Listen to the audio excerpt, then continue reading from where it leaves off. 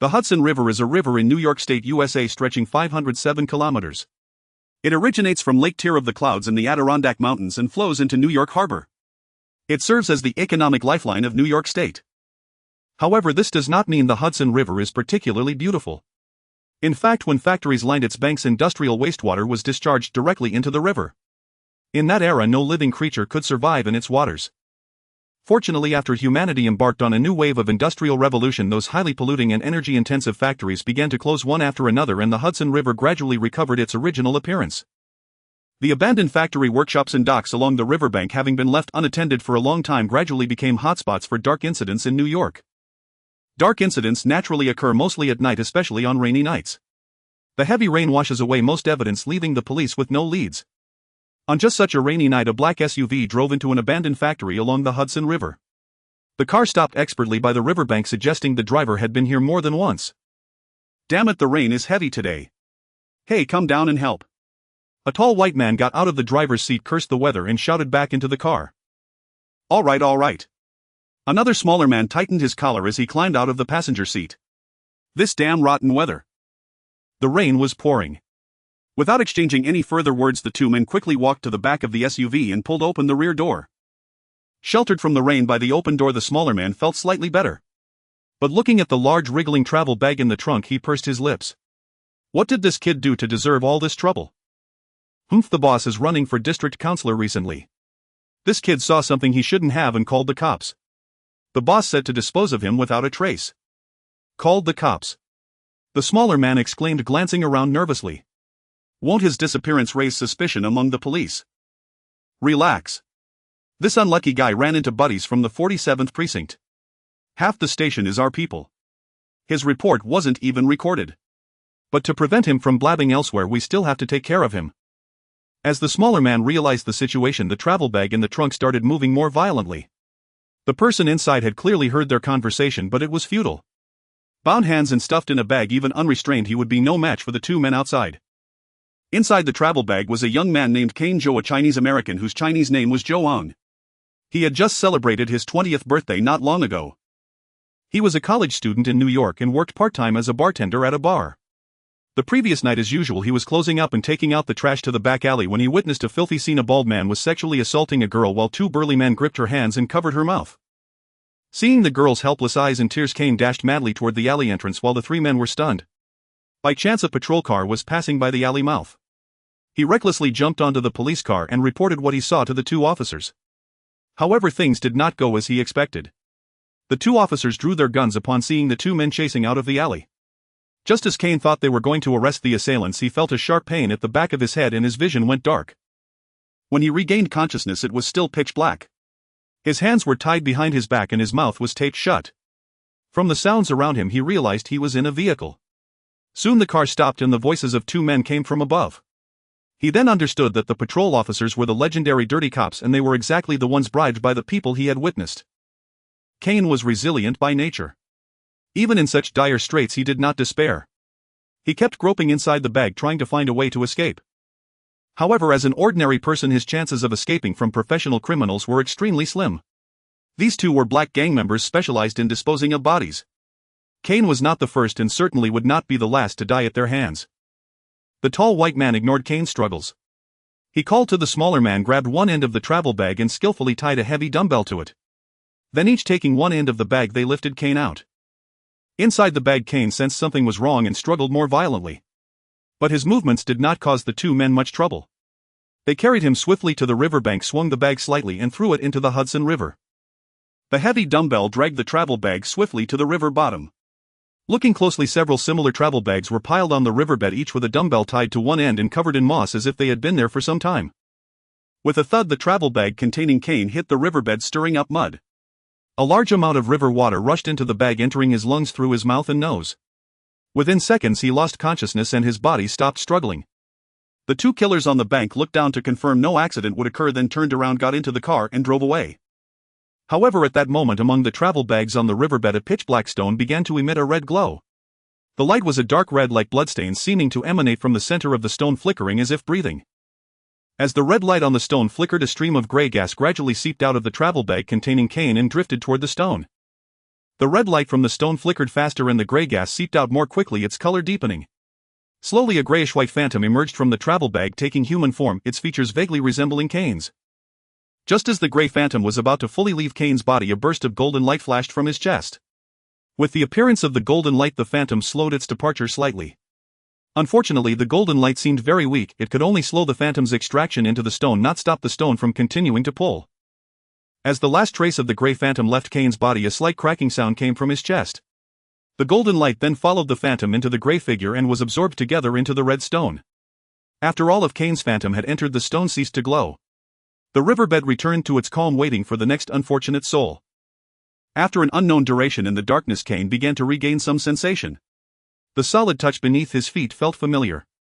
He forced his eyes open and found himself standing on a platform of indeterminate size with only darkness visible in the distance. Looking ahead, he faintly discerned 7 tall stone pillars before him. The central pillar was slightly reddish, the tallest and thickest, while the other 6 were arranged symmetrically like steps. Each pillar was carved with intricate patterns, all different yet equally eerie. Kane looked up and saw 7 statues atop the pillars, each ferocious yet strangely familiar. He felt he had seen this scene somewhere before. Fear, hatred, destruction. I smell the scent of a wonderful soul. Just as Kane was studying the statues, a deep voice came from the tallest central pillar. When Kane turned his gaze, there 2 beams of red light shot from the statue's head. Oh damn, those were its eyes. The statue was alive. Kane couldn't help stepping back a few paces. The monster atop the several-meter-high pillar was covered in thick spikes, its gaping mouth revealing rows of sharp teeth, clearly no benevolent creature. Coupled with the dim surroundings, he felt he had encountered yet another misfortune.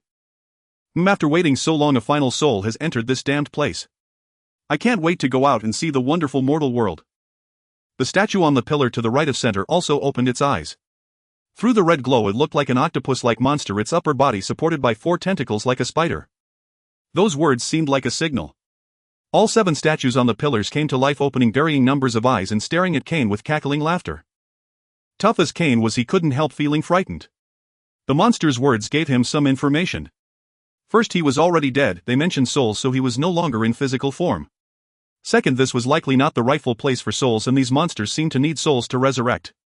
He had no idea what outside world they referred to, perhaps the real world. Unfortunately, he had no way to stop them, just as he couldn't prevent his soul from dying again. It seemed there was no escape. Fear of death, hatred of this cruel reality, and murderous intent toward these powerful beings who casually toyed with his fate filled Kane's heart. Just then the monster from the tallest pillar suddenly appeared before him. A face half the size of his body leaned close and took a deep breath.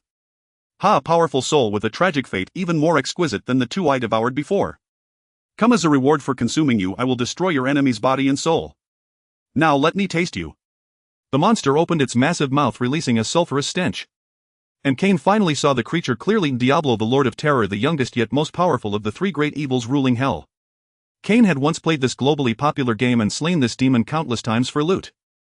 Unfortunately, this was no game, nor was he a hero clad in magical equipment. To put it bluntly, he was like a common villager in the game about to become a demon's meal. Now Kane remembered, the monsters on the pillars were the 7 lords of hell. Diablo, one of the 3 eldest and mightiest, was no brainless NPC spamming skills. They were far more cunning and ruthless than any demon, which was why they had survived countless battles against heroes and angels. Recognizing the enemy, Kane became even more hopeless.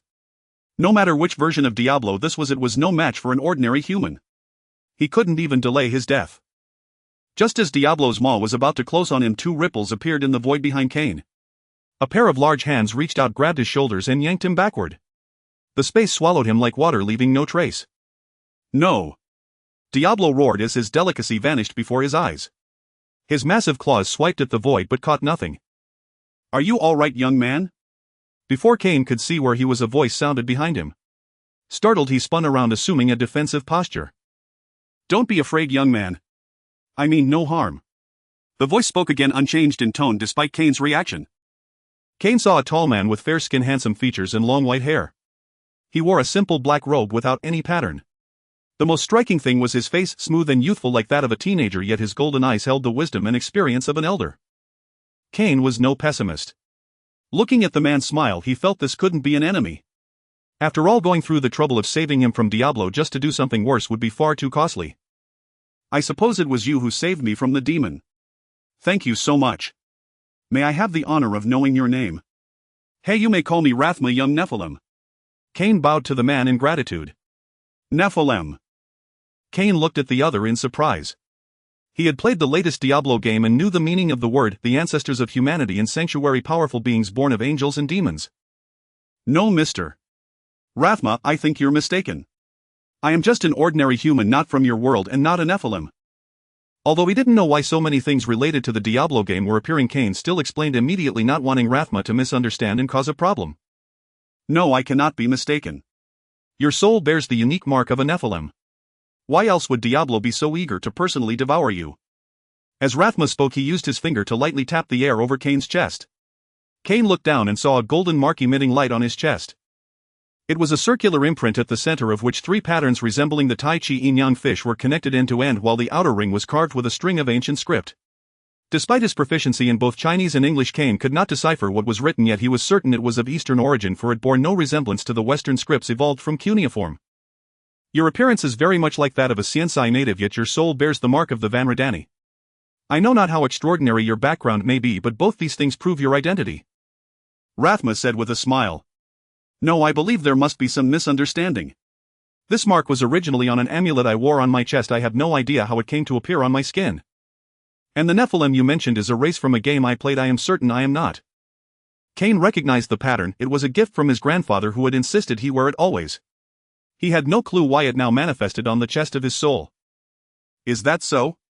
Then what about this?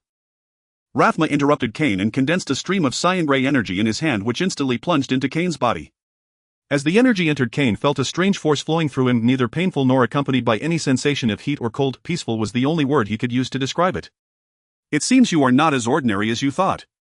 This is essence of power that only a Nephilim can master, yet you absorbed it without any anomaly. Now do you still believe you are merely an ordinary person and that the Nephilim are just characters in a game? Rathma's words left Cain dumbfounded. For 20 years he had never known he was anything but ordinary, possibly possessing a strange bloodline. Yet upon reflection he found little to be excited about. Even if he were a Nephilim, what did it matter?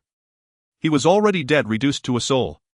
Even if he were the Archangel Tyrell, this was not a game with infinite respawns. I am deeply grateful for your revelations, but I suppose a dead Nephilim is merely a soul. Though I know not the final destination of souls, I doubt it is this place. Cain gave a bitter smile and looked around. He found himself on a vast verdant prairie, endless and devoid of anything else, only Rathma and a stone house behind him. Do not be hasty, young one. It is fortunate you encountered me, for I have a way to return your soul to the mortal world. Rathma chuckled. Really? You are not joking, are you? Cain stared at Rathma with eager anticipation. Though he was somewhat resigned to death, who would choose it if there was a chance to live? Of course. It was I who created the balance and passed it down. My disciples named this legacy the Rathma School. We are masters of the arts of life and death. Resurrection is not an impossibility. That's wonderful. You are as great as an angel. I hope you can perform the resurrection spell as soon as possible, for I fear my body soaking in water too long may cause complications. Cain urged anxiously, knowing his corpse was still submerged in the Hudson River. If it began to bloat, even resurrection would be futile.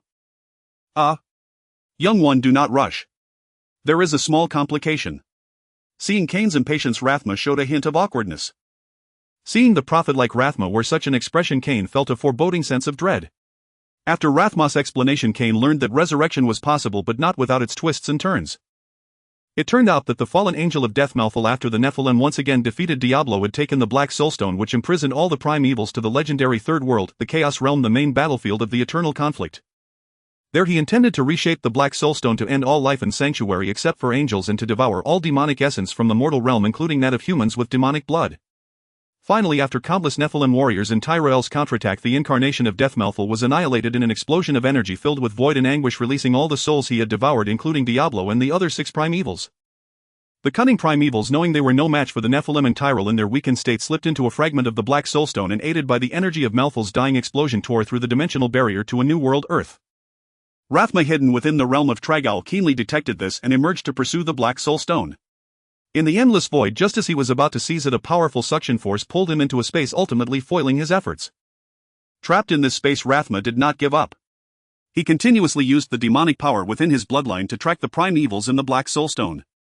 Finally, just as Diablo was about to consume Kane, he tore through the dimensional barrier, saving Kane's soul from the Black Soulstone and placed a seal upon it, temporarily preventing the prime evils from absorbing more souls to empower themselves and wreak havoc on Earth.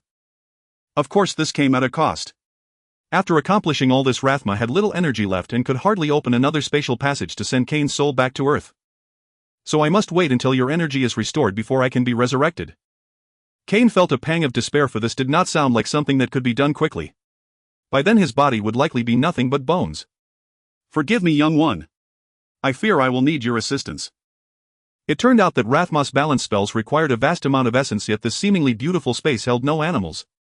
The foundation of the balance arts was essence, and its sole source was the souls of living beings. Deprived of a source of essence, Rathma could no longer cast such a massive spell to break the dimensional barrier.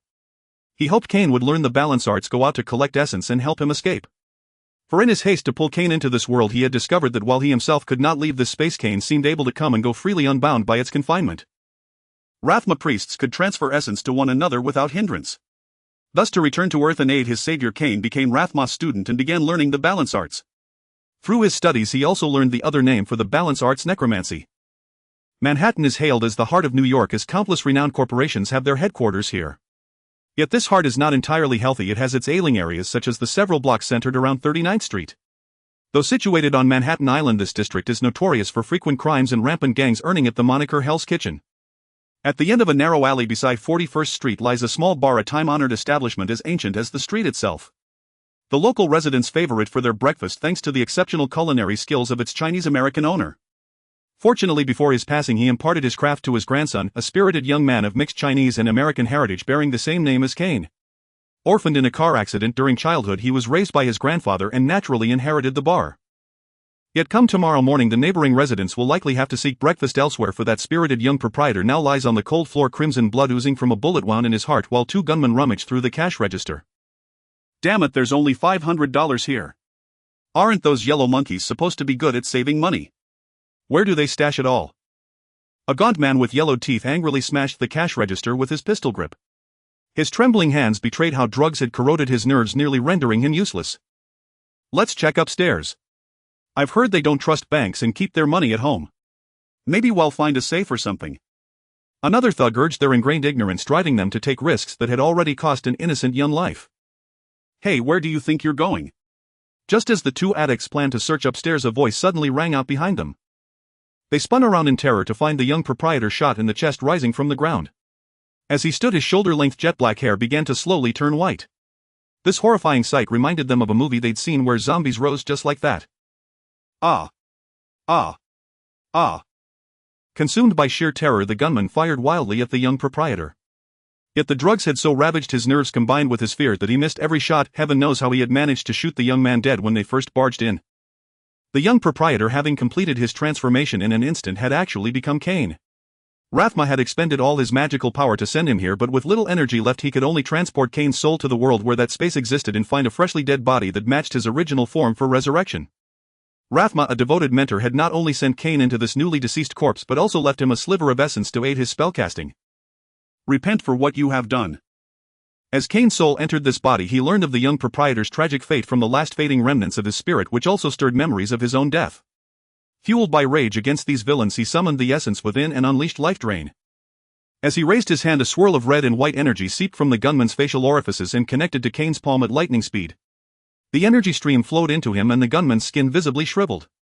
Meanwhile, the bullet wound in Kane's chest rapidly contracted and healed. Ah! The eerie sight terrified the gunman's companion. Seizing the moment while Kane was occupied with his spell, he stumbled down the stairs in panic and fled desperately toward the door. As this was his first spellcasting since learning necromancy, the inexperienced Kane took about 10 seconds to drain the gunman into a desiccated corpse, time enough for the other to escape outside. Having endured a life-and-death ordeal, Kane was no longer the naive youth he once was. He harbored a deep-seated hatred for these criminals. Determined to eradicate evil completely, he strode out in pursuit. The bar sat at the end of a narrow alley with only one exit leading to the main street. As soon as Kane stepped out, he spotted the direction and saw the panicked figure fleeing. The terrified thug kept glancing back at Kane, failing to notice a burly man passing by at the street corner, and collided with him. The big man was immensely sturdy. Instead of knocking him over, the thug was thrown to the ground by the recoil. He quickly glanced and spotted a pistol holstered at the man's waist. As if seeing a savior, he lunged forward, hiding behind the man, and shouted, "Quick, whether you're a cop or anyone else, kill that monster. I'm one of Handsome Billy's men, save me and you'll be rewarded." Handsome Billy. The streetlights cast the front of the big man in shadow, obscuring his features. "Yeah, you know my boss." "Great. Kill that monster, he just murdered Jim."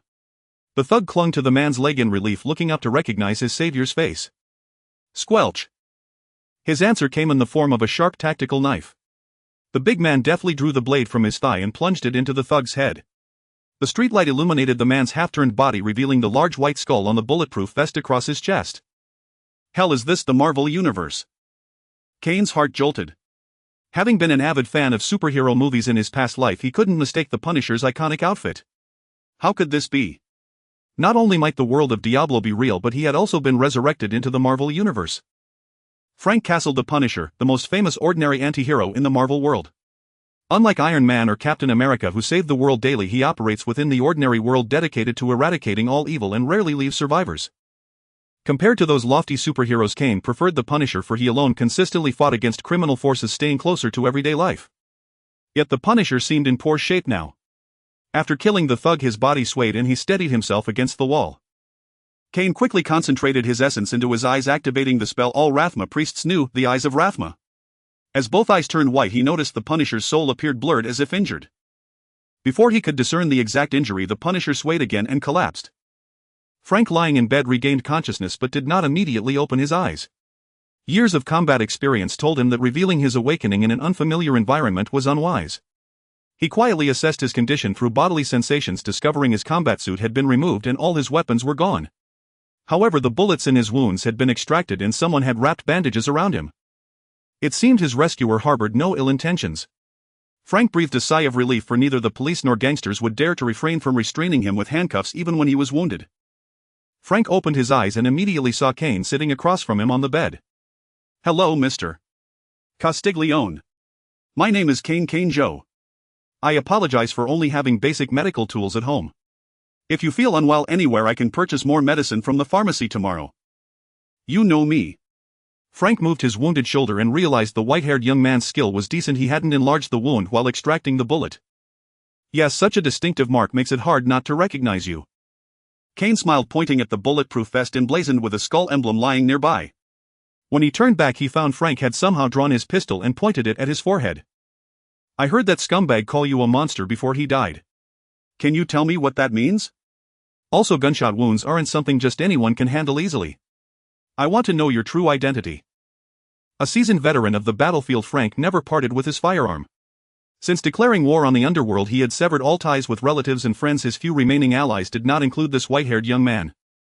Before Frank woke, Kane had already formulated his plan. The Marvel world was perilous, teeming with superpowered heroes and villains. As a Rathma priest, his combat prowess was likely on par with Frank the Punisher. If he recklessly slaughtered innocents for souls, he would soon attract the attention of various heroes, and he might not be fortunate enough to encounter another kind soul like Rathma. Moreover, Kane, well educated from childhood, was no deranged murderer. Driven by hatred for the gang that had killed him, he didn't mind harvesting their souls to grow stronger. Now, staying close to Frank the Punisher presented the best opportunity. Unlike heroes like Spider-Man, Frank's path was never short of corpses, exactly what Kane urgently needed. "Kane is my real name. As for that thug calling me a monster and my ability to heal you, it's because I'm a mage." "A mage?" Frank frowned. He knew Matt Murdock, the Daredevil, and had crossed paths with Deadpool. He was aware of mutants with special abilities among humans, but the term mage, suggesting a heritage, was new to him. "Yes, our official name is Rathma Priests. We follow the path of balance. However, some ignorant people prefer to call us necromancers." As he spoke, Kane released a wisp of soul energy from his hand. The cyanide mass of energy coalesced into a skull in the void, grinning broadly at Frank. Frank's gun hand trembled slightly. He was just an ordinary man, albeit among the most formidable in combat. Facing someone with supernatural abilities, he couldn't help but feel a degree of wariness. Yet Kane's words dispelled his concerns. The spell just now seemed no mere illusion. Someone with such extraordinary powers had no reason to scheme against him. Frank had nothing worth coveting save perhaps the bounty on his own life. Frank lowered his gun and nodded to Kane. "Thank you very much for your help.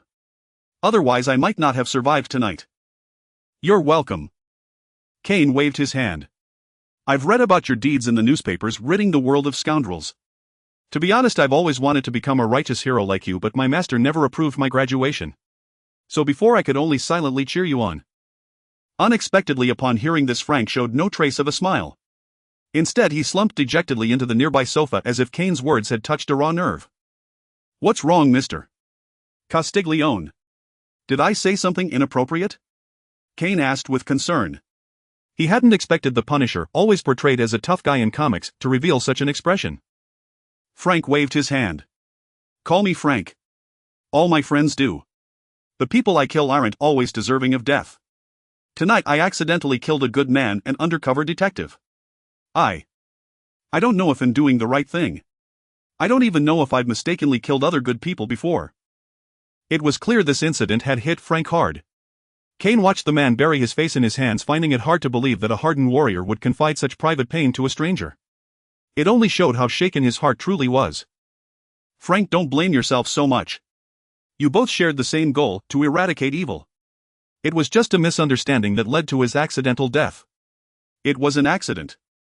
I recall the newspapers saying you were a former Navy SEAL. Didn't friendly fire happen on the battlefield? Since you killed him by mistake, your duty now is to fulfill his mission and ideals, not wallow in self-pity. That won't bring him back." As Kane counseled Frank, he infused a thread of soul energy into his body to soothe his troubled spirit caused by guilt. It was a minor soul calming spell, a unique art of the Rathma priests who were most skilled in dealing with souls as they walked the line between life and death. Under the combined influence of Kane's words and magic, Frank finally pulled himself together. He nodded to Kane in gratitude. "I think you're right. No matter how much I regret it, I can't bring that detective back. But I fulfilled his last wish. The Billy gang he was investigating was all arrested last night, and I sent Billy into a glass shredder. He's probably dead by now. By the way, the detective's funeral should be in a few days. How about we visit his family and see if they need any help? We can do what we can to ease their burden as a gesture of our goodwill." Kane, having inherited the Rathma priest's mastery over souls, subtly reframed Frank's matter as their shared concern. Unconsciously, Frank began treating him as a friend. At least he offered no objection to this proposal. At Wellington Cemetery on the outskirts of New York, countless saplings grew, lending an air of stillness to the graveyard while offering concealment to those who preferred to remain unseen. Kane and Frank hid behind a young tree, watching a funeral from afar. The one being laid to rest was the FBI agent Frank had accidentally killed. Nearly all of the agent's colleagues had come to pay their respects, but Frank's gaze remained fixed on a woman accompanied by a young girl, the widow and daughter of the deceased agent Donatelli. As the funeral concluded, the agents escorted the mother and daughter away. The little girl seemed to sense something, turning her head to glance in Kane and Frank's direction before following her mother into a car and leaving the cemetery. Frank silently turned and walked deeper into the burial ground. Kane followed him to a weathered tombstone bearing 3 names, all sharing the surname Castle. Kane understood this was the grave of the Punisher's wife and children. The sight of the mother and daughter had clearly stirred something in Frank. As he vigorously wiped the tombstone, he spoke half to himself, half in confession. "Since the day my wife and son died 4 years ago, I swore to kill every guilty man, even at the cost of my own life. But now I've killed a good man, one with the same purpose as mine, and made his family feel the same pain I carry. Maybe I've slowly become the kind of man I hate most. Maybe I deserve to go to hell too." Kane had never endured such a loss, but his own death was equally unforgettable. Listening to Frank's despondent words, he envisioned a New York without the Punisher, a city where day and night were starkly divided, where justice vanished with the setting sun, where evil reigned, ordinary people lived in constant fear, unable to control their own lives, and where justice, truth, and law became a joke with anyone at risk of dying a violent death. Bang! This was not the Punisher he knew. Finally, Kane could no longer hold back. He shoved the distraught Frank against a tree, glaring at him as he shouted, "What are you doing? Guilt, remorse, so you want to die? Let me tell you, death isn't painful. It's more like a release. Living is the hardest part because you carry endless responsibilities. Everyone makes mistakes, Frank. The scum you're after always find loopholes in the law and escape punishment. No one but people like us can stop them. Without our restraint, even more innocents will suffer. Don't act like a coward wallowing in self-pity. What you need to do is kill more of the bastards who put those good agents in danger." "Why do you sound even more worked up than I do?" Frank seemed jolted awake by Kane. He rubbed his neck. The young man's grip had been surprisingly strong. Kane let go awkwardly, speaking the truth, "Because I once died at the hands of such scum without even a proper grave. If my teacher hadn't resurrected me, I'd probably be listed among the missing by now." Kane nearly let it slip, but Frank didn't notice his interest caught by something else. "Resurrection? You mean your magic can bring people back to life?" Kane understood his implication, but he knew it was impossible. "Sorry, Frank. Resurrection magic requires immense control, at least a necromancer master's level. I'm barely a full-fledged mage now and I still need time to train. Besides, the conditions are strict. The soul must have just left the body. Frank wasn't too disappointed, he had only asked out of curiosity. For years had passed and he had accepted the loss of his family. Learning about Kane's abilities had nearly sparked a faint hope. Alright, I was just being fanciful. It's fine. By the way, do you think they need money? A federal agent's pension probably won't be much and the child is still young. They'll have many expenses ahead. Frank changed the subject, not wanting to pressure Kane. Kane frowned. He wasn't opposed to the idea, but he scoured the young bar owner's memories and found little cash left, especially since the owner had recently spent a fortune renovating the bar, which had ultimately led to his death. Don't worry. I've got plenty of money stashed away from years of shaking down those gangsters. It'll be more than enough for the mother and daughter. Frank took charge, sensing Kane's predicament. Good. If you ever need anything, just say the word. That bar is mine, it's safe. Kane bid Frank farewell and returned to the bar. Hanging a closed sign on the door, he descended into the basement. The bar's basement was spacious, designed for storing liquor, which pleased Kane. It was the perfect place to practice his spells, large and private. At the far end of the basement, he opened the cold storage door. The bodies of the two thugs lay inside.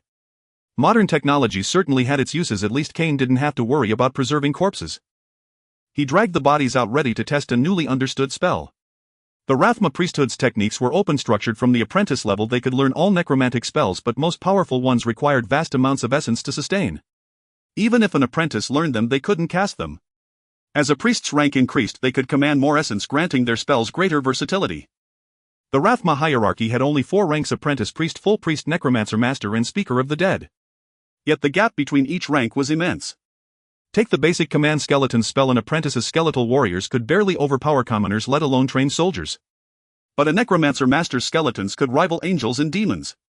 As for speakers of the dead, the leaders of each era, their skeletal warriors could even contend with primevals like Diablo. Gazing at the two corpses, Kane raised his right hand. A pale dagger materialized in his grip, seemingly carved from a single piece of ivory. Its blade twisted like a serpent and its hilt bore a mystical symbol. This was a bone dagger, an essential tool for every Rathma priest, much like a cross for a cleric. But its power far surpassed that of a cross. This particular dagger was the only item Rathma had given Kane, a symbol of his graduation. It was more noble than others, forged from one of Rathma's own ribs. The bone dagger served as a crucial casting implement, bound to the priest's soul from the moment of its creation, much like a wand in Harry Potter. While spells could be cast without it, their casting time and effectiveness would be greatly diminished. Its uses extended beyond that. Rathma priests wielding the bone dagger gained insight into the true essence of souls and balance, granting them extraordinary mental resistance. Mind control and corruption were nearly useless against them, while they wielded soul-based spells with unmatched ease. Furthermore, the bone dagger was not merely a casting tool, it was a true weapon. It could inflict severe damage on undead creatures and grievously wound living beings with the shallowest cuts. Unlike conventional mages, Rathma priests received extensive training in close combat. Their skill with daggers rivaled that of assassins, and they often wielded long scythes as well. In many ways they resembled Gandalf from The Lord of the Rings, ready to swing a scythe at a moment's notice. Having learned scythe techniques from Rathma, Kane believed that if he had possessed these skills earlier, he could have dispatched the thugs who captured him in under 10 seconds. Kane placed the bone dagger against his chest, murmuring an incantation under his breath. Stretching out his right hand, a wisp of pale gray soul essence drilled from his palm into one of the corpses. With a series of sharp cracking sounds, a skeleton rose from the corpse, leaving behind only a heap of rotting flesh. This was no ordinary skeleton left by a typical corpse. Apart from the essential bones supporting its stance and movement, the rest had transformed into a dual-wielded bone sword. Though the blade was not particularly sharp, the jagged spines covering it would surely inflict considerable damage upon any foe. Beholding the ferocious skeletal warrior, Kane nodded with satisfaction. Now he felt somewhat like a true necromancer, at least possessing a skeleton soldier. Yet upon second thought, a wave of frustration washed over him. The reason remained the same: this was the Marvel universe teeming with superhumans. This skeleton warrior hardly seemed like a righteous spell. If he paraded it around, not to mention the potential chaos among ordinary folks, he might one day provoke a bored hero into thrashing him, and he doubted this skeletal warrior could handle high-flying figures like Iron Man or Spider-Man. Resigned, Kane sighed helplessly, realizing this creature wouldn't see the light of day anytime soon. He ordered the skeletal warrior to guard the basement and dismissed it. As long as its calcium didn't deplete, it would serve as a dutiful watchdog, more reliable than any dog, for it never tired. After testing the bone spear spell, Kane ceased his experiments. The soul essence absorbed from the two corpses was limited, not enough for reckless expenditure. It seemed he must team up with Frank as soon as possible to resolve the soul essence issue. At least he felt no moral qualms about slaying ruthless gangsters, and the Punisher was even more merciless, guaranteeing a steady supply of soul essence. Sheathing the bone dagger, Kane left the basement intent on gathering soul essence on his own. Although Master Rathma had explicitly warned him not to act rashly before sending him out, given that the world capable of imprisoning Rathma in that eerie space was likely no simple place and he didn't want his youngest direct disciple to perish prematurely, Kane refused to wait idly like the Rathma priests of Sanctuary. Taking the initiative was more in line with his youthful temperament.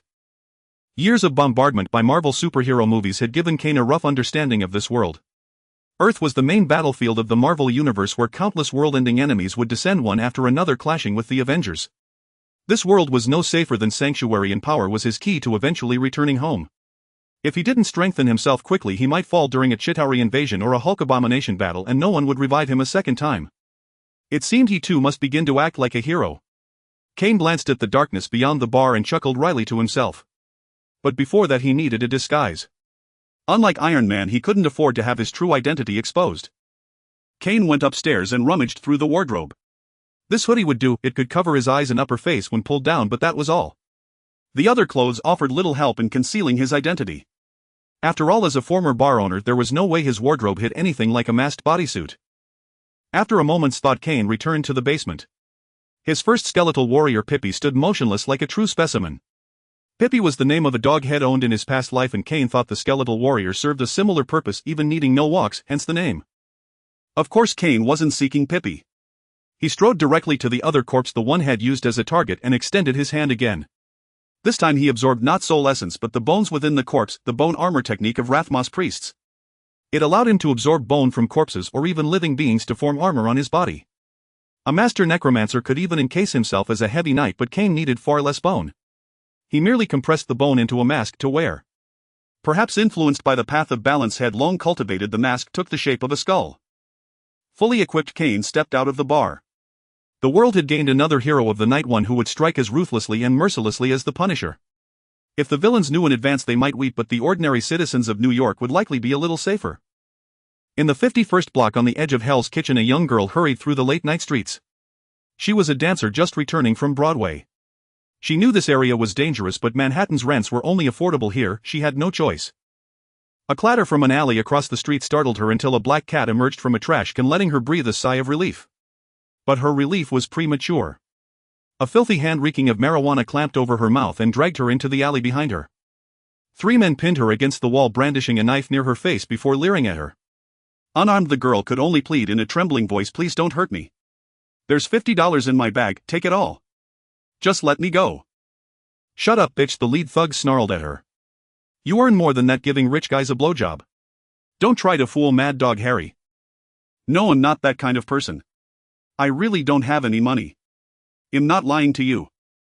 The girl continued to beg, hoping these scumbags might have a shred of conscience. There were indeed such women in her dance troupe, but they wouldn't be living in a place like this. "Boss, it's really only $50, another thug said, having already searched her purse. Unfortunately, there was nothing else of value. What a waste. But whatever, you're not bad looking. How about you serve the 3 of us tonight? Maybe I'll let you off easy," Mad Dog Harry said, unwilling to give up. He never truly intended to let any girl go, he just disliked violent resistance. At least 5 girls had fallen to his empty promises, earning him the moniker Mad Dog. "Hold her arms down, I don't want her scratching me later," Harry leered while unbuckling his pants, eager to enjoy the pretty girl. Thud thud. 2 heavy bodies hit the ground beside him, his 2 henchmen. Now each had a pale white short spear embedded in their foreheads, unable to assist him any longer. What the hell? Seeing his men's fate, Harry instantly ducked. A bone spear whistled past his head, burying itself deep into the wall. Credit where it's due, in this world teeming with superheroes, criminals were far smarter than their Earth counterparts. Harry immediately hid behind the girl, pulling out a pistol and pressing it to her head while shouting, "Who's there? Show yourself. Do you truly wish to see me?"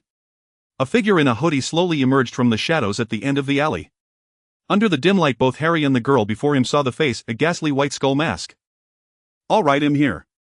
What do you want?" Kane shrugged. Over the past few days he had been troubling those thugs, relentlessly amassing a considerable amount of spirit essence while combating crime, which bolstered his confidence to face firearms heathen. Gazing at Kane's terrifying mask, Mad Dog Harry couldn't help but swallow nervously. Pressing the gun against the girl's temple, he said, "Hey buddy, I don't want trouble. I'm just an ordinary guy. You can send me to prison, but if you're planning to take my life, I'll drag this girl down with me." Ordinary. How ordinary people don't have vengeful spirits clinging to them. Let me count: 1, 2, 3, 4. 10 spirits, Mr. Ordinary. Quite a few lives directly ended by your hand. I was just following orders. The kill orders came from the big bosses above. You can see Buddy and just a low-level errand boy. The real guilty ones are the big shots. After hearing Kane's words, Harry grew even more terrified. It was clear he was facing a legendary superhero. Now he only begged not to be killed. Prison was fine.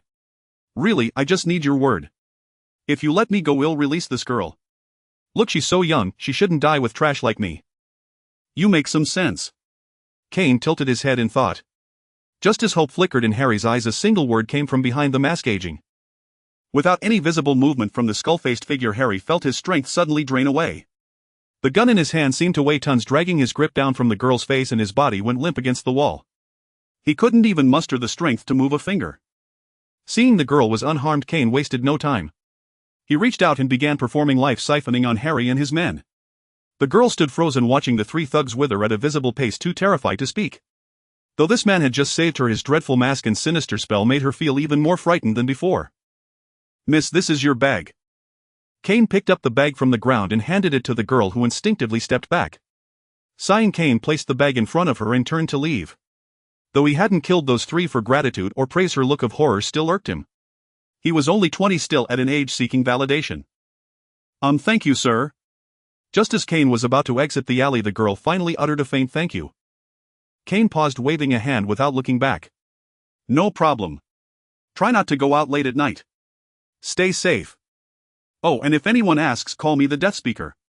Don't go around saying Skull Face or Bone Knight or something." This was the fruit of his labor over the past few days. He had hoped those he saved would come up with a cool nickname, but Kane never considered how his appearance and spells might be perceived. The name that circulated in the papers became Skull Face, much to his annoyance. That kind of cliché alias destined to die within 3 episodes wasn't even fit for a proper villain. So he had to think of one himself. In the end, unable to come up with anything better, Kane settled on the highest rank of the Rathma priests, Deathspeaker, as his alias. After all, in this Marvel world he was the only Rathma priest. As long as he lived, he would likely become this world's Deathspeaker, which wasn't overstepping. Bang. Bang. Bang. Just then gunshots rang out in the distance. Kane jerked his head up, pinpointed the direction, and dashed toward the sound. Nourished by spirit essence, Kane's body was far stronger than when he first arrived. This enhancement was comprehensive: strength, agility, and sensory perception all surpassed ordinary humans. Within minutes he reached the scene of the gunfire. Kane found he had arrived just in time. A black man was pointing a gun at the Punisher, Frank, shouting, "Freeze! You're under arrest." Aging. Just as Frank prepared to retaliate, he saw the black man collapse to the ground while a figure in a skull mask ran over from a distance. "Stop right there. Oh, it's you." As Frank aimed his gun at the skull-faced figure, Kane removed his mask. Once Frank recognized him, Kane put it back on. Though his body was enhanced, he didn't fancy testing whether he was bulletproof. "I heard gunfire and rushed over. Didn't expect to run into you." Kane approached, looking at the black man on the ground, asking Frank who was he. "Are you injured?" "No, not at all. I fired the shots." Frank retrieved a badge from the black man's clothing. Opening it, he saw it was an FBI badge with the man's photo. Frank frowned, looking up at Kane. "Will he die?" Kane also saw the badge, relieved he hadn't used bone spears. "No, it's just a curse. He'll recover once the time passes, about a minute." Frank breathed a sigh of relief, tucked the badge back into the man's clothes, and said to him, "Billy Russo is at Donald Lee's house. We need to get there immediately." The black agent lacked the strength to speak, only watching them leave. "Who's Billy Russo?" Kane asked from the passenger seat. He remembered the agent's family from the graveyard was named Donald Lee. Seeing Frank drive like a raging bull, running countless red lights, he knew this Billy was no good. "Remember the night you met me? I was chasing Billy Russo when I accidentally killed Agent Donald Lee. He was undercover with Billy then, and I thought he was just a gangster, so I shot him." "Wait, you mean the one called Pretty Boy Billy didn't die?" Kane asked in confusion. He didn't recall the Punisher leaving survivors, and Frank had said he sent Billy into a glass crusher. "I threw him into a glass crusher, but the FBI burst in then, so I had to flee." I thought he was dead, but yesterday my informant told me he survived and changed his name to Jigsaw. I just got his whereabouts from his men. He's heading to Donald Lee's house for the money. Donald was in charge of their gang's funds. Hope we're not too late. As he spoke, Frank pressed the accelerator further. Kane fell silent, quietly praying for the mother and daughter. Kane and Frank arrived at the Donaldson residence without a moment's delay, yet they were still too late. The entire house had been ransacked and 2 police officers lay dead on the premises. A note was pinned to one of their chests with a kitchen knife: Punisher, if you want the mother and daughter to live, bring the money to the Brad Street Hotel in 3 days. Don't be late. Watching Frank crumple the note in his fist, Kane patted his shoulder with a cold expression. I don't suppose you'd mind if I came along. No, but we'll need to prepare. Frank's eyes were as cold as ice. Kane followed Frank to his home, a disused sewer hub where no wastewater flowed any longer. The cavernous space had been transformed into a veritable military base cluttered with ammunition, reloading machines and the like. The walls were festooned with an arsenal of firearms, and Kane even spotted a rocket launcher among them. Are you planning to arm an entire army? Kane ran his fingers over the guns in admiration, his eyes gleaming with envy. Most boys harbored a fascination for firearms. In his past life he had owned a Glock for self-defense, though compared to these large-caliber assault rifles it seemed little more than a toy. Seeing Kane's reluctance to let go of the weapon, Frank chuckled. Despite his white hair and mastery of arcane arts, the young man's actions betrayed his inexperience to a seasoned veteran like Frank. Watching him, Frank felt as though he were looking at a younger brother, a reminder of the fresh-faced recruits he had trained during his days in the SEALs. Catch! Frank grabbed a revolver from his side and tossed it to Kane, gesturing toward a target sheet pinned to the wall. .357 Magnum Colt Python, a powerful handgun round. Test your aim. Don't worry about the noise, these walls are thick enough. Wow, what a beauty. Kane snatched the gun out of the air and without a moment's hesitation emptied all 6 rounds at the target sheet. The basement fell into utter silence. Frank stared at the pristine target sheet, wondering if his eyes were playing tricks on him. But the 6 small holes in the wall beside it confirmed that the revolver had been loaded with live ammunition. Frank. Got any more bullets? Kane asked awkwardly. Don't worry about it. The Python's recoil is brutal. Missing is perfectly normal. Frank grabbed a box of ammunition and walked over to hand it to Kane. Beginners shouldn't rush. Take your time aiming before you fire. After some guidance from Frank, Kane's marksmanship improved significantly. Well, at least all 6 bullets now hit the target, though they were still a fair distance from the bullseye. Don't worry. Shooting isn't easy to master. Even I had to fire thousands of rounds before I could guarantee every shot hit the center, Frank consoled him. Of course, he didn't mention that every shot hitting the center referred to a distance of 500 meters. That's not right, Kane muttered in frustration. He raised a hand and summoned a bone spear which pierced the bullseye with unerring precision. Frank could only attribute the difference to the vast disparity between aiming with magic and with a firearm. Frank, a former Navy SEAL commander, was deeply worried about the safety of the Donaldson mother and daughter. Yet he did not launch a hasty assault. Instead, he spent 2 days reconnoitering the area. The Brad Street Hotel was a derelict building long abandoned and now a haven for addicts and the homeless. Jigsaw Billy had taken it over without any resistance. Leveraging his former influence, he persuaded numerous gangsters to help eliminate Frank. The Punisher's reputation preceded him, and those with blood on their hands lived in constant fear of his bullets. With someone taking the lead and enough manpower to set a trap, they eagerly joined what they called the Punisher Party. Over 3 days, the arriving gang members transformed the hotel into a fortress of war. Windows were boarded up to thwart snipers and corridors were fortified with makeshift barricades of desks and chairs. To ensure Frank's demise, the gang spared no expense bringing an array of light and heavy weaponry. Each man carried at least 2 firearms, and the hotel swarmed with no fewer than 200 thugs. Having assessed the enemy's strength, Frank began his meticulous preparations. Guns and ammunition were stockpiled in abundance, and he donned heavy body armor.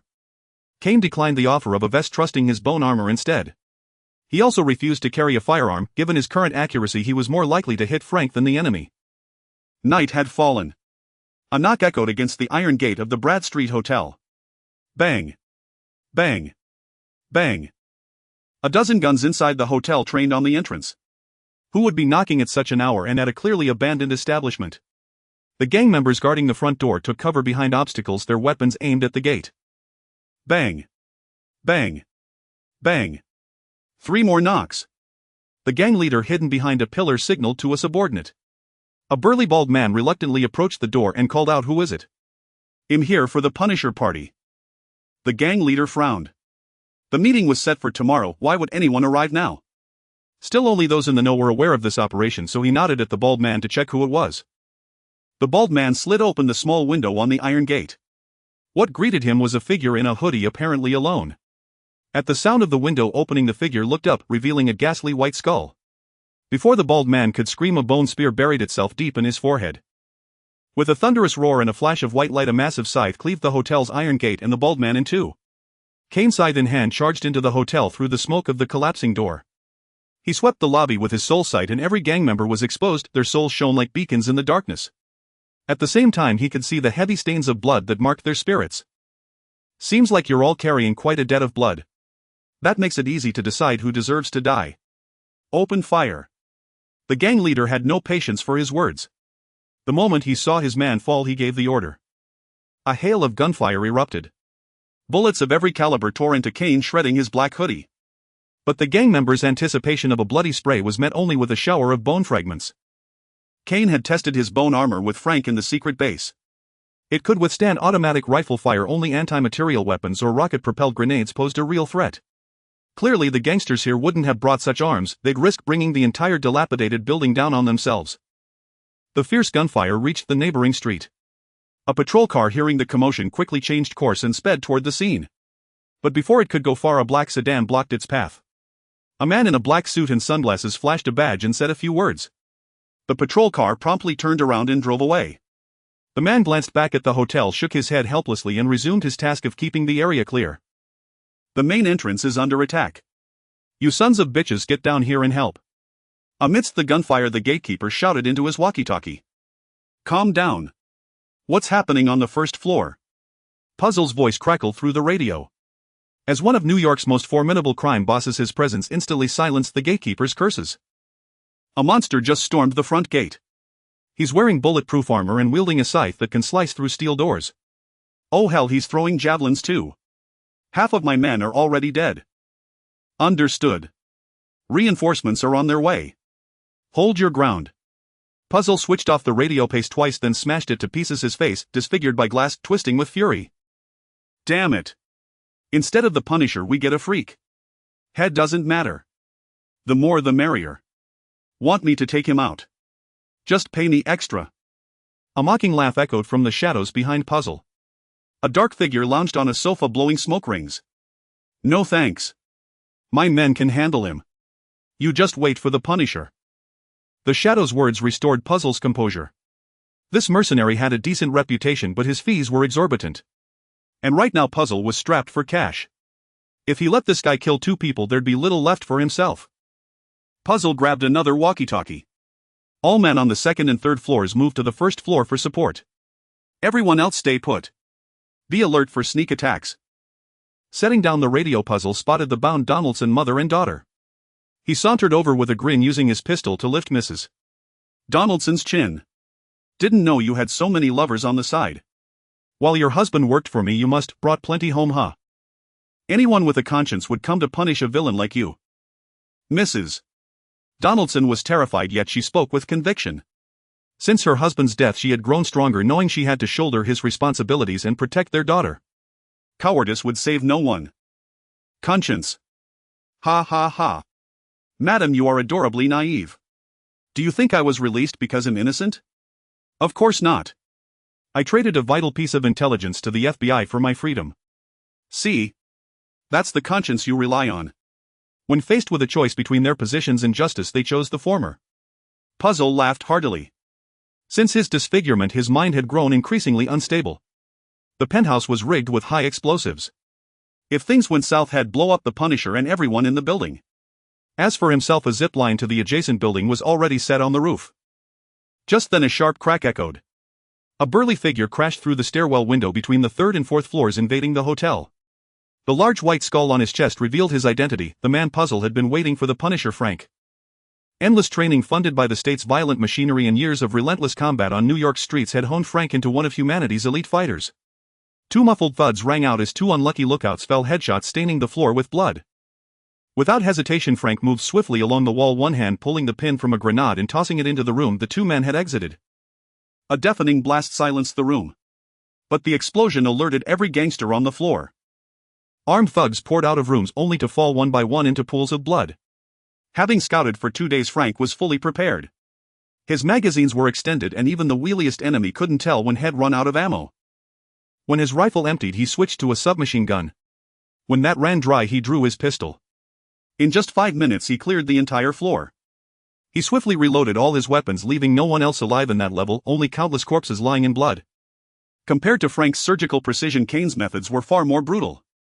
The gangsters from the second and third floors finally descended. Heeding Puzzle's warning, they carried heavy firepower, assault rifles and shotguns. Though Kane's bone armor offered decent protection, the sheer volume of bullets pinned him down and weakened his armor.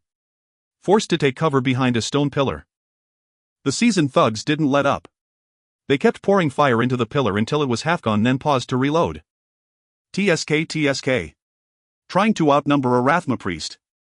You should have cleaned up the corpses first.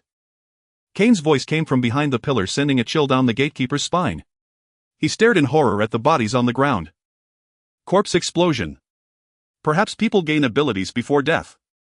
The gatekeeper felt as though he had awakened the power to slow time. As Kane chanted, the corpses on the floor swelled like balloons before his eyes.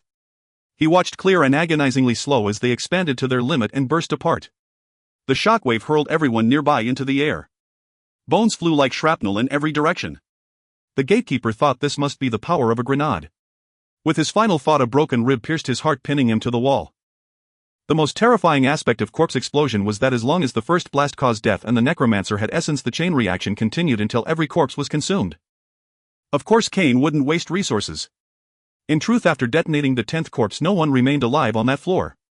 But to be safe, he triggered 3 more. After all, this was the Marvel Universe. Who knew if some supervillain could evade his spiritual sense? Crack! Crack!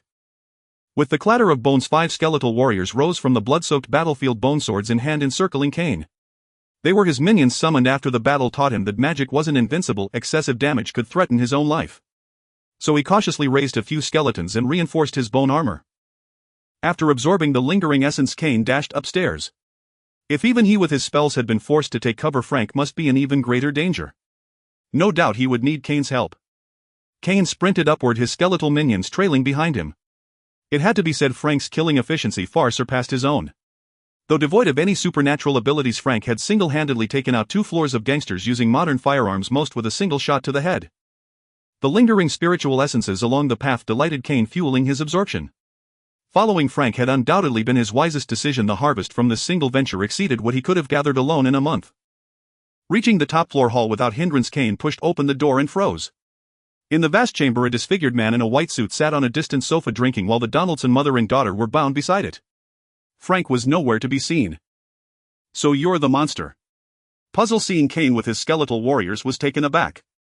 He hadn't expected so many men to fail against this guy, yet another so-called superhero. With a crash, Puzzle shattered his glass and growled at another bounty. Take him out too. Before Kane could figure out who Puzzle was addressing, a shadow lunged from the side, tackling him behind a pillar by the door. A playing card whizzed past where his throat had been, severing the head of one skeletal warrior. The shadow was Frank the Punisher. In mere seconds, 3 more skeletal heads were lopped off by cards. Kane, pulling the last warrior behind the pillar, was stunned. Even if these were hastily summoned, this hidden foe was formidable. These skeletons' only weakness was their unprotected spines, but to sever them with a playing card required extraordinary skill. Who is that? Bullseye, a mercenary for hire, the top assassin under Kingpin, New York's crime lord. Sorry, my intel was off. I didn't know he'd be here. A mutant. How can he kill my skeleton warriors with cards? Kane realized his prior knowledge clashed with this world. In the comics from his past life, Bullseye was Daredevil's foe, an ordinary human with precise throwing and combat skills. But that didn't explain decapitating skeleton warriors with paper cards. Their bones, though slender, were fortified by spiritual essences impervious to regular bullets. How could a card sever them so easily? No one knows. Not even his real name, or if he's a mutant. All that's known is he can hit anything he aims for. Frank's voice was grim. Kane noticed a deep gash on the neckguard of Frank's heavy combat suit, nearly exposing his throat. No wonder Frank was so wary of Bullseye. Ha, a good day for earning. Easy money, another $1 million in the bag. Come out, little skeleton. You're a recent superhero and ID have let you grow, but you've angered my client. I'm forced to kill you. Come on, I promise it won't hurt, just let my card graze your neck. A flippant voice echoed. Kane deduced Bullseye was hiding behind a stone pillar near Puzzle. He hadn't yet mastered tracking spells, but he didn't give up surveying the hall to devise a plan to eliminate Bullseye. Seeing Frank and Kane reluctant to emerge, Puzzle grew impatient. He hadn't paid $2 million to watch a game of hide-and-seek. Puzzle drew a pistol and aimed it at the girl's head. "Frank, come out. I have enough leverage. You two step out and you'll release the mother and daughter. 2 for 2 fair, isn't it?" Frank moved to step out, but Kane grabbed him. "I'll go first. I have bone armor, it can buy time. You find a chance to take out Puzzle." "No, this is my fight. I'm grateful for your help." "Enough, Frank. No time for arguments. Puzzle said 2 people, so I have to go. But I don't trust him, bastards like him have no honor. We must kill him. I'll draw Bullseye's attention once Puzzle's dead, we're safe. A hired killer won't work for free." Even Frank, seasoned in dealing with gangsters, had to admit Kane was right. These scum had no limits, only by killing Puzzle could they save the mother and daughter. Kane's plan was the only viable option. "Still not coming out? Guess you're not so noble. I'll kill the little one first." "Wait. We're coming." With that, Kane stepped out, shedding most of his bone armor to draw Bullseye's fire, wearing only a mask. A card embedded itself in Kane's throat, sending him sprawling. In that instant, Frank darted from the other side of the pillar and fired. Frank didn't waste the opening Kane bought with his life. His custom high-powered rifle shot tore across the hall, striking Puzzle square in the forehead. The bullet's force obliterated his brain and central nervous system, leaving him a corpse collapsing backward. Another card flew. Frank, wary of Bullseye's lack of honor, ducked back in time, causing Bullseye to miss for the first time that night. "Bullseye, Puzzle's dead. No one's paying you. Why don't you leave?" Frank shouted from behind the pillar. He was pragmatic. Tonight's goal was to rescue the Donaldsons, not duel Bullseye. He tried to reason with the money-driven killer. No, Frank. You're wrong. Your head is worth a lot. You think Puzzle could afford me. The truth is, Kingpin himself paid me to take you out. Opportunities like this are rare." Bullseye sneered from behind his pillar. "Come out, Frank. You know I'm not like that idiot, Puzzle. Your life or theirs, I keep my word. No one paid for them, so they're safe." Using a small mirror on the wall, Bullseye watched Frank's hiding pillar, confident he could kill him on the next move. He knew Frank would come out. Puzzle had said Frank was responsible for the family's loss, a fatal weakness. As Bullseye focused entirely on Frank, something crept silently from the window toward the helpless mother and daughter on the floor. "Ah!" Screams erupted from the Donnelly mother and daughter, which was hardly their fault. Anyone abruptly yanked out of a window would be disoriented. A white strand of webbing pulled them onto the rooftop, where a figure in a redan blue skin-tight suit caught them with both hands. "Hey ladies, sorry for startling you. Next time I'll find a more stable approach. Spider-Man." The little girl recognized the talkative superhero with delight. Spider-Man was indeed the most beloved among children, his approachable big brother-like demeanor winning the hearts of people across all ages. "Oh beautiful lady, what can I do for you?" Spider-Man crouched down, meeting the girl's gaze. "Well, could you help Uncle Punisher? Those bad guys are really tough and I'm afraid he might be in danger."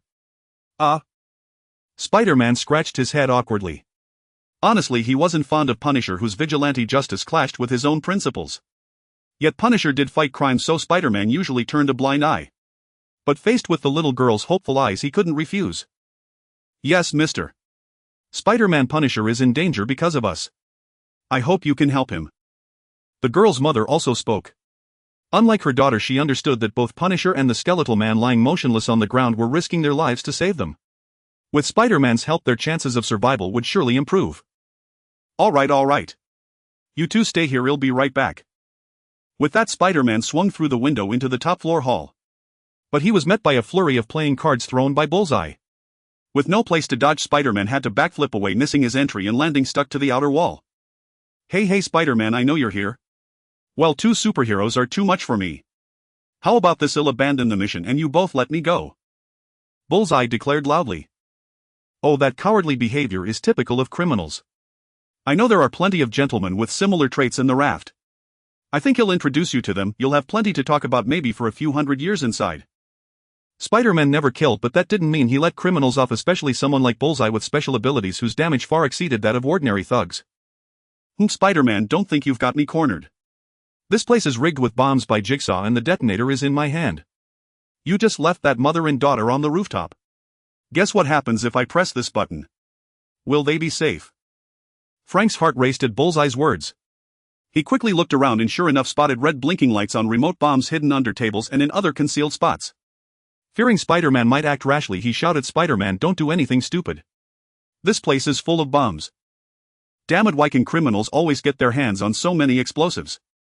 Spider-Man's frustrated voice came from outside the window. "Haha, because we've got money. Ever think about switching sides? With your skills you could make a fortune."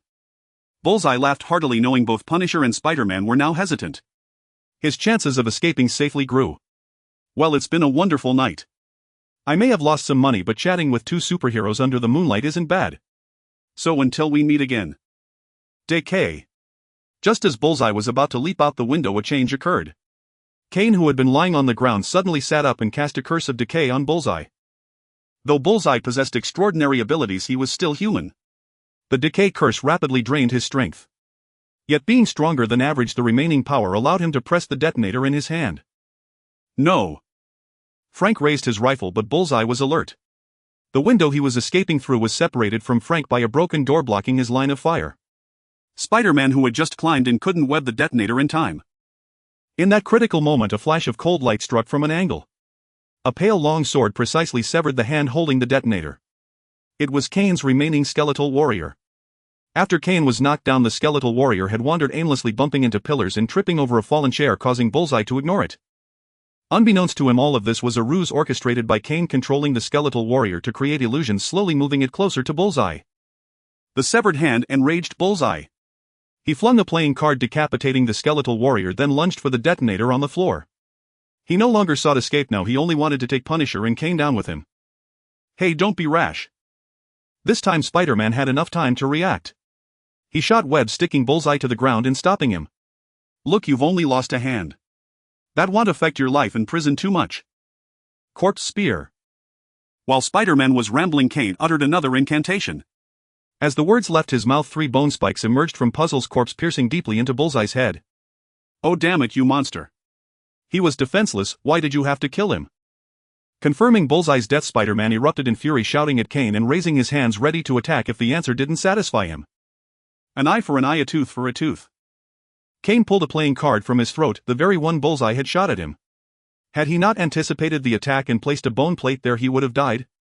Haunted by the memory of his own death, Kane killed Bullseye without hesitation. "You're both as bad as Punisher. His life and crime should be judged by the federal government, not by your vigilante executions. Using violence like this, what makes you any different from them? Both of you belong in the raft." "Hey Spider-Man, he deserved to die. As far as I know, at least 3 judges' deaths are directly linked to him, and he acted solely because those 3 gang leaders paid him enough money." Frank also raised his rifle, aiming at Spider-Man. Kane's move was to his liking, and the earlier stand had reminded him of his old comrades. Now calling them brothers bonded by life and death was not an overstatement. That's still no excuse for taking the law into your own hands. No one but the court has the right to decide another's guilt. Is that so? Then the ordinary people who died at their hands just had it coming. If it weren't for my magic protection, I'd be a corpse now, and all I'd get from the police is a deeply regret. Kane rose to his feet, meeting Spider-Man's gaze directly. His own experience had taught him that the lives of ordinary people were fragile in the face of such criminals, lost over trifles perhaps.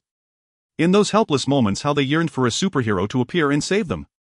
Now that he had been reborn endowed with magical abilities beyond the common man, his first thought was to become the hero he had always wished for. Protecting lives at every moment was indeed a daunting task, but Kane believed he could at least ensure no guilty person escaped justice. The bloodstained aura clinging to Bullseye's soul was far heavier than any gangster downstairs. That was why Kane risked defending Spider-Man to claim his life, remembering a Chinese saying his parents had taught him: wipe out evil thoroughly. If Bullseye were allowed to live, who knew how many more would fall by his hand? Realizing he couldn't convince the two, Spider-Man decided to retreat, but not before leaving a final warning: your actions now are drawing you closer to the criminals you've killed. One day you'll become just like them, and when that happens, they'll bring you to justice. Don't take the mother and daughter with you when you leave. High-speed movement is bad for a child's neck. Frank's reply nearly made Spider-Man stumble off the building. Truly, a father's perspective was uniquely focused. Embarrassed and indignant, Spider-Man heeded his words and swung away. Frank stowed his rifle and began dismantling the bombs. Though Bullseye was dead and the detonator in their hands, a malfunctioning explosive could spell trouble, so he deemed it safer to remove them all. Frank, leave the bombs to me. Take the mother and daughter home first, Kane suddenly said. They've been terrified for days and need rest. You know how to disarm bombs too. Frank was genuinely surprised by Kane's skill. At least I know to call the police, they have bomb disposal units. Kane picked up the remote and the puzzle phone from the floor smiling. All right. Frank thought it over and didn't refuse Kane's kindness, heading upstairs to find the mother and daughter. The three descended to the ground floor where Kane remained watching the bombs. Frank nodded at him and led the pair away. Before leaving, the little girl smiled at Kane in gratitude and he waved back, watching them depart. Frank drove the mother and daughter toward home. A man in a black suit watched them leave from the roadside, then picked up his phone and dialed. Sir, Frank has left with the mother and daughter. Yes, he's alone. Who understood. He'll keep a close watch on the death speaker. At that moment Kane faced Bullseye's corpse. A scorching heat radiated from his chest, a sensation that had been building, which was why he had sent Frank away. This energy was autonomously channeling his spirit essence, a phenomenon he had never encountered, not even mentioned by Rathma. With a rip he tore open his t-shirt, revealing a golden glow emanating from his chest. The pattern that once appeared on his soul's chest had resurfaced, emitting both light and heat, and it was this pattern that was gathering his spirit essence. Kane focused on the flow of his spirit essence, discovering it was executing the Revive Golem spell, which caught him off guard. Revive Golem was one of the unique spells of the Rathma priests used to commune with powerful spirits and bring them back to the mortal realm. In return, these spirits fought for the priest. The golem's attributes changed based on the sacrificial offering, combined with their fearlessness and the combat skills of the spirits in life, making them vastly superior to skeletal warriors. Kane had mastered this spell days ago, but for unknown reasons every attempt on corpses had failed. No matter how hard he tried, he couldn't contact the spirits Rathma spoke of. He had assumed the spatial barrier prevented him from using this potent spell, yet tonight it activated on its own. Gazing at the emblem on his chest, still radiating heat, Kane decided not to hinder its effects. After all, it was a treasure left by his grandfather, capable of traversing worlds alongside his soul. He was curious to see what it could do. The spirit essence circulated through Kane's body, following the Revive Golem's trajectory, then surged outward via the emblem straight toward Bullseye's corpse. Astonishingly, the originally grayish-blue spirit essence turned golden as it passed through the emblem, dyeing the entire corpse gold upon entry. Bullseye's once robust form transformed under the golden spirit essence. After about a minute, the golden light faded, revealing a tall woman with long arms. Unlike the flesh golems Kane knew, she looked entirely human. The woman reborn from Bullseye's corpse bore no resemblance to him. Her golden hair was braided into a long ponytail, her full bosom drawing Kane's gaze, and a tight black leather armor covered her torso, while her exposed limbs hinted at a formidable strength. She opened her eyes, a sharp gleam within, and immediately spotted Kane. The woman strode up to Kane, standing over 6 feet tall, and met his eyes. Greetings, Nephilim.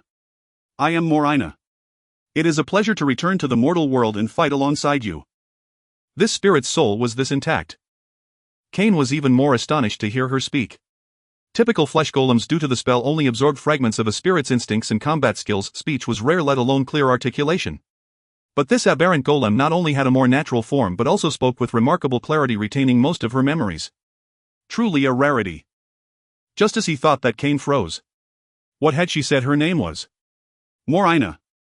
The name stirred a long-buried memory. Coupled with the fact that Revive Golem summoned spirits, he had an uncanny premonition.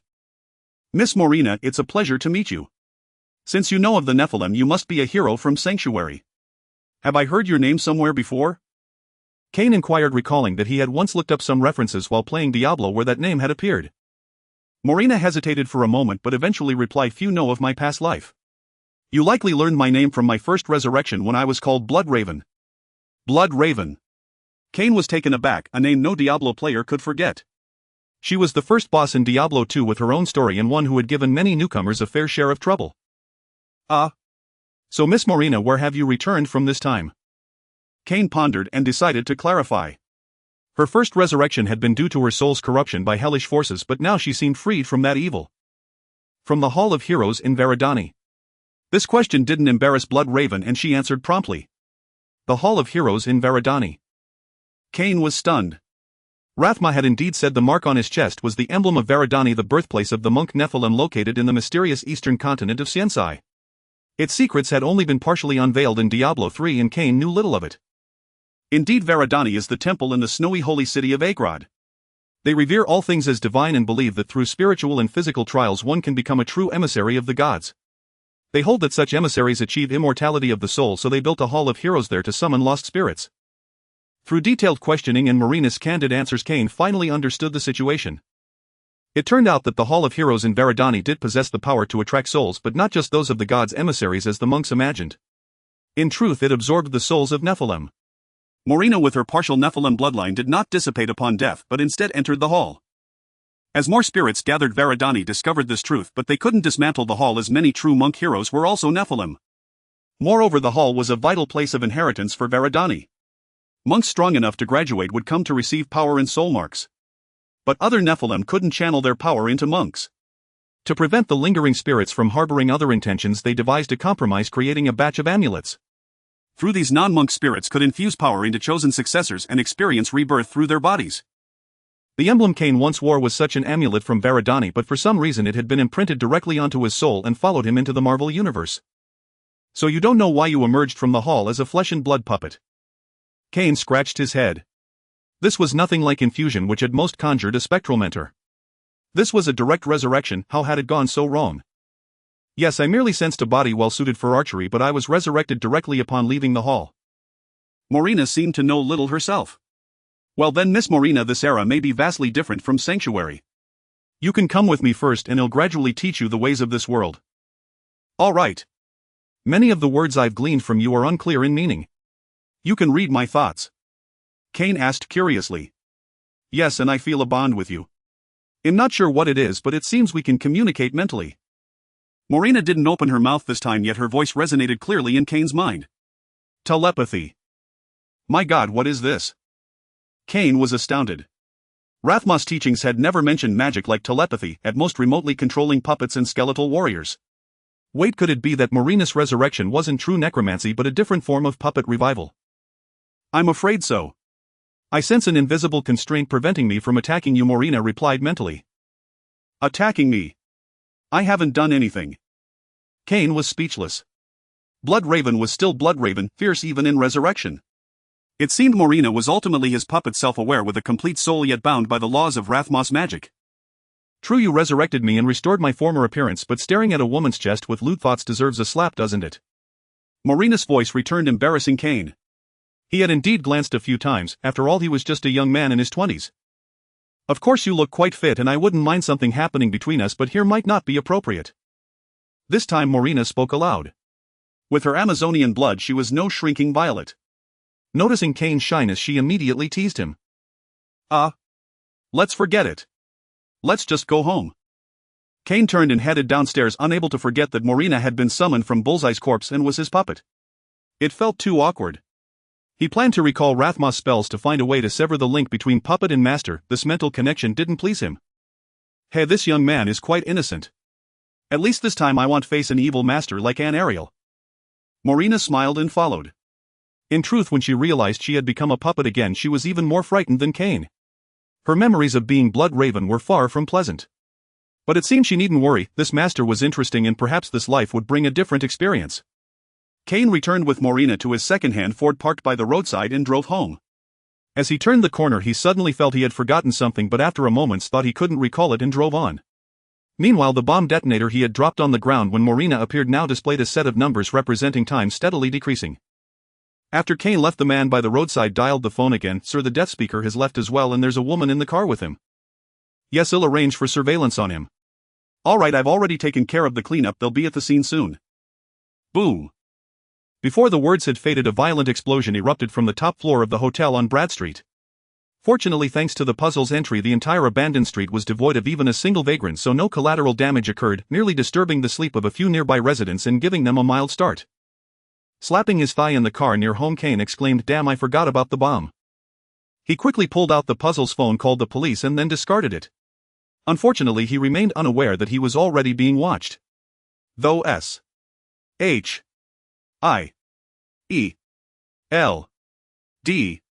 couldn't fully pinpoint the identity of the elusive Spider-Man, they had gathered enough intel on this newly emerged superhero who frequented his own bar before embarking on vigilante missions, at least narrowing down the neighborhood he lived in. Of course, their impression of Cain was far from favorable now, as they had attributed the hotel roof explosion to him. After a long night's work, S.H.I.E.L.D.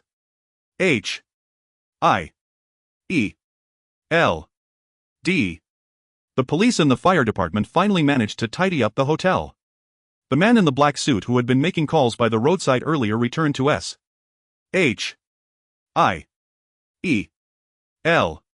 D. S. New York base. As he stepped into his office, he noticed a shadowy figure standing by the window. "Sir, what brings you here?"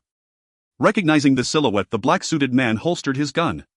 The shadow turned around, revealing a one-eyed black man. Had Kane been present, he would have immediately called out his name: Nick Fury. Fury, the current director of S. H. I. E. L. D. Countered. "How's the scene, Phil?" "No civilian casualties. Though there were numerous corpses, they were all identified as gang members and they were already dead before the explosion." Phil Coulson, Nick Fury's most trusted subordinate, replied. "From the scene, most were killed by the one calling himself the Death Speaker." He hesitated before sharing his findings with Nick Fury. "From my observations, the gang members killed by the Death Speaker like before showed varying degrees of organ failure." Nick Fury frowned. "What about radiation levels at the scene?" "I checked, none at all. It's clean, more like something caused by sorcery from the Sword Bureau." Nick Fury nodded, visibly relieved. If the Death Speaker's peculiar ability came with strong radiation, S. H. I. E. L. D. would have been forced to take measures against him. Taking action against a clearly non-evil meta-human was something he dreaded most, as the ultimate beneficiaries would only be the scum of human society, and S. H. I. E. L. D. would lose a potential ally. "I'll write him in New York for other business and came by to check on this new Death Speaker. Since you've handled it well and reassured, leave him to the New York division for observation from now on." With that, Nick Fury headed for the door, clearly not having come solely for the Death Speaker. "Yes, sir. But what level of observation should we use?" "Same as the Punisher, keep a distance but ensure constant surveillance." "Understood.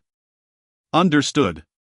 The Night of Slaughter, this was the name given to Kane and his companion's masterpiece that night, though it was unofficial, a title circulating in the underground world. News traveled far faster in the underworld than in the mundane realm.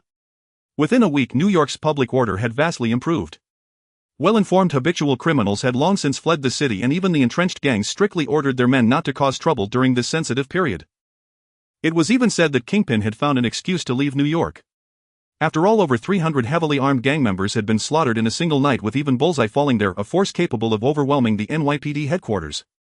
This battle utterly cowed the city's gangs, spawning rumors of a gangster being scared to death by the mere mention of the Punisher's name, though that was more likely due to his heart condition. Kane, who had reaped no spirit essence for several nights, was surprisingly at peace. He was no cold-blooded killer. His harsh actions against gangsters were mostly driven by a vengeful mindset, and he only killed those steeped in blood and deserving of death. As long as society remained stable and people safe, he didn't mind the lack of spirit essence income.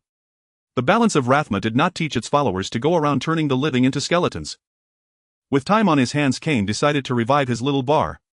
After all, he was still alive and needed money to eat. Without a stable income, the bank might even repossess his bar. He couldn't very well take Morena to sleep on the streets. As for acclimating Morena to the modern world, it proved simpler than Kane had imagined. As his puppet, Kane could directly transfer knowledge from his mind into hers through soul transmission. In just one night, the former Archer hero grasped all the knowledge of contemporary society. Once familiar with her surroundings, Morena immediately surprised Kane. Having fought demons on the grasslands for years, she possessed excellent grilling skills. Combined with bread and sauces, the bar's new signature dish, the grilled meat burger, was born. The old neighbors raved about the new offering, quickly restoring the bar's business. Word of mouth even drew in residents from farther away to sample the fare. "Hello, boss. One grilled meat burger and a black coffee, please." "Sure, just a moment." Soon Kane emerged from the kitchen with a plate holding the grilled meat burger and a cup of coffee, placing them on the counter. "Enjoy, sir." "Oh, it smells wonderful." "Your chef has excellent skills," praised a man in sunglasses after sniffing the food on his plate. The walking cane beside him revealed he was blind. "Thank you. First time seeing you. Did you just move nearby?" Since it wasn't mealtime and the bar had only this one customer, Kane struck up a conversation. "Yes, I just opened a law firm in the nearby neighborhood. I've been looking for some good food around here these past few days, and after this meal I think I need to try my luck elsewhere." The blind man said with a smile, then pulled a business card from his coat pocket and handed it over. "My name is Matt Murdoch. Nice to meet you." "Hello, I'm Kane Joe, the owner of this bar." "Nice to meet you too." Kane's heart skipped a beat, but he quickly regained his composure. "A law firm opened in Hell's Kitchen. Wow, you've got some guts." "Well, I just got my law license not long ago. As you know, there aren't many places in Manhattan a rookie lawyer like me can afford to rent, so Hell's Kitchen was my only option." Matt shrugged.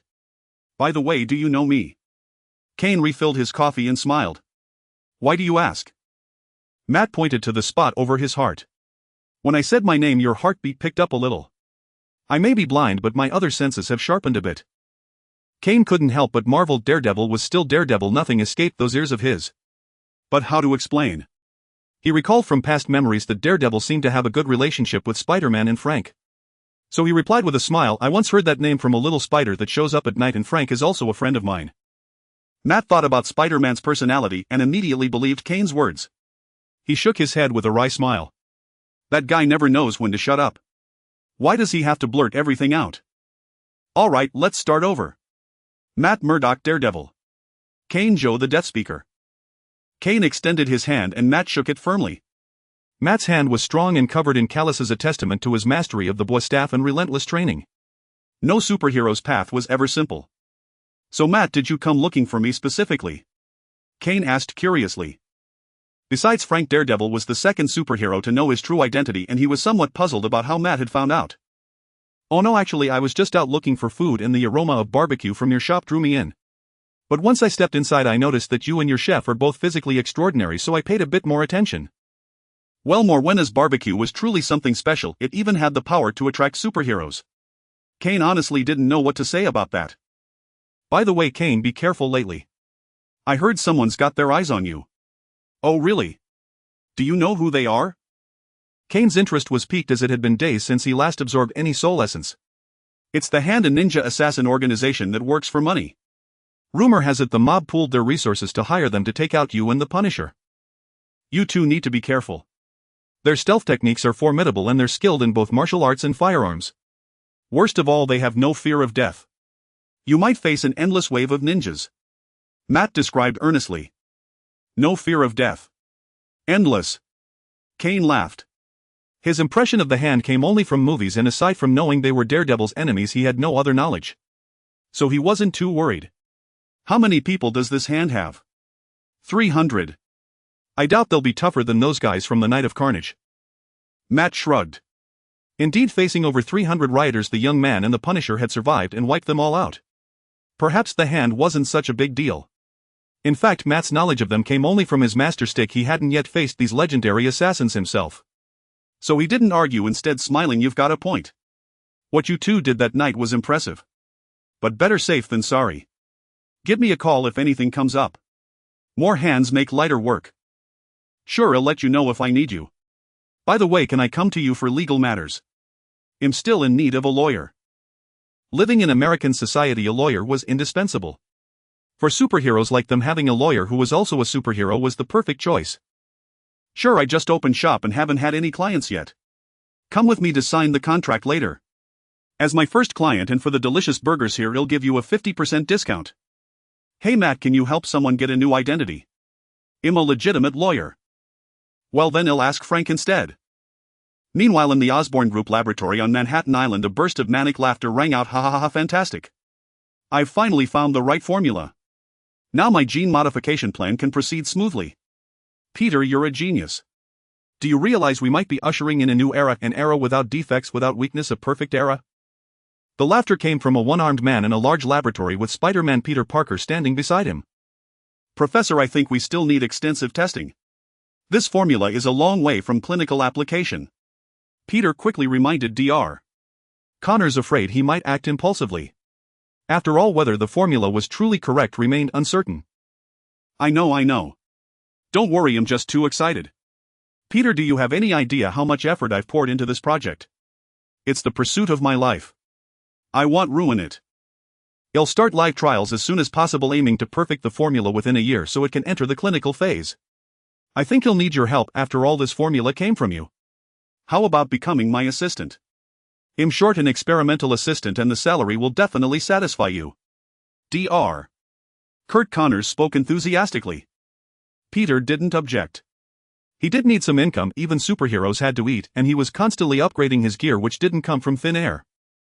As they were still heatedly discussing the next steps in the experiment, a figure in black outside the lab quietly slipped away. Reaching an empty corridor, they made a phone call. Yes, Dr. Connors has completed the formula. The product should be ready soon. I understand. Very well, rest assured, Mr.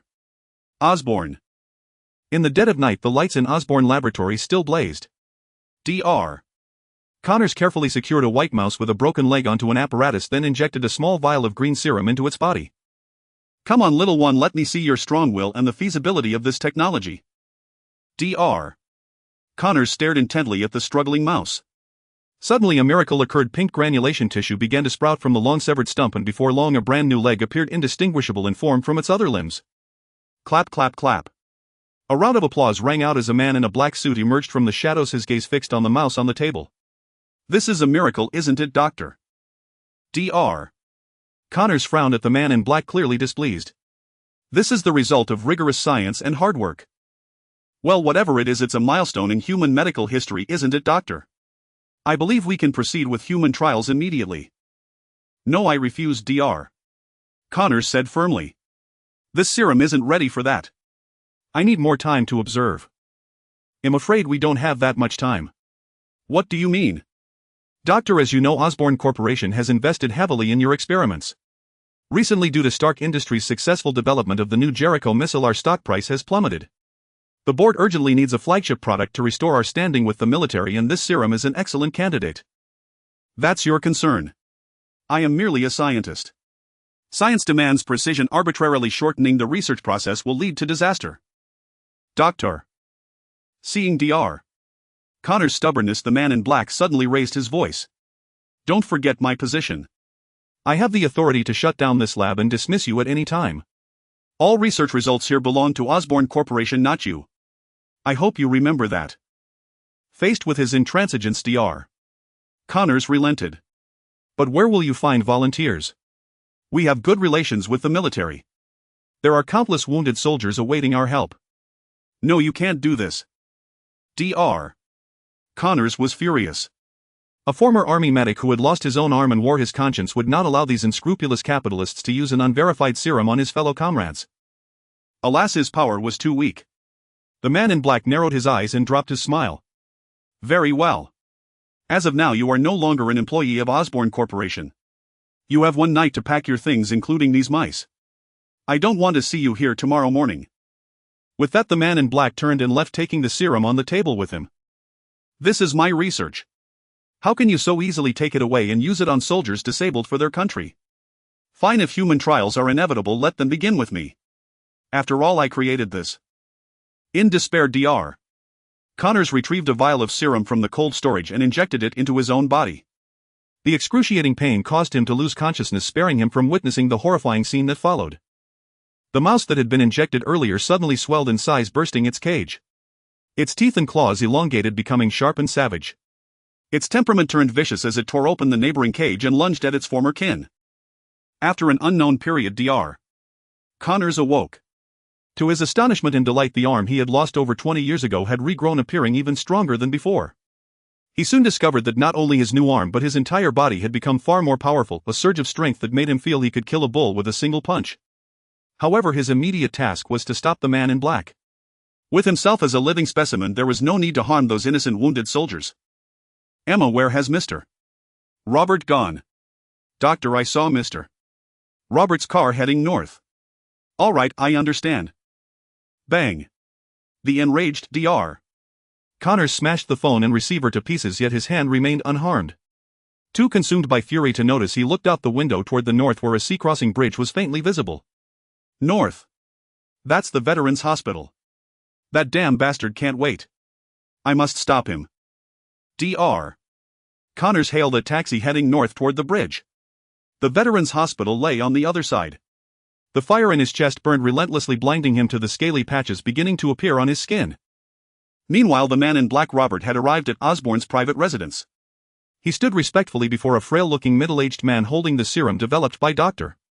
Connors. Is this the serum? The middle-aged man asked. Yes, Mr. Osborne. The man was none other than Norman Osborne, the head of Osborne Industries.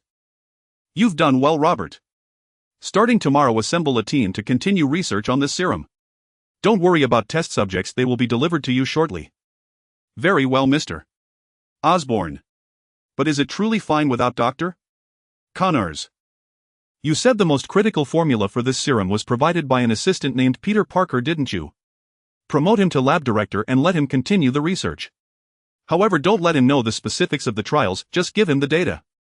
Understood completely. I'll take my leave now.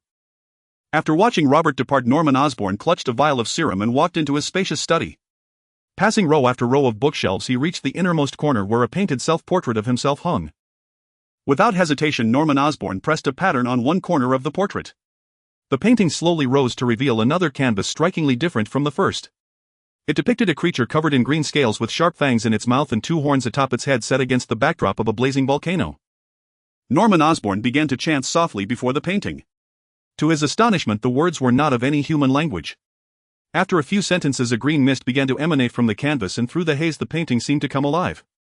Osborn, you'd better have a good reason for summoning me, or I'll make sure the little time you have left counts for nothing, a hoarse voice snarled from within the painting. Norman Osborn, a man of high standing, bowed humbly like a lowly servant. Yes, I have a matter of utmost importance to report to you. Good morning, Mr. Joe, your newspaper.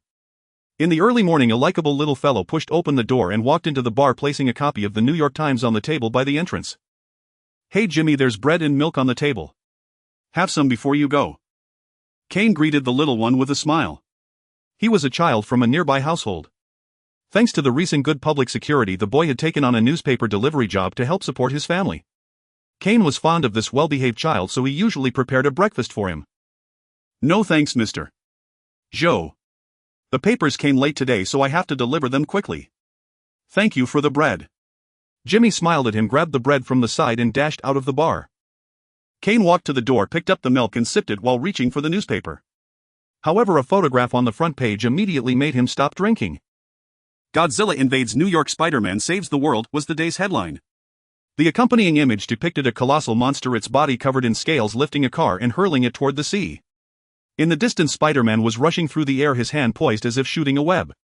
Dr. Lizard. This formidable foe of Spider-Man left a deep impression on Kane. He wasn't a villain, in fact, he had a noble intention. However, his actions ultimately endangered the safety of the entire city. Kane felt a measure of sympathy for him, though the best way to save him would be to stop him before he acted, whether by restoring him to normal or trapping him in a bone prison. Kane read the newspaper and learned that although Spider-Man had thwarted Dr. Lizard's rampage, he had let the villain escape to save civilians. The police were clueless about his whereabouts. Kane recalled that in his memory the doctor had hidden in the sewers, continuing his research there. The sewers. Frank. Damn it. Kane thought of the Punisher, who also dwelled in the sewers. He immediately threw down the newspaper, called out a quick farewell to Marina, grabbed a bag of bread and some roasted meat, and rushed out of the bar. In the sewers at the Punisher's base, Frank was as usual maintaining his weapons. He typically holed up here during the day. The abundant moisture in the sewers accelerated the corrosion and aging of firearms, so he needed plenty of time to care for his collection of light and heavy weaponry. Being a superhero was not as easy as one might imagine. A faint sound of breathing reached his ears. In an instant, Frank grabbed the Colt Python on the table, loaded with the safety off, and aimed it at the doorway. Easy, it's me. Kane stood there with his hands raised. Make some noise next time, or I can't guarantee my finger won't slip. Frank disengaged the safety and returned the gun to its place.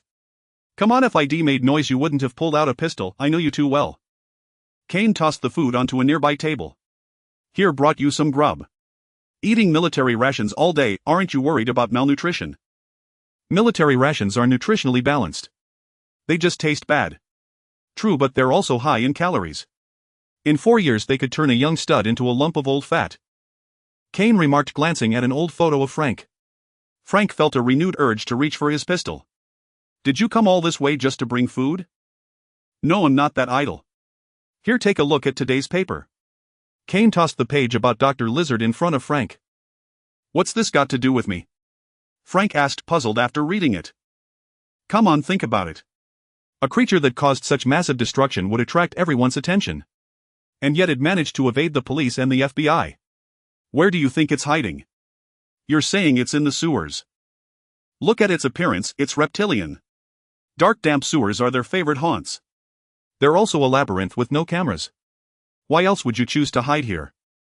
All right, you've got a point. After a moment's thought, Frank quickly assembled the assault rifle he had just finished maintaining and headed toward his combat gear hanging on the wall. That thing might be nearby. I didn't see a single gecko or lizard in the room this morning. There used to be at least 20. I thought it was my imagination, but it must be because of that creature. Once fully equipped, Frank led the way out. I'm only familiar with the sewers in a few blocks around here. Any farther and it's anyone's guess. No problem. I'll activate my soul vision. A creature that massive won't have a small soul. As long as it's within 100 yards, it'll detect it. Kane also donned his bone armor and grabbed a few grenades. There weren't enough corpses in the sewers for his corpse explosion ability, and since they were facing only one opponent, grenades were more convenient. The two advanced through the sewers, noticing that the reptiles that once dotted the area had vanished entirely, leaving only rats scurrying about. We really should have brought a lizard and followed it. That would have saved us from wandering aimlessly. Frank marveled at New York City's efficient drainage system. 2 hours had passed and they had found nothing. Maybe I can try something. Frank's words sparked an idea in Kane. Though they didn't have a lizard on hand, the sewers were hardly short of carcasses. Kane found a small recently deceased lizard in the water. He channeled a thread of soul essence into it, and soon a skeletal lizard emerged from the water. Staring at the creature's toothpick-thin bones, Frank was taken aback. What's this? A skeleton puppy. Kane rolled his eyes. Even if I summoned a skeleton dog, what good would it do? A dog without a nose is useless. The souls of these recently dead lizards haven't dissipated yet. I've rain-fused it into the remains. What zoologists call animal instinct is to a Rathma priest a soul imprint. I'm hoping that the big creature attracts smaller lizards through their soul imprints. That way we can follow this one to the right place. Kane set the skeletal lizard on the ground. After a moment it grew restless. The skull, devoid of eyes, swiveled left and right before choosing a direction and scurrying away at remarkable speed. Lucky us. Let's follow it. Kane smiled at Frank and took off after it. Following the little creature, Kane and Frank twisted and turned until they reached a passage filled with rushing water. A loud roar ahead indicated the confluence of several sewer lines. After advancing a bit further, Kane suddenly stopped and grabbed Frank's arm. What's wrong? I sense a powerful soul ahead. Get ready. Kane activated his soul vision once more and gripped his bone scythe. Frank also switched off the safety on his rifle, aiming the muzzle in that direction.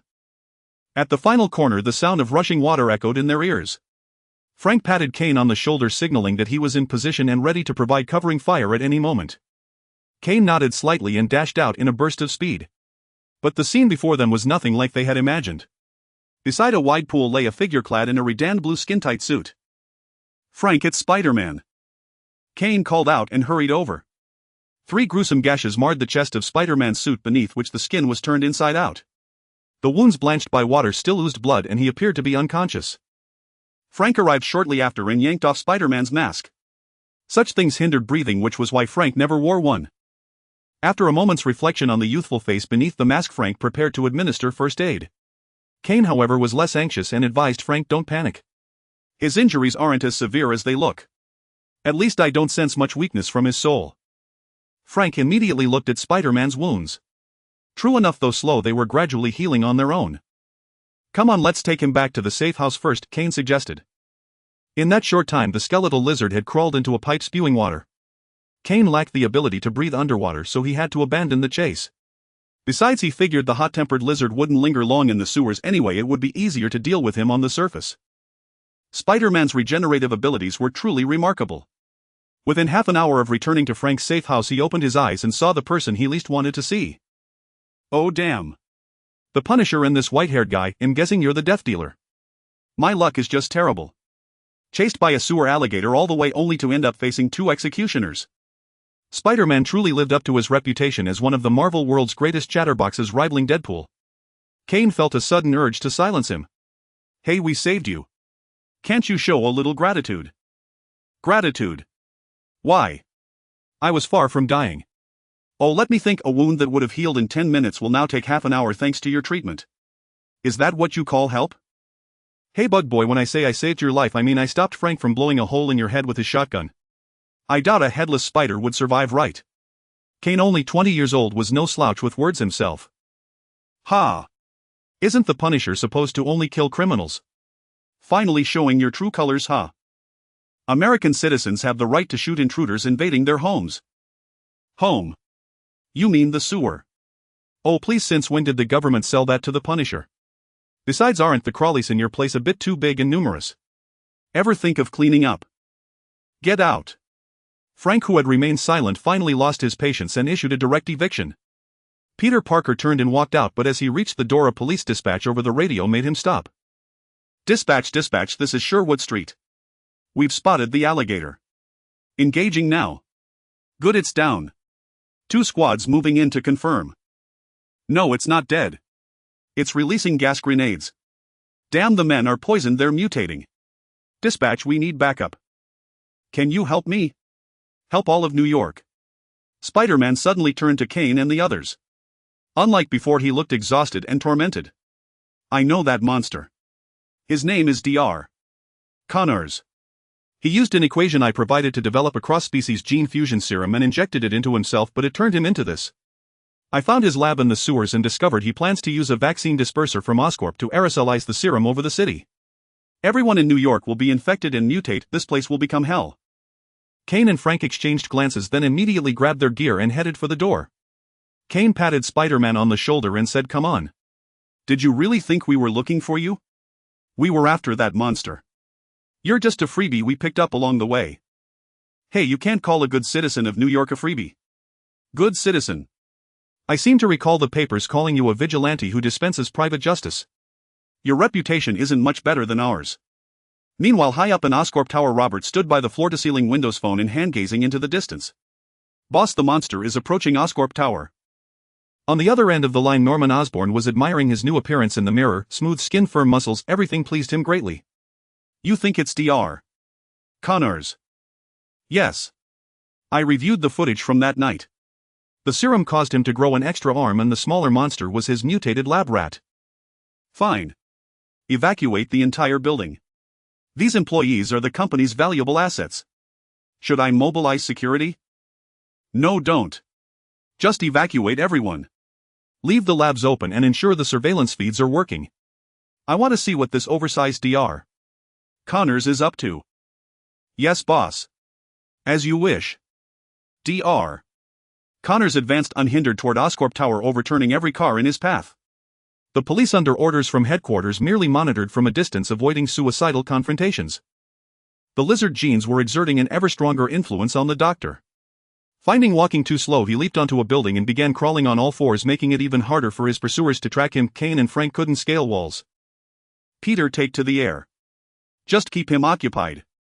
We'll find a way to back you up as soon as possible, Kane said. Spider-Man, who had been itching for this moment, immediately sprang onto a nearby building. All right, hurry. The antidote is in the lab on the 43rd floor. You'd better bring it to the rooftop. If I fail, you can still save everyone with it. Seeing Peter rapidly closing in on Oscorp Tower, Kane quickened his pace. At the same time, he mentally called out to Morena. Morena, I need your help. Go out to the street and find the tallest building. It'll appear there. Hurry. It's the Punisher and the Death Speaker. Quick, make way for them. Upon seeing Kane and his companions, the police along the route began clearing the crowd. Emotions ran high among the officers who had learned of their colleagues' tragic fate at the hands of the lizard. Though their own abilities fell short of aiding these superheroes in combat, they found other ways to assist. Despite the warrants that might still hang over the heroes' heads, no one thought of arresting them now. With the police's help, Kane and his team advanced more swiftly. Soon 2 police motorcycles with flashing lights pulled up beside them. Get on, brothers. Thanks. Kane and Frank immediately climbed aboard. The motorcycles blared their sirens as they sped toward Oscorp Tower. Don't mention it. That vile lizard has been turning our men into monsters. Give him a proper beating for us.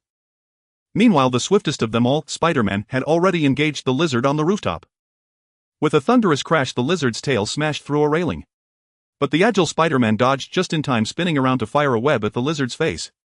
His mouth, as always, was equally quick. Hey, mister. Lizard, you've got strength, but your brains seem to have shrunk. Why else can't you hit a target?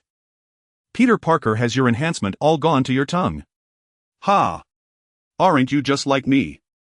Look at that agile body and powerful physique, this is the true path of human evolution. You were the first test subject for that equation, weren't you? I don't know who orchestrated it, but they were a genius. Come, Peter, let's join forces to perfect this serum. But first we must save the people of this city. Having likely dropped his backpack in the sewer, Peter wasn't surprised that the lizard had revealed his identity. As a fledgling superhero, he still had much to learn, but his stance remained unwavering. No, you're wrong, Dr. Connors. My existence was an accident. Science demands cautious verification, wasn't that your own belief? You can't use these drugs to alter others' lives recklessly. The side effects are too severe. Look at what you've become. Foolishness. What does appearance matter? A powerful body and regenerative abilities, that's the direction of human evolution. If you want to stop me from saving humanity, you are my enemy. The lizard roared and charged at Peter with heavy strides. I'm sorry, Doctor, but you're wrong. Peter's advantage lay in his agility and sharp mind. He webbed the lizard's ankle, tripping him, and then cocooned him tightly in webbing. But that was all he could do. The lizard's strength and regenerative abilities surpassed his own, and Peter, unwilling to kill, could not further restrain him. At last Kane and Frank arrived at Oscorp Tower. The deserted building made it easy to find the elevator and head for the top floor. Suddenly Kane remembered something and asked Frank, "Do you know how to make the antidote?" Frank stared at him expressionlessly. "I joined the military at 18. The implication was clear: he hadn't even attended college, so how could he possibly know how to synthesize a genetic antidote? Kane sighed. "All right, let's just head to the top floor and relieve Peter." "Didn't you go to college?" "I studied history." As the elevator doors opened with a bang, Kane and Frank saw Peter flying sideways past them. The chatterbox managed to twist his head midair and complain, "What took you so long?" "Decay. Bone spear. Rat-a-tat-tat." Ignoring Peter's incessant chatter, Kane unleashed 2 spells to drive back the lizard. He had aimed for the heart, but the creature dodged just in time. The lizard's body was indeed formidable. Even under the decay curse, he managed to evade the lethal strike. "Well, thanks for coming. Where's the antidote?" "Go make it yourself," Frank replied after a short burst of gunfire. "What? I've been fighting up here all this time, and now I have to brew the antidote too. Can't you two show some sympathy for a wounded man? Otherwise, would you trust an antidote we made?" Fine. My own fault for thinking I could leave technical work to you two brutes," Peter muttered as he slipped into the elevator. Truth be told, he was exhausted, and Kane's arrival was timely. Under the combined assault of Kane and Frank, the lizard finally began to show signs of defeat. His lack of ranged attacks was a glaring weakness, and both Kane and Frank excelled at long-range combat. Frank in particular aimed relentlessly at his head, forcing the lizard to shield his eyes and other vital organs with one hand. Kane's bone spears inflicted the most damage. Unlike bullets, the magic within them easily pierced the lizard's tough hide and muscles, leaving him wounded repeatedly. This, however, only fueled his ferocity. Realizing he couldn't defeat Kane and his allies, the lizard switched to guerrilla tactics. The vast top floor of Oscorp Tower, littered with obstacles, gave him ample room to maneuver. Though Kane could track his position with spirit sight, he couldn't land a hit. "Kane'll take the high ground. Watch yourself." The terrain was even less favorable for Frank, whose field of fire was too narrow. As for close combat, he doubted he could best the genetically enhanced creature. Unfortunately, the beast's instinct drove the lizard to target the weaker one.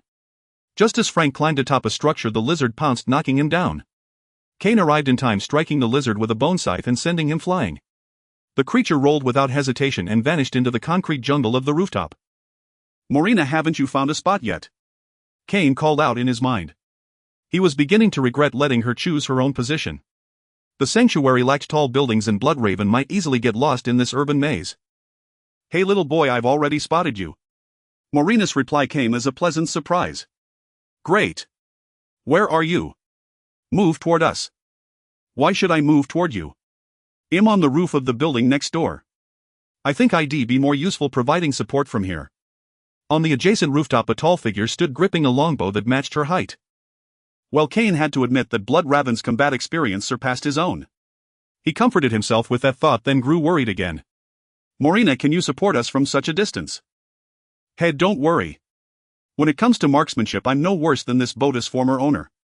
A glint of sharp light flashed in Morena's eyes as a bone arrow materialized in her right hand.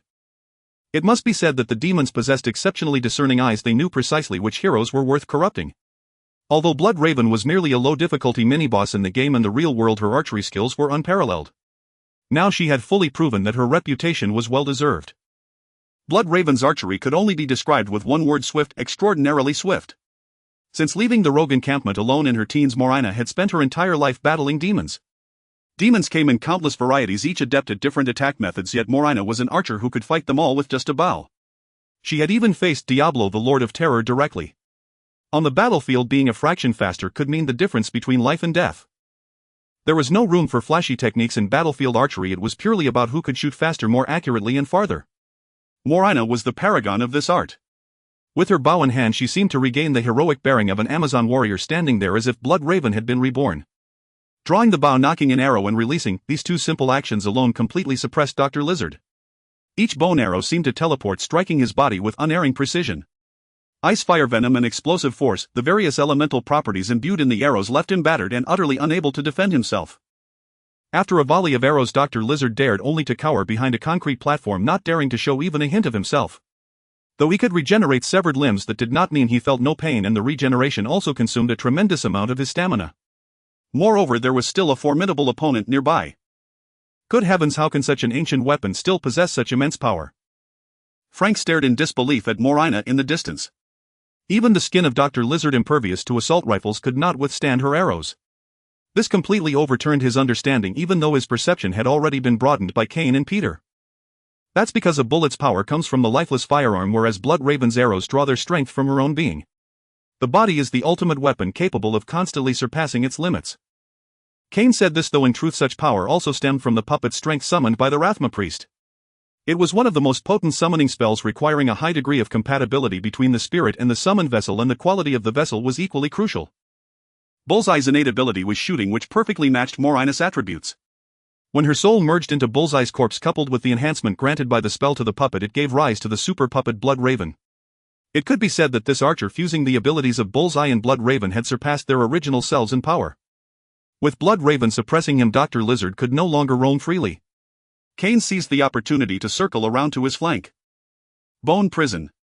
8 thick bone pillars rose from the ground, firmly trapping Dr. Lizard. Decrepify. After adding the Decrepify curse to prevent Dr. Lizard from escaping temporarily, Kane activated Life Drain on him. This genetically mutated creature was brimming with vigorous vitality. In just a short moment of draining, Kane not only replenished the energy he had expended tonight, but also gained a considerable surplus. Delighted, he intensified the drain, not intending to kill him, but following the principle of not wasting a resource, he sought to harvest more soul essence. Wait. A strand of webbing adhered to Kane's arm, interrupting his spellcasting. Spider-Man climbed over the edge of the building, clutching a blue vial that appeared to be the antidote he had mentioned. Hey, Death Speaker. Before he transformed, he was just a one-armed doctor, a good man. He hasn't caused any irreparable harm yet. I think we can spare his life. Since Kane and his group had come to help him, Peter could only speak in a conciliatory tone, unable to be as assertive as he had been at the hotel. Can you guarantee he won't cause any more problems? Kane ceased the life drain.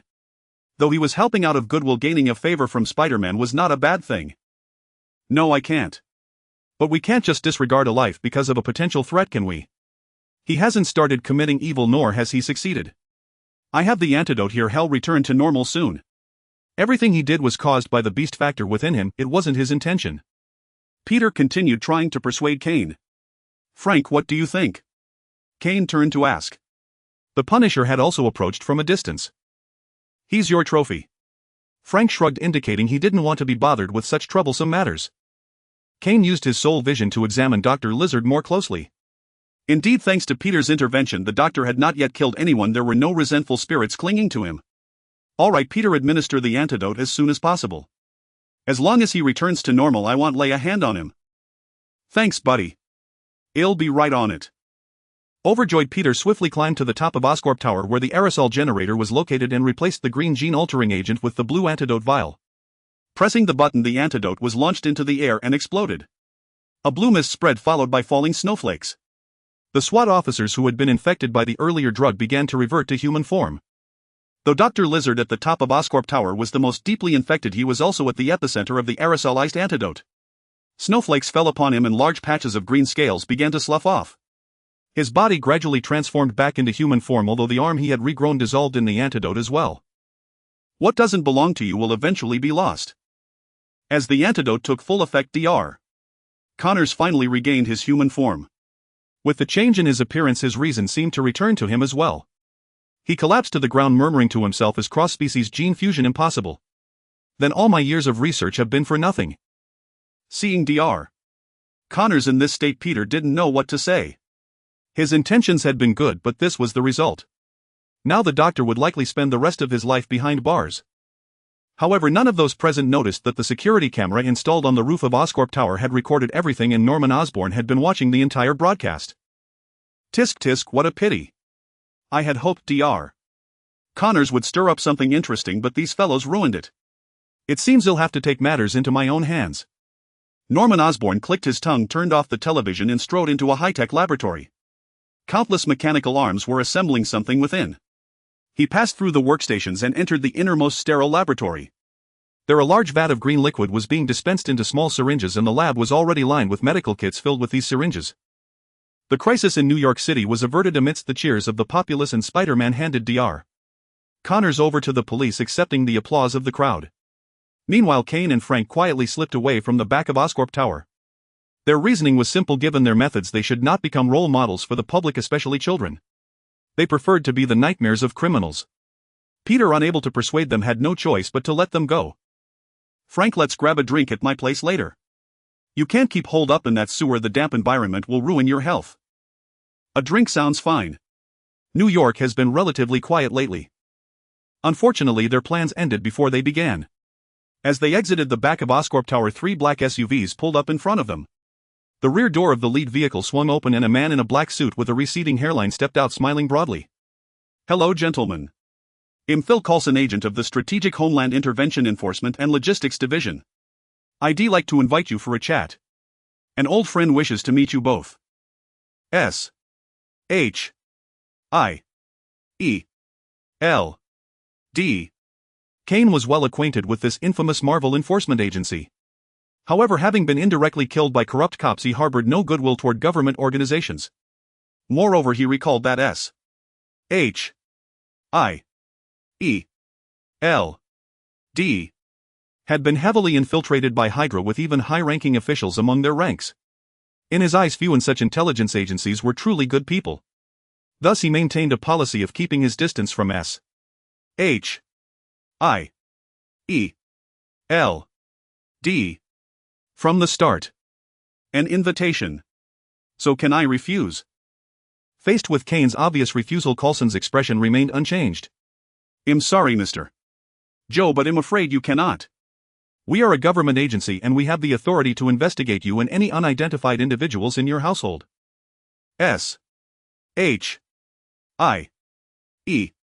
L. D. was indeed S. H. I. E. L. D. Kane thought with a sigh. They had managed to uncover his identity. However, it seemed they were still unclear about Marina's true nature, for when Kane mentally contacted her, he found she had not been captured by S. H. I. E. L.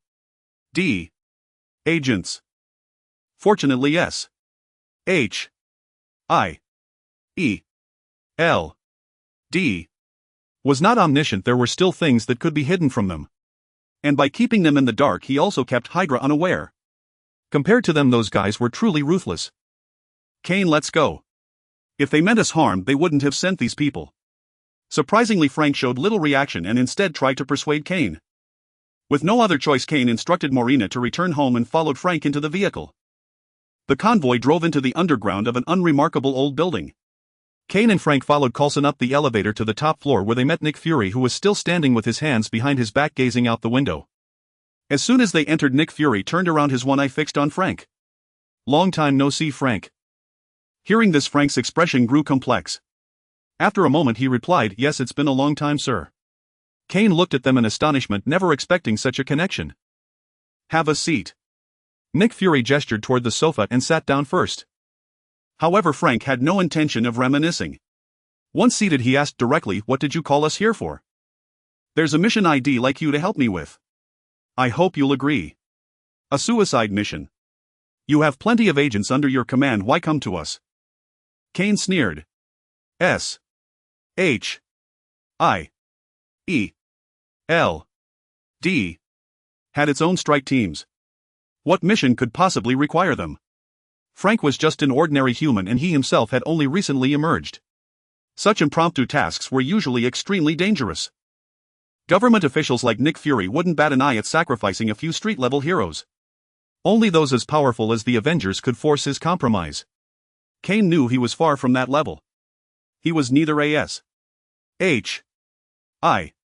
E. L. D. agent, a symbol of American spirit, nor a powerhouse like the Hulk or Thor. So he was inclined to refuse.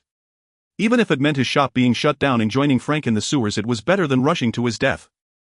Frank remained silent, seemingly endorsing Kane's words. Surprised at how close Kane and Frank had become, Nick Fury finally glanced at Kane. "The reason I'm asking you is that you're the most suitable for this mission, even more so than my agents." "What mission?"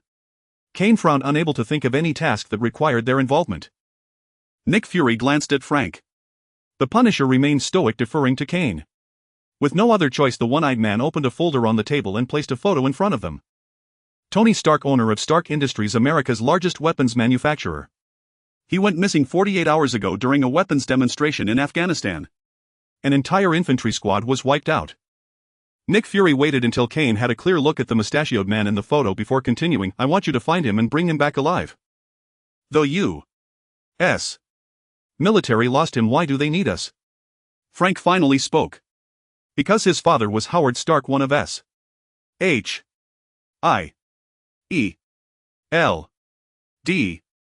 founders." Nick Fury looked at Frank, knowing his personality well, and didn't hide the truth. "Also, I gave the military 48 hours, but they came up with nothing. So I have to send people I trust to search on my own. And the most suitable person I could think of is you." "Whom?" Frank nodded in understanding. But then he stared at Nick Fury and asked, "Then why drag him into this?" Nick Fury knew he was referring to Kane. Since Frank's family died, this was the first time he had seen such an expression on Frank's face. From the footage, S.H.I.E.L.D.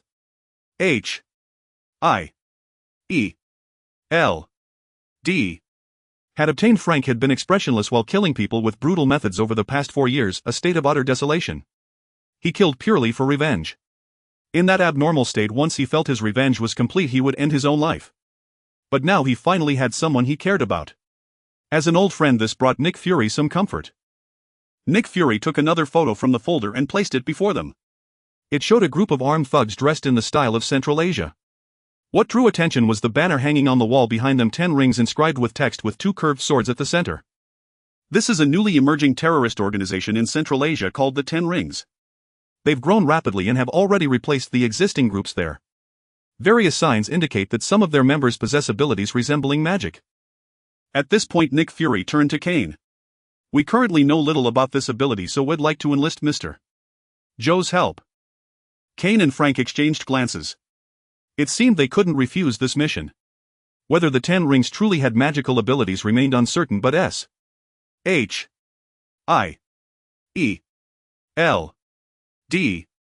had already learned that Kane wielded magic. The fact that they hadn't brought him in for questioning separately was probably due to Frank. S.H.I.E.L.D.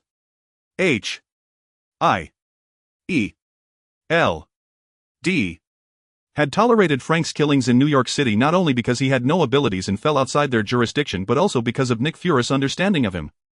Since Frank had accepted Kane as a companion, Kane's stance was deemed trustworthy. However, S.H.I.E.L.D.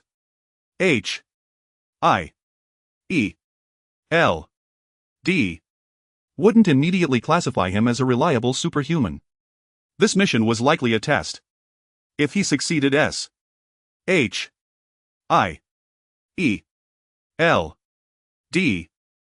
treatment of him might change. "All right, well, take the mission. When do we leave?" "Now." Kane followed Frank out the door but couldn't help glancing back at the photo on the table. Tony Stark, Iron Man. He wondered what kind of person he would be in this world. The U.S. military's long-range projection capabilities were truly formidable. A mere dozen hours later, Kane and Frank had already arrived in Afghanistan, boarding a transport helicopter accompanied by a squad of S.H.I.E.L.D.'s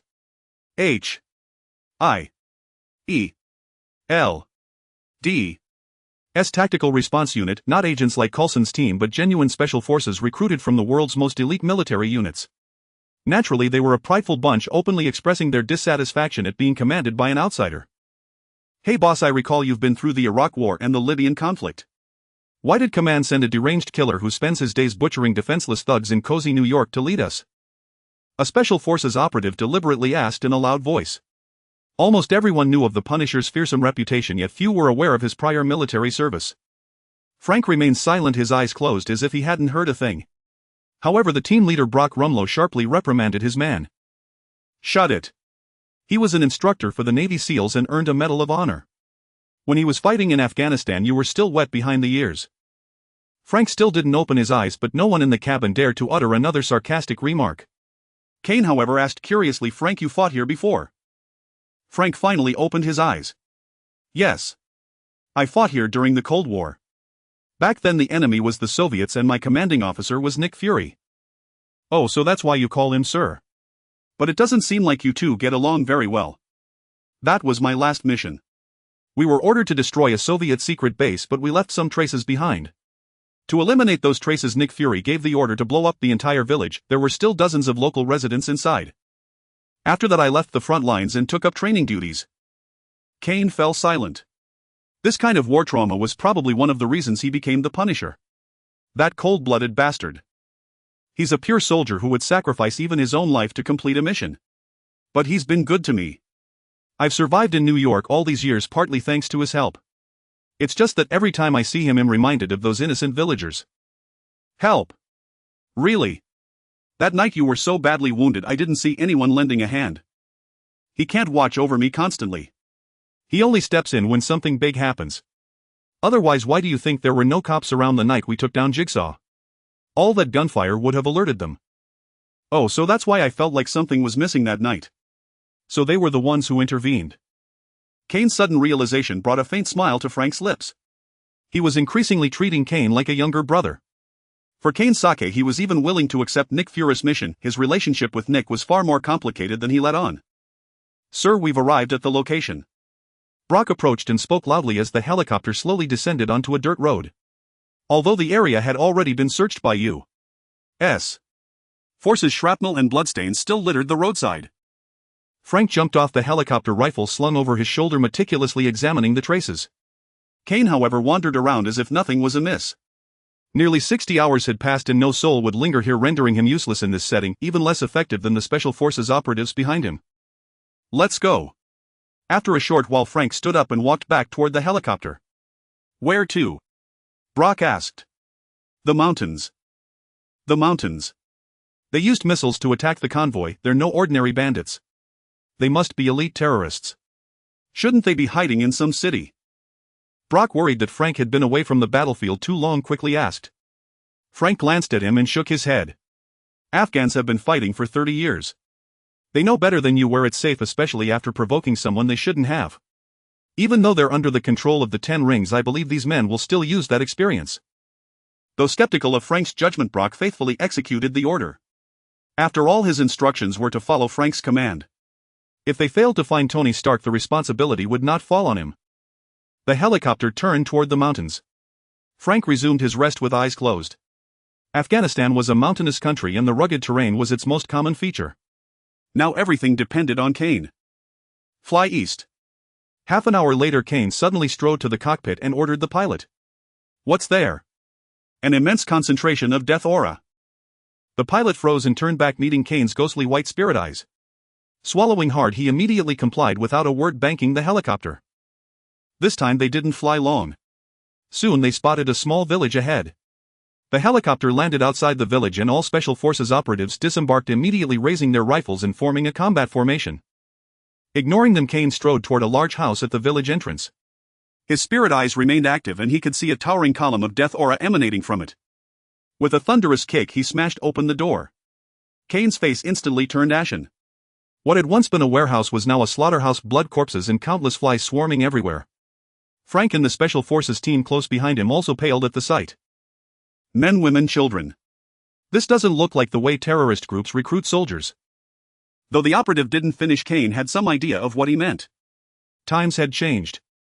Despite Afghanistan's poverty, few were willing to risk their lives as terrorists. So these terrorists had devised a new method. When they needed fresh recruits, they would raid a village, kill all the adult men and abduct the women and children. The women would be forced to work without resistance while the children were brainwashed into becoming their new blood. But here it seemed the entire village had been massacred. Flames of rage burned in Kane's chest. Too many had died here. Through his vision, countless vengeful spirits writhed and wailed, crying out against the world's injustice. Especially the children, snuffed out before they could experience life's wonders, ignited an infinite killing intent within Kane, who had never witnessed such a scene firsthand. A large hand landed on Kane's shoulder. Frank turned him around. This happens every day here. Even in law-abiding societies similar things occur. When law and justice fail, only the punishment of death can prevent it from happening again. That's the value of people like us. Frank's words quelled the dark fire in Kane's heart, transforming it into a resolve to uphold justice. Just as Kane was about to nod, he suddenly detected a faint trace of life in his vision. He immediately rushed toward it. It was an ordinary house. Guided by his spirit eyes, Kane reached the backyard and pushed aside a pile of firewood. After a careful search, he finally discovered a pull ring hidden on the ground. A piercing shriek erupted from the earthen pit, where a boy of about 10 brandished a machete, muttering incessantly in a tongue entirely foreign to Kane. That's Pashto, Frank translated from behind Kane, having once fought long in this land and mastered the local dialect. He's saying, "Demon butcher, go away, I'd rather die than join you." This child must be a survivor, and his family likely perished in that house. Under Frank and Kane's patient explanations, young Zaire finally set aside his wariness, emerging from the pit to share his name. Later, discovering his father's corpse in the village storehouse, the resilient boy wept bitterly before wiping away his tears and asking Kane for a gun, revealing his fluent English in the process. "What do you need a weapon for?" Kane frowned. "You should be in school. Revenge is not for someone your age." "No, sir. My teacher is dead, my father my only family in this world. This country has no spare coin to raise an orphan, there are far too many here. I either join the government forces or the 10 rings. There is no other path.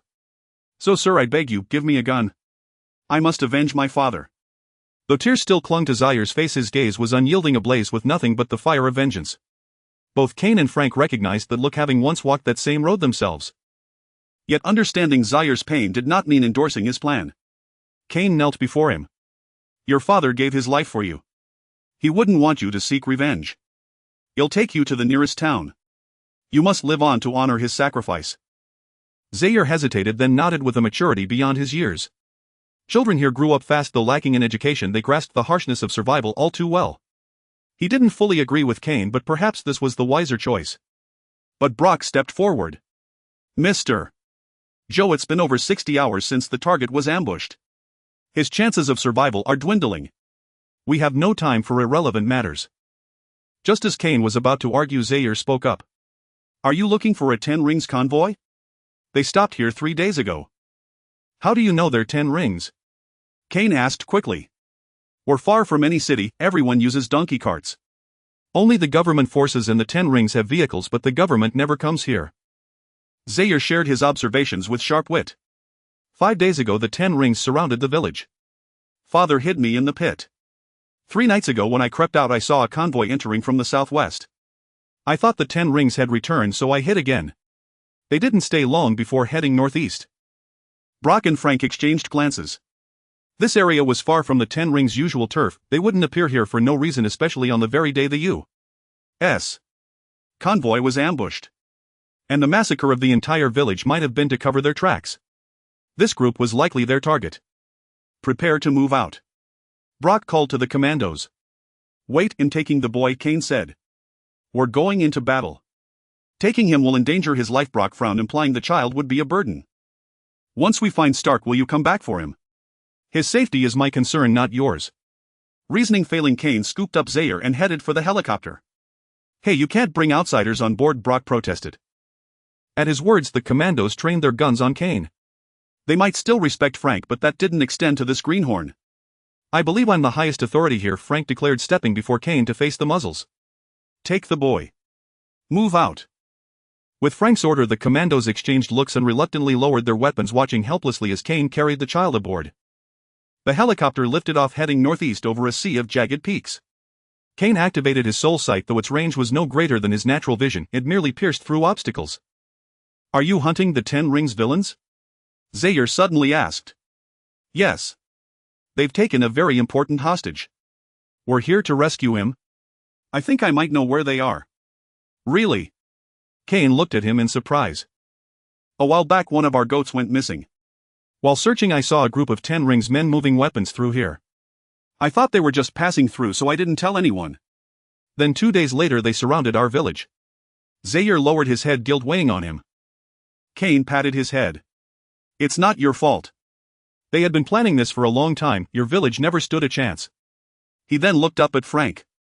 Though Zaire spoke softly, he hadn't hidden his words from Frank, only from the commandos, knowing who truly cared for him. "This area isn't wealthy, with few villages nearby. These new 10 Rings arrivals are likely our quarry. Worth checking out, Frank said, immediately taking Zaire to the cockpit to guide them. Flying for the first time, Zaire struggled to spot landmarks from above. After a long search, he finally found one.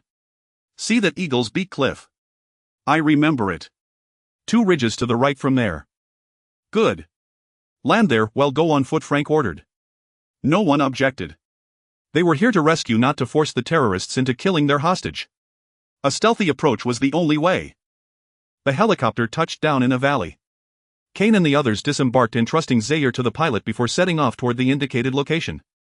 Zaire knew he'd only be a hindrance, so he stayed obediently in the aircraft, praying for them, especially Kane and Frank. Brock's Commandos S. H. I. E. L. D. S elite were masters of all-terrain warfare. Once in the mountains, they set a grueling pace, hoping to humble Kane and Frank after their earlier defiance. But their petty scheme failed. Frank the Punisher, back in Afghanistan, moved like a snow leopard over the rocks, not dislodging a single pebble. Kane followed close behind. A Rathma priest was no frail mage. His stamina and agility ranked among the top 3 of the squad. Zaire was right. No sooner had the special forces crossed 2 ridges than they discovered the enemy's hidden sentries. Of course, these sentries failed to raise any alarm under Kane's sole sight. They were pinned to the ground by bone spears before they even realized an enemy was approaching. Finally, after eliminating 3 sentries, they arrived at a valley.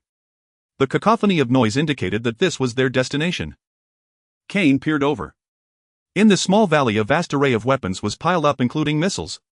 The seasoned terrorists had stretched camouflage netting over the arsenal, which was one reason it had remained undetected.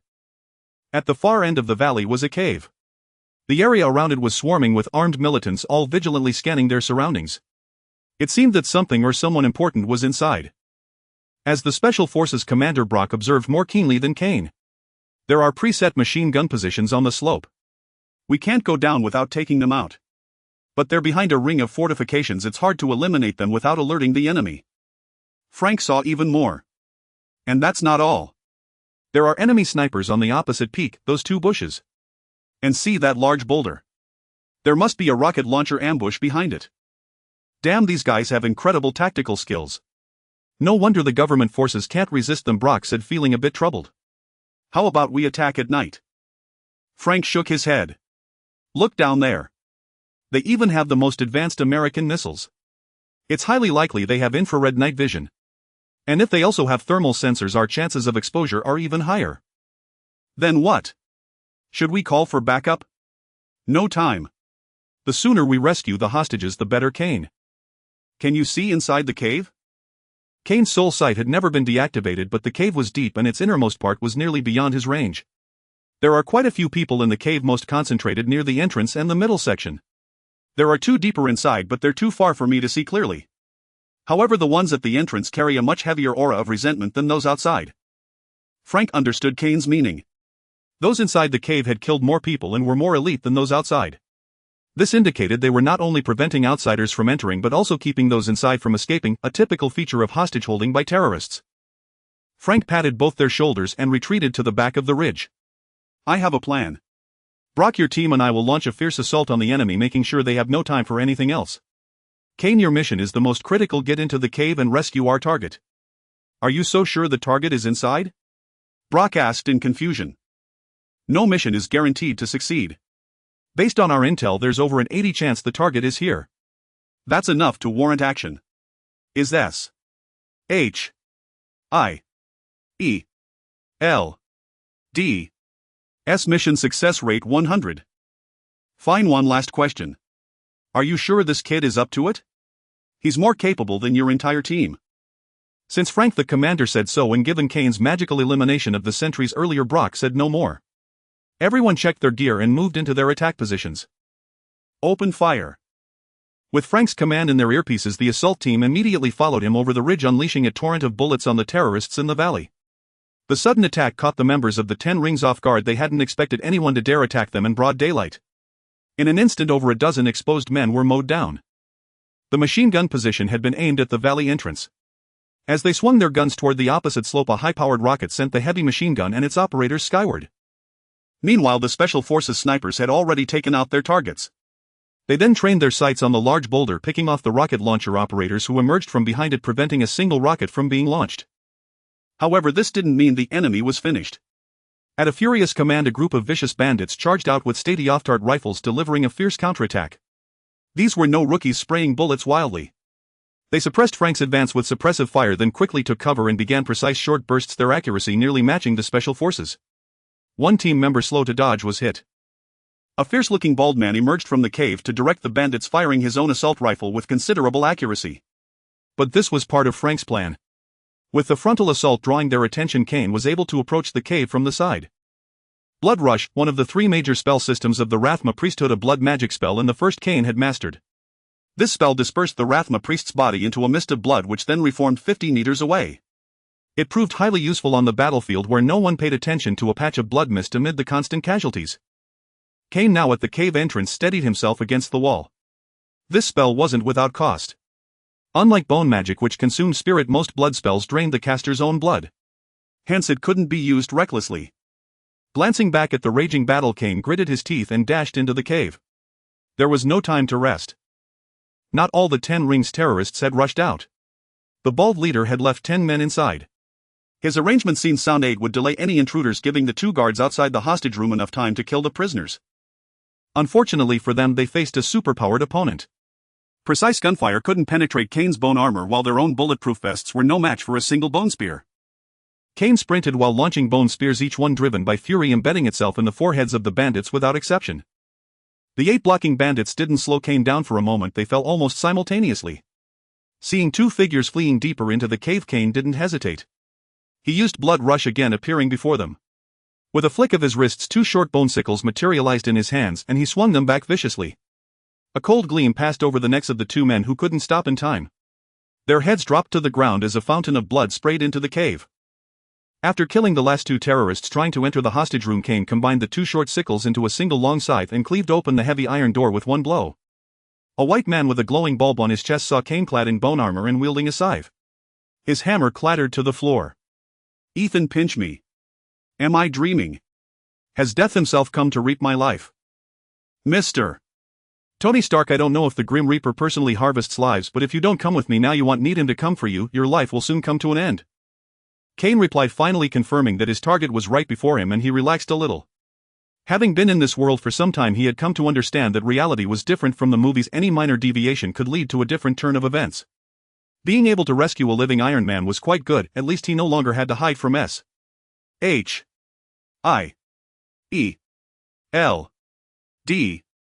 You're the rescue. Great, let's go quickly. The past few days had been a nightmare for Tony. It was the first time he had been so close to death. Fortunately, his unyielding nature allowed him to find a way to escape even in dire straits. Still, having a rescue team was even better, as he wasn't entirely confident in the steel armor he was currently building. "Should we destroy these?" asked the middle-aged man named Ensign. Tony looked back at the workbench where his blueprints and some half-finished armor pieces lay. As he hesitated, Frank's voice came through Kane's earpiece. "Kane, have you found Stark?" "The enemy's reinforcements are on their way." "Found him. Bringing him out now," Kane replied, then immediately said to Tony and the others, "No time. The enemy's reinforcements are almost here. We have to leave now." "All right, let's go. The most important part of the armor is on me anyway." Tony made his decision instantly. Kane nodded and escorted them toward the cave entrance. "Frank, where are these reinforcements coming from? Are there more 10 Rings people nearby?" Kane asked, puzzled. "It's child soldiers. They're coming from their training camp. The plane just spotted someone driving them this way." Hearing Frank's explanation, Kane immediately understood. These child soldier reinforcements were likely recently captured by the 10 Rings from the vicinity. They had no real combat capability, but they would force Frank and his team to hold back. Kane quickened his pace, supporting Tony. Their mission was solely to rescue him. If they could evacuate early, they wouldn't have to face those pitiful child soldiers. As they emerged from the cave, the 10 Rings thugs were still locked in a fierce battle with Frank and his team. They seemed to know reinforcements were coming. With the limited number of special forces, the thugs believed they could surround them once help arrived. Corpse explosion. Angered by the 10 Rings' ruthless tactics, Kane unleashed a chain of corpse explosions as soon as he exited the cave. The dead terrorists became his best weapons. The 10 Rings thugs never expected the bombs to be right beside them. These bastards even had a habit of using corpses as cover. Kane's move avenged the dead instantly. Some thugs who were using bodies as sandbags were blown to pieces. Kane's attack was the final straw. The Ten Rings' defense collapsed into chaos. Thugs scattered in all directions to avoid the sudden assault. Even their bald leader hid behind a rock, too afraid to emerge. However, Kane didn't notice that a flash of red light on the leader's body absorbed part of the shockwave from the explosion. Frank and his team seized the opportunity. A series of precise shots expanded their gains while clearing a path for Kane and the others. This way. Protected by 4 Special Forces soldiers, Tony finally made it into the group's center and they began their retreat. By the time everyone had disappeared over the ridge, the surviving Ten Rings members slowly emerged from cover. The bald leader stared in their direction, his eyes blazing with murderous intent. The rest of the journey went smoothly. The Special Forces team avoided the child soldier reinforcements, traversed the mountains, and returned to the helicopter. Without hesitation, the aircraft took off and headed back to the U.S. military base. Brock had already relayed the news of Tony's rescue and a medical team was waiting there. "Ensign, why don't you come back to America with me?" After being rebandaged by the medics, Tony suggested to his savior. He had learned that Yinsen's entire family had perished in the war. Out of gratitude, he extended the invitation. "Thank you, Tony, but I'll pass.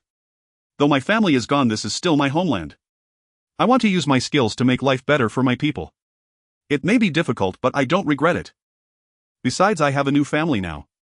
Ensign smiled, leading Zaire over from the side.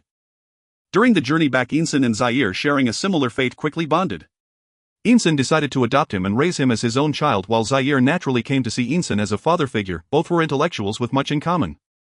They weren't the only ones staying behind. Frank suddenly decided not to return to America for now. "Why, Frank? What can you do here?" Kane asked loudly, completely baffled by Frank's sudden decision. "For those child soldiers. If no one saves them, they'll eventually become real Ten Rings thugs and die on the battlefield," Frank said calmly. Kane fell silent. He had no reason to stop Frank. "Then he'll stay too." "Don't be foolish, Kane. You have friends in New York. I'm alone. Besides, do you think I can't do this without you? Remember, I made a name for myself as the Punisher before I met you." Frank smiled and patted Kane on the shoulder. "Also, the peace in New York is only temporary. Those gangs won't hold out much longer. I hope one of us stays there to keep them in check. That mission isn't any easier than mine, but it suits you best." Kane understood what he meant. Operations in Afghanistan were mainly in the wilderness, requiring extensive training to adapt, and much time would be wasted searching for enemy bases.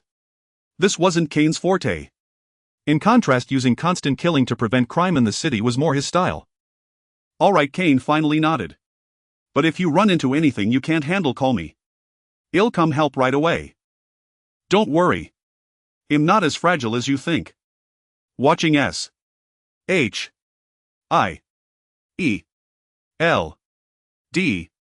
S-plane disappear into the sky, Frank turned and left. He hadn't revealed his full reason. More importantly, he believed that if he wasn't in New York, Nick Fury wouldn't find it so easy to manipulate Kane using their friendship. "Hey buddy, that combat suit of yours is really cool. Is it a new model of exoskeleton armor? Which company produces it?" Tony Stark was truly an extraordinary character. No sooner had the plane leveled off than he scrambled out of his hospital bed and approached Kane, striking up a conversation with familiarity. "And those grenades you used in battle, are they some new product too? How come I didn't even see you throw them before they exploded?" Having just parted with his close friend, Kane was in no mood to chat with Tony and could only brush him off. "I made them myself from the Lasma Industrial Company." "Lasma Industries? I've never heard of it. But you're really impressive. This armor has given me a lot of inspiration." Tony didn't press further about the non-existent company. He could only remember so much, especially things he didn't care much about.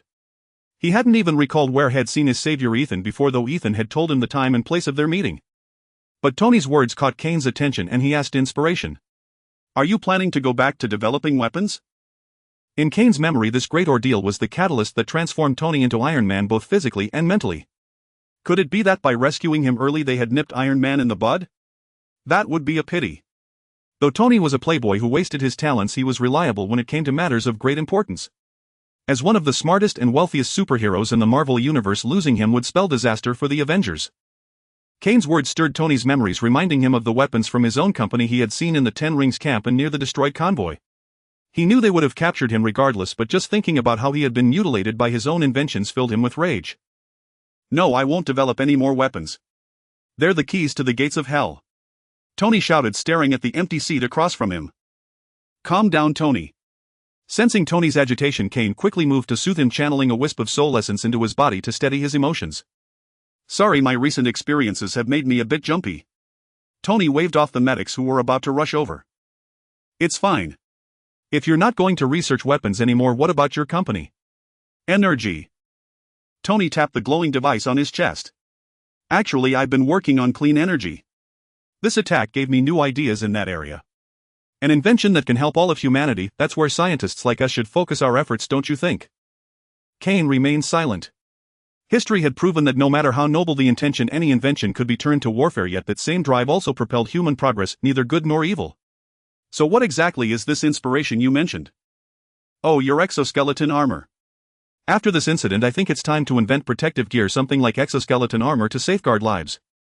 Of course, if conditions allow, we can add more features like flight and suppression devices. Imagine how much time we waste getting from home or the office to the airport. If we could fly directly using exoskeleton armor, we'd save a lot of time to help develop the world, and we wouldn't have to worry about attacks either. Tony gestured as he spoke, though he certainly omitted a few things. Still, Kane could tell he was getting closer to becoming Iron Man. It should also be portable. If it's too bulky, you'd have to wear it to meetings or parties, which wouldn't be very convenient. Kane thought of the briefcase armor from Iron Man 2 and offered his suggestion. That's an excellent suggestion. I should include that in my research. It's very important, especially for busy people like us. Tony raised an eyebrow. Kane's words had given him great insight. All right, Mr. Stark, I was just joking earlier. I'm not a scientist from Lasma Industries. I'm a priest, a Lasma priest, or you could call me a necromancer. Kane came clean with Tony. The little lie had been too flimsy to hold up anyway. How well, that joke certainly caught me off guard. But you don't have to use such a clumsy lie to show you don't want to work with me. I wasn't planning to buy your company or poach you. Okay, I lied. I did think about poaching you for a second, but that shouldn't. Oh God. Seeing that Tony didn't believe his truth, Kane had to resort to a bit of magic to convince him. As Kane's eyes turned pure white and a bone-like aura swirled around him, Tony immediately chose to believe him. Magic. I thought it was just a trick used by medieval cults to fool people. I never imagined such supernatural things actually existed. After a moment of calm, Tony carefully observed the spell Kane had cast. In this respect, he was very much like a scientist, full of curiosity and fearlessness toward the unknown. Magic is just science that hasn't been discovered yet. Someone once said that. Just because you haven't seen it doesn't mean it doesn't exist. Kane smiled, recalling that magical forces were not uncommon in the Marvel world. These were native powers of this realm, and at least Doctor Strange would agree with him. That makes sense. Alright, give me your contact info. Maybe magic can help with the problems I encountered during my inventions. Another system of science might inspire me. Tony was remarkably quick to accept new things. He was already planning to explain necromancy with science. What do you think about soul particles? I've heard that everyone loses about 35 grams of weight after death. Do you think that's the weight of the soul? Until the plane landed in the United States, Tony never stopped discussing with Kane. Kane felt that Tony and Peter would become great friends. Both were tech geniuses and both had a gift for chatter. The military plane's hatch slowly opened, revealing a beautiful woman in a business suit and a tall bodyguard. Seeing Tony's arm in a sling, the woman's eyes immediately glistened with tears. Tony, are you all right? The woman rushed over, supporting Tony and asking with concern. I want a hamburger. Forget Afghanistan, the U.S. military's in-flight service is terrible. They couldn't even find a single burger on the plane. Anyway, Pepper, don't worry. I'm starving. Let's go get a cheeseburger. Oh, Kane, do you want to come along? Tony remembered Kane and turned back to ask. No, I have to report for work. Drop by sometime and try my grilled burger. I guarantee you'll love it. Kane waved goodbye with a smile. He didn't think S.H.I.E.L.D.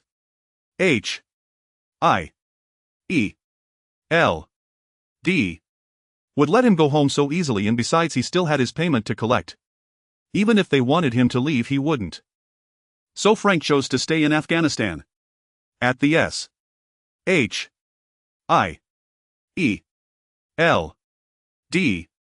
New York branch, it was still Nick Fury who received Kane.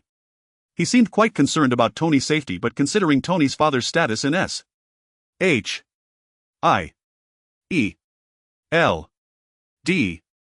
and Tony's own industries in America, it was hardly surprising. The influence of a major capitalist in the United States was no less than that of an average politician. Yes, for now. The appearance of child soldiers hit him pretty hard, Kane answered truthfully.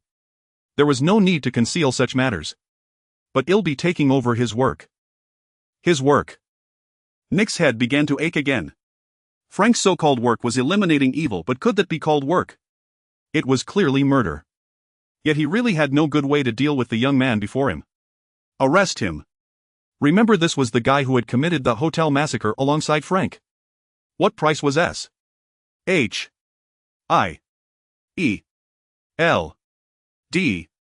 willing to pay to take him down? Besides, this guy was already a dark-leaning superhero. If S.H.I.E.L.D.'s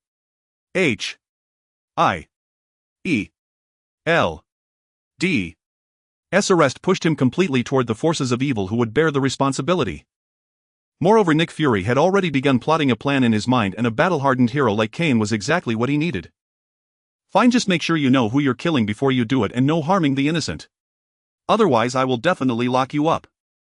Nick Fury issued a token warning to Kane and let it go. He was already overwhelmed keeping an eye on global superpowered criminals and objects with strange energies. He had no energy left to specifically police superheroes as long as they didn't cause an irreparable disaster. He mostly turned a blind eye. Then he picked up a folder from the table and handed it to Kane. Here are the identification documents for your friend at home.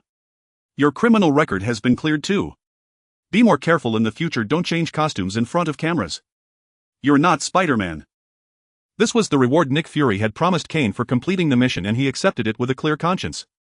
What, no cash reward? I already paid your bail. Nick Fury didn't want to see Kane for another second and shoot him away like a fly. Coulson escorted Kane all the way back to his bar. Kane had a good impression of him. Although Coulson also followed S.H.I.E.L.D.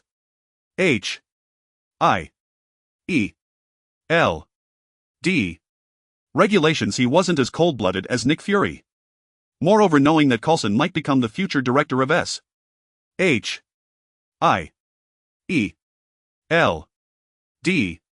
Kane didn't mind building a good relationship with him. Upon entering the bar, there was another surprise. Daredevil Matt and Spider-Man Peter were both there, sitting at the counter chatting while eating barbecue. Morena stood behind the bar smiling as she listened to them. He had only told Morena he was coming back. It seemed she had notified them. Hey guys, were you waiting specifically for me? Kane smiled and walked over with his arms open. Returning from a long journey, nothing was more pleasant than gathering with a few good friends, especially after the events in Afghanistan. Though his psyche was strong enough, he still craved the care of his friends. This guy just came to mooch a meal. Matt hugged Kane and immediately threw Peter under the bus. Hey, weren't we not supposed to talk about that? Peter also hugged Kane and said sheepishly, I heard you have great burgers here, so I came specifically to try one. Alright, I get it. Hey Morena, a beer for our young upstanding citizen. What's a welcome party without drinks? Sure. Morena expertly drew a glass of beer and placed it in front of Peter. The warrior woman who had spent years in adventurer bars quickly got the hang of all the bar's operations. Aside from the jukebox and cash register, which took her a while to learn, everything else was a breeze. Oh no, I'm still on duty. I can't drink. Peter shook his head vigorously at the large glass of beer. On duty? What are you doing now? Didn't you just become New York's hero a few days ago? Why are you in such a hurry to find a job? The reward money too little? Matt asked curiously.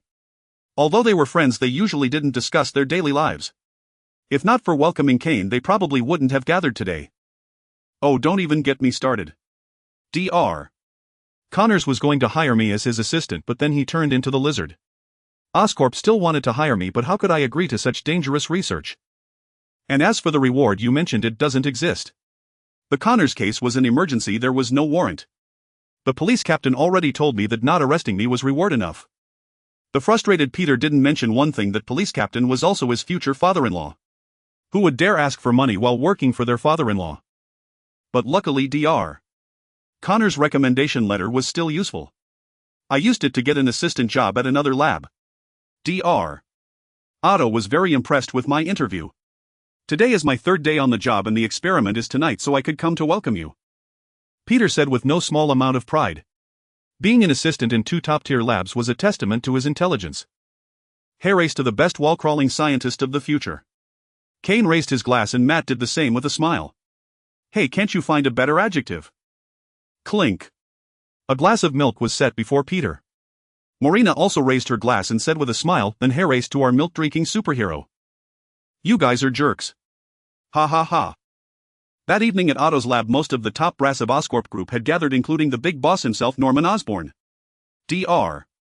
Otto's new energy research was funded by them with the aim of competing with Stark Industries' arc reactor. After all, the new alternative energy sector was a massive pie and Oscorp had no intention of ceding it to their rivals.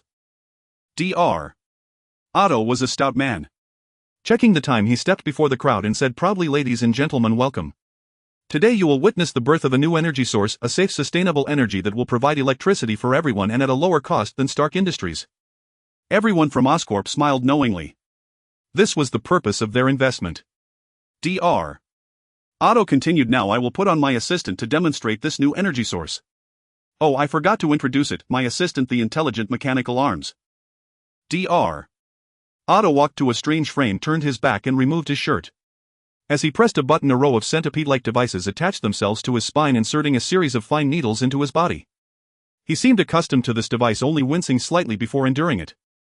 With a clatter, without any visible action from Dr. Otto, the four steel supports anchored in the floor began to writhe like serpents. It was then that everyone realized they weren't supports at all but for mechanical arms resembling octopus tentacles. Watching the directors recoil, Dr. Otto chuckled and explained these four mechanical arms were designed to handle nuclear fusion. They can withstand high temperatures and magnetic forces, and each tentacle contains a smart chip for precision work. But don't worry, they are directly connected to the nerves in my spine, which in turn connect to my brain, so there won't be any program malfunctions. A clever design.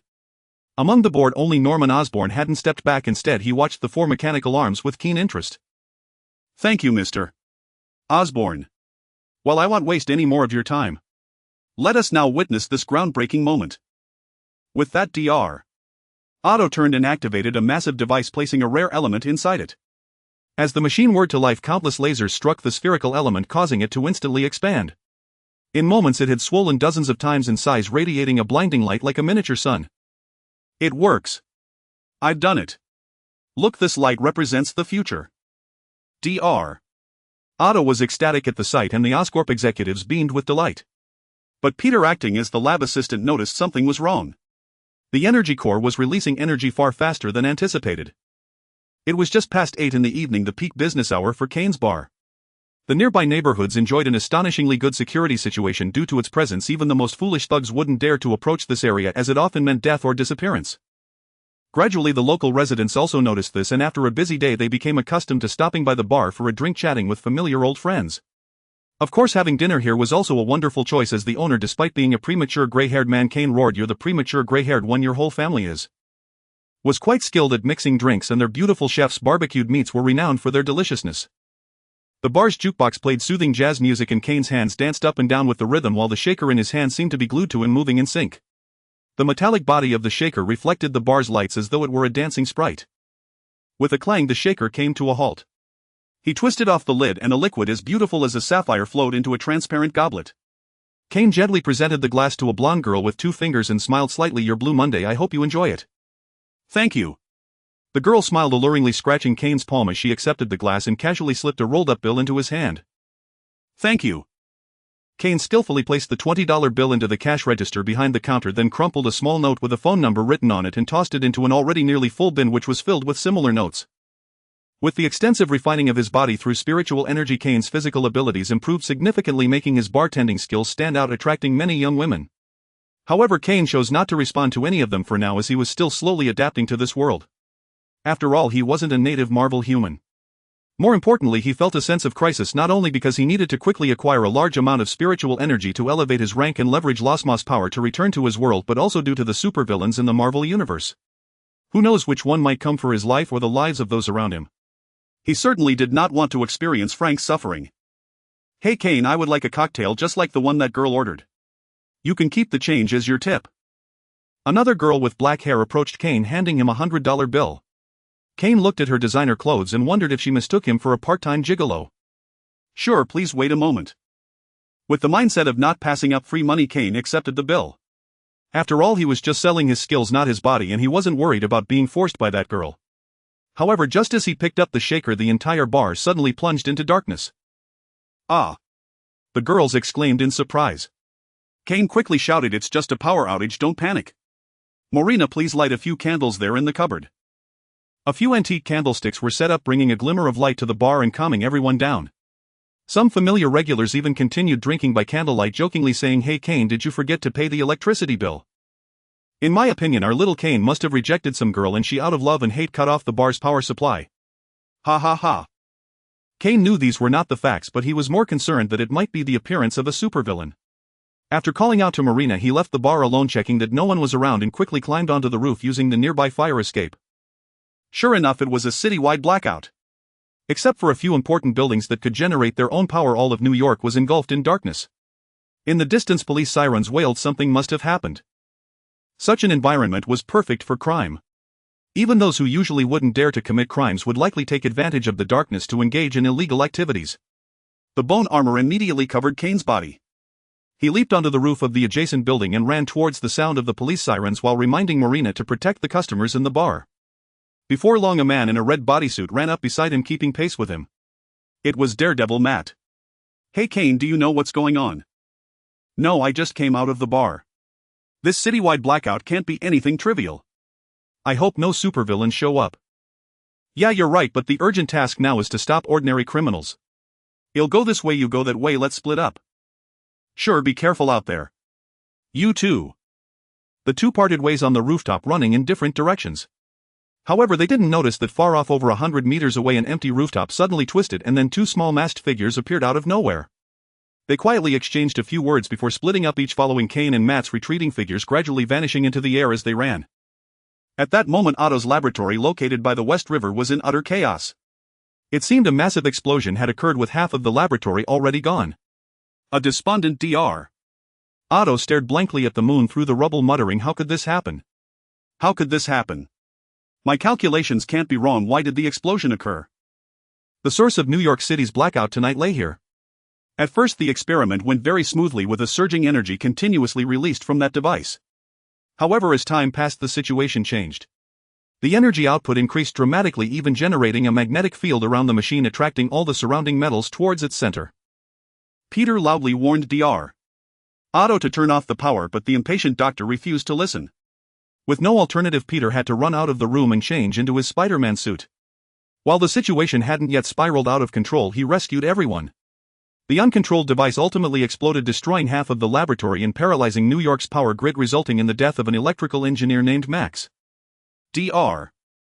Otto, in a daze, mumbled to himself. He knew he was finished. This project had cost a fortune, and the final result was such. The destruction of the laboratory was minor. The key issue was that all the equations would have to be recalculated.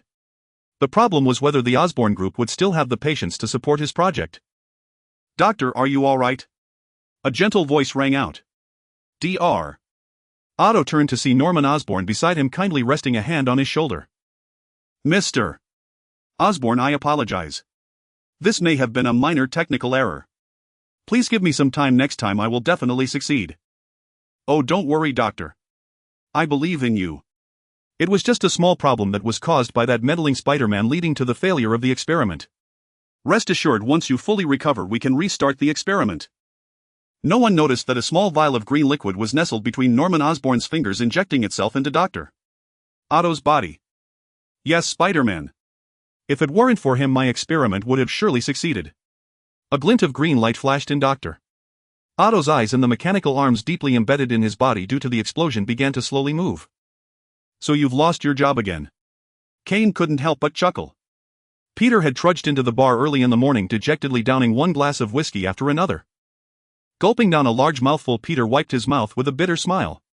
"Yeah, I only worked a few days, didn't even get my weekly pay, and now I'm unemployed again. This time I'm even unluckier, I don't even have a letter of recommendation." "It's not just the letter of recommendation. You've managed to shut down every lab you've worked in. Are you sure any lab would still dare to hire you?" Kane handed him a plate of potato wedges to settle his stomach. If he kept drinking like this, even if he were a spider, he'd probably end up drunk. "Yeah, I guess no lab would take me now. But since Uncle Ben passed away, things at home have gotten worse. Aunt May doesn't have much income, so I need to keep looking for work." "So what can you do?" "Some newspapers need close-up photos of superheroes for their covers. I thought I could start there. I've already sent a few of my own pictures and made a bit of money." After saying this, Peter seemed to think of something and looked at Kane with fervent eyes. Don't even think about it. I'm not going to be your model. Go ask Matt instead. Kane expressed no interest in this form of fame. Who knew what those sensationalist news outlets would say? He remembered how even a hero like Spider-Man was constantly slandered by the Daily Bugle, let alone someone like him. I already asked him, but he refused. Besides, his features are too distinctive. Taking his picture would easily expose his true identity. Kane grinned wryly. So you actually considered that, you troublemaker? After a moment's thought, Kane decided to help the unlucky Peter out for the sake of other superheroes' privacy. How about I find you a job? Oh. Do you know a big lab too? No, come work for me. I still need a helper. Hey buddy, don't joke like that. I'm not joking, Peter. Think about it, will newspapers put superheroes on the front page every day? If it's not the front page, who's going to buy your photos? And once there are too many pictures, they lose value. How much did you sell your first Spider-Man photo for, and how much are they worth now? Peter fell silent. He had to admit Kane had a point. The first photo had accidentally taken. The Daily Bugle paid a whopping $300 for the world's first close-up high-definition picture of Spider-Man. But as Spider-Man appeared more frequently, the price kept dropping. Lately, unless it was a front-page photo, that stingy Bugle boss would only offer $80. It clearly wasn't a sustainable gig. Alright, so how much will you pay me? $400 a week, 8 hours a day, and you keep all tips. Wow, really? To be honest, Kane's offer was decent, especially the no cut on tips. If Peter did well, his weekly earnings could easily double. How can I ever thank you? Peter wasn't stupid. He quickly realized Kane was helping him out. Although Manhattan had the highest salaries in the world, that definitely didn't apply to Hell's Kitchen. Besides, this wasn't a famous restaurant or on a busy street. It relied on local customers, so the revenue couldn't be that high. Come on, it's not free. Besides, if people knew they could hire Spider-Man as a security guard for $400, plenty would be lining up to pay. Hey, I thought it was a helper job, not security. There are only 3 of us here. Are you suggesting the boss or the cook handle security? Besides, being a helper means doing everything. Be glad I'm not asking you to catch flies. Oh, and in the summer you'll have to handle the 2. Hygiene is top priority in the food business. Get lost. That evening, Peter started his new job. The local diners welcomed the handsome young man warmly. Soon Peter discovered the perks of the job, not so much the tips but the long-lost sense of ease. As a fellow superhero, Peter no longer had to hide anything. In his spare time, he could even discuss with Kane the best tactics for dealing with different criminals. Though they sometimes disagreed, these discussions greatly helped Peter's approach. At least he learned to protect civilians first during arrests, reducing hostage situations. A few days later, Aunt May came to see Peter's workplace and was full of praise for the bar and Kane. Having seen much of the world, the old lady understood how rare such a friend and job were. Before leaving, she urged Peter to work hard and not let down his friend. Peter quickly agreed. After getting Kane's and Aunt May's consent, he even rented a room above the bar and moved his belongings there. Now he no longer had to worry about Aunt May discovering his spider suit.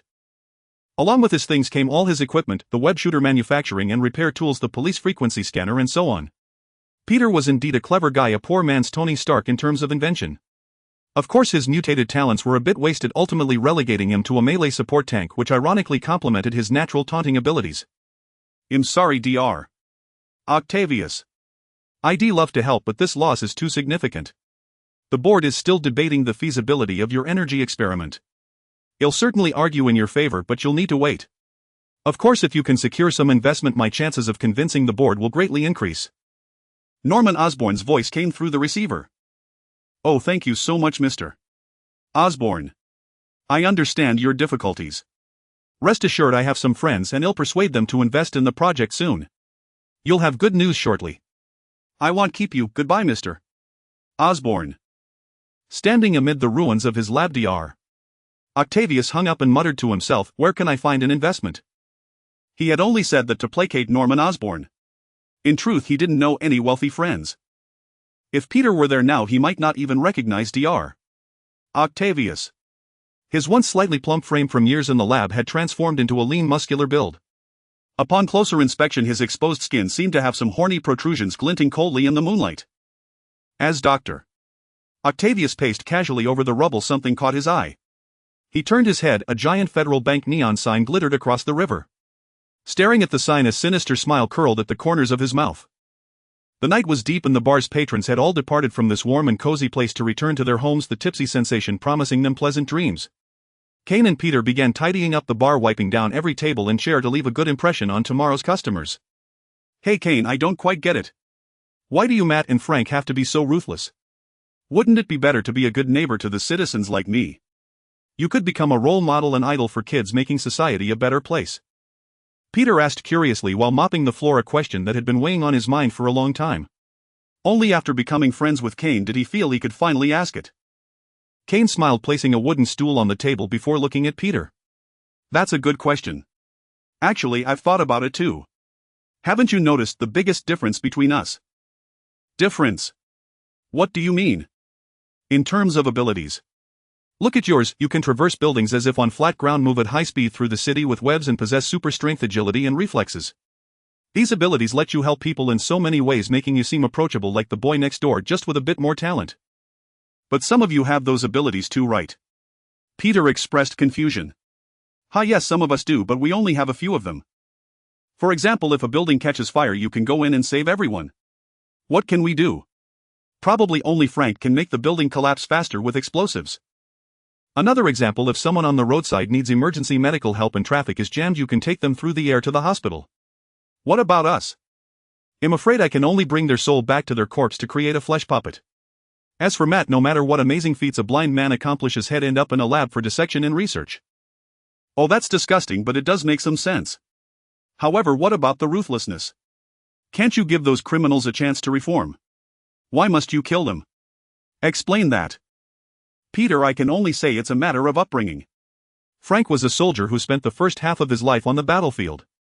When his wife and children were brutally murdered by gangs and the law couldn't punish the killers, he naturally became the punisher. As for Matt and me, we grew up in Hell's Kitchen. From childhood we've seen the ugliness of the world, things you growing up in Queens can't even imagine. Good isn't always rewarded and evil isn't always punished. Innocent people die tragically while vicious criminals roam free. It happens every day. The people we kill are burdened with countless blood debts. If we let them live, how many more would suffer? But what's the difference between you and them when you take the law into your own hands? Well, they were back to square one. Kane didn't know what to say. Attention all units. Attention all units. A robbery is in progress at the Federal Bank, 15, Riverside Drive. Suspected superpowered criminal. Nearby units please respond. Nearby units please respond. The police call interrupted their conversation in time. Kane and Peter exchanged a glance, shook their heads with a smile, and shed their jackets as they ran out the door. Morena also dropped her apron and followed close behind. At the Federal Bank at 15, Riverside Drive, the historic building's outer wall had been torn open with a massive hole. A ring of police cars with flashing lights surrounded the bank, all officers armed and aimed at the gap. A police helicopter swept the bank with its searchlight. The New York police couldn't be blamed for their caution. Anyone who saw the vault door lying against the opposite wall wouldn't feel eager to launch an attack. The security guard rescued from the bank had already told them the intruder in the vault was a monster with 4 octopus-like iron arms on its back, capable of ripping the vault door off the wall and tossing it out. After the lizard incident, the NYPD had learned the principle that supercriminals should be handled by superheroes. Besides concerns for officers' safety, there was also the matter of skyrocketing insurance premiums. The scene commander was already muttering about why Spider-Man hadn't arrived yet. "Sir, he's here." The commander finally heard good news through his earpiece. As a police helicopter over the river dipped slightly, a redoubled blue figure swung across the wide water using the aircraft, somersaulted, and landed on the bank's roof. The officers cheered at the sight of their long-awaited Spider-Man. Kane and Morena, on the other hand, had a tougher time. They had to drive over the bridge, and a frustrated Kane was already pondering asking Tony for a few suits of Iron Man armor, nothing fancy, just the ability to fly. Dr. Octavius. Peter, now inside the bank, recognized the scientist he had worked with just days ago by the 4 mechanical arms. But the man's drastically altered appearance made him doubt his judgment. All the flab on Dr. Octavius' body had vanished, and the wrinkles on his face were gone, replaced by rough stone-like gray-black skin and bulging muscles. "Oh, you know me. From a science magazine. I didn't expect Spider-Man to be a science enthusiast. So what are you here for? Want a share? I'm a generous man. Here, catch." A heavy money chest flew straight at Peter's face. Dr. Octavius grinned, drool dripping from his mouth without care. His mind seemed unhinged, a far cry from the refined scientist he once was. Peter caught the chest and set it aside, trying to talk Octavius out of his crime. But he didn't realize it was just a diversion. Before he could speak, a mechanical arm struck him from the side, sending him flying. "Aha, Spider-Man, I remember you. In the lab you ruined everything for me. Now you're here to stop my fundraising. Well, I guess I need to teach you a lesson. How about a spider specimen? Dr. Octavius, as if discovering a new toy, dropped the money chest and lunged at Peter. His 4 retractable mechanical arms allowed him to ignore obstacles and charge forward just like Spider-Man. 2 white pellets shot from the overturned furniture, hitting Dr. Octavius square in the face.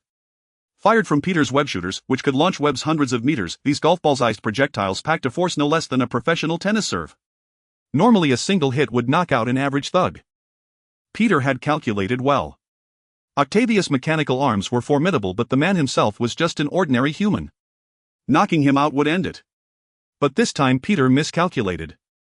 After 2 hits, Octavius merely tilted his head unbothered, not even a red mark on his gray-black skin. Hey Spider-Man, is that a snowball fight? Let me send you back to your mother's arms. This world is too dangerous for you. Dr. Octavius laughed maniacally as he pounced his 4 mechanical arms, immediately putting Peter on the defensive in a relentless assault. The thunderous crash from within the bank made the sheriff grateful he hadn't rashly ordered his men to storm in. Frankly, his position was far from easy. Superpowered criminals appeared in New York City from time to time, forcing the police to confront these monsters head-on. As the primary law enforcement agency, their combat capabilities were the weakest among all departments, and besides evacuating civilians, they seemed capable of little else. Yet they were always the ones facing condemnation, truly a thankless job. Sheriff. Just as the sheriff was wallowing in self-pity, a call came through his earpiece.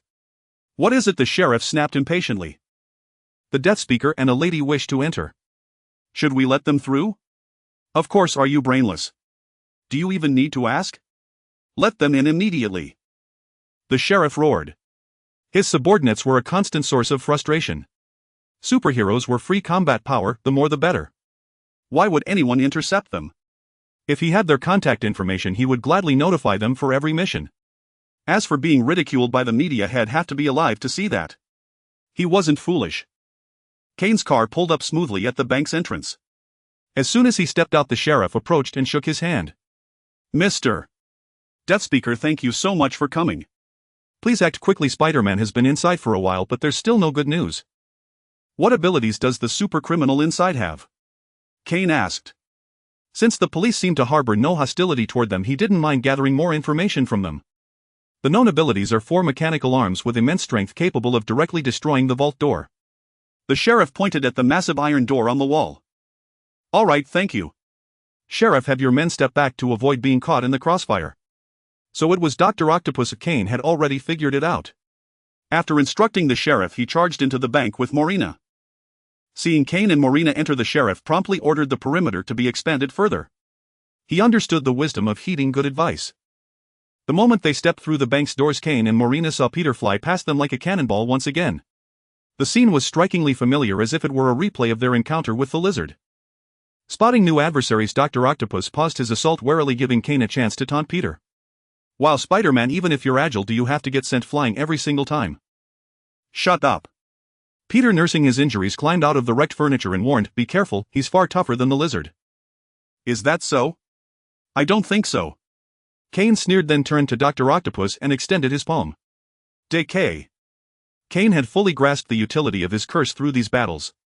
This spell, which directly affected biological flesh, could drastically reduce a creature's mobility. Even enhanced beings like the lizard were affected, albeit to a lesser degree.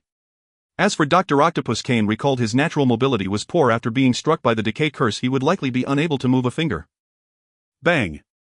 Well, Kane was still somewhat young and overly confident in his abilities. Dr. Octopus' 4 mechanical arms weren't muscle-driven. No sooner had he released the curse than an enraged Dr. Octopus sent him flying with a single mechanical arm. Whoosh. Whoosh. Whoosh.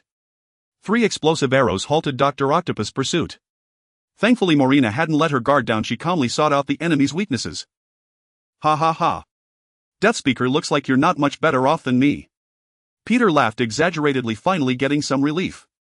Still, he retained enough composure not to call Kane by name. Shut up. Kane scrambled to his feet, disheveled. Dr. Octopus might not excel at energy research, but his mechanical design was formidable. The bone armor on Kane's chest had been shattered, a testament to the immense force of those mechanical arms. Blood Raven, attack his body, that's his weak point.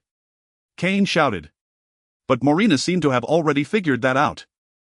3 more bone arrows shot forth, but they were again blocked by the mechanical arms. Dr. Octopus' arms were designed for manual control of nuclear fusion, effectively resisting temperature effects. Their sturdy alloy was impervious to bullets or explosions, and with an AI chip and camera embedded in each arm, it was as if he had 5 brains and 6 eyes coordinating offense and defense. No matter how fast Marina's arrows were, as long as the arms shielded his body, he remained unharmed. He could even spare 2 arms to counterattack. Spider-Man, Blood Raven, and I will pin him down. You go for his main body. Kane hurled bone spears as well. The barrage of long-range attacks forced Dr. Octopus to plant his legs on the ground and use all 4 mechanical arms for defense. Earlier he had been able to thrash Spider-Man with just 2 arms. Got it. Peter acknowledged and swung over from the ceiling. With Kane and Marina distracting Dr. Octopus, the villain had no time to deal with Spider-Man descending from above, allowing Peter to easily close in. Hey Dr. Octopus, give it up. Surrender now before you cause more damage and you might get a reduced sentence. Peter wrapped Dr. Octopus' main body tightly in webbing and hung him upside down, trying to reason with him. Surrender. That's a good idea. Dr. Octopus seemed to genuinely consider Spider-Man's suggestion, lowering his head in thought. See? You've just lost your way temporarily. If you sincerely admit your mistakes and serve your time, you'll likely be out of prison before long and can start your life anew. Spider-Man rambled on, oblivious to the change occurring in Dr. Octopus. Beneath the webbing, Dr. Octopus' muscles began to swell and a violent energy surged from his bloodstream. Watch out! Kane sensed a familiar energy while Marina's face paled as she shouted. Before Peter could comprehend what was happening, Dr. Octopus burst free from the webbing and sent him flying with a punch. Poor Peter had been face-to-face with him, and the blow landed squarely on his face, leaving him seeing stars and dazed. What is that? Kane asked as he hurled bone spears at Dr. Octopus. Demonic energy from hell. It was the very thing that corrupted me. Marina's expression turned grave. Corruption from hell was no easy matter to resolve. Demons. Kane frowned. In his recollection of Marvel's cinematic universe, only Mephisto could truly be called a demon. After arriving in this world, he had once feared that the Ghost Rider would come after him, but fortunately the Ghost Rider had yet to appear. At least based on his inquiries with Frank and the others, none of them had heard that name. But now everything had changed. The aura of hell was emanating from Dr. Octopus, something he couldn't recall from any film. This stirred a hint of unease within him. However, dwelling on it was pointless. The immediate priority was the 6-armed menace before him. In the brief moment Kane had been lost in thought, Peter and Marina had already resumed their struggle with Dr. Octopus. To call it a struggle was generous, it was more like a desperate defense. Each of Dr. Octopus' mechanical arms was as thick and agile as a python. Marina sniping from a distance fared better, but Peter, who favored close combat, was being batted around like a rubber ball. Originally Dr. Octopus had a glaring weakness, his core body, which was why Peter had been able to overpower him in the comics and films. But now the demonically corrupted Dr. Octopus was different. While the other attributes of his core remained unknown, his resilience had increased tenfold. At the very least, Peter's fists were no match for it. Kane didn't act rashly. He had already tested the waters himself. Although his bone armor was sturdy enough, it couldn't withstand repeated strikes from the mechanical arms, and his agility was no match for Peter's. Dr. Octopus was reveling in the fight. He used 2 of his mechanical arms to grip the pillars of the bank hall, pursuing Peter relentlessly. The corruption seemed to have dulled his mind, but his hatred for Peter burned all the deeper. Yet this worked to Kane's advantage. After all, he saw himself as a standard magic-based fighter. Tanking was a job better suited to Peter. Marina, see those arms holding him up. Bring him down. After observing for a moment, Kane finally devised a plan. I've tried. My attacks aren't strong enough to pierce his arms. No need, Marina. Aim for what he's gripping. Leave the rest to me. Kane gave her a smile, then his eyes blazed with white light as 2 pale orbs of energy gathered in his hands. Command Golem. With Kane's incantation, the 2 orbs of white light surged into Marina's body. This was a spell Rathma had developed before the Third War of Demon Suppression, designed to enhance the golems of his priests. During the Second War, priests skilled in golem summoning had performed poorly on the demon battlefield, mainly because their golems were fixed in power from birth and couldn't grow with the caster. Against demon lords, these golems proved utterly fragile, leading to heavy losses among Rathma's priests. In response, Rathma refined the summoning ritual. Although the number of golems a priest could command was now limited, their strength could increase with the caster's own. Building on this foundation, Rathma developed an advanced version of the spell Command Golem. This allowed priests to channel a vast amount of spirit essence into their golems, enabling them to unleash attacks far beyond their normal capabilities. This was the spell Kane now unleashed. As the spirit essence infused her, Marina's eyes turned white and white flames flickered across her body. Calmly she aimed her bone bow at Dr. Octopus. 2 bone arrows materialized on the bowstring, but this time they were also wreathed in white flames. Whoosh! Morina released the string abruptly. The 2 arrows appeared instantly before Dr. Octopus' mechanical arms, but instead of striking them they pierced into the structures the arms were gripping. Boo! Boo! 2 explosions rang out simultaneously, shattering Dr. Octopus' supports. The shockwave sent him crashing heavily to the ground before he could react. Peter! Kane shouted, no longer caring about revealing Peter's identity. Peter understood immediately. Ignoring the pain in his body, he shot out massive amounts of webbing from his hands, binding Dr. Octopus' 4 mechanical arms tightly together. Hurry! I can't hold him long, Peter yelled as he continued layering on the webbing. He knew all too well the strength of those arms, the webbing wouldn't last. Blood rush. Kane cast the spell again, instantly appearing beside Dr. Octopus. With a roar, the doctor tried to attack Kane, but Kane slammed his fist into the villain's head. Bone prison. Rising from the ground, white bones locked around the doctor's joints, immobilizing him. Then Kane pressed his palm against the doctor's face. Soul Siphon was a variant of Life Siphon, a spell designed specifically for the demons and angels of the Sanctuary world. These 2 races were fond of imposing their will on the humans of Sanctuary. The methods were similar, one called Descent, the other Corruption, both branding the human soul with a mark that slowly transformed them into vassal warriors or slave soldiers. Soul Siphon forcibly stripped these soul brands from the human spirit. Only Rathma priests who followed the path of balance could wield such a powerful spell. Naturally, this earned them the enmity of both heaven and hell. This was the spell Kane now cast. He held a bone dagger in his hand, and white flames spread from his palm to the doctor's face. Once the flames engulfed the doctor's head, they began to recede, and with them came a stream of green substance. Ah! A bone-shattering scream tore from the doctor's throat. The stripping of a soul brand was no pleasant experience. Few could endure the agony that originated from the very soul. As the last wisp of green substance was absorbed into Kane's palm along with the white flames, Dr. Otto finally stopped screaming and passed out. Is that it? Peter asked, coming to Kane's side. As far as his soul is concerned, yes. Kane looked worriedly at the still powerful doctor lying on the ground. But his body has been altered by the hellish aura, making it highly susceptible to demonic corruption. If any demonic remnant soul finds him, hell be the first to be corrupted again. So there's no other way but to kill him. Peter frowned. I'm torn too. He has no vengeful spirits attached to him. Despite being corrupted, he hasn't taken a single life. Kane was also troubled.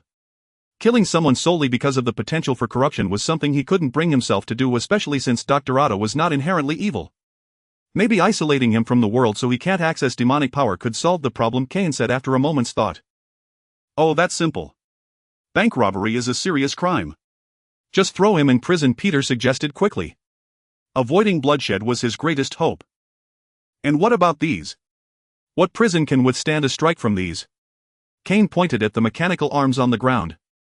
Well, dismantle them, Peter said as he helped Dr. Otto up.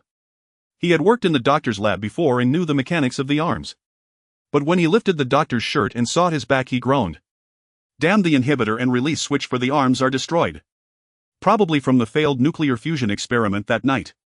These arms are directly linked to his spinal cord and brainstem. Forcibly removing them would leave him a vegetable. That's worse than killing him. Leave it to us. Just as Peter was at a loss, a voice came from the entrance. Agent Coulson, what brings you here? Kane immediately recognized the man walking through the main entrance, Phil Coulson, the head of S.H.I.E.L.D.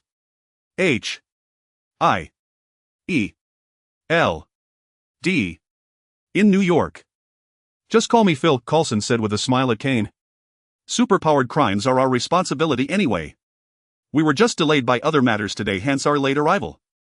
Kane rolled his eyes, suspecting they might have been lurking nearby all along, only stepping in once the dust had settled. By the way, we have a special prison precisely for detaining these superpowered criminals. Leave him to us, Phil said to Kane and the others. That wasn't a bad idea. Although it couldn't be ruled out that S.H.I.E.L.D.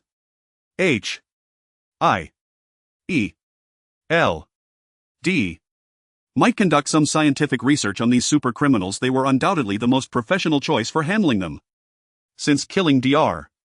Octopus wasn't an option, handing him over to S.H.I.E.L.D.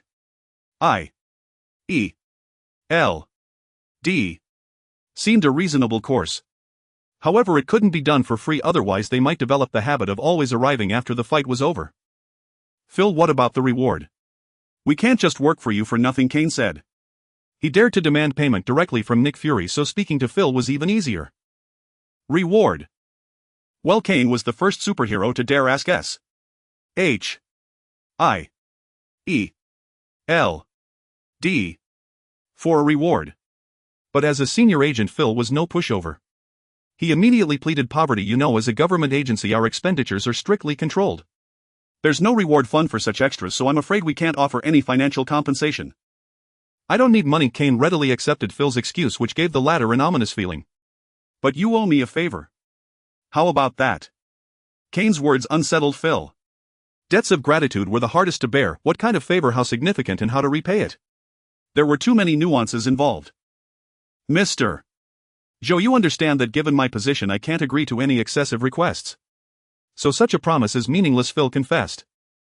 What if it doesn't harm S. H. I. E. L. D. or the interests of all humanity? Kane seemed unwilling to give up. Phil Coulson considered again but still shook his head. Sorry, Mr. Joe, I'm afraid I still can't agree to such an unspecified demand. Fine. Too bad. I thought only Nick Fury liked using free labor at S. H. I. E. L. D. But it seems his subordinates are the same, Kane said with a shrug, walking out past Dr. Octopus. Morena and Peter naturally followed. Phil, being an honest man, said guiltily, Sorry, Mr. Joe. Next time we'll arrive sooner. Kane waved his hand and walked away without looking back. On the way home, Peter couldn't help comforting Kane. Government agencies are all like that. We're just protecting ordinary people from harm. Don't dwell on the rewards. Kane smiled without retorting. In truth, he had achieved his goal, instilling guilt in Phil.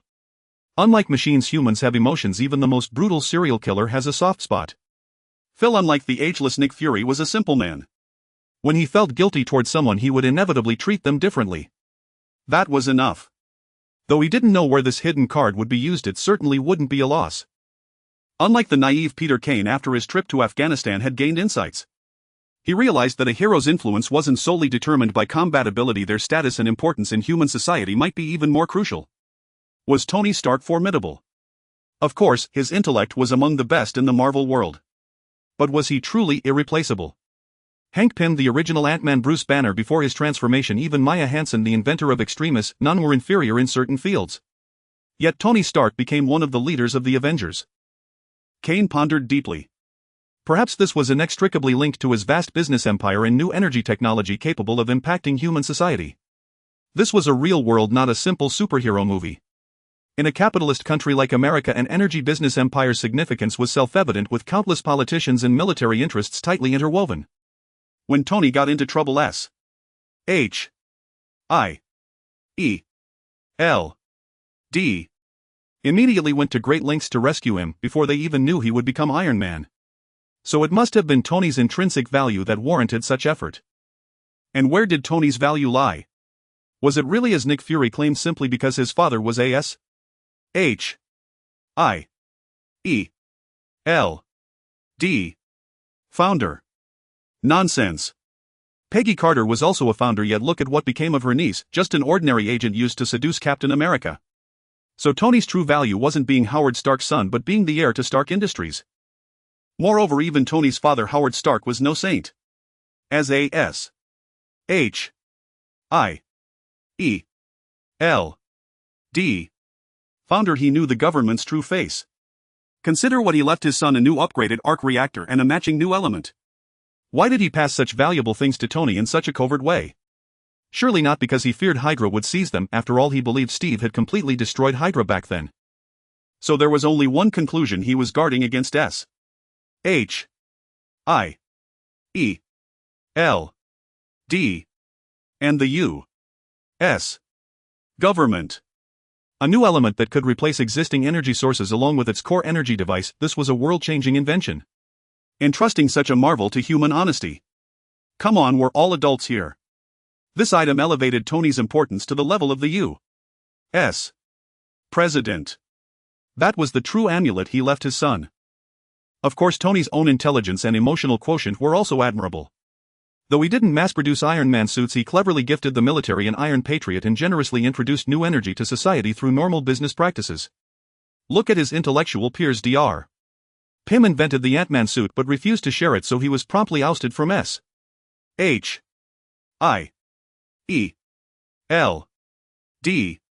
As for Dr.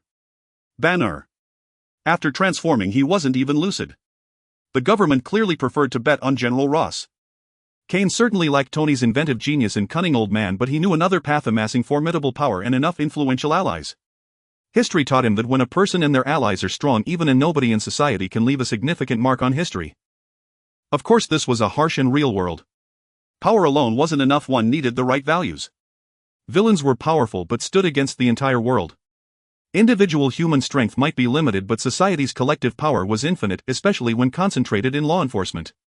Even the Hulk, before joining the Avengers, lived a nomadic life, unable to see family, lovers, or friends. Who really believed that was voluntary? Thus Kane saw clearly now, if he didn't want to be toyed with like street-level heroes such as Spider-Man or become a hunted villain, he had to increase his sway over everyone. That required both personal strength and a clear stance. Building a good relationship with Phil Coulson was an attempt. Having someone at S.H.I.E.L.D.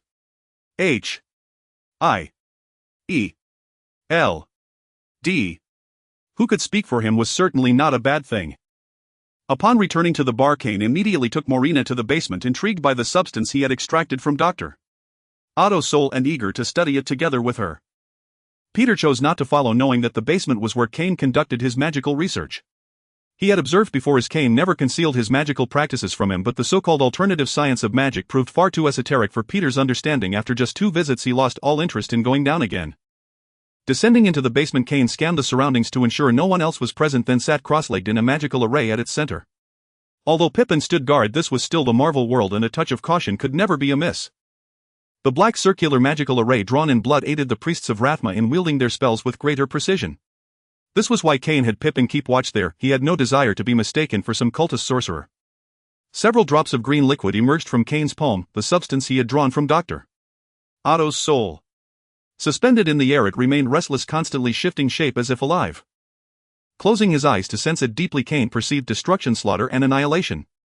Even from this mere droplet he detected a surge of manic energy emanating from the green liquid. So this is the culprit behind Dr. Otto's mutation. Morena, what are your thoughts on this? Kane opened his eyes and asked. A thick finger reached toward the green liquid. Morena's finger, neither slender nor elegant, shaped by years of drawing a bow as blood raven. Though this body was reconstructed from Bullseye's corpse under the influence of her soul, the final form of her finger remained alarmingly stout. Truly a renowned warrior woman, prioritizing combat prowess above all else. Kane, watching Morena with her eyes closed, couldn't help but admire inwardly. Yet this also reflected how brutal the sanctuary world she came from was, where there was no essential difference between men and women, and survival depended solely on formidable combat strength.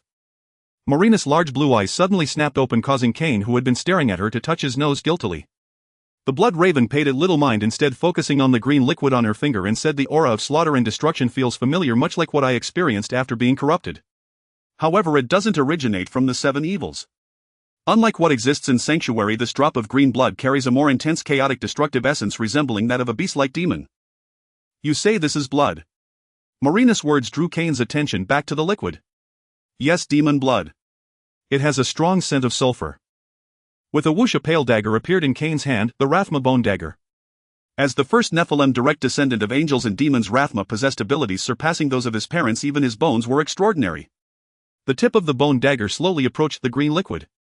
The originally frenzied mass seemed to sense something and writhed even more wildly, but under Kane's magical control its struggles were futile. When the bone dagger finally touched the liquid, it absorbed it entirely in an instant. The dagger flickered, channeling a surge of pure soul energy from the hilt directly into Kane's body. Kane let out a satisfied groan. After a moment he opened his eyes, gazing at the dagger in amazement. Who would have thought demon blood contained such abundant soul energy, even richer than Lizard Doctor's enhanced body?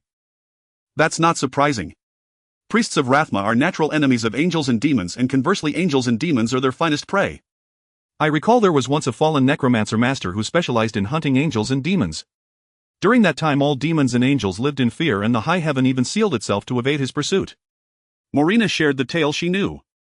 Kane's eyes widened at the story, astonished that such a formidable figure existed among his predecessors. He quickly asked what happened afterward. I heard Rathma personally captured him. I don't know what happened after that. Master Rathma captured him personally. Why? What did he do? It seems he wanted to absorb enough angelic and demonic soul energy to become a god. Rathma feared he would provoke heaven and hell to unite and destroy Sanctuary, so he took him away. Cain was speechless. While that predecessor had truly grand ambitions following the classic ultimate villain's path. Indeed, no one dies unless they court death. In this world, whether angel blood contained vast pure soul energy remained unknown, but demon blood certainly aided his magical power greatly. Thus Cain immediately picked up the phone. "Hello, Phil. It's Cain. Yes, I've just discovered something. Dr.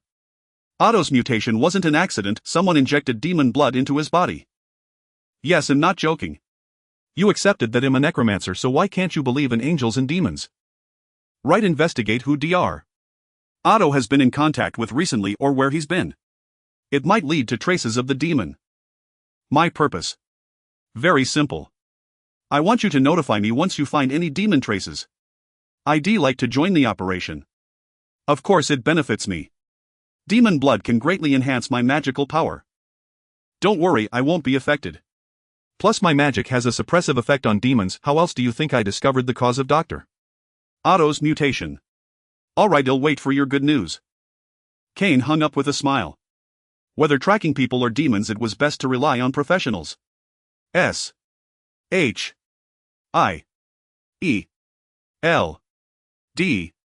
was arguably the most powerful manhunting organization in the country, especially regarding supernatural matters. As for whether they would notify him, Cain had no concerns. Initially, they would try to handle the demon themselves. Once they realized they couldn't, they would turn to him. With Nick Fury as director, SHIELD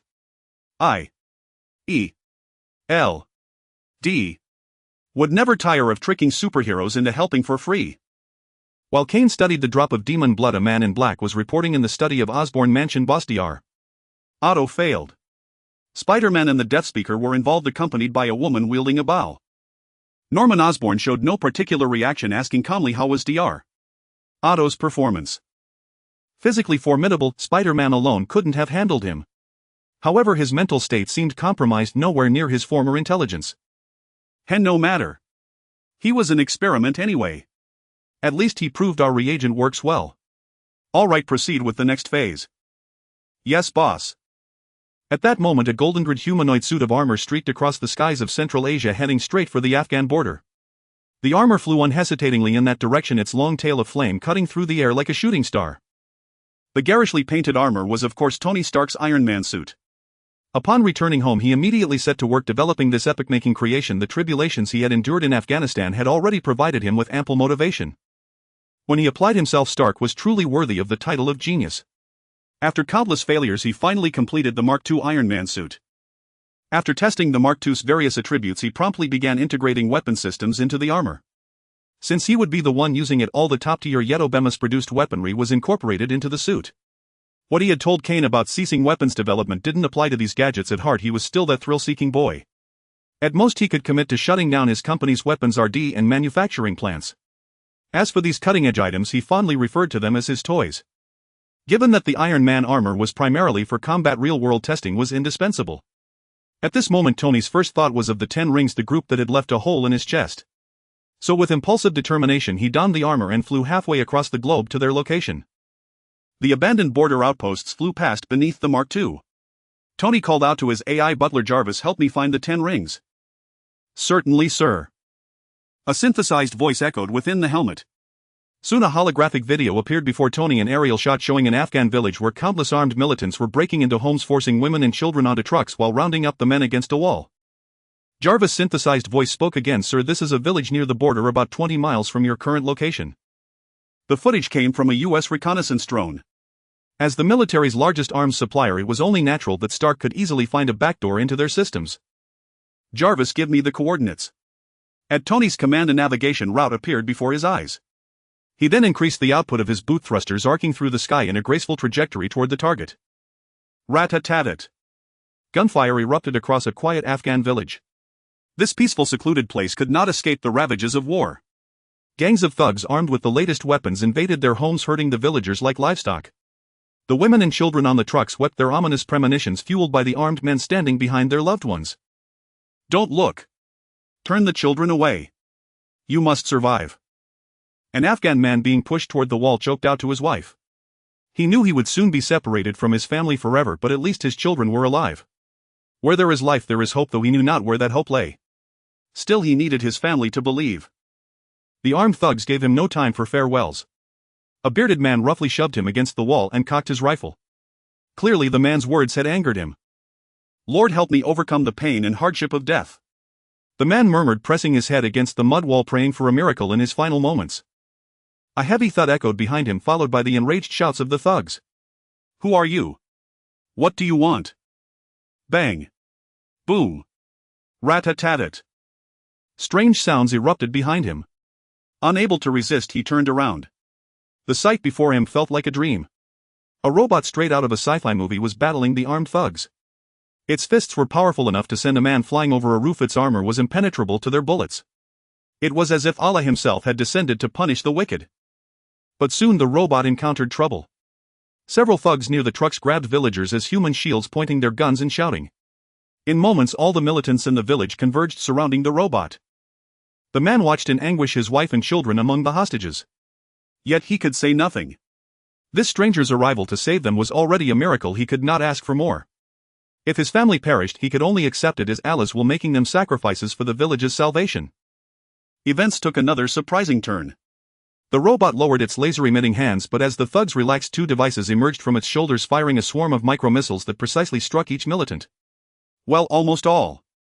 One bearded man tripped over something, dodging the attack. Inside the Mark II, Tony Stark knew this wasn't a targeting error. Playback showed a rubber bullet had struck the bearded man's carotid artery from the side, knocking him out and causing him to evade the fatal blow. Tony aimed the repulsor in his palm toward the side. Though the rubber bullet had hit a 10-rings thud, he couldn't be sure the shooter was an ally. But he lowered his hands when a figure emerged from behind a house.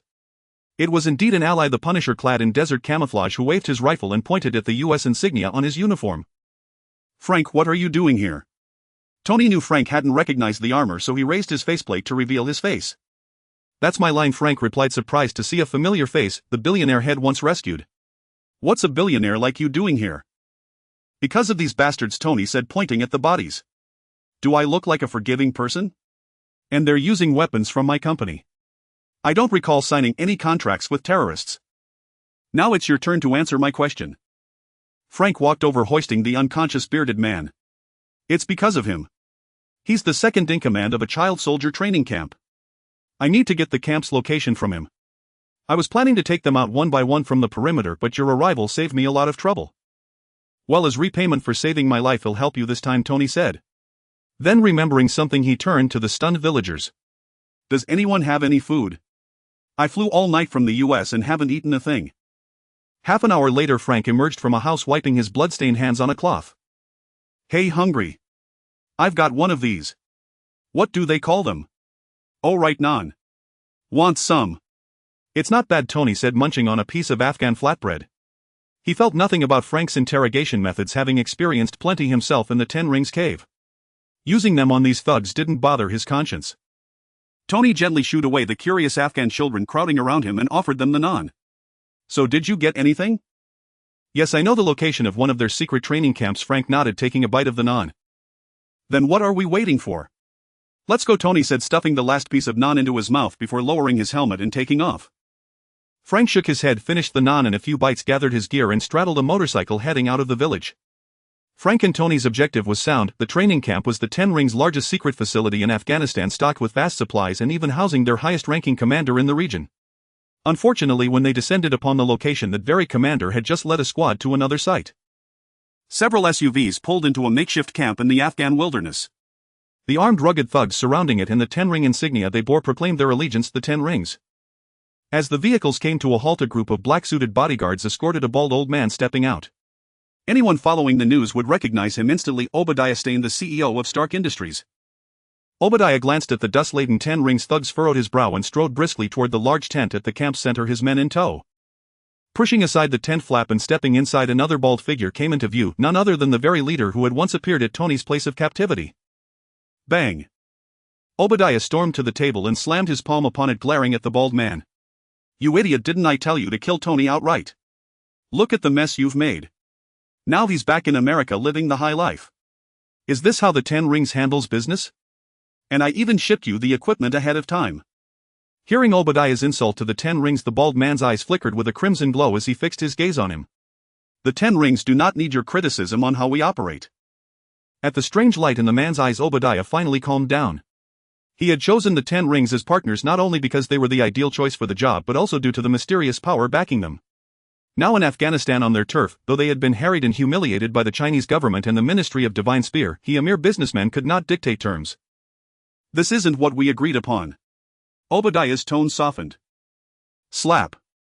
Several photos were flung before Obadiah, snapshots of Tony's heroic debut in that small Afghan village days earlier. The bald man did not press further. After all, this man could bring them immense benefits. He only needed to make their respective positions clear. Returning to a normal tone, he said, "But I think our approach was not wrong. Look at these taken just 3 days ago. It seems Tony Stark isn't exactly carousing in America as you imagined. How is this possible?" Obadiah flipped through the photos in astonishment. Some even showed Tony eating naan bread, undeniable evidence. What is that thing he's wearing? I've never seen anything like it. I believe I can offer you some clues. The bald man smiled and produced another stack of blueprints, the designs for the Mark I Iron Man suit Tony had left behind in that cave. Good heavens, this is. Obadiah leafed through the blueprints, forced to acknowledge Tony's genius. Any other person in such extreme circumstances would have broken down long ago, unable to rationally design a new escape device without alerting the enemy. With these blueprints and the unfinished parts, can you produce a similar suit? The bald man lifted the canvas covering one side of the tent, revealing a pile of components Tony had left behind, and pressed. Of course. These blueprints are detailed enough, and with these parts, creating an identical, no, even a larger and more powerful suit is well within reach. Its core power source is the arc reactor produced by Stark Industries. Of course the one at the company is larger, but I think it's only a matter of time before I have my technicians miniaturize it. Obadiah rubbed his hands together excitedly. He had every reason to be thrilled. Upon returning to America, Tony had announced the shutdown of all Stark Industries' weapons manufacturing divisions, pivoting entirely toward new energy. This struck at Obadiah's very core. As a veteran of Stark Industries and given Tony's previous indifference to management, Obadiah had exploited his position to line his pockets through arms deals. Not just the 10 rings, over half of the world's terrorist organizations and rebel forces used weapons he had smuggled out. With those funds, Obadiah had even bribed several congressmen to cover up his crimes in Parliament. But Tony's announcement to cease weapons production cut off Obadiah's revenue stream, catching him off guard. His plan to kill Tony and seize full control of Stark Industries was now in jeopardy. Not only could he not take over the company anytime soon, but his funding sources were severed, causing most of his schemes to collapse. Even some of his allies in the U.S. military were voicing complaints. But with the Iron Man suit, everything changed. If he could mass produce it, the U.S. military would come crawling like dogs. This was a weapon capable of reshaping the global order, provided he became the head of Stark Industries. With that thought, he looked up at the bald man. It's useless even if I develop and produce it. Tony has already shut down all weapons divisions. As long as he's alive, I can't mass produce these suits. Seeing the ambition burning in Obadiah's eyes, the bald man smiled. This was one reason they had chosen Obadiah as a partner. Ambitious men were easier to control. He glanced at Obadiah's bodyguards and said, "Your guards are too weak. Let me recommend 2 people to you." Obadiah frowned, not understanding the sudden shift in topic. His lead bodyguard, however, took offense, intending to show this country bumpkin a thing or two. He swiftly drew a pistol from his holster and aimed it at the bald man, but the gun was yanked from his hand by an unseen force before he could fire. Terrified, he looked behind the bald man where 2 masked giants stood. He had thought them mere underlings, but now the one on the right was toying with his pistol, floating it in midair using some kind of energy field without even touching it. "Once you build the suit, I guarantee Tony will meet an untimely end. How about it?" The bald man smiled.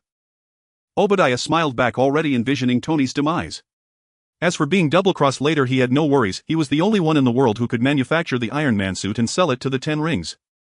Could they forge one with a furnace in the Afghan mountains? Deal. Obadiah and the bald man shook hands. Everyone does some foolish things during their adolescence that they would rather not remember, yet these moments often bring a smile to their faces in the future. However, our Mr. Spider-Man might not be able to smile right now as the foolish things he did, and oh no, the foolish words he said, are about to be exposed. It's one thing to say silly things, it's another when it concerns the girl he has feelings for and he doesn't know how to handle it.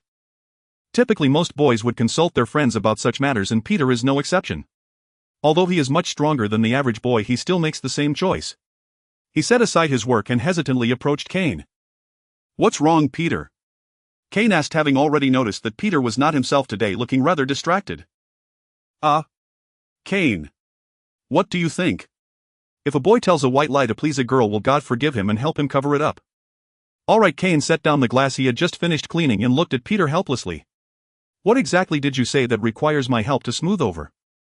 And by the way, next time you have a question like this, be more straightforward. The spells I know might conflict a bit with what God has in mind. Peter shyly scratched his head. Well, I met a girl at Oscorp Labs and later learned that she is my classmate named Gwen. Stacy, I have a crush on her and I think she feels the same way about me. So after leaving Oscorp and Otto's lab, I lied to her saying that I opened a bar with some friends. Oh, so a young boy lies about being a bar owner to impress his girlfriend. That's nothing I completely understand. You can invite her over one day and I'll explain the situation to her. Kane, actually she's coming here tonight along with my other friend Harry and his girlfriend Mary. They plan to have dinner with me here. Peter clasped his hands together in prayer towards Kane. I know I shouldn't have lied, but at that moment I didn't expect such consequences. Please Kane, oh no boss, just help me this once. You know, Peter, one lie often requires countless others to cover it up. It's endless. You might as well tell the truth, after all you don't have to worry about losing this job any day now. Kane shook his head, surprised that such a cliché campus drama was unfolding in Spider-Man's life. Helping Peter was no big deal, but the trouble it could lead to was concerning. Who knows when he might slip up and reveal the truth. Please Kane, I will find a chance to explain to Gwen, but not today. Harry and the others are coming too. I'm begging you, just help me this one time, okay? Alright, just this once and don't let it happen again. Unable to resist Peter's relentless pleading, Kane finally agreed. As a form of punishment, he docked Peter's salary for a week, but he couldn't bring himself to take away the tips, which left Peter immensely grateful. However, this did not mean Kane would let him off easily. Since they were hosting a dinner, Kane certainly wouldn't be foolish enough to serve hamburgers that would be embarrassing for the bar. Though he was more familiar with bartending, he had learned a few cooking skills from his grandfather, and handling a dinner party would be no issue. Of course, the ingredients had to be prepared fresh. Kane wrote down a comprehensive list of ingredients and handed it to Peter. Soon the citizens of New York once again saw their friendly neighborhood Spider-Man swinging through the skies, but today he wasn't off to fight crime. At 8 p.m. sharp, the bar, which had a closed sign hanging outside, welcomed 3 guests, 1 man and 2 women. Since it was a formal dinner, all 3 were dressed appropriately. Harry Osborn was no exception. With his good genes, he wore a well-fitted casual suit exuding the charm of a young elite. His girlfriend Mary Jane, an aspiring Broadway actress, radiated charm with every gesture, while Peter's girlfriend Gwen was also dressed beautifully, certainly not overshadowed by the other 2. In contrast, Peter appeared rather stiff, prompting Kane to remark that at least the kid was lucky. Being pursued by a rich and beautiful girl wasn't something just anyone could experience. Just as Kane was about to greet them, the sound of the door opening again caught his attention. Matt Murdock unexpectedly walked in, accompanied by a dark-haired girl. Noticing Kane's astonished expression, Peter hurriedly leaned towards him and whispered, I ran into Matt while shopping. I thought having 2 people together would be more reassuring, so I invited him to join us for dinner. Kane stared silently at Peter, thinking that his thought process must have been influenced by the spider virus. What kind of emotional intelligence makes someone think that having 2 people to cover a lie would be more convincing? Alright, even if your reasoning was correct, the issue was that this situation wasn't something where having more people would increase credibility. How idle must you be to share such an embarrassing matter with another friend? Since he had already agreed, Kane had no choice but to continue the charade. He walked over and hugged Matt, then asked him quietly, why would you agree to such a ridiculous thing? Matt shrugged with a smile. Oh, it seemed interesting to me. I haven't seen you guys in a while, so I just came over for a free meal. Well, 1 sheep or 2 sheep, it didn't matter to Kane. After all, if things went wrong, it would be Peter's misfortune, not his. Once everyone had arrived, they introduced themselves. The girl Matt brought along was his junior Erica, whom he said was sent by his teacher to experience life. With everyone present, Kane started serving the dishes. For tonight's dinner, Kane chose American cuisine, which was more casual compared to a French dinner. After a salad and soup for the appetizer, he served the main course, which was his specialty, roasted fish. Unlike the American method, he prepared a whole salmon, coated it with sauce and roasted it, then sprinkled it with a secret seasoning and special sauce just before serving. This exotic cooking style left everyone praising the dish. Harry couldn't help but give Kane a thumbs up. Oh my god, Kane, I used to hear that Chinese people are culinary geniuses, but I didn't believe it. Today I'm convinced. I never expected to have such a delicious meal here. Honestly, this is the best salmon I've ever had. You have to write down the cooking method for me. I want to pass it on to my family chef as a signature dish. Oh Harry, you know, as a family business, every little owner keeps some inherited skills, right? Kane smiled, accepting Harry's praise. He had a favorable impression of this little green goblin. At least he was well-spoken and showed no signs of looking down on others. Plus he managed to become friends with the poor kid Peter. If possible, he didn't want to become his enemy. As laughter and joy filled the bar, two teams of masked individuals gathered on the rooftop across from the bar, all dressed in the same style of night gear. The two leaders caught sight of each other and seemed quite surprised. "What are you doing here?" "Of course, to eliminate my target." "What about you?" "Like you, am here to take out my target." Could it be? The two turned their heads simultaneously to look at the bar. Peter was feeling utterly frustrated, listlessly wrestling with the salmon dish before him. It wasn't that the grilled fish was bad, the problem was that all his preparations for the day seemed to have been in vain and had even backfired. Gwen hadn't harbored the slightest suspicion about his identity. In fact, she hadn't had a moment to bring it up all evening, as three talkative individuals had completely captured her attention. Harry, born into wealth, had attended an elite high school despite idling through college with him. He had been formally trained in the art of conversation, often sparking laughter with his witty remarks. Kane, a former bartender, was also a master of dialogue. Coupled with his knowledge of history, he could effortlessly pull out humorous anecdotes that kept everyone entertained. As for Matt, Peter was simply exasperated. He had completely forgotten that Matt's profession was a lawyer. Though he was a superhero lawyer who used his fists more than his words to take down criminals, his license was no lie, his eloquence was certified. Peter felt he must be being punished by God for lying, otherwise why would he have been foolish enough to bring Gwen to dinner with these three? Throughout the entire banquet he barely had a chance to speak. Even if he did, what could he say? Describe the application of nuclear physics in biogenetic engineering. That would surely lead to an awkward silence. He wasn't that stupid. Strangely enough, as long as he wasn't in his Spider-Man suit, he couldn't activate his wisecracking mode. He even suspected this was another side effect of the spider genes. A slender hand covered Peter's. He looked up in surprise to see Gwen gazing at him with her enchanting eyes, whispering, "Don't worry. You may not be as talkative as them, but you have your own strengths. Everyone excels at different things. There's no need to be upset." "Gwen." Peter was moved and grasped her hand in return. Having such an understanding girl by his side, he felt he had no regrets in life. After all, you've been the butt of everyone's jokes since school. You should be used to it by now. Gwen gave him a mischievous smile and stuck out her tongue. Though this little joke lifted Peter's spirits, it also left him feeling a bit dejected. Just as he was about to retaliate, a sudden warning flared in his mind. A sense of danger was approaching rapidly. "Watch out." Peter was a step too slow again. The warning came from Matt, who was near the door. Rising alongside him were two men and two women, with Matt being the shortest among them. The two men were Kane and Matt, and the two women were naturally Marina and Electra. With a swift motion, the ladies drew their weapons. Marina's bone bow was concealed within her body, but where did Electra's pair of sai come from? She was wearing an evening gown after all. With a crash, Peter had no time to ponder. A volley of shurikens shattered the bar's window and flew in their density, clearly intended to leave no survivors. Protect the others. Before Peter could rush out, Matt and Kane stepped forward, joining Electra in intercepting the shurikens. Matt wielded his specially made billy club while Kane produced his bone dagger from somewhere. Peter felt frustrated again. Unlike the other two, he wasn't skilled with weapons. His web shooters were on his wrists, but they would easily reveal his identity. Kane and the others probably didn't want him to act for that reason, making him feel somewhat useless. Charge. A group of ninjas clad in black followed the shurikens into the bar, their katanas glinting with cold light. But someone was faster. Before they could form up, 4 bone arrows struck 4 of them. The immense force drove the arrows clean through their chests, with one even piercing a ninja behind them. Marina's archery was as sharp as ever, but the scene that followed was unexpected. The 5 struck ninjas didn't fall. Instead, they let out strange cries and turned into black dust dissipating into the air. What the hell are these things? Kane cursed, frowning. He had never seen such creatures in any Marvel movie he'd watched. He began to suspect it was related to the demon blood in Dr. Otto's body. It's the hand. Be careful, they don't fear death. Matt and Electra recognized them, but their expressions grew even grimmer. It seemed this was no easy foe. So these were the assassins hired by the mob. Kane recalled the name of the hand. It was the assassin organization Matt had warned him about. What Kane didn't know was that Matt had already clashed with the hand, and the reason was his junior sister Electra, who now stood beside him. Electra, a skilled martial artist, had joined the hand for various reasons to avenge her father. However, her intentions were discovered by a mysterious master within the hand, and she was hunted. Rescued by Stick, she was taken under his wing to learn martial arts. But the ruthless hand never forgave traitors. With the help of New York's mob, they finally discovered Stick's secret organization, the Chased Stick knew the chase was not yet strong enough to confront the Hand and was forced to relocate.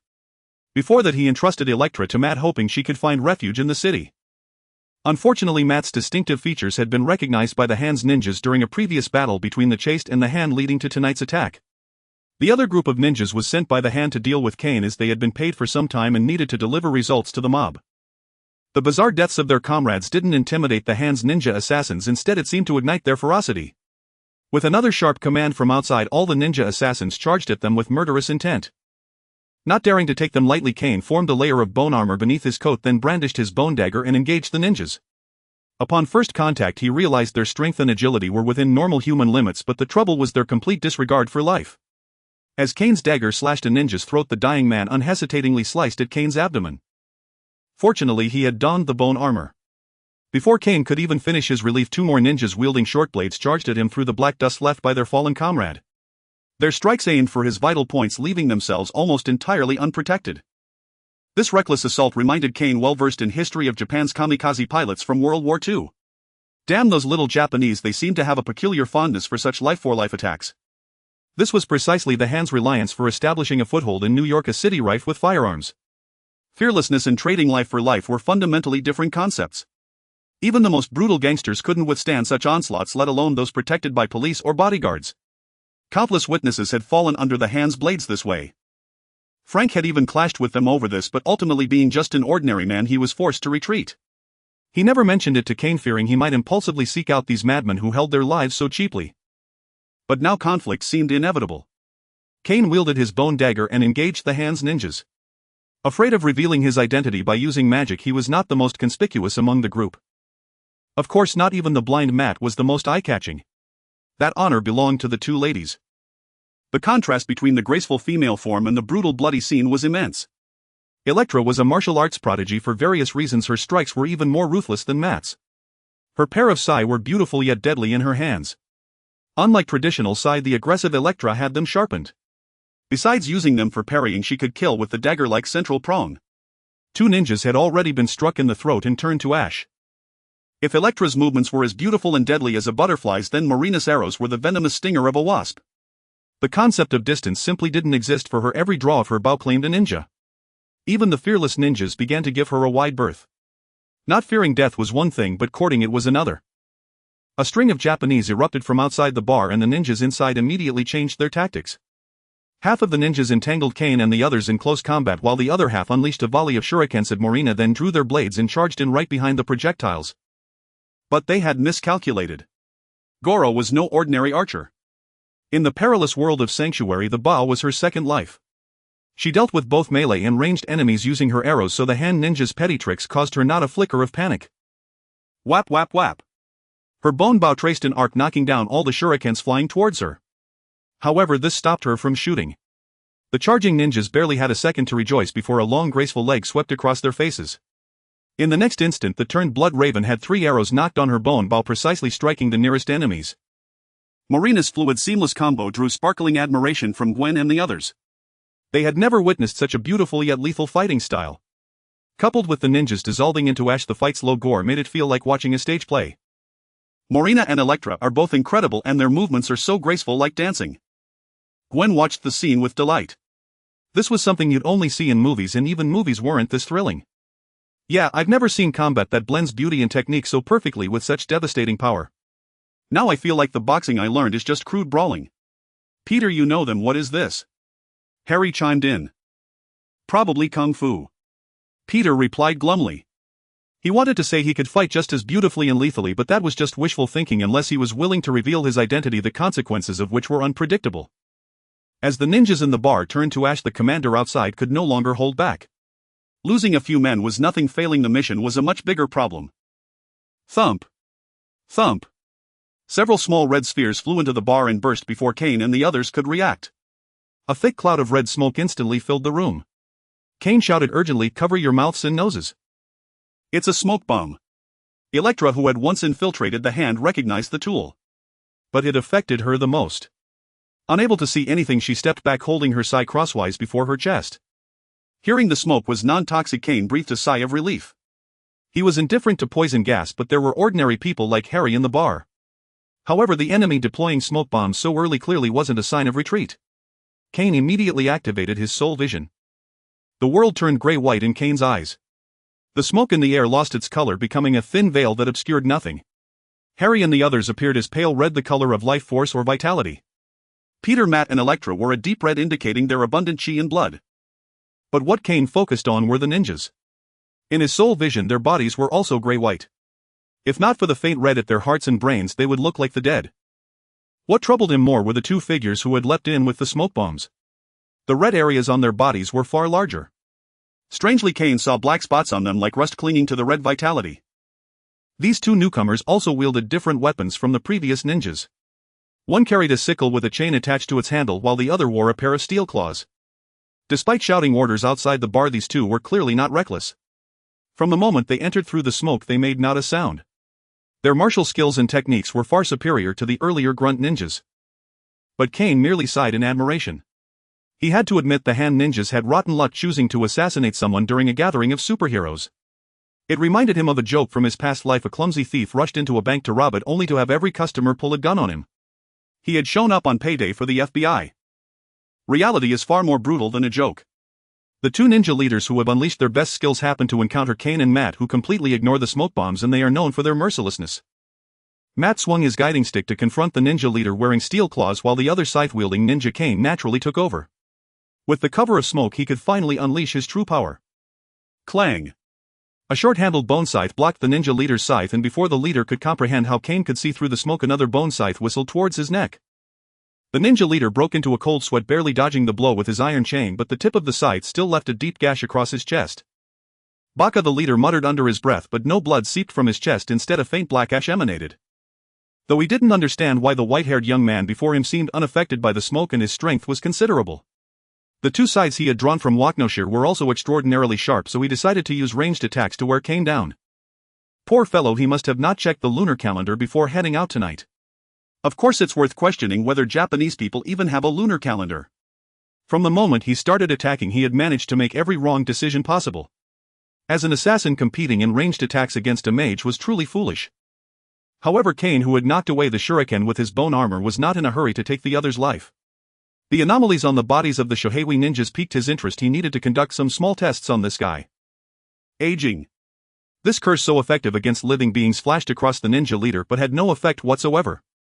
It seemed these guys were not alive, but rather akin to the summoned undead. Bone prison. Kane needed to confirm further. A bone prison trapped the shuriken-throwing ninja in full swing, and he stepped forward to observe closely. The trapped ninja leader shouted curses without fear, but it had no effect on Kane, who didn't understand Japanese anyway. The ninja soon realized this and switched to broken English to curse "You're dead. The pursuit of the Shohei is endless, no one can survive." Kane had no interest in listening to such meaningless words. He directly turned a bone spear around and shoved it into the ninja leader's mouth, then continued to study his soul. As he got closer, Kane noticed that the red blood on the ninja leader was abnormally vibrant, and upon closer inspection the red blood intensified near the black spots. This condition suggested that the black spots were generating the red blood rather than the other way around. Life Drain. To verify the properties of these two substances, Kane activated Life Drain. Strangely, only the red blood was drawn by the spell, while the black spots remained unmoved, even starting to pull the red blood in the opposite direction, causing the life drain to fail.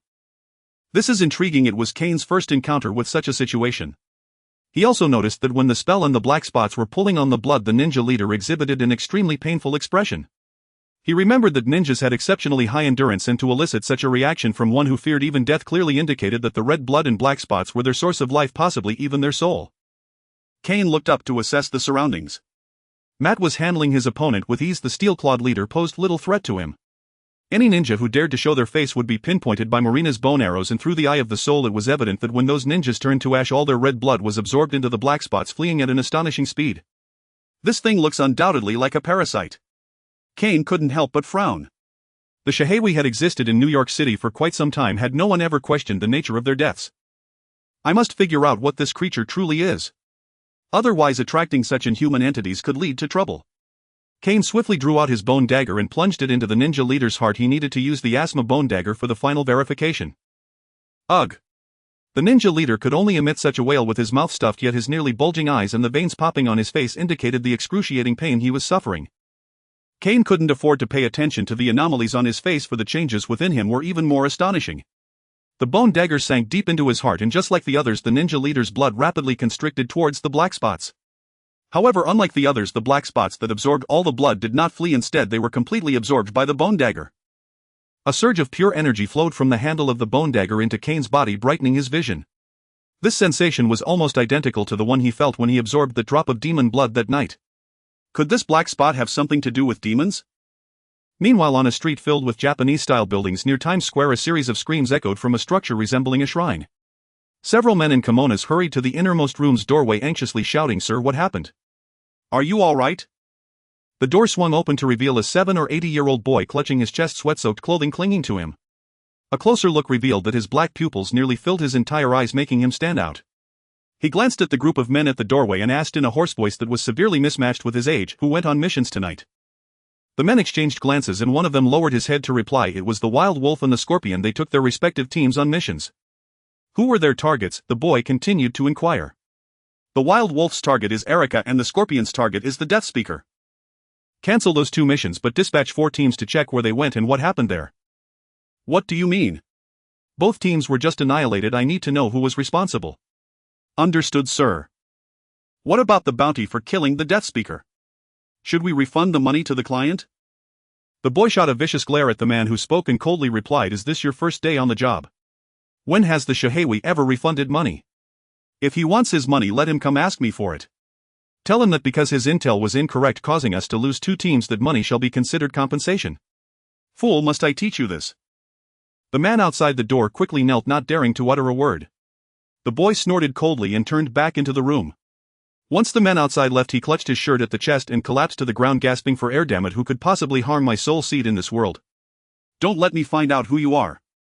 As the bone dagger drained the last of those black spots, the ninja leader before Kane dissolved into a cloud of ash.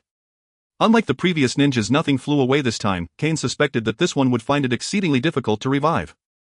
Seeing that Matt had yet to finish his fight, Kane lunged forward without hesitation. These hand ninjas were now nothing but elixirs to him, and he had no intention of letting such delicacies slip away.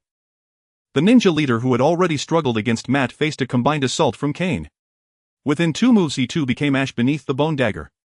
Just like the previous leader, a torrent of pure essence was absorbed into Kane's body.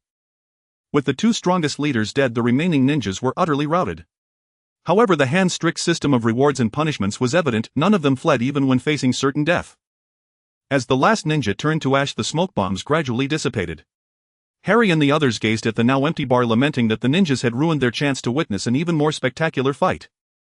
"Who are these masked assassins, and why are they attacking us?" Mary Jane asked in bewilderment. After all, ordinary people like them rarely encountered assassins from the underworld. Yet they were remarkably unfazed. Most people would have fled the bar rather than stay to watch the show. Of course, this might have had something to do with how effortlessly Kane and his allies were handling the situation. "I'm sorry, these hand assassins might be here for me. I apologize for the trouble." Elektra sheathed her sigh and offered her apologies. Unaware that Kane was also a target of the hand, she assumed both squads had come for her. These people are utterly lawless, attacking in broad daylight as if they hold the police and the law in contempt. As the police commissioner's daughter, Gwen's words were fitting for her station. Fortunately, the 3 ordinary individuals were not timid souls. Instead, they comforted Elektra and condemned the hand. "By the way, why do those hand ninjas turn to ash?" Gwen asked curiously. "It's probably some Japanese ninjutsu. I've heard they know strange spells, like turning into a tree when cut." Mary Jane interjected. Kane silently rolled his eyes, thinking she must have watched too many cartoons. Harry, however, knew more. The hand's fees were notoriously high, affordable only by the truly wealthy, so he had heard of them in social circles. "Did you offend someone? Do you need my help?" Harry asked kindly. Though they had just met, he could tell Matt and Elektra were not bad people, and he was willing to offer modest assistance. "No thank you. We've encountered these people before, we can handle it." Matt politely declined Harry's offer. Unlike the bounty on Kane's head, the hand would not easily let go of Elektra. Their methods also deeply disgusted Matt, and he had no intention of letting these madmen off lightly. Harry drove the 2 women home. Kane sent Peter along as well, partly to ensure their safety and partly because he had things to discuss that he did not want Peter to hear. "Hey Phil, it's me, Kane." Standing in the wrecked bar, Kane dialed Phil Coulson's number. What is it?" If there was one voice the usually mild-mannered Phil dreaded most, Kane's was currently at the top of the list. How much does S. H. I. E. L. D. know about the hand? Not too much, not too little. Why did you have a run-in with them? Their men just tore apart my bar. What do you think? Phil could hear the severe displeasure in Kane's tone. Remembering the favor he owed and knowing that the hand's files were not classified as high-level, he gritted his teeth and replied. All right. They've been in New York for years, but since they only take money to kill without doing anything too outrageous, S. H. I. E. L. D. hasn't paid them much attention. I can only pull up some old files. Nothing outrageous. What if I told you their men are possessed by demons? Kane sneered. In his view, S. H. I. E. L. D. had not ignored them, they simply had no solution. These immortal beings were the most troublesome until their weaknesses were discovered. No one dared to offend them lightly. After all, even if you were fearless, what about your family and friends? Who knew if one day they would be stabbed to death on their own doorstep by some madman? What? Demons? Are you serious? Phil's expression shifted. Contract killers were a matter for the police and the FBI, not S. H. I. E. L. D. But humans possessed by demons, that was their jurisdiction, and the gravest kind at that. Phil, you know I'm a sorcerer. Do you think I'd joke about this? Kane needed Phil to understand the severity of the situation so that S. H. I. E. L. D. would genuinely assist him rather than fob him off with outdated files. As a level 8 agent, Phil had learned of Kane's true abilities from the debriefing of the Afghan mission, so he trusted Kane's mysterious powers. Can you tell what kind of demon it is and how it possesses humans? I'd like to know that too, which is why I need your help. Phil thought it over and gave Kane a definite answer. All right, I'll compile the files on the hand and bring them to you. Well, figure out what to do then. Good.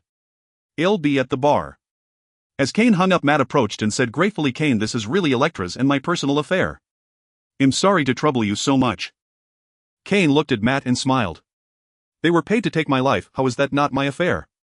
Besides, their abilities are too terrifying for ordinary people. Even S. H. I. E. L. D. might not be able to stop them from killing their targets. And if they can create so many ninjas, who's to say they won't create more?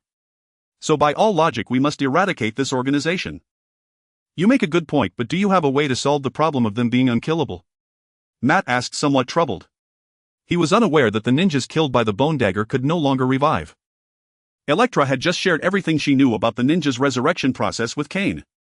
Combining that information with his own first-hand experience, he reached a conclusion. Their resurrection relies on a substance within their bodies, and the ritual must take place at a specific location. That means the substance likely returns to a central place where they can be revived. If we can find that resurrection site, we might find a way to permanently destroy these madmen.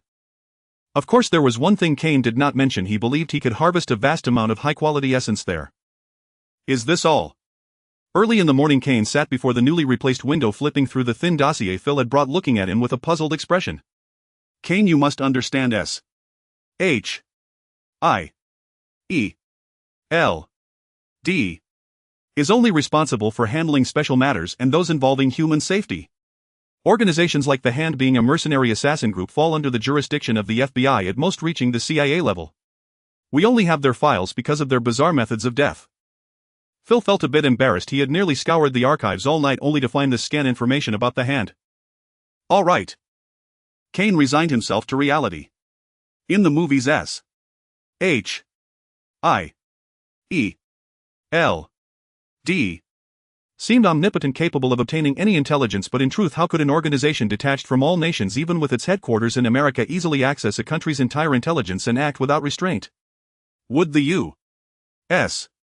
government not worry about incidents within S. H. I. E. L. D. Don't be naive, no government would be foolish enough to fully trust an entity capable of deploying armed forces. Thus he could understand why S. H. I. E. L. D. had limited information on ordinary criminal matters. How accurate is this intelligence? Kane asked, flipping through the photos in the file. No need to worry about that, it was all gathered by the agency's intelligence officers. Phil was confident in this regard. S.H.I.E.L.D.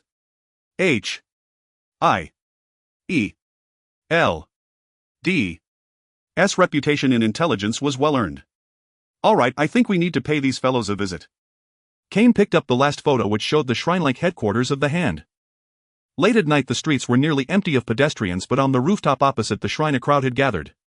The muzzles of over a dozen automatic weapons were aimed at the shrine, led by Melinda May, Coulson's capable subordinate from S.H.I.E.L.D.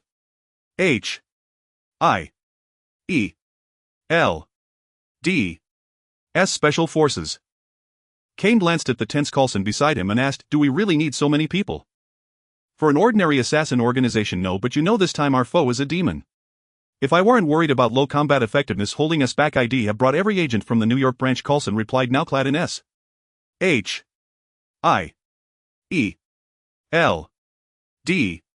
combat gear and holding a sniper rifle. He was no mere desk jockey before joining S.H.I.E.L.D.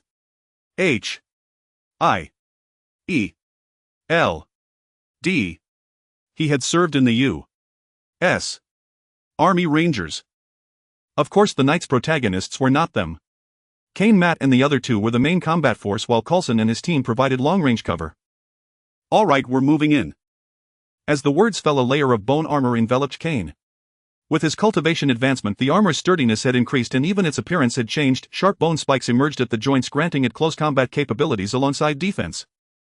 Running with him toward the shrine were Matt, now in his daredevil guise, and Elektra in her tight suit, while Marina followed with her bone bow. With a crack, Kane once again smashed open the shrine's gate. He began to feel he had a knack for being a battering ram. The Hand's ninjas were also stunned. As a fearsome assassin organization, having their door breached was unprecedented. They froze for a moment before snapping to action, rushing from all directions with weapons drawn toward the entrance. The Japanese had a fondness for pretentious elegance, and this shrine was no exception. In Manhattan, where land was precious, they had reserved an open courtyard. As ninjas poured out of the building, Kane immediately stopped Matt and Elektra, who were eager to engage. "Hold on, wait for the bullets," Kane said with a smile.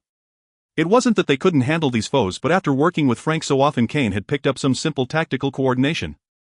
With soft thuds, countless rifle bullets flew over Kane and his companions' heads, piercing the ninjas' bodies and leaving small holes in the courtyard ground. This was Coulson's team providing suppressive fire. Though silencers were added to avoid panic, the military-grade high-power rounds still turned the ninjas to ash. Adhering to the principle of using what was available, Kane and the others waited at the entrance for a full 5 minutes until no more ninjas emerged to meet their doom. This opening was based on Kane's analysis from his encounters with the Hand. These ninjas were all infested with demons. The lower-ranked ones had been parasitized in a crude and brutal manner, turning them into expendable soldiers who charged recklessly, even losing the ability to think. In contrast, the higher-ranking ninjas retained some intelligence, though they were infested with stronger and more numerous demonic entities. Kane suspected that a demon lurked at the core of the Hand, controlling the entire organization through this parasitic method. His goal was to eliminate this demon and absorb enough essence from it. S.H.I.E.L.D.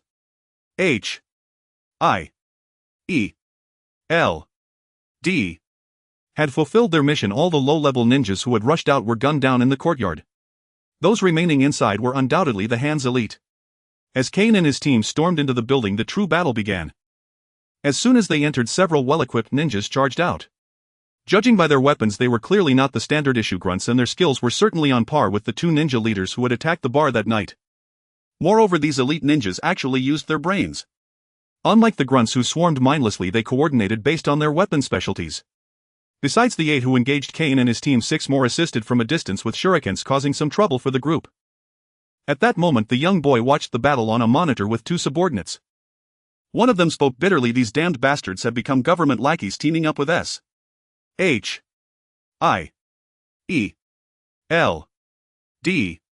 to defeat so many of our men. What does it matter how many die? As long as I remain, no one can destroy the Hand. Well, retaliate later and they'll submit again, turning a blind eye to us. This isn't the first time. Why are you so upset?" The young boy scolded coldly, his gaze fixed on the 4 in combat. "Yes," the subordinate quickly bowed in apology, then looked up and asked, "My lord, why don't we temporarily retreat as we used to? Why wait here for them to attack?" "I am waiting for someone, a body more perfect than Elektra's," the young boy said, bringing a gleam of delight to his subordinates' faces. As the core of the Hand, they knew what entity resided within the boy. They also understood that this entity required a new vessel every so often. Originally Elektra was chosen as the next host, a fine one that could last long. But now with an even better option, perhaps the ultimate goal they had long awaited could finally be realized. With a squelch, Kane's bone dagger plunged deep into a ninja's chest. Although these elite ninjas were far more formidable than the common rabble, they were still no match for Kane. Had he not wished to preserve the demonic souls within them, casualties would have already occurred. Unsurprisingly, a stream of pure soul essence flowed from the bone dagger into Kane's body, spurring him on with even greater fervor. Marina, his partner, understood his intent instinctively. She trapped the elite ninjas with precise ice arrows, facilitating Kane's soul harvest. As Kane's power grew, she felt a palpable change within herself. Her arrows grew mightier, her aim quicker, and she even sensed a faint ethereal unity with the projectiles she loosed. With a swift glance, Marina loosed 2 arrows in rapid succession, precisely deflecting a shuriken aimed at Elektra and pinning the throwing ninja's hand to the wall. A surge of frigid energy from the ice blue arrow spread from the ninja's hand across the wall, encasing his entire arm in a thick layer of ice. No matter how he hacked with his blade, he could not shatter the frozen prison. Thanks. Elektra flashed a smile at Marina and kicked her opponent away. Though she had yet to slay a foe, she held her own amidst the encirclement of multiple enemies, proving her mettle. Yet compared to Matt, she still fell short. Though blind, Matt possessed the keenest perception among the four, second only to Kane. Sound waves reverberated through the room, feeding back into his ears, granting him a godlike omniscience of the entire space. No one could ambush him undetected. One ninja, skeptical of Matt's blindfolded sight, crept silently across the ceiling, then descended without a sound, his short blade aimed at Matt's crown. Whoosh! Mid-ascent, a thick billy club materialized from nowhere, striking the ninja with brutal force. The airborne ninja was sent flying, only to meet Kane's bone dagger as his chest throbbed with pain before dissolving into ash. After absorbing the soul, Kane shot Matt a cheerful thumbs up. Beyond them, one other felt Kane's slaughter of the elite ninjas with visceral intensity, the boy in the surveillance room. He clutched his chest, enduring a torment that gnawed at the very core of his soul. He could not show weakness before his minions, even though they were already parasitized. To preserve their combat effectiveness, the boy had retained fragments of their original souls, which now revered him as a deity. If they learned their god could be wounded, he would be forced to reduce them to mindless drones like the common ninja, a fate he wished to avoid. To mask his agony, the boy pointed at Kane on the screen and cried out, "It's him. He can merge perfectly with me." "What? Him? Rest assured, my lord. We shall dispatch all our hidden forces to capture him for you," his underling declared with fervor. "Are you certain?" the boy asked skeptically. The hand had never deployed all its elite ninjas before, and he was uncertain. Gazing again at the screen where Kane rampaged, the underling vowed, "My lord, even if we all fall, we will bring him to you." The boy now deeply regretted parasitizing these Japanese. Always so eager for glorious death, did they not realize that Kane could absorb his soul seeds as well? If they all perished, even if they captured him, who would merge with whom was uncertain. From the surveillance feed, the boy could tell that Kane was after his soul, or else his fighting style would be far different. Suppressing the urge to kill these two fools, the boy said no. "With Daredevil here, our losses would be too great. Withdraw for now. We'll capture him when he's alone. My lord is so considerate. I'll recall them immediately." A sharp bamboo flute echoed through the building. Hearing it, the elite ninjas, regardless of their current state, scattered in retreat. Kane shouted after them, "Catch the mastermind." With the aid of his soul vision, he easily tracked the ninjas' escape routes. Though they fled in all directions, their ultimate destination was the shrine's rear courtyard. Kane signaled Matt and the others and led the pursuit. At that moment, Coulson across the street received a call from A.S. H. I. E. L. D. agent he had stationed on the perimeter, a call that usually signaled an emergency. "What? The U.S. military is mobilizing toward our position." Damn it, what could have drawn their attention over such a small matter? "A monster. Green skin, about 10 to 12 meters tall." My god. Coulson's phone slipped from his hand. Years ago he had tracked a project led by the U.S. military, a super soldier initiative aimed at recreating a perfect warrior like Captain America. But due to various factors, the result was a monster, a colossal one. Snapping back to reality, Coulson grabbed the radio to contact Kane. S. H. I. E. L. D. had provided them with communication devices for the operation. "Kane, come in. Come in. I'm here." "What's up, Phil?" Kane's voice crackled through the radio. "Get out of there now." "Impossible, Phil. We're almost at the core. That demon soul must be there. If it escapes, who knows when we'll get another chance. Listen to me, Kane. You have to evacuate immediately. There's a crisis, a massive monster heading this way. It's something you can't handle. Oh my god. Coulson's last words were uttered in awe as a green figure burst through a building across the street, leaping into the Hand's shrine and crashing through the roof of the final large chamber. A frail figure stealthily crawled out from the rubble of the shrine, his face a picture of terror. Damn it, who have I provoked this time? How can there be another one? The speaker was none other than the young leader of the Hand Alliance. Now he was filthy and looked like a pitiful rag doll. As for the two subordinates who had stood behind him, they had been turned to dust when the monstrous creature had fallen. Lord Haycombe, are you all right? Fortunately, the ninjas of the Hand Alliance had a bond with him, so soon survivors found him. However, with Kane's pursuit and the recent attack from the monster, there were hardly any left. Looking at the few small cats before him, the boy Haycombe felt like crying. Apart from the first incident, he had never suffered such a blow. Given the circumstances, fleeing was his only option. Let's go, hurry and leave this place. The remaining elite ninjas, even without their wits, knew that tonight was not going to end well. They hurriedly protected young Haycombe and escaped through a secret passage. At that moment, Kane no longer cared about tracking the Hand Alliance ninjas. The gigantic monster that had fallen from the sky was now standing right in front of him. Hulk! Matt exclaimed. He had heard of the monstrous incident caused by the military a few years ago, and the creature before him looked exactly like what had been described in the news, over 3 meters tall with exaggerated muscles. Not Hulk, but even more cursed. Kane said coldly. Matt's eyes failed to notice that the creature's skin was not as green as Hulk's, but rather a yellowish green. Moreover, countless sharp bone spurs had grown from its joints, making it appear even more vicious. What infuriated Kane the most was that some flesh scraps hung from those sharp bones, including a small girl's stuffed rabbit toy. The very building he had just emerged from was an apartment. It was not hard to imagine what had happened to its residents. Oh, just because I'm not Hulk, you think you can kill me? Kane's words caught the monster's attention, revealing that the name Hulk was significant to it. Your attire suggests you're a superhero too. Good, killing ordinary people is far too dull. A grotesque smile spread across the creature's ugly face as it walked towards Kane. Then you shall die. Kane struck out with hatred, recognizing that this monster was the abomination of being capable of rivaling Hulk. If he did not give it his all, he might very well die here. However, he could not simply run away. He detested those who determined the fates of others according to their whims. Whether divine or demonic, it was the same, and Abomination was no exception. This creature was originally a cold-blooded killer on the battlefield, and after being injected with the super soldier serum and Hulk's blood, its malevolence had been fully unleashed, disregarding any form of life, and slaughter was merely a game to it. Command the puppet. Wither. Bone spear. A series of spells erupted from Kane's hands as he gripped the bone dagger tightly and charged forward. The Abomination's skin was as tough as Hulk's, and he was unsure whether these spells would inflict any harm. His sharpest weapon was the Rasmar bone dagger.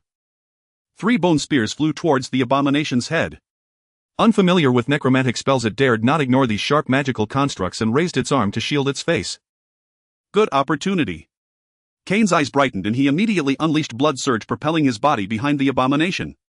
Then he leaped high into the air, plunging the bone dagger unhesitatingly into the creature's lower back. Naive. Just as the bone dagger was about to pierce the Abomination's body, a mighty roar rang out. The Abomination twisted its body, narrowly evading the dagger, and immediately a leg thicker than Kane's body came crashing towards him. Bang! A tremendous collision echoed as Kane's body was sent flying like a cannonball, crashing through several walls before rolling to a stop in the shrine's front yard. Kane! Matt exclaimed in shock. The situation had shifted so dramatically in an instant that he was caught off guard. I'll hold off this monster, you go check on him. Marina calmly used rapid-fire arrows to prevent the Abomination from continuing its pursuit and instructed Matt and the others to check on Kane. She still had the spirit energy infused by Kane, indicating that he was not dead yet. As a glow, maintaining composure on the battlefield was essential for them. Kane, are you all right? Matt knew he would be of little help against the Abomination. The thing was a nightmare in close combat. He rushed to Kane's side as quickly as possible, helping him up. The last attack from Abomination had been brutal, and he could feel Kane continuously shedding fragments, indicating that his entire bone armor had been shattered. Coughing up a mouthful of blood onto the ground, Kane struggled to stand with Matt's support. In the span of 2 lives, this was the first time he had sustained such serious injuries. 2 ribs were broken and 1 arm felt weak, yet he felt clearer than ever in his mind. Watching the Abomination being harassed by Marina and the small toy rabbit bouncing on its back, he seemed to gain a moment of insight. Kane, are you okay? Cole's anxious voice came through the earpiece. True to form, the good-hearted agent from S. H. I. E. L.D. Despite only having met Kane a few times, was acting like a true friend. "I'm fine, still alive." Kane smiled, signaling to Matt that he didn't need to support him. However, after Matt released him, he stumbled slightly, which Cole on the rooftop noticed. "Listen to me, you are no match for him. Retreat for now, the military is on their way with heavy weapons. This trouble is of their making and they are more experienced in dealing with it." Phil Kane straightened up calmly. "I don't want to know who caused this trouble. Can you assure me they can handle this creature?" Looking at the apartment across from him, it was likely there were not many survivors left in that large hole. "And what about all the residents surrounding it? Do you think they can wait for the military to arrive?" "Phil, before I became a superhero, I was just an ordinary person. I can understand their helplessness when disaster strikes. We certainly have 1,000 reasons to leave at this moment, but when you eventually fall asleep one day, will you see in your dreams those ordinary people you could have saved but didn't?" Cole remained silent on the rooftop. Years of military and agent experience had accustomed him to finding the most reasonable response at the first instance. However, this method might not be suitable for everyone, especially those helpless ordinary people who often fell outside the appropriate scope. "Phil, if you still consider me a friend, take your people and evacuate the surrounding ordinary civilians immediately. Also prohibit the military from using large-scale weapons in this area, those things will only kill more civilians." Having finished speaking, Kane discarded his earpiece onto the ground. A brand new set of bone armor covered his body, once again concealing his injuries. "What are you standing there for? Go assist the police in evacuating the crowd." Watching Kane's retreating figure, Coulson gritted his teeth and bellowed at his subordinates. Kane's words had already reached every one of them through the walkie-talkie, and without a second thought they all rushed downstairs. They understood that every second was bought with the life of a superhero and they had no right to waste it. "Ha, woman, your toothpicks are useless against me." After the enhancement, Marina's explosive arrows rivaled the power of American rocket launchers, yet to the abomination they were merely an itch. If not for Kane's curse of senescence lowering his resistance, he could have ignored these bone arrows entirely. However, the curse's effect was limited. What lasted minutes on others barely held for 30 seconds on the abomination. When he felt his strength fully return, he lunged at Marina with a savage grin. Senescence. Bone Spear. Fortunately, Kane arrived just in time, casting 2 spells to save Marina. Pulling the bone spear from his arm, the abomination smirked at Kane. "Not bad, you're quite resilient. Perfect for entertaining me." Slap. A red staff tip struck the abomination's face. Matt had also arrived, but he dared not engage in close combat. Instead, he split his billy club into a fighting staff, harassing from a distance. Elektra stood by his side, uncertain of what she could do. "Matt, not here. You have more important work. Take Elektra to the apartment across the street and check for survivors. Evacuate them." Kane shouted at Matt. Though Daredevil was also a superhero enhanced by radiation, his enhancements focused more on his sensory organs. In terms of combatability, he was only slightly better than Frank Castle the Punisher. As for Elektra, she wasn't even among the strongest humans in front of the abomination. She was no more formidable than an armed soldier. "All right, you two be careful." Matt hesitated, then reluctantly agreed, swallowing his pride. Yes, he and Elektra were too weak to even serve as a distraction for the abomination. This was a battle for the strong, and he could only hope that his new friend Kane would survive. "Hey, you want to save those two?" "No need. Their lives are already in my grasp. They're too weak, I have no interest in them for now." The abomination watched Matt and Elektra leave without stopping them. This set him apart from the Hulk. After transformation, he retained most of his intellect, killing purely based on his whims. Such a capricious monster posed the greatest threat to society, as his actions followed no logic. "All right, the annoying ones are gone. Now round 2. The abomination casually tore off a rooftop and charged at Kane. Splat. A glob of white webbing covered the abomination's face, followed by a redandble figure swinging in from the air, landing a kick on his head that made him stagger. "You two bastards, why didn't you call me? What, you look down on me?" Peter landed on the rooftop using the recoil, turning to complain at Kane. The media had already broadcast the incident. The hand's elimination had been relatively quiet, but the abomination was impossible to hide. "All right, save the talk for later. Be careful, this guy is tougher than any villain you've faced before." Kane quickly stopped Peter. This giant was no easy opponent, but he didn't send Peter away either. Spider-Man's resilience was considerable and his presence slightly improved their odds. "Really? He's green like lizard but looks dumber. Big doesn't mean tough. A clumsy bullfrog can still fall prey to a little snake in the wild." Peter still seemed bitter about Kane leaving him out. He unleashed a barrage of quips as he charged at the abomination as if to prove his worth. Bang! Peter's answer came in the form of a heavy punch. The abomination was unlike any villain he had faced before. Among his previous foes, those with combat experience lacked his physical prowess, while those with raw power were often inexperienced scientists. Spider-Man had seemed invincible, but the abomination matched him physically and far surpassed him in strength. As for combat experience, what comparison was there between a mouthy college student and a battle-hardened Special Forces soldier? That punch was a feint to clear webbing from his face, followed by a sudden blow that sent Peter flying into a wall. Watching the Spider-Man embedded in the brickwork, the abomination grinned. "Too bad you're just a redanned blue earthworm." Attack together! Kane shouted as he and Morena launched a pincer assault on the abomination. With the help of the senescence curse, their bone spears and arrows could pierce the abomination's skin, forcing him to blot to protect vital organs like his eyes. As Kane and the others fought the abomination, a U.S. military helicopter approached at high speed. Inside were the Knight's instigator, General Thunderbolt Ross, leader of the secret military research project, his daughter Betty, and Betty's beloved, the true Hulk, Bruce Banner. As the mastermind behind the super soldier program, General Ross had become obsessed, willing to try any possibility. This had driven Bruce Banner to take the risk of using gamma radiation to catalyze the super soldier serum transformation. Unfortunately, the result was not another Captain America, but the uncontrollable monster, the Hulk.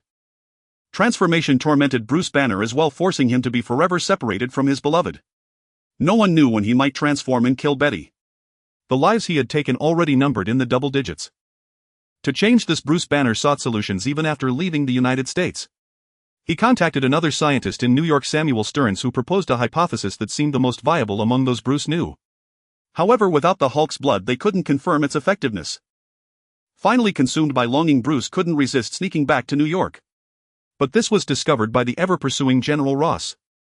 After having a large amount of blood extracted for purification, Bruce temporarily lost his ability to transform and was captured by General Ross. However, the cold-blooded soldier Emil Blonsky, whom Ross had gathered to capture Bruce, was tempted by the Hulk's blood. Years of warfare had eroded nearly all his humanity. Only fighting stronger opponents and killing could pique his interest. Having been defeated by the Hulk multiple times, Blonsky could no longer resist the urge for power. He forced Dr. Stearns at gunpoint to inject him with the Hulk's blood. The Hulk's blood, teeming with mutated gamma energy, fused with the incomplete super soldier serum in his body, transforming him into the terrifying killing machine known as the Abomination. "Bruce, you can't go. You've lost your ability to transform." 10 minutes earlier, Betty clutched Bruce's clothes, tears in her eyes, saying that love was blind. She couldn't bear to watch her beloved march to his death. Bruce Banner, however, had seen news on the helicopter of the Abomination wreaking havoc in New York, guessed his origin, and resolved to return and stop him. "This is a responsibility we both share."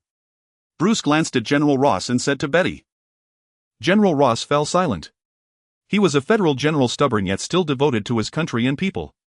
Allowing the Abomination to slaughter indiscriminately across New York was not what he wanted either. As things stood, only a transformed Bruce could stop him. Though Bruce could no longer transform, taking the gamble was their only option. "Turn around. Head back." At General Ross' command, the helicopter immediately veered and flew toward the direction where the Abomination had appeared. The helicopter finally hovered above the shrine. General Ross and the others witnessed the scene below, Spider-Man darting back and forth, drawing the Abomination's attention, while Kane and Morena desperately tried to break through his defenses. "Spider-Man's here too." "Who are those two?" "New superheroes." To General Ross, capturing the Hulk for research was the sole meaning of his life, so he knew nothing of the recently emerged Kane. "Whoever they are, they're fighting for civilians. I have to go down and help them. They can't hold out much longer." Bruce had already seen the Abomination's power from the helicopter's video feed. Honestly, it was no less formidable than his own transformed state. He had returned expecting to sacrifice himself, but seeing Spider-Man and the other two below, he felt his chances might improve. "Open the hatch." The rear hatch of the helicopter slowly opened. Bruce cast one last look at his weeping girlfriend, kissed her fiercely, then turned and leaped down. The wind roared past his ears as Bruce fixed his gaze on the Abomination's head, his mind screaming frantically, come on, damn it." But things often go contrary to expectations, and even the Hulk was no exception. With a thunderous crash, a massive crater appeared in the ground behind Kane and the others, dust billowing into the air. "Hey, is the U.S. military this unreliable? If you're not helping, at least don't drop a bag of trash." Peter quipped, his resentment immense. Kept in the dark by his friends, he finally got to play hero, only to encounter a monster. He felt his organs had shifted. The Abomination's punches were no joke. A deafening roar erupted from the pit, followed by a massive green figure leaping out, bellowing at the heavens. Bruce had finally transformed back into the Hulk. "Hulk, you finally come. Perfect. You alone are worthy of fighting me. Come on, stop hiding behind these insects. Face me heathen and I'll prove who is the mightiest in this world. Seeing the enraged Hulk, the abomination's bloodlust surged. He had willingly become this monstrous form solely to defeat and kill the Hulk. Kane and the others were merely games to him. The abomination backhanded Peter, who had tried a sneak attack from behind, then charged toward the Hulk with his arms shielding his head, trampling buildings in his path without a shred of resistance. Transformed into the Hulk, Bruce had lost most of his sanity, but the remaining fragment identified the abomination as his enemy. He roared back at the abomination and charged forward with equal ferocity. Boom! Their four fists collided, sending out a shockwave that flattened all the wooden structures within the Hand's shrine. The entire compound became an open space centered on the two giants who began a deathmatch on this stage. The battle escalated into a frenzy from the very start. The abomination, who had retained little humanity before transforming, had his malevolence amplified to the extreme. He deftly used the bone spurs at his joints to strike at the Hulk's vital points, clearly intent on killing him. The Hulk was no pushover either. Devoid of reason, he fought purely on instinct, which ironically proved the most effective approach. Bruce Banner was no fighter, and you couldn't expect a scientist to double as a martial arts master. He instinctively dodged the abomination's lethal attacks and pummeled his ugly face with savage blows. Yet to Kane's frustration, their coordinated attacks became impossible. The Hulk's massive frame, only slightly smaller than the abomination's, blocked most of their target, leaving Kane and Marina without a firing angle. This wasn't a game; they couldn't strike the abomination past the Hulk's bulk. Even Peter couldn't provide aerial support amid the Titan's brawl. With no other option, the trio paused to recover their strength, bracing for unforeseen developments. The unforeseen came sooner than they expected. Before long, the Titans' duel reached a turning point. The instinct-driven Hulk was ultimately outmatched by the abomination. Blonsky's combat skills and battlefield experience gradually overwhelmed the Hulk's brute force. Even an enraged scientist couldn't easily defeat a battle-hardened warrior. Kane recalled that the Hulk grew stronger with anger, but after being drained of so much blood, his fury seemed to yield no power boost. The abomination drove a knee into the Hulk's abdomen, its bone spurs plunging deep. As the Hulk tried to pull free, a devastating uppercut smashed into his jaw. Boom! The Hulk was sent flying, then crashed down, collapsing the shrine's last remaining half-room. The abomination sneered as he approached. Tisk tisk, Hulk, how did you become so weak? Where's the ferocity you showed at Culver University? What a pity, your glory ends here. Even with the same mutation, you're just a beast acting on instinct. A roar answered his taunt. The Hulk burst from the rubble and lunged at him, resuming their brawl. Just then Matt leaped down from a nearby building and hurried to Kane's side. Why are you back? Kane frowned. This place wasn't suitable for Matt. The apartment residents are all evacuated and the military has surrounded the area. So can you take that thing down? Kane glanced at the two giants locked in combat and shook his head. Not optimistic. Unless something changes, even the Hulk might not beat that other guy. Then what do we do? Matt grew anxious. From the looks of it, the military was useless unless they resorted to missiles, but even then the abomination's survival was uncertain and the entire street would be destroyed. Gazing up at the pink children's room reduced to rubble in the apartment's gaping hole, Kane's body began to emit white flames. His voice turned icy. If no special circumstance arises, then I'll create one. Kane, you. Peter and the others noticed the abnormality in Kane and immediately pressed him for answers. Don't worry about me. Let's help Hulk together. We must not let that bastard escape. No sooner had the words left his mouth than Kane used Blood Rush to teleport beside the abomination. Risking a hit, he swung his bone sides and slashed fiercely at the abomination's legs. Though the bone daggers were sharp, they were far too short for him to find an opening in their brawl. So he summoned the dual bone sides to attack the abomination's lower body, aiming to reduce his mobility. Inspired by Kane's selfless courage, Peter and the others unleashed their full strength against the abomination. Though their attacks caused little damage, they at least brought him considerable trouble, buying Hulk a precious moment to catch his breath. Scum! Your foolish actions will change nothing. Their behavior finally enraged the abomination completely. After repelling Hulk once more, he shifted his focus to Spider-Man and the others. RIP. Once serious, the abomination instantly found the weaknesses of the group. He turned his fist into an elbow and drove the bone spur on his elbow fiercely across Peter's chest. Had Peter not dodged quickly, the blow would have disemboweled him. Even so, a deep gash now marked his chest. Bang. The next unfortunate one was Matt. The abomination grabbed his bat and yanked him forward and slammed his other fist into Matt's body with brutal force, sending him flying far away. Elektra, who had been watching the battle from a distance, cried out and rushed over. It seemed Matt would be out of commission for a while. Of course, the abomination hadn't forgotten Kane, the instigator. After Cain dodged a seemingly light elbow strike, the hidden killing move was finally unleashed. He had decided to eliminate one of these annoying pests, and the leader seemed like a good choice. After all, it was likely him who had been preventing the abomination from fighting at full strength. A knee strike, one of the most common tactical moves on the battlefield, harbored immense lethality. It was one of the best moves to quickly incapacitate an enemy at close range due to its suddenness, unmatched by other techniques. Even as a human, Blonsky had excelled at this move. Often after an enemy doubled over from the knee strike, a dagger would be thrust into the back of their skull. Now, as the abomination, Blonsky's version of this move was even deadlier. With the long bone spur protruding from his knee, there was no longer any need to finish the enemy with a second blow.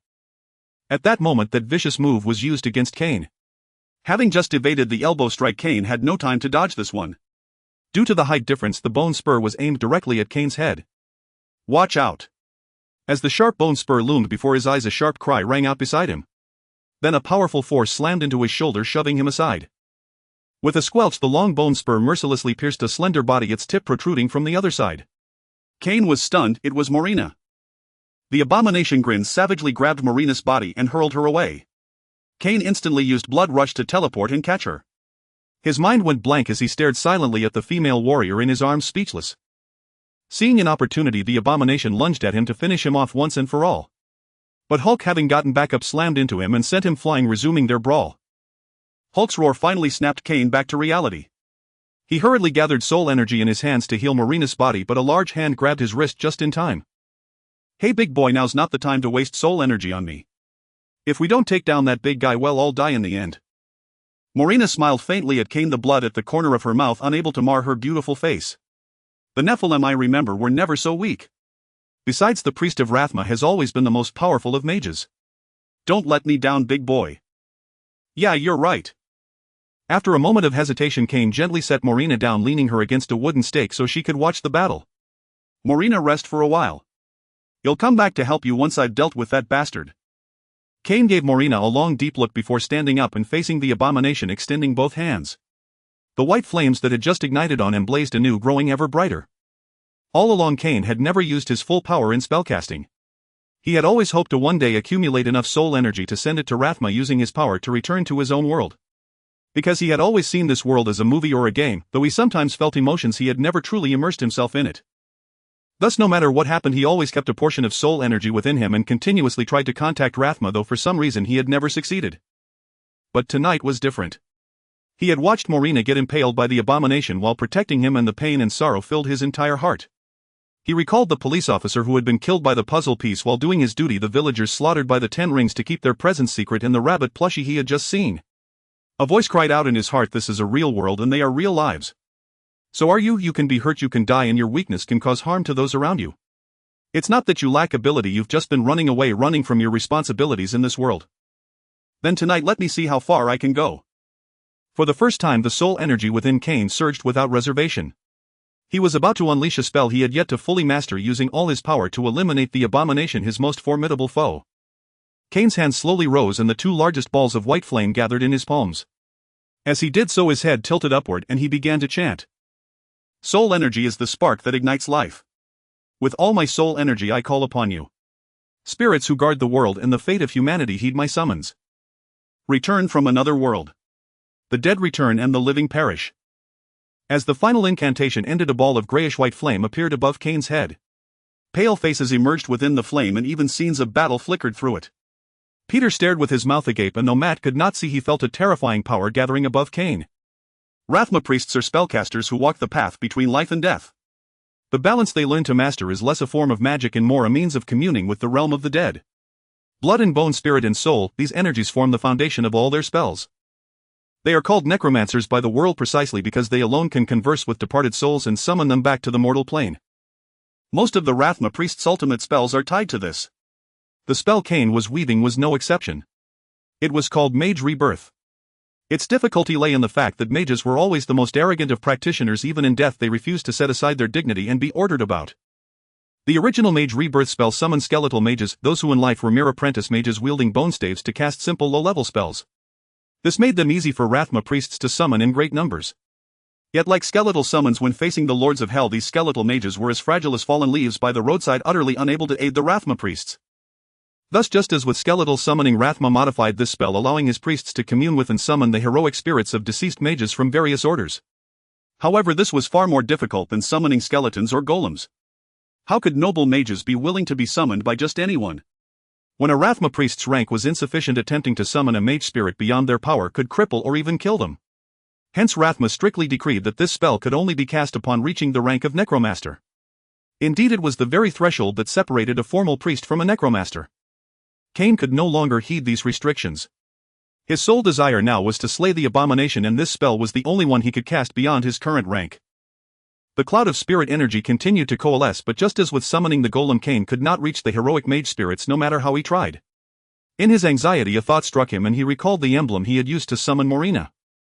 He drew back a portion of his spirit energy, quietly channeling it into the emblem on his chest, all while maintaining the flow of power for mage rebirth.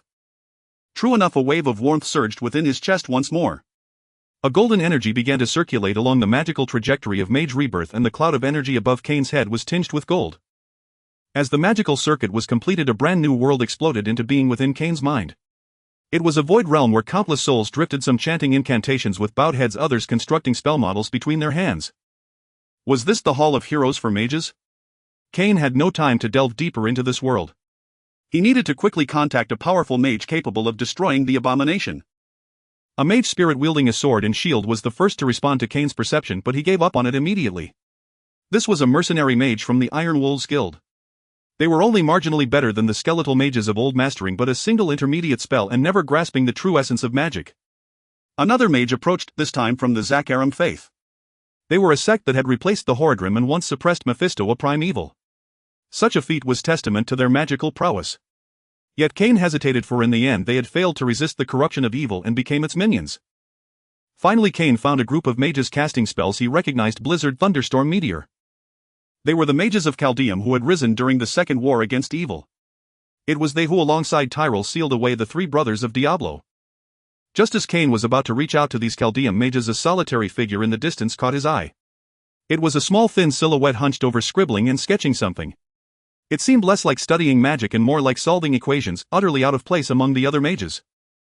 For some reason, Cain suddenly felt this was the mage he sought. Time was running out.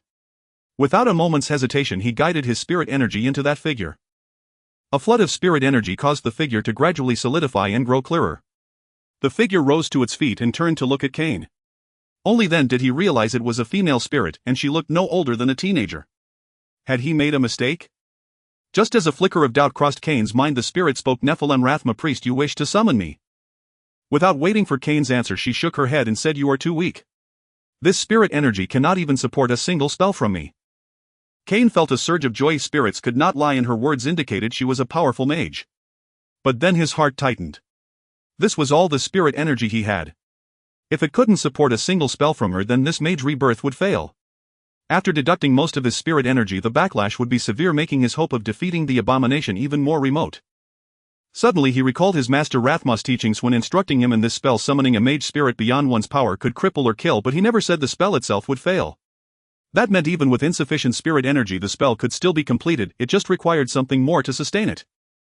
Thinking of his wounded friends, Morina, Matt, the innocent tenants who had died in the apartment building, and the unsuspecting civilians of New York, Cain made his decision instantly. He increased the output of his spirit energy once more while simultaneously beginning to channel his blood and bone spells. "O noble mage spirit, I summon you with my soul, my blood, and my bones to descend and punish the enemy before me." As he chanted this incantation, Cain's skin withered visibly, his hair lost its luster, and his eyes began to dim. Yet he remained motionless, maintaining his stance. A stream of redand white energy surged into the magical cloud above his head, mingling with the gold to create a new hue.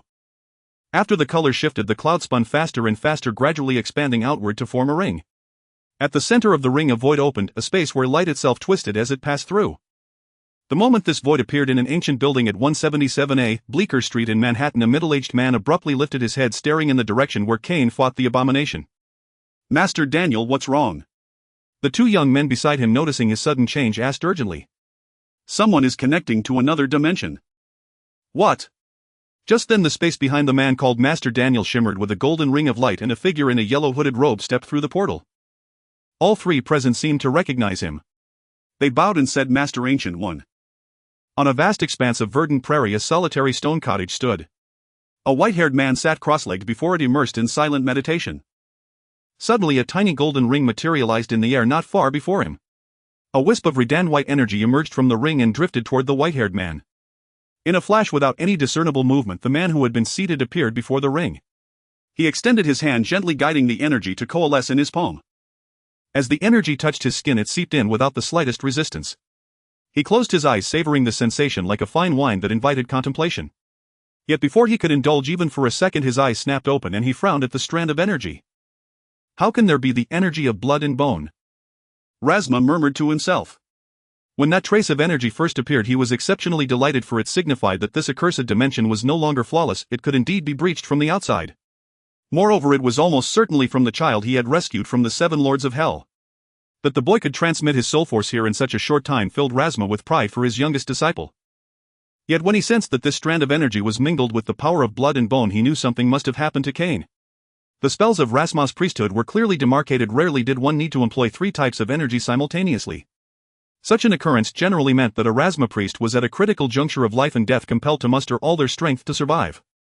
At this thought, Razma did not hesitate. He extended his finger and drew a sharp nail across his palm. A single drop of blood floated from the wound. With a forceful push, he sent the droplet through the golden ring in midair. Then with a gentle sweep of his hand over the ring, the golden circle vanished. He lifted his gaze to the empty sky, then returned to his spot before the cottage and sat cross-legged once more as if nothing had occurred. Yet a subtle flow of soul energy had begun to circulate slowly within his body. In an instant, that single drop of Razma's blood traversed countless dimensions, arriving at Cain's side. It quietly seeped into his body through the emblem on his chest. Cain, wholly absorbed in communing with the spirit of the mage, remained utterly oblivious. His gradually withering, aging body began to recover its vitality, becoming even stronger than before. Cain felt a surge of energy within his once depleted frame. Without pausing to ponder its origin, he channeled it directly into the mage's spirit. This energy was not particularly conspicuous, it flowed in like Cain's own blood. Yet the moment it entered the mage spirit's body, a brilliant radiance erupted from her form. A long-forgotten familiarity washed over her. She gazed in astonishment at her hand, now as solid as flesh, then closed her eyes to sense the genuine surging of magical power. Overcome with emotion, she trembled. Coulson and his team had largely evacuated the surrounding residence. After instructing the backup police to restrain curious civilians, he and his S.H.I.E.L.D.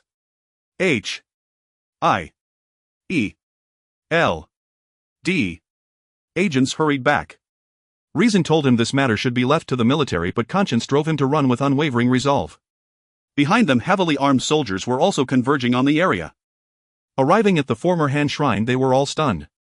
In the distance, 2 green giants were locked in combat, while above Cain's head a swirling mist had formed. A figure was emerging from that mist.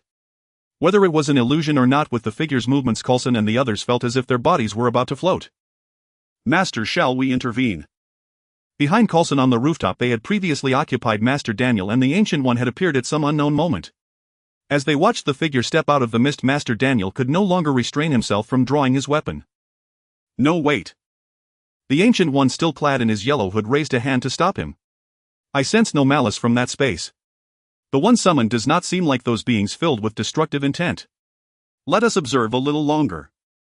The young girl finally stepped out of the magical mist, hovering in midair as the mist dissipated completely. With a thud, Cain collapsed to the ground as if drained of all strength. The loss of soul force was an exceedingly unpleasant sensation. "Who is the enemy?" a voice echoed in Cain's mind. While it seemed telepathic communication with his summon was a common occurrence. Setting aside such trivialities, he fixed his gaze on the abomination and replied in his mind, "Him, a monster that holds life in contempt." As the young girl's eyes fell upon the abomination, the Hulk was once again knocked down by him. Bone Spurs even drew green blood from the Hulk. A giant proficient in martial arts was truly terrifying. "Ha ha ha, Hulk, even you are no match for me. I am the most powerful being in this world. Oh, invincibility is so lonely. Let me think.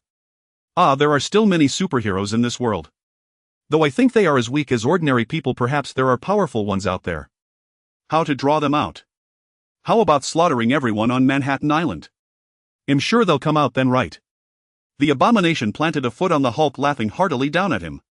The Hulk roared in fury but could not break free from that mighty foot. "Hey, you monstrous freak, you think you're the strongest? Don't make me laugh. Maybe you're powerful, but you're hardly human. And you are definitely not the strongest. See this little girl. She's 100 times stronger than you, both in looks and in power." Fearing for the Hulk, Cain taunted. The abomination turned toward the source of the voice. He saw the troublesome mage lying on the ground and beside him a young girl hovering in midair. Her shoulder-length hair was simply tied back and she gazed at him calmly, her small hands crossed before her as if preparing some technique. "You the annoying mage. What brought your little sister to beg for sympathy?" Very well. Let's start with her. I'm sure a little girl torn apart in midair will attract those superheroes." The abomination stomped heavily on the Hulk's head and using the recoil leaped into the air, lunging toward Kane and the young girl. The girl drew closer in his vision, yet strangely she showed no sign of panic. Instead she looked up at the descending abomination and revealed a beautiful smile. "Never provoke a mystic, for you are but a speck of dust before their fury and you will be annihilated in the blink of an eye." The little girl uttered these words as if chatting with a friend. "Disintegration ray." As her voice faded, a crimson beam of light shot forth from her crossed hands. The beam, as thick as a wrist, radiated a brilliant red and struck the abomination's chest in an instant. It was a pure stream of energy. Aside from its dazzling red hue, not a single wisp leaked out. There was no sound, no explosion. Yet the abomination's skin, which even bone spears could not pierce, dissolved like snow before a flame under the impact of the ray. The beam seared through his skin, burned through his muscles, and even bore a massive hole through his spine, which was tougher than alloy steel, before exiting his body. The grinning abomination had no idea what had happened. A flash of red light, a jolt of pain, and a gaping hole appeared in his chest. His expression frozen, he plummeted like a kite with a broken string. As the abomination drew closer, the little girl frowned, gathered a ball of azure energy in her hand, and hurled it at him. After a magical explosion, the abomination tumbled backward and landed beside the Hulk. The Hulk, unaware whether the abomination was dead or alive, roared and pounced, wrapping his arms around the abomination's neck. He lifted him forcefully, intending to tear off his head and put an end to the monster once and for all. "Stop." A helicopter that had been circling overhead landed, and the one shouting was General Ross, the Hulk's future father-in-law. The old man's eyes gleamed as he gazed at the abomination. Though he had made the right choice in the grand scheme of things, that did not mean he would give up such a valuable research subject. If the abomination could be mass-produced, it would be a monumental breakthrough for the super soldier program. As for the ugliness and psychological instability, those were not within General Ross' considerations. He could simply use death row inmates for transformation and then deploy them against enemies. Since when had the U.S. military ever upheld humanitarianism? The Hulk, retaining a shred of sanity, glanced at Betty standing beside General Ross. He finally released his thick arms, subconsciously unwilling to make things difficult for the woman he cherished. The abomination's body slid to the ground. With a gaping hole in his chest, he showed no signs of life. Yet no one dared declare him dead, for he was a replica of the Hulk, an immortal monster. Even such intense gamma rays had failed to kill the Hulk, so no one believed a simple beam could have ended the abomination's life. The little girl mage offered no explanation. As the abomination fell beside the Hulk, she returned to the emblem on Kane's chest. Through telepathic communication, Kane learned that the spirit energy he had provided was insufficient to maintain her physical form in this world for long. Thus she needed to return to the spirit realm.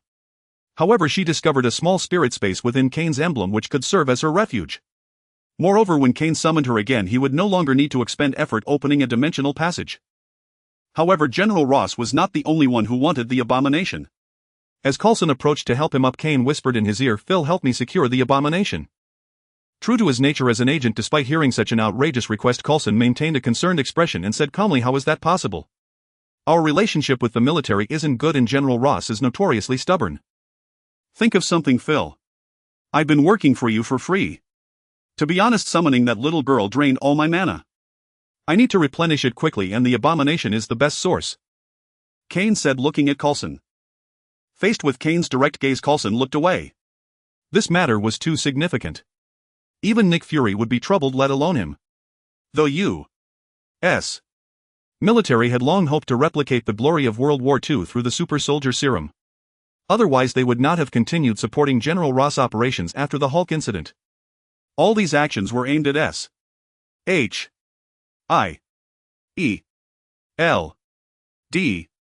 In this world, S.H.I.E.L.D.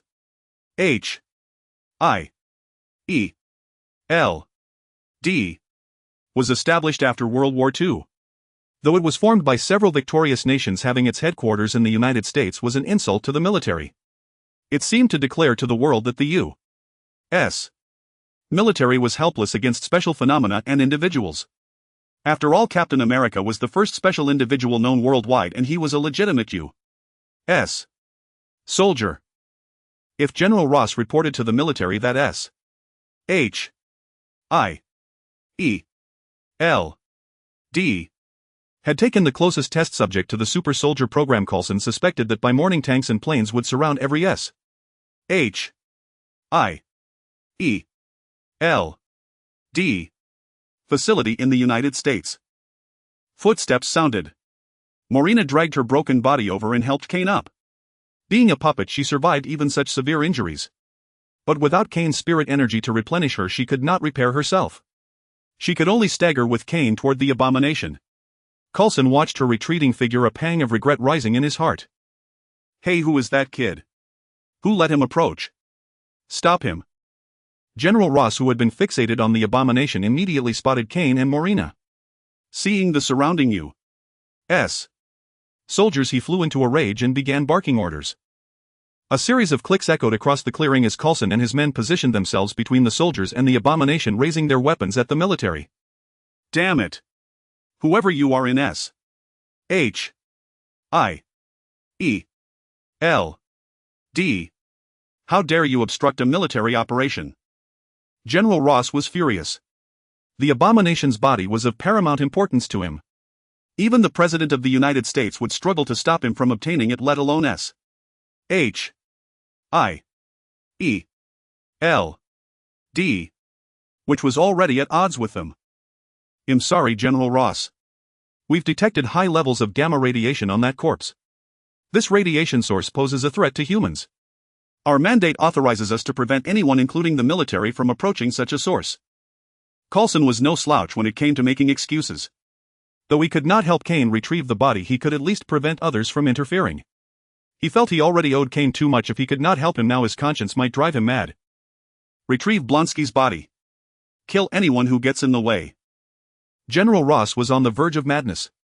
After decades of effort, he was so close to success, only for someone to interfere.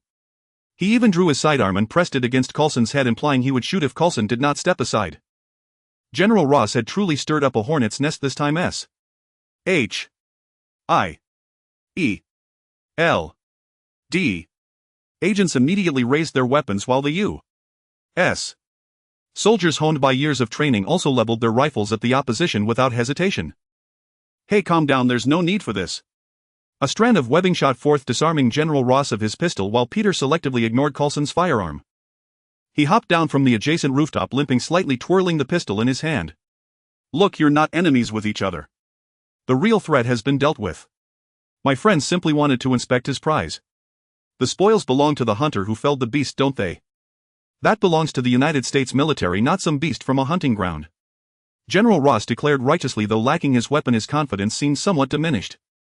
But when the lives and property of the American people are threatened, they have the right to eliminate the aggressor, don't they? Perhaps he was just making sure the enemy was dead. Matt, supported by Elektra, also approached. His standard lawyerly tone gave General Ross another headache. No one enjoys dealing with lawyers, and he was no exception.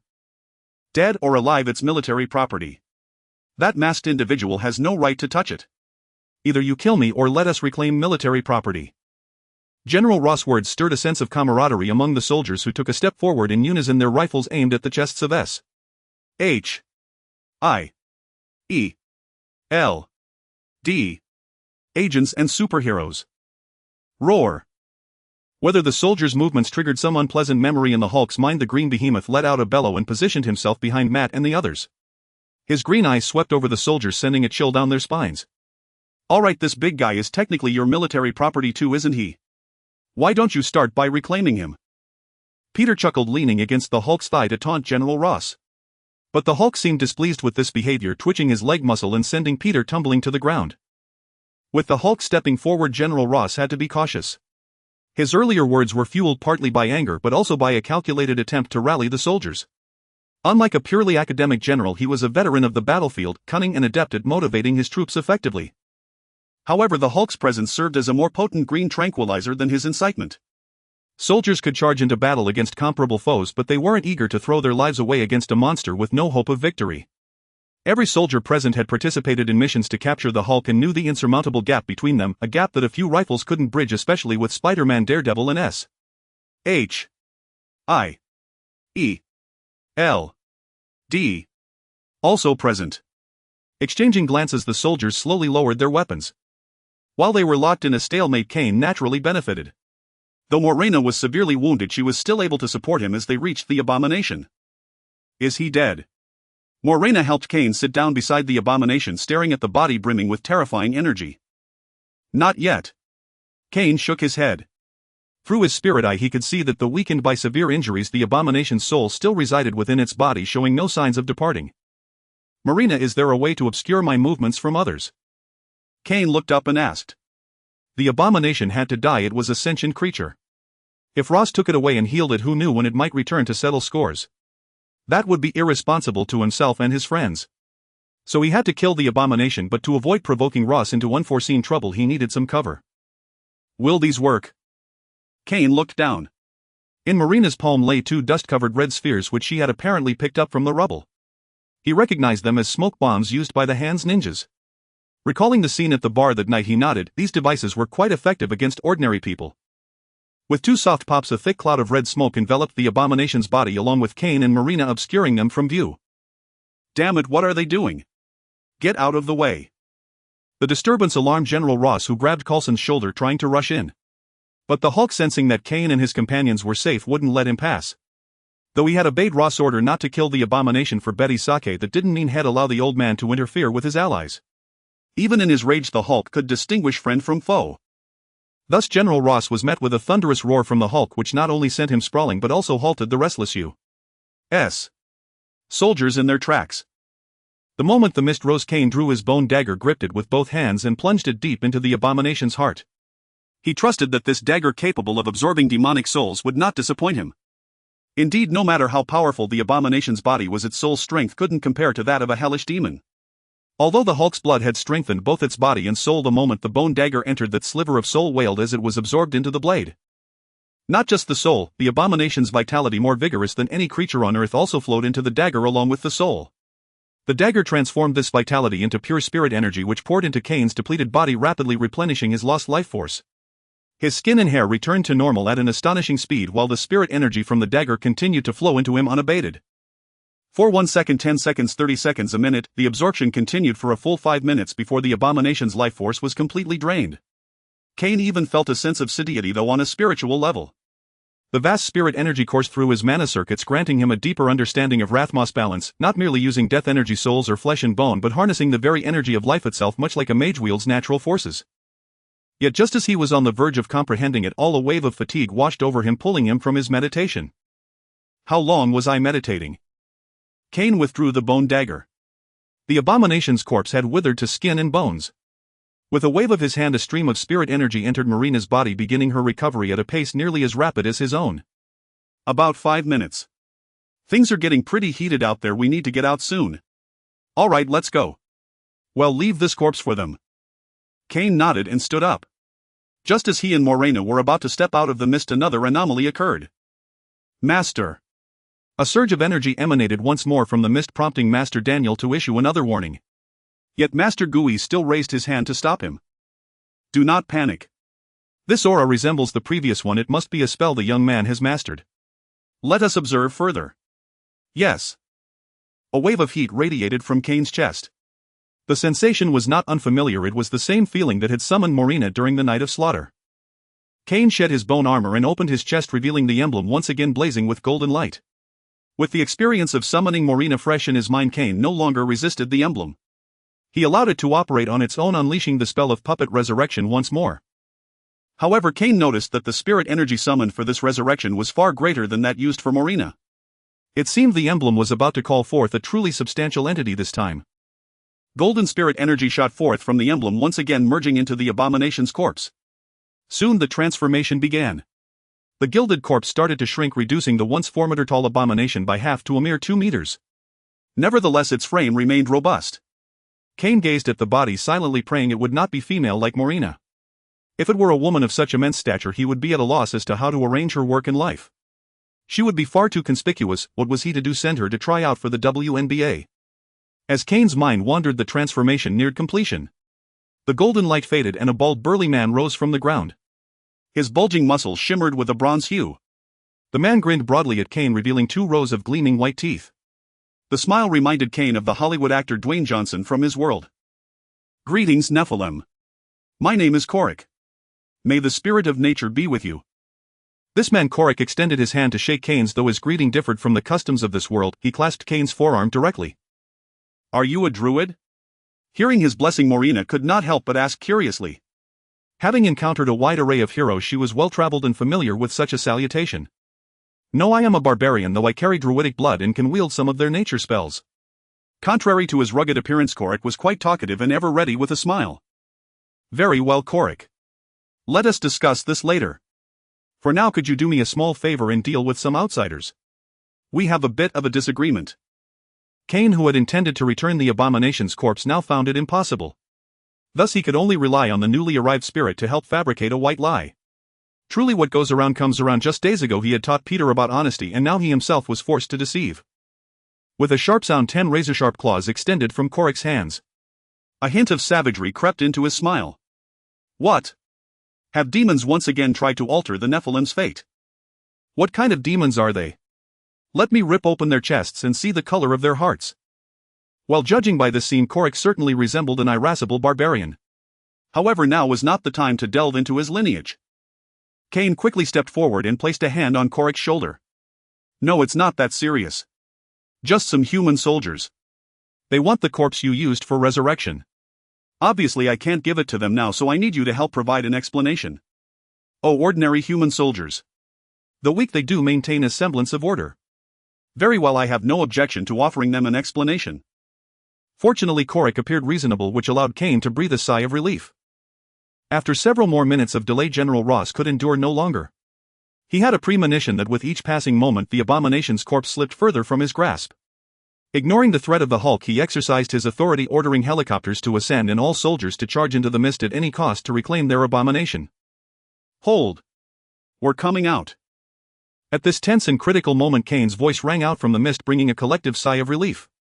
None of them were madmen who would want to engage in a full-scale brawl in the heart of New York City. Kane redonned his bone armor and led Morina and Korik out of the mist. Seeing their vigorous strides, Peter and Matt joyfully rushed over to embrace him. Even the Hulk cracked a grin, though he regarded the large figure behind Kane with a hint of wariness, as the man's gaze seemed oddly intense. Seeing Kane emerge safely, Coulson no longer obstructed General Ross. S. H. I. E. L. D. Parted to clear a path, and Ross immediately led his men into the mist. Though Korik's sudden appearance was surprising, his priority was to secure the abomination. No. General Ross, having pushed through the thinning mist, let out a furious roar. His eyes bloodshot, he stormed out to confront Kane, demanding answers with rage. Where have you taken Blonsky? If you don't hand him over today, you're not going anywhere. Enraged, Ross gave the order, and the soldiers once again formed an encirclement. I'm sorry, but that monster is dead. Scanning the surroundings, Kane shrugged with feigned helplessness. Upon hearing this, Peter and Matt immediately assumed a defensive stance. From Ross' reaction, this was clearly not the answer he wanted. The body. Where is the body? From the previous actions of S. H. I. E. L. D. and the superheroes, Ross had already suspected that Blonsky was likely doomed. However, that did not particularly trouble him. He had mentally prepared himself upon seeing the abomination fall from the sky. What he could not tolerate was that Kane had made the corpse vanish, ruining his research plans. Apologies, General. I may not have been clear earlier. I meant that the monster is dead, but the man you refer to as Blonsky is not. What nonsense are you spouting? Now all eyes turned to Kane, as everyone was equally baffled by his apparent gibberish. You see, from our earlier encounter you must have realized I am a mage.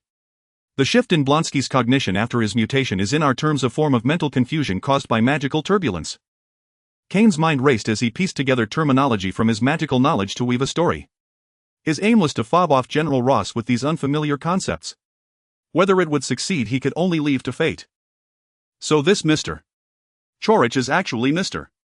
Blonsky, except that when his consciousness was recalled he forgot everything from before. As you know, such intense gamma radiation does severe damage to the brain. As for his appearance, it's only due to my lack of skill. I couldn't restore Blonsky to his original form, so he ended up like this. Kane looked earnestly at General Ross, hoping he would believe this pack of nonsense. However, judging by the old general's face as red as a drunkard's, he suspected it was a stretch. Bullshit. Do you take me for a child? If you were treating Blonsky, why release the fog? You must have hidden him away with some trick. This big oaf is not Blonsky at all. Clearly General Ross' intelligence was still sharp. He didn't believe a single word Kane said. With no other choice, Kane glanced at Chorich and decided to play his trump card. General Ross, what would it take for you to believe he is Mr. Blonsky? Make him turn into a giant again and then he'll believe you. Fine, I suppose there's no helping it. But let me warn you, I'm not responsible if anything goes wrong. Kane stepped aside, clearing a path so Chorich could face General Ross directly. While spouting nonsense to General Ross, Kane had already communicated with Chorich in his mind. This seemingly dull giant was actually an anomaly among barbarians. Being of mixed blood, he had a sharp mind renowned among his kind for his cunning.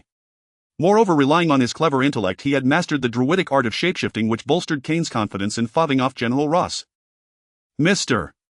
Chorich, this General Ross was your former superior. He finds it hard to believe you can transform. Could you show him your metamorphic form? Kane turned around, speaking as if sincerely pleading for General Ross while winking slyly at Chorich. What a barbarian, seeming honest but truly cunning. Chorich discreetly gave a thumbs up to indicate he understood, then looked down at General Ross with a confused expression and said, My superior?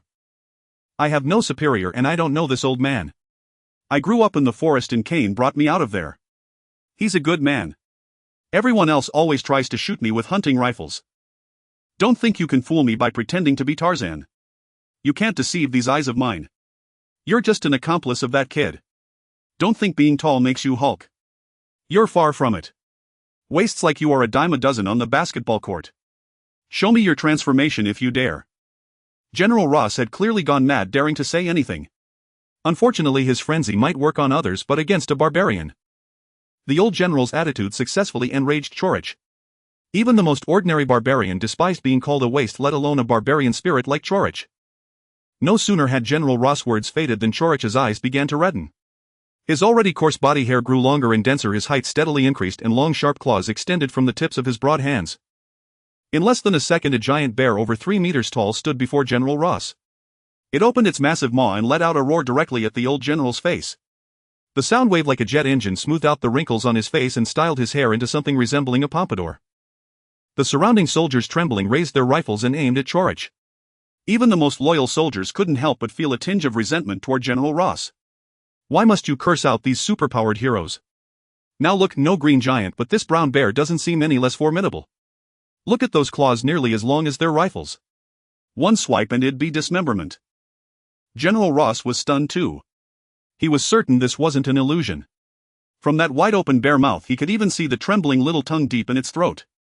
He couldn't confirm whether the transformed bear was Blonsky, but he could at least be sure this creature was not to be trifled with. Size often correlates with strength, as Hulk had proven.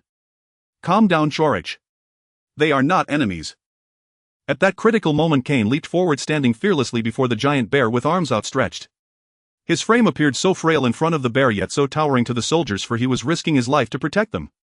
Truly a superhero. General Ross, I've used nature magic to stabilize Chorich's transformation.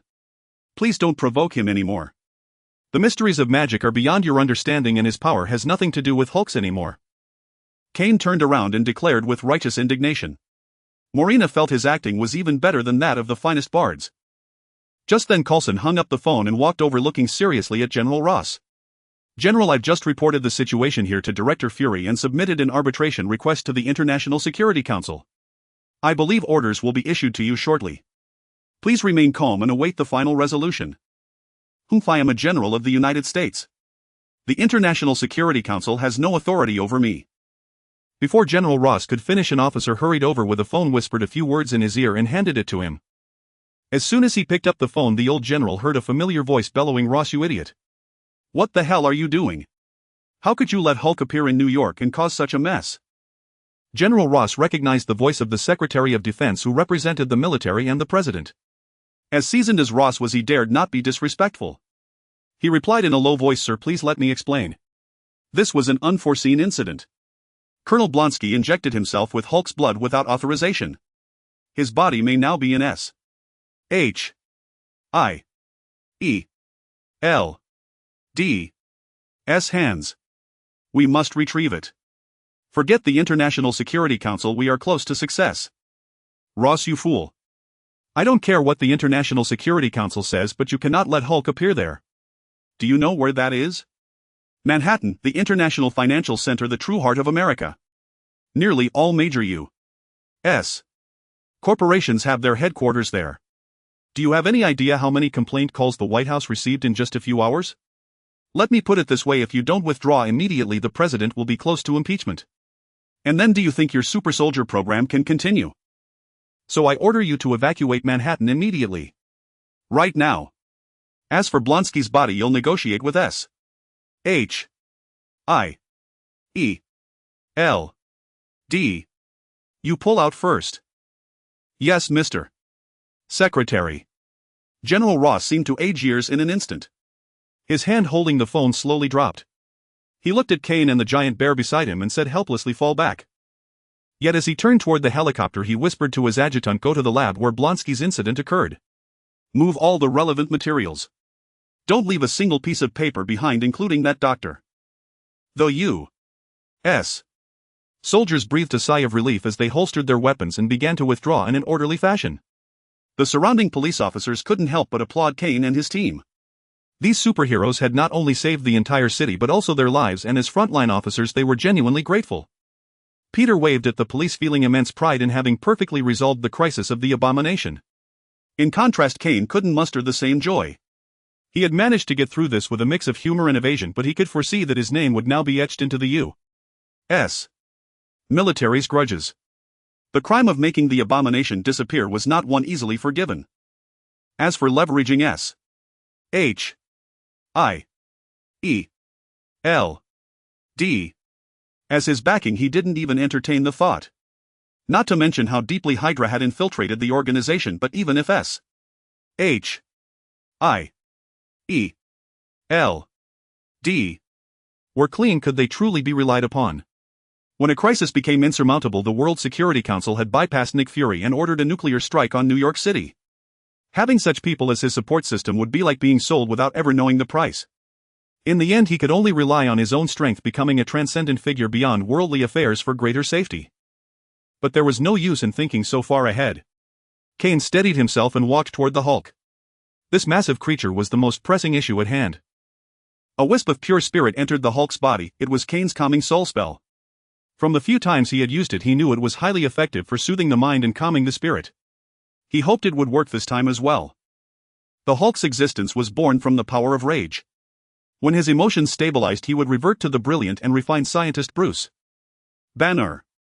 Kane had learned this from movies in his past life, and it proved quite effective. With his spell, the Hulk's body began to shrink gradually until it finally reverted to Bruce. Betty rushed over, supporting her shirtless beloved. "Oh, thank you." Bruce Banner rubbed his head and expressed his gratitude to Kane. For so long, this was the first time he had regained his normal form while fully conscious. Though he had a headache, it was far better than his previous state. Embracing his beloved girlfriend with a deep kiss to celebrate their survival, Bruce Banner's scientist curiosity resurfaced. He asked Kane, "Was that magic just now?" "Truly amazing.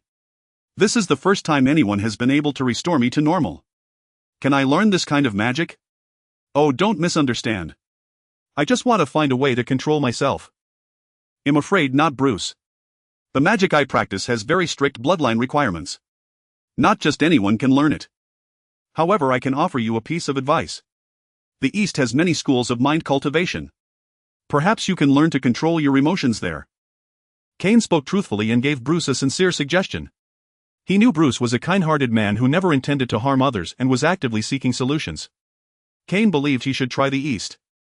From historical records, he had learned that Eastern sects possessed many techniques for emotional control that might prove helpful. "The East? That's too far away," Betty objected. In her perception, the East was synonymous with poverty and backwardness. She even feared Bruce might starve there. "Betty, I must resolve my own issues before I can truly return to you. The East, South America, it's all the same to me. I have to stay away from people or I might hurt someone at any moment." Bruce squeezed her hand affectionately. "This Kane Show. Mr. Joe is a very powerful mage, and his words have inspired me greatly. From a scientific perspective, I have exhausted all possibilities, yet I still cannot solve my problem.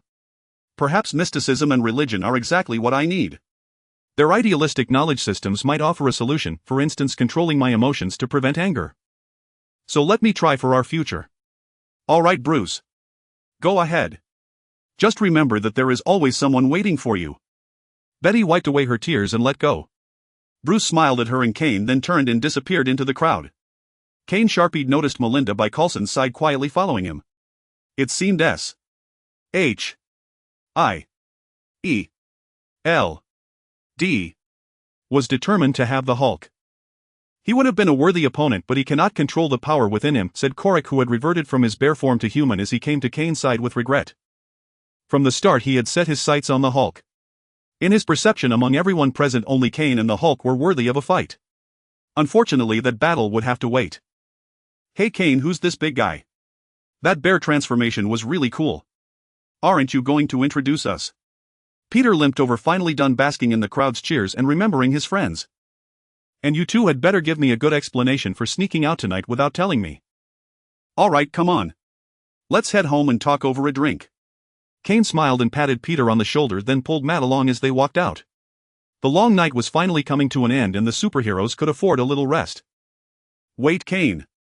A voice called out to them. Turning back, they saw Coulson approaching.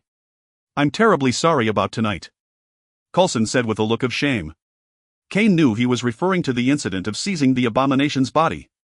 But he had already let it go. If you truly consider someone a friend, you don't put them in a difficult position. Moreover, at the critical moment, Coulson had stepped forward. Without him, Kane might not have been able to absorb the abomination so smoothly. Come on, Phil, don't worry about it. The fact that you stepped up to block General Ross at the end was more than enough. I couldn't ask for more. Are you free? Join us for a drink, Kane said with a smile. No, with such a big incident tonight, I'm afraid he'll be writing reports for a long time. You know how it is, we have to give our superiors a reasonable explanation. Coulson, seeing that Kane truly held no grudge, regained his smile. By the way, are we keeping the same story for this big guy? Yes. Kane nodded with a smile. This was one of the benefits of maintaining good relations with S. H. I. E. L. D. At least in New York, with Coulson around, he could avoid a lot of trouble. Oh, and don't forget to keep an eye on the Hand. That monster's interference allowed their leader to escape. I caught a glimpse and he's definitely closely connected to a demon. Coulson's smile faded as he nodded. Don't worry. The next focus of the New York division will be on them. I'll let you know when I have news. After bidding farewell to Coulson, Kane and his companions continued on their way. Suddenly his heart stirred and he looked up at the rooftop across the street. But it was empty, with no one in sight. He shook his head, thinking it was just his imagination, smiled and hurried to catch up with Peter and the others. Only after Kane had disappeared around the corner did two mages reappear on the rooftop.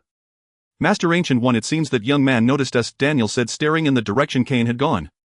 He couldn't help but feel a chill. This was the first time someone outside the mage system had detected him. It's fine, Master Daniel. I will meet him personally to determine the extent of his threat, said the Ancient One from beneath his hood, a slight smile curling at the corner of her mouth as her interest in Kane grew. Yes, Master Ancient One. So you and Morina aren't really from this world? Peter asked Chorich in astonishment. They hadn't actually been drinking, as the night's battle had left everyone exhausted. After leaving the scene, they each retired to rest. Fortunately, superheroes possessed remarkable recuperative abilities. A single night's sleep was enough for them to resume their work the next day, brimming with energy. It was during a lull in the shop that Peter posed the question. Yes, we are souls who perished in the battle against the forces of hell. To sacrifice ourselves in defense of the world is our honor. Yet to be summoned by the priests of Rathma to continue the fight, that is a privilege I treasure deeply. Chorich raised his glass in a toast to Kane. Kane acknowledged Chorich's gratitude with a nod and a smile. Through their conversations he had learned of Chorich's origins. This spirit, reborn within the corpse of an abomination, was once one of the 3 barbarian spirits who guarded the world stone atop the sacred Mount Arit. During the Second War against the Primeval's, Baal had gone to great lengths using the barbarian relic given to him by the traitor Elder Nilathak to bypass the guardianship of the 3 spirits and enter the world stone chamber. This very act underscored the immense power of the 3 barbarian spirits. Even the Lord of Destruction, Baal himself, was reluctant to face them in battle on Mount Arit. Yet valor ultimately fell to treachery. Though Baal was defeated, he succeeded in destroying the barbarian sacred Mount Arit, leaving the barbarian people displaced and scattered.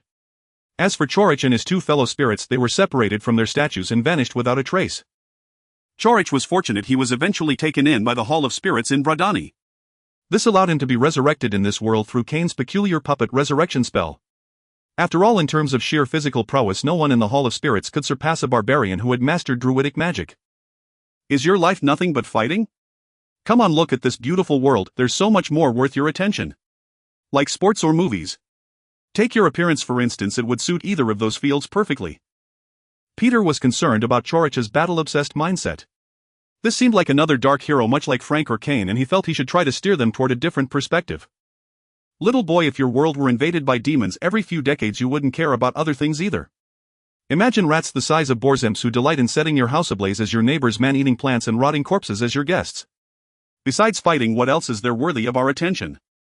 Morina replied with a smile from behind the counter. To her, Peter seemed like an overgrown child, always speaking of justice and righteousness, forever trying to reform others. While she didn't agree with his ideals, she saw no point in correcting him. Having such an innocent little brother around wasn't a bad thing, for Peter embodied the beautiful goodness of humanity, offering hope to everyone. In contrast, dark heroes like Cain, who were forged by harsh realities, were best kept to a minimum. Alright, your world is too cruel. But this world is different, it's safe. Perhaps you can discover something more interesting. Peter was disheartened. None of the superheroes he had met so far shared his philosophy. Indeed, it is different. That fellow who can turn big and green yesterday was quite amusing. I look forward to meeting him again. Chorich took a gulp of beer, agreeing with Peter's statement. The result only deepened Peter's frustration. Jingle. The bell at the bar's entrance rang. Two figures in strange attire and hooded cloaks stepped inside. Morina subtly gripped her bone bow behind the counter while Chorich's fingers extended into sharp claws hidden from view. No one could approach them unnoticed. If they did, they were certainly no ordinary threat. Greetings, superheroes. I am called Ancient One from Camartage, a sorcerer. This is Sorcerer Daniel, my companion. The lead figure removed her hood, revealing a woman with delicate features, a bald head and a few wrinkles on her face. Yet her smile radiated a sense of tranquility. The Ancient One, Earth's Sorcerer Supreme, protected this dimension's Earth from magical corruption. She was the epitome of sorcerers in this world. Upon arriving in this realm, Cain had worried about how sorcerers would view him, since his magic was entirely alien to this world. Yet standing before the Ancient One, he felt no fear. Looking at her, for some reason, Cain was reminded of his own master Rathma, who taught him necromancy. Both their eyes held the same peace and wisdom. Greetings, Ancient One. My name is Cain, also a sorcerer. I assume you are here for me. Cain took the initiative to address the Ancient One. Since she had sought them out, she must already know about them, so there was no point in being evasive. Oh heavens, am I living in a world of magic? How is it that before meeting you I never knew there were so many sorcerers in this world? Peter scratched his head. He thought his own appearance was dramatic enough, but as time passed he had learned of even more incredible things. That is because we have been guarding the spiritual world just as you have been guarding the physical world, the Ancient One replied with a smile like a kind teacher happy to enlighten a curious student. The spiritual world. Indeed. Our Earth is not alone in the cosmos. In the endless universe there are beings that can corrupt other planets on a spiritual level. As a thriving planet, Earth naturally caught their attention. Since ancient times the Sorcerer Supreme has protected Earth from their influence, and I am honored to be the current Sorcerer Supreme. The Ancient One patiently explained to Peter. Cain did not interrupt, for he understood that her explanation was as much for his benefit as for Peter's. His unconventional puppet resurrection spell could always connect to the dark world, and this was likely why the Ancient One had sought him out. Cain had anticipated this, but his conscience was clear. He had never done anything to harm Earth. Moreover, from what he knew of his past life, the Ancient One was not unreasonable. After all, she had drawn power from the dark dimension to protect Earth. More importantly, Cain was no longer the novice priest who had just arrived in this world. His battle against the abomination had elevated him. He was now infinitely close to becoming a necromancer master. While he dared not claim he could defeat the Ancient One, the different systems of magical development combined with the Rathma priest's mastery over souls gave him the confidence to speak with her as an equal. I deeply respect what you and your predecessors have accomplished, Peter said sincerely. He wasn't usually so trusting, but after spending time with Cain he had gained some understanding of magic. Moreover, as a mage, Cain hadn't questioned the visitor's identity, suggesting that the Ancient One's words were likely true. Well, Peter, I believe the Ancient One is here for me. Cain stepped out from behind the counter and gestured toward the stairs. Master, shall we talk upstairs? The Ancient One smiled and nodded, following Cain up to the second floor while Master Daniel remained downstairs. Master Daniel, what would you like to drink? I'm not sure what mages prefer, as my friend Cain usually drinks alcoholic beverages. As Cain and the Ancient One ascended, Peter began attending to the silent Master Daniel, now filled with admiration for these protectors of Earth. How about a Blue Friday? I've heard it's quite popular in New York lately. Do you have it here? Yes, we do. Cain actually invented it. You're in luck. Peter happily dashed behind the bar to prepare it. But I thought mages would elegantly sip black tea or water infused with mana-rich plants. Where did you get that idea? Mana-rich plants. Our power comes from magical dimensions, we don't need to consume such things. And do you think all mages are ascetics meditating in their chambers? My youngest disciple just attended a Taylor Swift concert a few days ago. Master Daniel laughed as he took the Blue Friday from Peter, savoring a sip. Not bad. He took another sip and couldn't help but praise it. Peter stared in amazement as the slightly balding mage pulled out his phone, deftly snapped a photo of the cocktail and asked, "Do you have free Wi-Fi? I'd like to tweet this." Upstairs, the conversation between Kane and the Ancient One seemed more befitting of mages. "Kane, may I call you that?" "Of course. I am but a novice stepping into the world of magic. You are fully entitled to address me by name." "Thank you. I traveled from distant Nepal because last night I detected a portal opening over New York linking to another dimension. It appears you opened it. For Earth's safety, I wished to speak with you." "Certainly. You have always dedicated yourself to protecting Earth from other magical dimensions. I understand this caution." Kane's mind stirred. The magical fluctuation he had sensed on the rooftop last night must have been from the Ancient One and her disciples. Yet their restraint indicated goodwill. "Thank you. Could you briefly describe the dimension you connected to?" "I wish to understand the portal's origin. Frankly, the lineage of Sorcerer Supreme has established 3 magical nodes on Earth upon which 3 sanctums were built. Theoretically, no unauthorized dimensional passage can be opened here, so I am curious about yours." Kane pondered and decided to reveal everything to the Ancient One. Not only because he knew her as a respected guardian of Earth, but also due to his instinct. As a priest of Rathma who mastered balance, he had high resistance to mental and spiritual influences. Thus his trust arose not from any enchantment but from genuine intuition, fostering his fondness for her. "A Master Ancient One, the truth is I am not a native of Earth. I originate from another dimension." Kane recounted his entire experience, trusting her and hoping for advice, as she was a master of spatial magic who might shed light on Rathma and his own plight. After listening and asking a few questions, the Ancient One fell into thought. She didn't doubt Kane's story. Being a master of mental arts, she knew he spoke truth. The issue was that the dark dimension Kane described was unknown to her. Yet from his account it seemed perilous. Humanity's fate had always been threatened by 2 different dimensions, yet countless heroes had risen to combat external foes, composing a stirring history. As for the dimension of Kane's birth, it seemed unusually safe, never invaded by external enemies, whether spiritually or materially. Yet many real planes projected onto it in diverse ways, which was intriguing. Regarding Rathma's dimension, there was too little information to judge. "I apologize, Kane. I have never visited those 3 dimensions, so I cannot explain their nature. However, upon returning to Camartage, I will search the annals. Perhaps a predecessor once reached one of them and left some records." The Ancient One smiled again. "For now you can settle in this dimension and cultivate your Rathma path. Perhaps one day you will return to those dimensions or even rescue the ordinary people there. You are the only being to have visited them, maybe you are the chosen one." From Kane's story, the Ancient One understood him to be upright, brave and self-sacrificing, a fine young man with a strong sense of responsibility. Had he not already embarked on the Rathma path, she might have taken him as her disciple to inherit the title of Sorcerer Supreme. Since Kane had already cultivated other magic and achieved some proficiency, the Ancient One would not force the matter. A friendly connection was beneficial. Who knew how high this youth would rise? The lineage of Sorcerer Supreme understood the value of allies, otherwise how could Asgard freely come and go from Earth? It was not because the Sorcerer Supreme was blind, but due to mutual agreements. After their cordial talk, the Ancient One rose to leave and Kane saw her out.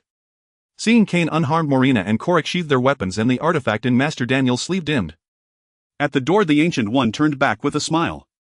"By the way, Kane, if you ever encounter enemies from other dimensions, feel free to visit Master Daniel at the New York Sanctum.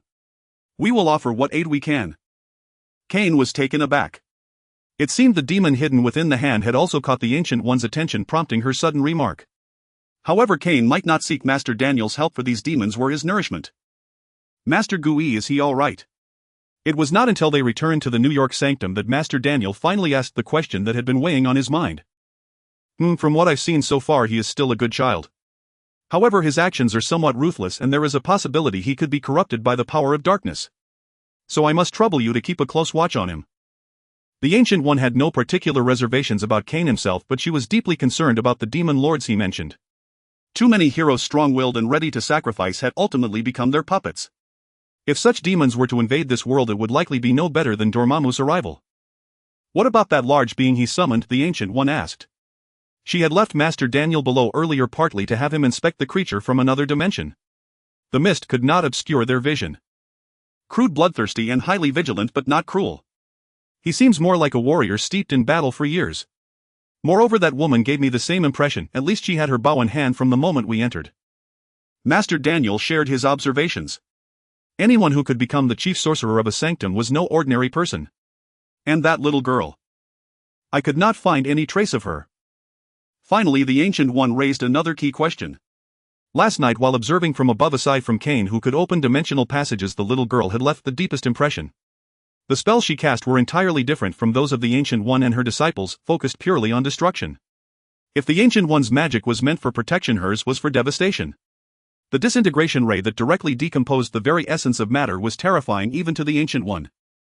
She wasn't down there either.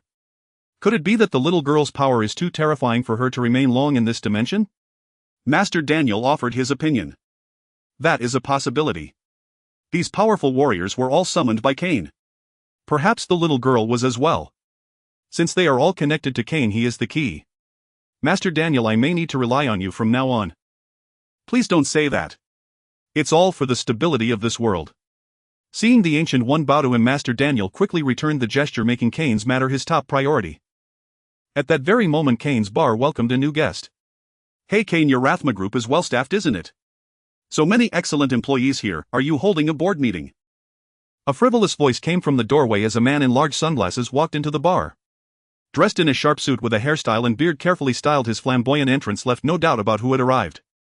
Cain glanced at him, set down his glass and sighed. Well, Mr. Tycoon, what brings you to our humble little tavern today? Hey, what kind of attitude is that? How can you treat a potential customer like this, and one who might be a major client at that? Come on, what else can you remember besides women? Spit it out. What do you need from me? Cain knew from his past life memories exactly what kind of person this guy was. Unless there was something serious, he would never think of other men. Can I take that as jealousy? You must be envious of my irresistible charm. Alright, jokes aside. I just got back from Afghanistan. Someone asked me to pass along a message. Afghanistan, huh? Cain pushed a freshly mixed cocktail over. It must be a message from Frank. And this Mr. Tony Stark had apparently already become Iron Man. Thanks. Could you grab me a burger too? I came straight here as soon as I got back to New York. Haven't eaten a thing. Tony winked at Morena with a smile. It seemed he would never break his habit of flirtation. A grilled meat burger was placed before him. Tony stared at the meat, recalling what had happened after Frank struck, and his face paled slightly as he picked up only the bread to nibble on. Alright, now that you've eaten and drunk your fill, can you tell me the message Frank wanted you to deliver? Cain asked once Tony had finished the bread and cocktail. Sure. It's simple. Frank told me to say he'll be back late and for you to take care. Tony said casually while wiping his mouth. With a whoosh, a ball of white flame rose in Cain's hand. He looked at Tony with a smile and said, Tony, I'll give you a chance to rephrase that. Alright. Tony stepped back, repeatedly staring at the magical flames that were clearly more intense than what he had seen on the plane. I was joking. Frank did say he'd be back late, but that's not the point. Tony's expression turned serious. The point is, Frank said you could help me. Help you? Be more specific. Cain frowned. What could be so serious that even Tony Stark, who had already become Iron Man, needed his assistance? Tony sat back down opposite Cain and recounted everything from his arrival in Afghanistan to meeting Frank. We reached that training camp. It was smooth at first. The terrorists there were no match for us until we got to the central area of the camp. Tony seemed to recall something, his eyes going blank as he licked his lips. Got any booze? Another one. Here. This time Cain didn't mix a cocktail. Tony's expression clearly showed he was terrified by something horrific. What he needed now was a strong drink to steady his nerves, so Cain poured him a glass of whiskey directly. Ha! Downing it in one gulp, Tony steadied himself and looked up at Cain. Have you ever seen The Living Dead? What do you mean? We reached the center and found a barracks. We charged in and discovered 2 terrorists conducting human experiments inside. We attacked immediately, but those 2 seemed to have some kind of power. They didn't die. Instead, they opened a secret chamber and released several monsters. Living dead that feared nothing, felt no pain, and charged at you like madmen. Tony's emotions grew more agitated, his voice louder. This made Peter stand up involuntarily. The Hand. No, they're far more terrifying than those ninjas. Tony had clearly heard of that assassin organization, but he firmly rejected Peter's guess. Those living dead emit an unbearable heat. When the temperature gets high enough, they even self-destruct. Extremis virus. Kane's expression also grew serious. With such distinct characteristics, the first thing that came to his mind was the Extremis virus from Iron Man 3. But why would it appear in a 10 Rings camp in Afghanistan? Wasn't it developed in the lab by Dr. Killian and Maya Hansen of I.M.? What was going on here? Frank and I finally managed to kill those walking corpses after considerable effort, but the two terrorists escaped. However, we discovered something else there. A stack of photos was laid on the bar counter by Tony, all of which were recent close-ups of him. I'm curious how you eliminated those walking corpses. Kane flipped through the photos and asked, showing greater interest in the walking corpses. Frank shot them in the head that way they couldn't explode. A headshot. Kane didn't recall Extremis having such a weakness. It seemed more like zombies from a Resident Evil movie. Without witnessing it himself, he couldn't fathom what was happening. Setting aside what he couldn't comprehend, he studied the photos and asked what's wrong with these pictures. Naturally, they'd need to know their target's appearance before kidnapping him. Kane, these photos aren't clippings from newspapers or magazines, they're candid shots. And I swear the angles aren't something a journalist would capture. Kane grasped the severity and examined them closely. Indeed, several were taken inside Tony's own company, angles no reporter could achieve. Stark Industries was a weapons firm with security rivaling the CIA. So why these photos ended up in Afghanistan was a question worth pondering. Kane's first thought was the bald old man Obadiah. It seemed the old fox in this world was equally ambitious. Of course, he couldn't voice this directly to Tony, given that Obadiah had watched him grow up while Kane had merely saved his life once, and that under S.H.I.E.L.D.'s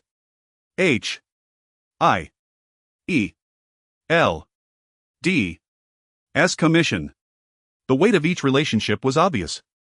You suspect an inside job behind the kidnapping. You should go to the CIA or FBI or even S.H.I.E.L.D.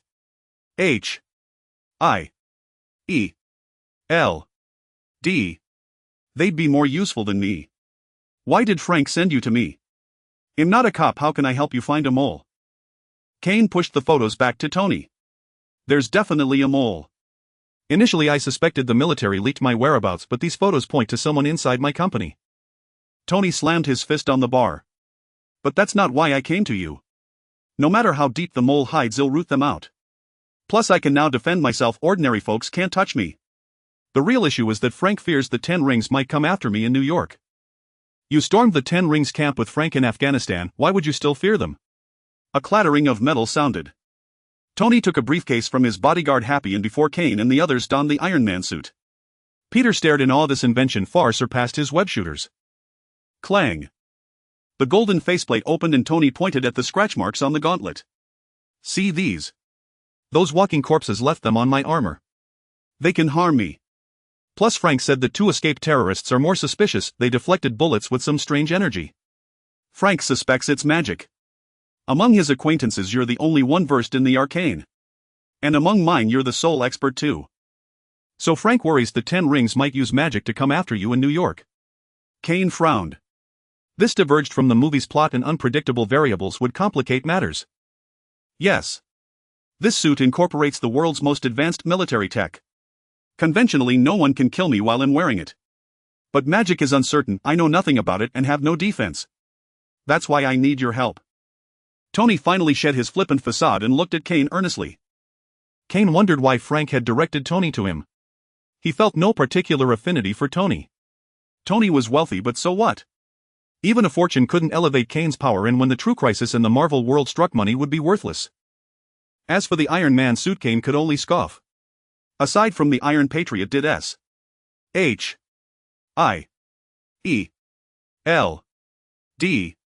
have anyone else in such armor? He doubted he had that kind of allure, nor did he see how the suit could aid his sorcery. Moreover, Kane disliked Tony's demeanor, always condescending, saving the world when it pleased him and wallowing in debauchery when it didn't.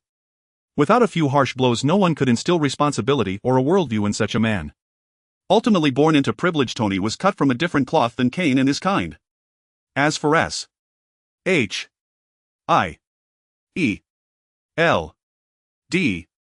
Kane had no interest in entangling with them, yet aside from intelligence they offered him nothing. Yet he couldn't refuse a friend's request. Frank was the first friend had made in this world and had always looked out for him. If this was truly Frank's entrustment, Kane would agree for now and seek the reason once Frank returned. Furthermore, compared to Tony, Obadiah was far worse, an inhuman capitalist who would sell his soul for money deserving 100 deaths. Alright, since Frank recommended it, I'll stay close to you for a while to deal with any magic-wielding assassins. But I hope you'll take the initiative and root out the mole first, that's crucial. The 10 rings want you for money or weapons. If the mole is exposed, they'll find it harder to reach you. That's the real solution. Kane nodded to Tony, voicing the words Tony had been waiting to hear. This concerned his own life, so Tony couldn't help but be tense. Of course, he'll launch an investigation immediately. It's terrifying to think someone would give up a job at a world-class company to conspire with terrorists in Central Asia. Oh, by the way, make any demands you have, I'll do my best to meet them. I'm truly grateful for your help. How about a magic workshop?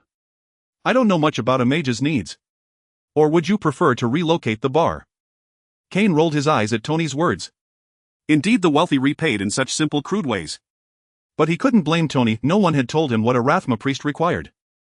Kane left the bar to Peter and Morena and followed Tony alone into his luxury car. Stark Tower was in Manhattan and he had a telepathic link with Morena and the others, so there was no need for a full entourage to protect Tony. The bar had to stay open, otherwise Peter would be unemployed again. Where are we headed now? Kane asked, seated in Tony's stretch limousine. First, back to the house. I need to fix the Mark III for emergencies. Oh, by the way, Mark is what I named the Iron Man suit. What do you think? Tony didn't admit it, but ever since he learned of the mole in the company, he hadn't returned to the office. Truth be told, he didn't know many people there well, so he subconsciously suspected everyone. He knew it was irrational, but he simply stayed away. The car pulled into Tony's mansion in Long Island, an affluent neighborhood in New York known for its safety and scenic beauty. Kane's assessment of Tony's landmark home was an excellent target. A missile strike wouldn't even bother the neighbors. Not bad. Hey Kane, can't you say something auspicious? Tony rolled his eyes. I'm genuinely complimenting you, all right. Anyone daring to attack you isn't an ordinary criminal, it's perfectly normal for them to use missile-grade weapons. See, living here ensures they won't accidentally harm others. I think that's a great contribution to society. In Kane's memory, Tony's mansion had been attacked countless times, including by Tony's own reckless experiments. He figured Tony alone could keep a renovation company in business. Tony. Just as he was about to argue, a graceful figure emerged from the mansion. Oh, let me introduce you. This is Pepper, my personal assistant. And this is Kane Joe, a friend of mine. He'll be staying here for a couple of days. Tony winked at Kane, signaling he didn't want Pepper to know about the danger he was in. Kane nodded in understanding. Hello, Miss Pepper. We've met before, at the airport when Tony first returned from Afghanistan. Oh, I remember now. I'm so sorry, I was so focused on Tony back then. Pepper finally recalled where she'd seen the familiar Asian face and quickly apologized to Kane. It's nothing, I understand. Kane smiled, winked at Pepper, then glanced at Tony. Pepper blushed and dropped the subject. By the way, Pepper, was there something you needed? Tony asked. Oh, nothing special. I found a beautiful box and wanted to put the thing I removed from you inside, but I couldn't find it earlier. In front of Kane, Pepper didn't admit she actually missed Tony and had made up an excuse to see him. It's probably buried somewhere in my workshop. Don't worry, Jarvis will find it during cleanup one day. Tony spoke casually. He actually wanted to discuss how to expose the mole with Kane, but since Pepper had come, he couldn't very well send her away. So he invited Kane, come on, try Pepper's cooking. I tell you, her steak is superb. Mentioning meat reminded Tony of Afghanistan and Frank, and he quickly changed the subject. But I've been eating too much grease lately. Maybe we should have vegetarian tonight instead. At dinner, Tony, sulking over his salad, finally had time to think. Watching Pepper across the table, a sudden inspiration struck. Pepper, do me a favor. What kind of favor? Pepper looked at him, puzzled. Go to my office, access the main computer, pull up the shipping records from the last few weeks and copy them for me, okay? Tony pulled a key from his pocket and placed it on the table. This is the login key. With it you can access all files. I need the records from around the time of my incident, make sure you find them. What's wrong? Why are you asking me to do this? Though deeply devoted to Tony, Pepper wasn't naive. His request clearly indicated he suspected something was wrong. Tony thought it over and decided Pepper was trustworthy. He told her the truth. I went to Afghanistan a few days ago to get revenge on those terrorists. You know what I saw? Stark Industries' most advanced weapons were in the terrorist camp. Some equipment had only just been issued to the U.S. military, not even deployed to the front lines, yet the terrorists already had them. What does that mean? Someone's secretly selling company weapons and they're in a high position. Worse, I suspect they're connected to my kidnapping. I have to find them. Oh my God. Pepper covered her mouth. The news was staggering. She had thought Tony's ordeal was just an accident, never imagining such conspiracy behind it. Tony, you can't let Pepper go alone, Kane warned. Neither of them suspected Obadiah yet, but sending her alone could expose her. Why? The mole probably won't notice her. That's because you weren't back. Now that you're alive, how do you know they won't take risks out of fear? Kane looked at Tony seriously. As he always said, reality isn't a movie. How could Obadiah, a CEO, not have his own power? Compared to Tony, who was always elusive, Kane wouldn't be surprised if 80 of Stark Industries' employees were loyal to Obadiah, especially the security team, all ex-special forces. With enough money, silencing Pepper would be effortless. Bag her and dump her in the Hudson River. Wasn't that how Kane himself ended up here? Tony was sharp. Hearing Kane's words, he immediately realized the likelihood. And his prime suspect was Obadiah, since his death would benefit the other major shareholder most. So what do we do? Hire a spy. I'm not good at this. What about S.H.I.E.L.D.?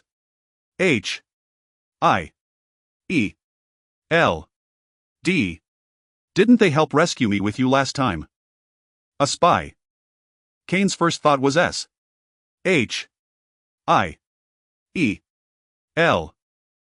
battle-hardened Black Widow. But she hadn't appeared during last night's intense fight, meaning she probably wasn't in New York. Nick Fury had likely sent her elsewhere. Even if she were here, infiltrating Stark Industries to steal classified files would take time, and who knew how far Obadiah had gotten with his Ironmonger project. No, Tony, we don't have that much time. We still need Miss Pepper to get the data, but I'll find her a suitable bodyguard. Tony looked at Kane and saw he wasn't joking. He nodded. Both of them turned to Pepper. The question now was whether she had the courage to go. Pepper walked down the corridor of Stark Tower, clutching her bag, her gaze wary of every passing employee. Beads of sweat formed on her brow and her breathing was slightly erratic. Miss Pepper, a female voice called from behind her. Calm down. You're drawing too much attention. There's a restroom ahead, let's go in and take a break. All right. Pepper quickly took the advice and hurried into the restroom. After locking the door behind her, Pepper panted heavily, fanning herself as she complained to the woman before her, Marina, you know, I've never done anything like this. That bastard Tony comes back and immediately lands me in trouble. Before Pepper stood the female rogue Marina, who had her hair up and wore a business suit, looking every bit the dashing professional. Seeing Pepper's state, she smiled and coaxed, take a deep breath. Don't be nervous. Think about it, why should you be afraid? This company belongs to Tony. You're just copying files for him. Isn't that part of an assistant's job? That's true, but there's a mole in this company, someone who conspires with terrorists to kill. And since he knew Tony's whereabouts, he must be high-ranking. Who knows how many underlings he has? In just an ordinary person, not agile like you. Pepper smiled wryly. She was just a normal person, how could she carry out a spy's work without flinching? Don't worry, Miss Pepper. Marina smiled and grasped Pepper's shoulders. I'm here. I won't let anything happen to you. Thank you, Marina. The warmth of the hand restored some of Pepper's courage. Then she psyched herself up in her own way. That bastard Tony, when I get back, I'm buying myself the biggest gift with his money. Regaining her composure, Pepper led Marina to the top-floor executive office. It was past working hours and the floor was empty. After ensuring no one was around, they quickly entered. However, their every move was captured by surveillance cameras. Pepper had been right to suspect that Obadiah had more underlings. In the monitoring room, the head of security picked up his phone and dialed Obadiah's number. Boss, someone has entered your office. It's Miss Pepper and another woman. At that moment, Obadiah stood before a massive steel exoskeleton. The colossal machine filled him with boundless courage. Smiling, he spoke into the phone, take a team and capture them. Bring them to Sector 16. If they resist, kill them without mercy. Say Pepper was attempting to steal trade secrets. He hung up and dialed another number. Tony suspects me. It's time for you to act. Don't screw things up this time. Ending the call, Obadiah laughed as he gazed at the exoskeleton. Tony. You and your father are both geniuses. You shut down Stark Industries' weapons division, yet you developed a revolutionary power core yourself. Too bad we're not on the same side. So you'll have to die. As he spoke, he installed a battered bulb-like device into the chest of the exoskeleton. A blue light illuminated his face, deepening the shadows behind it. Oh my god, what is Obadiah working on? Sector 16. I didn't even know there was a lab there. Pepper browsed the latest hidden folders on the computer. The schematics within filled her with shock. The massive exoskeleton and its accompanying weapon systems were clearly for military use, yet Tony had already announced the closure of the RD division. Obadiah was definitely up to no good. Soon she found the key evidence. Jericho missiles shipped to Afghanistan. It really is Obadiah. This was the most powerful tactical weapon Stark Industries had ever developed. Even the U.S. military had only expressed interest in purchasing it. Yet Obadiah had secretly shipped 10 units to Afghanistan. That said it all. I need to call Tony immediately. As Pepper copied files and reached for the phone, Morena suddenly grabbed her shoulder, pushed her behind a cabinet, and switched off the lights. Stay here and don't move. Someone's coming. Bang. The outer locked door was kicked open. A squad of security guards armed with automatic rifles stormed into the reception area outside the office. Morena calmly summoned her bone bow, knocked 2 bone arrows, and aimed at the office door. Miss Pepper, we suspect you of stealing company secrets. Drop your weapons, get on the ground, and don't move. We won't hurt you. The security chief shouted from the doorway, but no response came from inside. Shrugging helplessly, the chief signaled one of his men. The guard kicked open the final door. As it swung open, the guards on either side immediately charged in, rifles at the ready. Before they could take in the office, 2 bone arrows flew from the darkness, striking them squarely in the chest. Enemy attack. Open fire. Seeing his 2 men convulsing on the ground, the chief shouted and thrust his gun through the doorway, spraying bullets. They were only security personnel and didn't have night vision gear. The darkness severely hampered their numerical advantage. Such wild gunfire didn't faze Morena. She calmly loosed another arrow, which pierced through the office wall and pinned the chief's arms together. Damn it. There are only 2 of them. Rush in and take them down. The chief's rifle clattered to the floor. Seasoned, he rolled aside to avoid the wall and ordered his men to overwhelm the women with numbers. Obadiah's orders were clear, dead or alive. At Stark's villa on Long Island, Tony was enjoying the sea breeze and a drink with Kane when his phone rang. Answering it, he heard gunfire and Pepper's scream, "Tony, help. The mole is Obadiah. Oh God, he's sent soldiers to kill us." Kane already knew the situation through telepathy. With Morena there, the danger wasn't that severe. So far only the guards had died. Morena was even preparing to use explosive arrows to break through walls and eliminate the rest. Tony, unaware of this, turned pale at the news of Pepper's danger and dashed downstairs to where he kept his Iron Man suit. Kane didn't stop him. Obadiah was likely at Stark Tower and their timing would be perfect. But as he followed Tony a few steps, a premonition of danger struck him. Bone armor instantly covered his body and he used Blood Rush to shield Tony. Crack! Crack! 2 ice spikes slammed fiercely into Kane's chest, shattering into fragments. However, the impact force still made Kane, who was unsteady on his feet, retreat half a step. 2 masked men emerged from the darkness, one of them holding 2 ice spikes in his hand, indicating that the previous 2 shots were his handiwork. Seeing the abnormality on Kane's body, the 2 men hesitated for a moment but continued their assault. The man with the ice spikes hurled more at Kane while the unarmed one waved his hand, causing a row of steel nails to fly off a nearby steel sculpture and shoot toward Tony. Damn it, these 2 are professional killers, their coordination is impeccable. Before Kane could even counterattack, he was forced to return to Tony's side to block all the incoming attacks. Tony, don't worry about me, get down there quickly. Kane shouted. With Tony attracting fire here, he couldn't fully unleash his true abilities. The Rathma priests didn't have many defensive spells and even control-type ones were scarce. Taking lives in an instant was their forte. I want to, but how do I get down? Tony replied loudly while dodging stray shots with his head covered. He was now cornered by the railing upstairs, only a few steps from the staircase, but even a fool could tell the 2 masked men wouldn't give him that chance. After the brief exchange, Kane had already discerned that one of the men possessed the ability to condense water into ice while the other could manipulate metal. So far no other powers had manifested, but these 2 alone were troublesome enough. To flaunt his style, Tony even had an artificial waterfall in his home. The flowing water provided an endless supply of ammunition for the ice-wielding man, while the other found no shortage of metal in this house. They couldn't delay any longer. Without his Iron Man suit, Tony was no different from an ordinary person. Moreover, the situation with Pepper was still unclear. Since Obadiah hadn't appeared here, he was most likely at Stark Tower. Hold your head. With Kane's roar and a crash, he leaned back, forcefully shoving Tony off the balcony. Fortunately, the railing was made of tempered glass and the falling shards didn't injure Tony. "Can't you be a bit gentler?" Tony muttered as he hurried toward his Iron Man suit. Thanks to Kane's guidance, his suit-up speed had improved significantly, and in no time Iron Man flew back up. Boom! Tony fired his electromagnetic pulse cannon immediately, but the two masked men were agile, leaping aside just as Tony raised his hand. However, they ceased their attack and took cover behind an obstacle. "Tony, forget about here, get to Pepper quickly in case Obadiah does something desperate," Kane shouted. "But you. I'm better off without you, go now." "All right, be careful." Tony gritted his teeth and began to ascend in the Mark III, but the metal-manipulating masked man seized the opportunity, aiming his palm at Tony and pulling, nearly dragging him into the wall. Bone spear. A bone spear whistled through the air, shattering the cover of the man pulling at the Iron Man suit and disrupting his ability. "Go now!" Kane shouted again. Tony quickly ascended. These two men were clearly sent specifically to deal with him, their abilities even tailored to counter his armor. It seemed this fight was best left to Kane.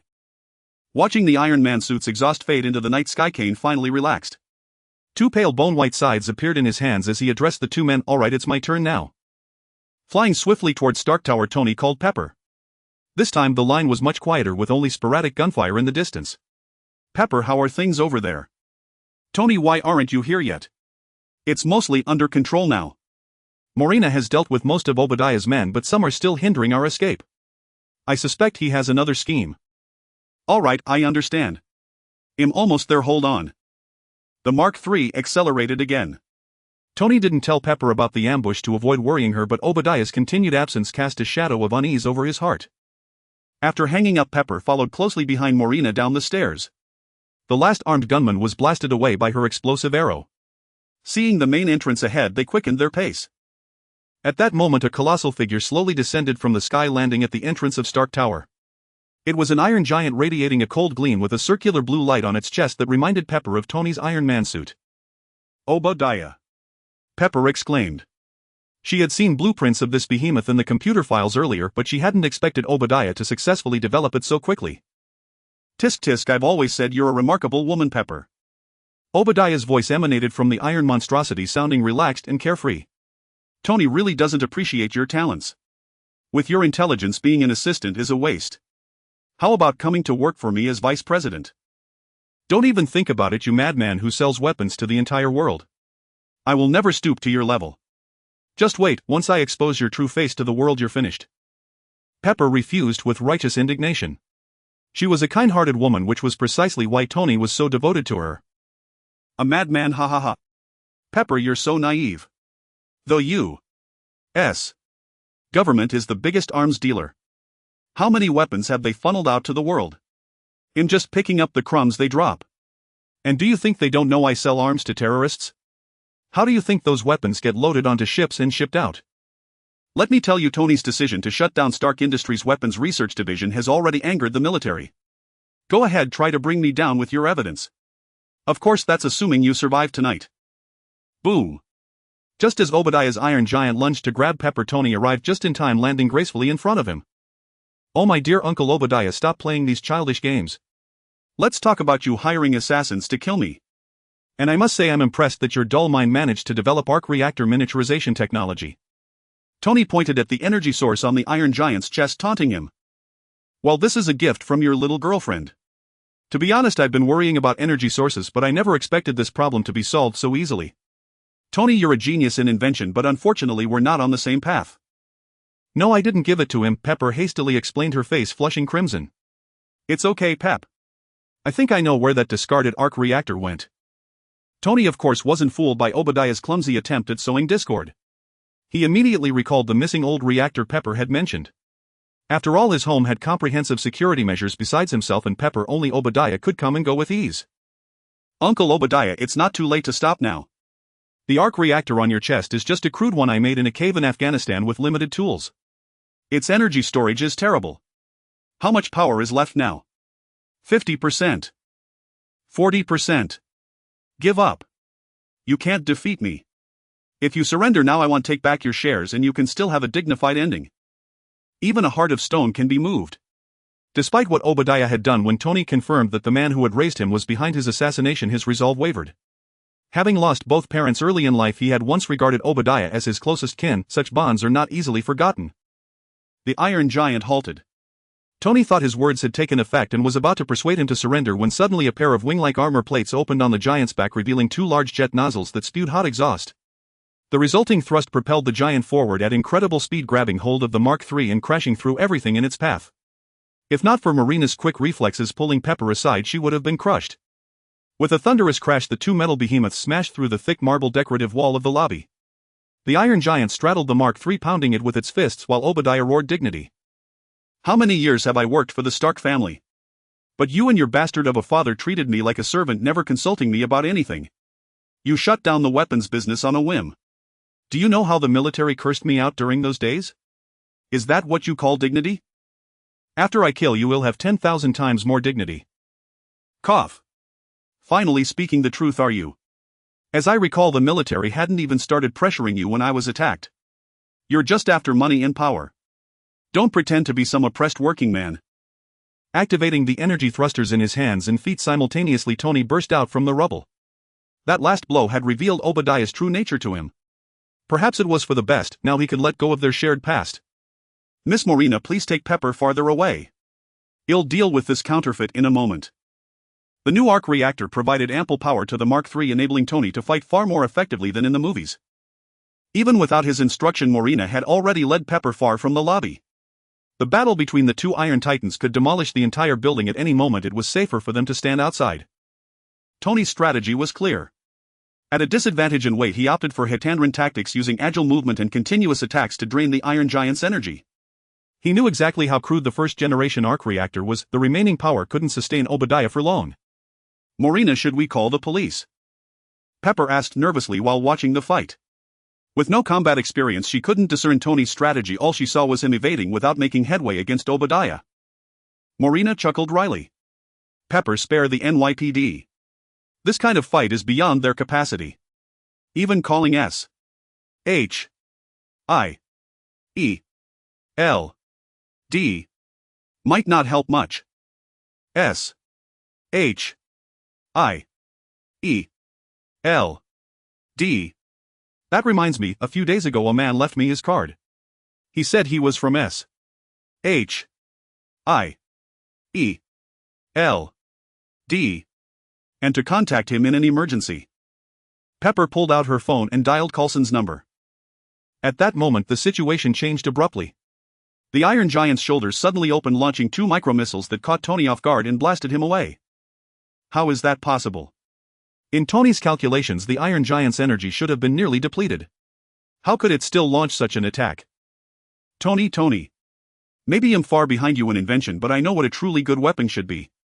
Your suit might look cool, but its combat effectiveness is less than a tenth of my Ironmonger's." As he spoke, the arms of the Ironmonger, as the giant was named, rose, revealing two Vulcan cannons that opened fire on Tony. A hail of bullets pinned Tony down. Though the modified armor wasn't penetrated, the relentless barrage from the Vulcan cannons delivered tremendous impact to the entire suit. Boom. Boom. The Ironmonger advanced while maintaining continuous fire, then launched two more missiles from its shoulder racks, blasting Tony away again. Seeing Tony suppressed, Obadiah couldn't help but gloat. Do you think the Ironmonger's massive size was designed for nothing? Each of its limbs has an independent auxiliary power source with ample space for weapons. This is a perfect weapons platform, understand? Tony, you're too naive. You think assembling all the latest tech makes the strongest weapon. Wrong. Overwhelming firepower and solid armor are what truly matter. Your arc reactor is a powerful energy core, but you don't know how to use it. Now I'm using you as a live demonstration. This battle will be the best advertisement for the military to buy the Ironmonger, and you'll be remembered forever. Die. The Ironmonger stood over Tony, a sharp steel blade extending from beneath its right fist. Obadiah had indeed considered every detail in designing the Ironmonger. With the entire weapons R&D department, it was in no way inferior to Tony's suit in military applications. Just as Obadiah raised the steel blade to strike, a thick strand of spider silk shot down from above, adhering to the blade and yanking it upward. The blade veered off course, barely grazing over Tony's head. Hey, big guy. I don't care if you rich folks want to duke it out in armor, but you're making too much noise. It's disturbing the peace. New York's vigilante has a duty to teach you a lesson. That glib-tongued superhero was, of course, Spider-Man. Fearing Tony might meet with an accident, Kane had called Peter for backup through colic. As for Colic himself, having only recently been resurrected, he had no idea how to get to Stark Tower quickly. So he could only stay in the bar and play bartender. "Hey you big lug, why are you so slow? Where's my whiskey?" Kane and Peter are unreliable kids, always sneaking out at night. An old man with a white beard and amber-tinted glasses tapped the bar with his empty glass. Unable to find the whiskey he wanted, Colic grabbed a random bottle and filled it for him, not noticing the label that read Polish rectified vodka. A moment later the old man was helped out of the bar shouting, "Don't hold me up. I'm Stan Lee, the creator. A little drink like this can't get me drunk." Compared to Tony's struggle, Kane's battle was far less strenuous. The two masked men's abilities were indeed unique, but they were no match for him. Without Tony hindering him, Kane unleashed his full power. The bone spears guided by his mental aim were far more accurate and faster than the ice shards and metal spikes hurled by the two men. The metal controlling man had his shoulder pierced by a bone spike at the first exchange. "Watch out." The ice controlling man swung his arm, sending a barrage of ice shards indiscriminately to block Kane's view, seizing the chance to drag his companion behind a wall. "Where did this guy come from?" The metal controlling man gritted his teeth, pulling out the bone spear and scraped a piece of metal from the nearby wall to bandage his wound.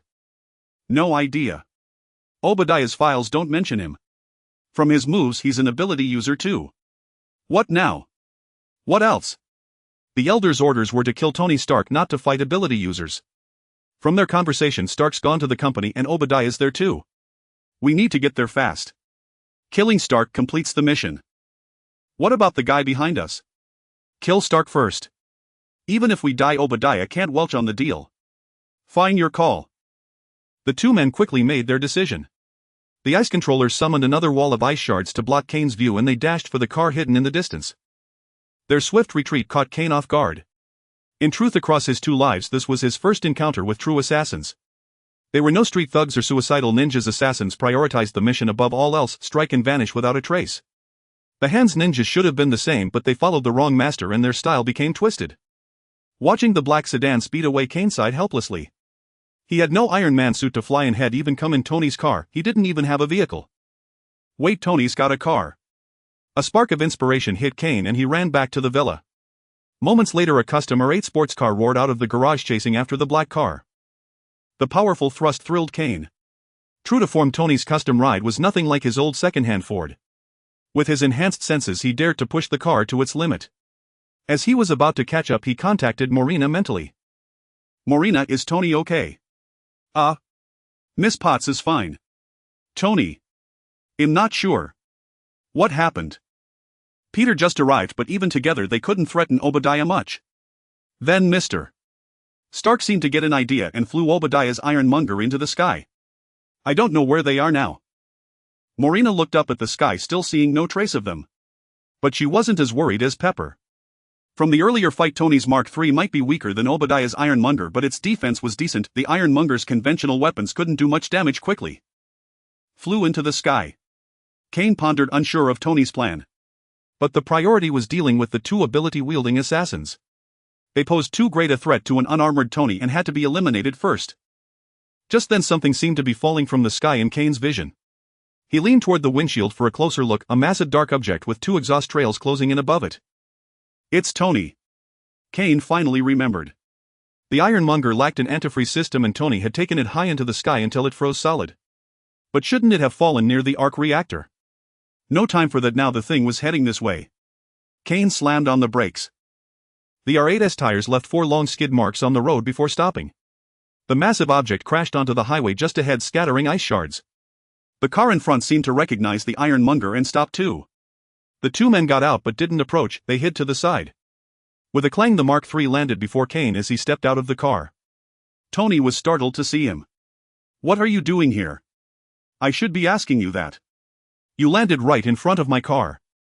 "Isn't this my car? Did you deal with the assassins?" "No, they got away. That car ahead is theirs. I was chasing them." "All right, let's deal with Obadiah first." Tony walked toward the Ironmonger. The freezing was temporary, he had to subdue Obadiah before he woke. "Watch out." The two men couldn't hold back any longer. Obadiah was the Ten Rings ally in America. If something happened to him, their mission would be a failure whether Tony lived or died. The metal-controlling man acted first, restraining Tony again while the other condensed the frost on the Ironmonger into ice shards and launched them at Kane. Kane, clad in bone armor, ignored the ice shards and hurled a bone spear at the metal controlling man. His control over Tony was too crippling. Without eliminating him, Tony couldn't get near Obadiah. But the two men had apparently strategized in the car. The ice controller drained the car's radiator to form an ice shield before them, while the metal controller pulled out all the car's metal to create a metal shield behind it. This double defense finally stopped Kane's bone spear, but Tony broke free and soared into the sky. "Kane, I can't get close to Obadiah. Think of something," Tony shouted. That metal controller was infuriating. He vowed to develop anti-magnetic metal for his suits, but for now he could only provide support from a distance. Kane was stumped too. His bone armor could withstand their attacks, but if they focused on defense he had few options. The bone spear was blocked, the aging curse couldn't affect their abilities, and there were no corpses for a corpse explosion.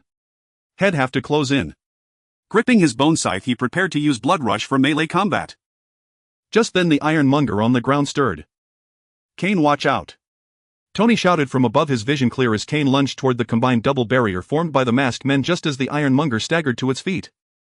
Though the ironmonger had only just regained mobility, Obadiah had been conscious for some time. After the fall from the sky he had been trapped inside trying to activate the suit, and though he had failed he had at least activated the cameras to witness the scene. Obadiah, though unhinged, was no fool. From the situation it was clear that the two assassins of the 10 rings were no match for the skull-faced man, but the one among them who could manipulate metal was Tony's bane. Thus protecting them became his top priority. Tony's repulsor beam struck the ironmonger, only causing it to stagger. The thick steel shell provided ample defense, but the minigun it raised was aimed at Kane. Boom! Boom! Boom! The minigun's exaggerated bullets carved a trench in the ground. Fortunately, Kane reacted in time, using his blood rush to evade. But Obadiah had no intention of letting him off. Anyone who hindered his plan to kill Tony was now his sworn enemy, and the minigun's barrel tracked Kane relentlessly, leaving him no chance to attack the two masked men. Of course the duo didn't stand idle either, wary that Kane might have some other trick to strike them unexpectedly. Thus a bizarre cycle emerged. Kane chased the two men while the ironmonger relentlessly pursued him. Tony rained fire on the ironmonger from above, and the metal controlling man kept trying to close in on Tony. These four groups chased one another in a stalemate, waiting for one side to break the cycle. Obadiah grew weary of the chase. He raised the shoulder-mounted missiles and fired one at Kane. Boom! Even a micro-missile was still a missile. The violent explosion sent Kane flying. No! Despite his many flaws, Tony was not without a heart. Seeing Kane, who had come to help him on a whim, blasted into unknown peril, he finally felt rage, not the anxious worry he had felt when Pepper was attacked, but the bond of comrades fighting side by side. Tony had never been to war. Even during the ambush in Afghanistan or his rescue, he had been an observer. In his eyes, the concept of battlefield camaraderie was just a slogan from U.S. military propaganda. But tonight, fighting alongside Kane and Peter against Obadiah and the 10 Rings assassins, he truly understood what it meant to have a brother in arms. It was a bond unimaginable in the bustling city, back to back, shoulder to shoulder, entrusting each other with their lives, charging through gunfire together, enduring together, a feeling that ignited every fiber of their being. With a clang, Tony threw himself recklessly onto Obadiah. Guided by Jarvis, he grabbed the data transmission device at the back of the ironmonger's head. But he only managed to snap one wire before the metal controlling man yanked him away from the ironmonger. Creaking and groaning without Kane's interference, the metal controlling man could finally focus all his energy on Tony. This time he wouldn't let him escape. With both hands he suspended the Iron Man suit in midair, rendering it immobile, a perfect target. Ha, Tony, seems you're out of tricks now. Sorry, but tonight is your end. Freeze him, I need to take the new arc reactor from him. Don't damage it with his struggles. Obadiah grinned as he gave the order. The ice controlling man immediately coated the Mark III in a layer of frost, making it even harder for Tony to move. Obadiah extended his palm toward him. With a metallic sound, a three-pronged claw emerged from the center of the hand, reaching for Tony's chest. Judging by the cold gleam of its tips, once the arc reactor was removed, Tony was as good as dead. Both masked men grinned and intensified their abilities. As Obadiah had said, no more mistakes could be made. With the new arc reactor extracted and Tony dead, their mission would take a crucial step forward. Though Obadiah's scientists lacked brainpower, they could still reverse engineer the reactor by studying two samples. This would allow the new iron combat platform to go online, elevating the 10 Rings' power to a new level. But as he eyed the reactor about to be taken, Obadiah had a new thought. With this device and Stark Industries under his control, why continue cooperating with an organization like the 10 Rings? He could become the world's largest and most powerful arms dealer, commanding the fate of countless lives with a single order that was true power. Just as the claw was about to pierce the suit's chest, it suddenly moved. Obadiah roared, "Idiot! I said don't let him move. Can't you swine understand? When he turned he saw the metal controlling man staring in shock at his own chest where a thick bone spear had pierced through. Boom. As Obadiah was distracted, Tony raised his arm. The micro-missile hidden in the Mark III's arm seized the opportunity, striking the ironmonger's neck precisely. A towering blaze obscured Obadiah's vision and several sensors were damaged in the explosion. The frost-resistant Mark III shook off the ice and rose again. Tony spotted Kane climbing out of a distant crater and exclaimed, "Hey, next time make sure your enemy is dead before you walk away. Otherwise this is what you get." "Hey buddy, good to see you alive," Tony said, flying to Kane's side and glancing back. "Alright, well, catch up later. Now that the numbers are even, let's start round 2. Kane flexed his muscles and charged forward. Tony flew past him, unleashing 2 electromagnetic blasts at the ironmonger. The remaining empowered man wore a bitter expression. He didn't see any fairness in this. Even with the magnetic man they couldn't handle Kane. Now alone what could he do? The ironmonger seemed to have an advantage over Kane, but Tony would never let it come to that. Helpless, he could only slow Kane's approach with ice shards while retreating toward the ironmonger. Being beside the ironmonger did not guarantee safety. The crossfire between Tony and Obadiah sent stray bullets flying everywhere. The burly man would never have chosen to take cover there unless he was utterly desperate. Speaking of which, Obadiah's ironmonger was quite a remarkable design. Its entire body was laden with gunpowder-based weaponry, minimizing energy consumption to the extreme. As long as it didn't engage in aerial combat, it could operate for a long time even with an outdated arc reactor. Tony's Iron Man suit, however, was somewhat inferior in combat capability. The form-fitting Mark III, though packed with countless cutting-edge technologies, was limited by its size, preventing the installation of heavy weaponry. The missiles on its arms were single-shot, severely hampering Tony's ability to breach heavy armor. By now, apart from the repulsor rays on his palms, he found no weapon capable of threatening the ironmonger. Even the repulsor rays were not highly effective, and their immense energy drain caused the Mark III's remaining power to plummet rapidly. "Kane, I need backup." Though uncertain whether Kane's magic would affect the ironmonger, he was Tony's only hope. Thus Tony had no choice but to call for his aid. "Focus your attack on its chest." Kane issued the command, instead seizing an opportunity in an instant. He used a bone prison spell to firmly immobilize the ice-controlling brute. Without a word, Tony complied, amplifying the power of his palm repulsors and blasting the ironmonger's chest. The immense impact forced the machine to lose its balance and topple backward. No. Boom. The ironmonger crashed to the ground, stirring up dust and splattering blood. The last assassin of the 10 rings met his demise. Any idea how to crack this tin can? Taking the chance, Tony flew to Kane's side and asked, "Do you think he controls this giant through his own movements?" Kane stared at the ironmonger, pondering. If that were the case, a curse of decrepification might prove useful, for steel could not block magic. Probably not. Tony immediately had Jarvis pull up the ironmonger's design schematics, discovering that the behemoth relied more on transmission mechanisms akin to a tank. That made sense. Its design was originally conceived for the battlefield. If it were entirely driven by the user's movements like the Iron Man suit, a sudden leg cramp or other unforeseen human mishaps could spell disaster. So what are its weaknesses? Damn it, Kane was also stumped. The priests of Rathma in the sanctuary had always battled demonic legions whose siege weapons were even made of flesh, naturally vulnerable to their magic. They had never developed a habit of crafting metal contraptions, preferring to rely on their own formidable bodies. But now, facing the ironmonger, Kane found several of his signature spells rather ineffective. Utterly useless trash. The 10 rings are nothing special. I'd hoped they could dispose of you quietly, but it seems I'll have to do it myself. Only I can be trusted. With a crackle, the ironmonger rose again, a spark of electricity flickering from the back of its head, the result of Tony's desperate earlier assault on Obadiah. Unfortunately, it had only severed a tube connected to the respiratory system. After Obadiah opened the ventilation, the ironmonger's combat capability remained unaffected. Now only high-powered explosives or smoke grenades might damage him, but I've used them all. No choice but to go all out. Kane, distract him while I try the armor joints from behind. Tony spoke gravely. At the brink of life and death, he became utterly serious and indifferent to his own safety, which greatly changed Kane's perception of him. Tony, you distract him instead. Leave the rest to me. Kane smiled faintly. As long as the ironmonger wasn't invincible, he had a way to destroy it. Tony shot Kane a puzzled glance but said nothing, for Obadiah was already charging in the ironmonger. Yet since meeting Kane, the white-haired young man had always struck him as steady and reliable. Coupled with his mysterious magic, it seemed a safer bet than Tony's own desperate flailing. With that thought, he said no more and charged back into the fray with Obadiah. Explosions and smoke grenades, huh? Seems I dabble in both. Obadiah, next time don't bring teammates to a team fight. For a priest of Rathma, your allies can easily become my weapons.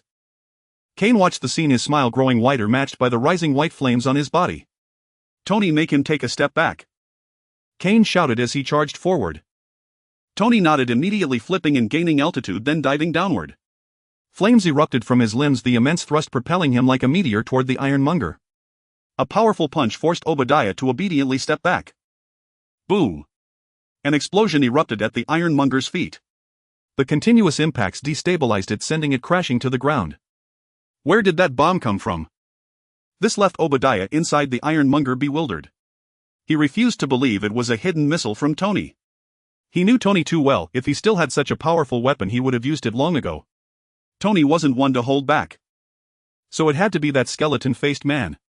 But judging by his earlier moves, he seemed more like the Ten Rings duo, leaning toward psychic abilities. And his frame didn't seem capable of concealing bombs. While Obadiah's mind raced, Cain didn't idle. With a blood rush, he appeared atop the ironmonger. Staring at the screen showing the massive skull mask wreathed in towering white flames, Obadiah felt as if he were facing death's smile. I bring you greetings from all the souls who perished under terrorists' guns worldwide, Mr. Obadiah. With those words, before Obadiah could respond, Cain flipped and dove to the ground, then sprinted away. Boom! Another explosion rang out, this time on the ironmonger's body. From his high vantage, Tony saw clearly it was the corpse of the burly man who had died first. When Cain teleported onto the ironmonger, he had also placed that corpse on its chest. The initial explosion that toppled the ironmonger was from the other corpse it had crushed. Corpse explosion. Tony finally recalled the technique. He had seen it before in Afghanistan when Cain rescued him. They had discussed that invisible, formless explosion. Never did he expect to witness it again in America. A fitting twist, the two Ten Rings psychics who had traveled thousands of miles to aid Obadiah had now become explosive stumbling blocks on his path. Tisk tisk, the thought was utterly delightful. This explosion is truly disgusting. No wonder your relationship with Frank is the best. Your fighting styles are both so bloody. Tony landed beside Cain, the force of the corpse explosion sending bits of flesh splattering at his feet, reminding him of those days in Afghanistan with Frank. Is Obadiah dead this time? Once Tony felt no threat, he would revert to his playboy demeanor. He lifted his mask and said to Cain, I think Pepper is worried sick. I need to go comfort her. You know how women are. Do you want a lift? It's really windy out there. Before he finished speaking, a noise erupted as ironmonger rose once more. Do you think such a small explosion could kill me? How naive. But you've done well, now bear the brunt of my wrath. All the weapon compartments of ironmonger opened with the flame cannon, rocket nest and missile rack all aimed at Tony and Cain. Tony grabbed Cain to take off, but Cain held him back. Don't rush, listen to the dying words of an old villain. Dying words? Ha, are you crazy? Obadiah laughed. He knew that the two on the other side wouldn't withstand such a saturation attack, not knowing where that kid got his confidence from. Crazy? Maybe, but you could try firing, Cain replied. No one could see his expression behind the mask, but from his relaxed tone it was clear he felt no concern. Cain. Tony opened all the jet ports, ready to take off with Cain at the first sign of trouble. If worse came to worst, he could contact Colonel Rhodes to have the military deal with this mess. It's fine, Tony, he's already dead. Dead. Haha, I feel healthier than ever. Obadiah laughed heartily as he pressed the weapons button, grinning. You two are the ones who are really dead. Unexpectedly, all the weapons remained silent and unactivated. What's going on? Obadiah looked down and realized that the skin exposed to the air had taken on a strange green hue and was completely unresponsive. Upon closer inspection, it seemed that the green skin was slowly dissolving. Tony asked the same question, noticing that ironmonger was clearly malfunctioning. Not only was the weapon system unresponsive, but ironmonger himself was completely still. Death's Embrace, a variant of the corpse explosion technique, detonates the vengeful spirits of the dead while causing an explosion. Each piece of carcass is infused with the resentment of the deceased, resulting in a lethal poison that fills even the air at the explosion center. Tony instinctively stepped back from the corpse fragments at his feet. What difference does your spell have from a nuclear bomb? Of course there is a difference. As long as I want, the toxins can dissipate immediately. It's just magic after all, and still under my control. Watching Cain's hand patting his shoulder, Tony couldn't help but swallow hard.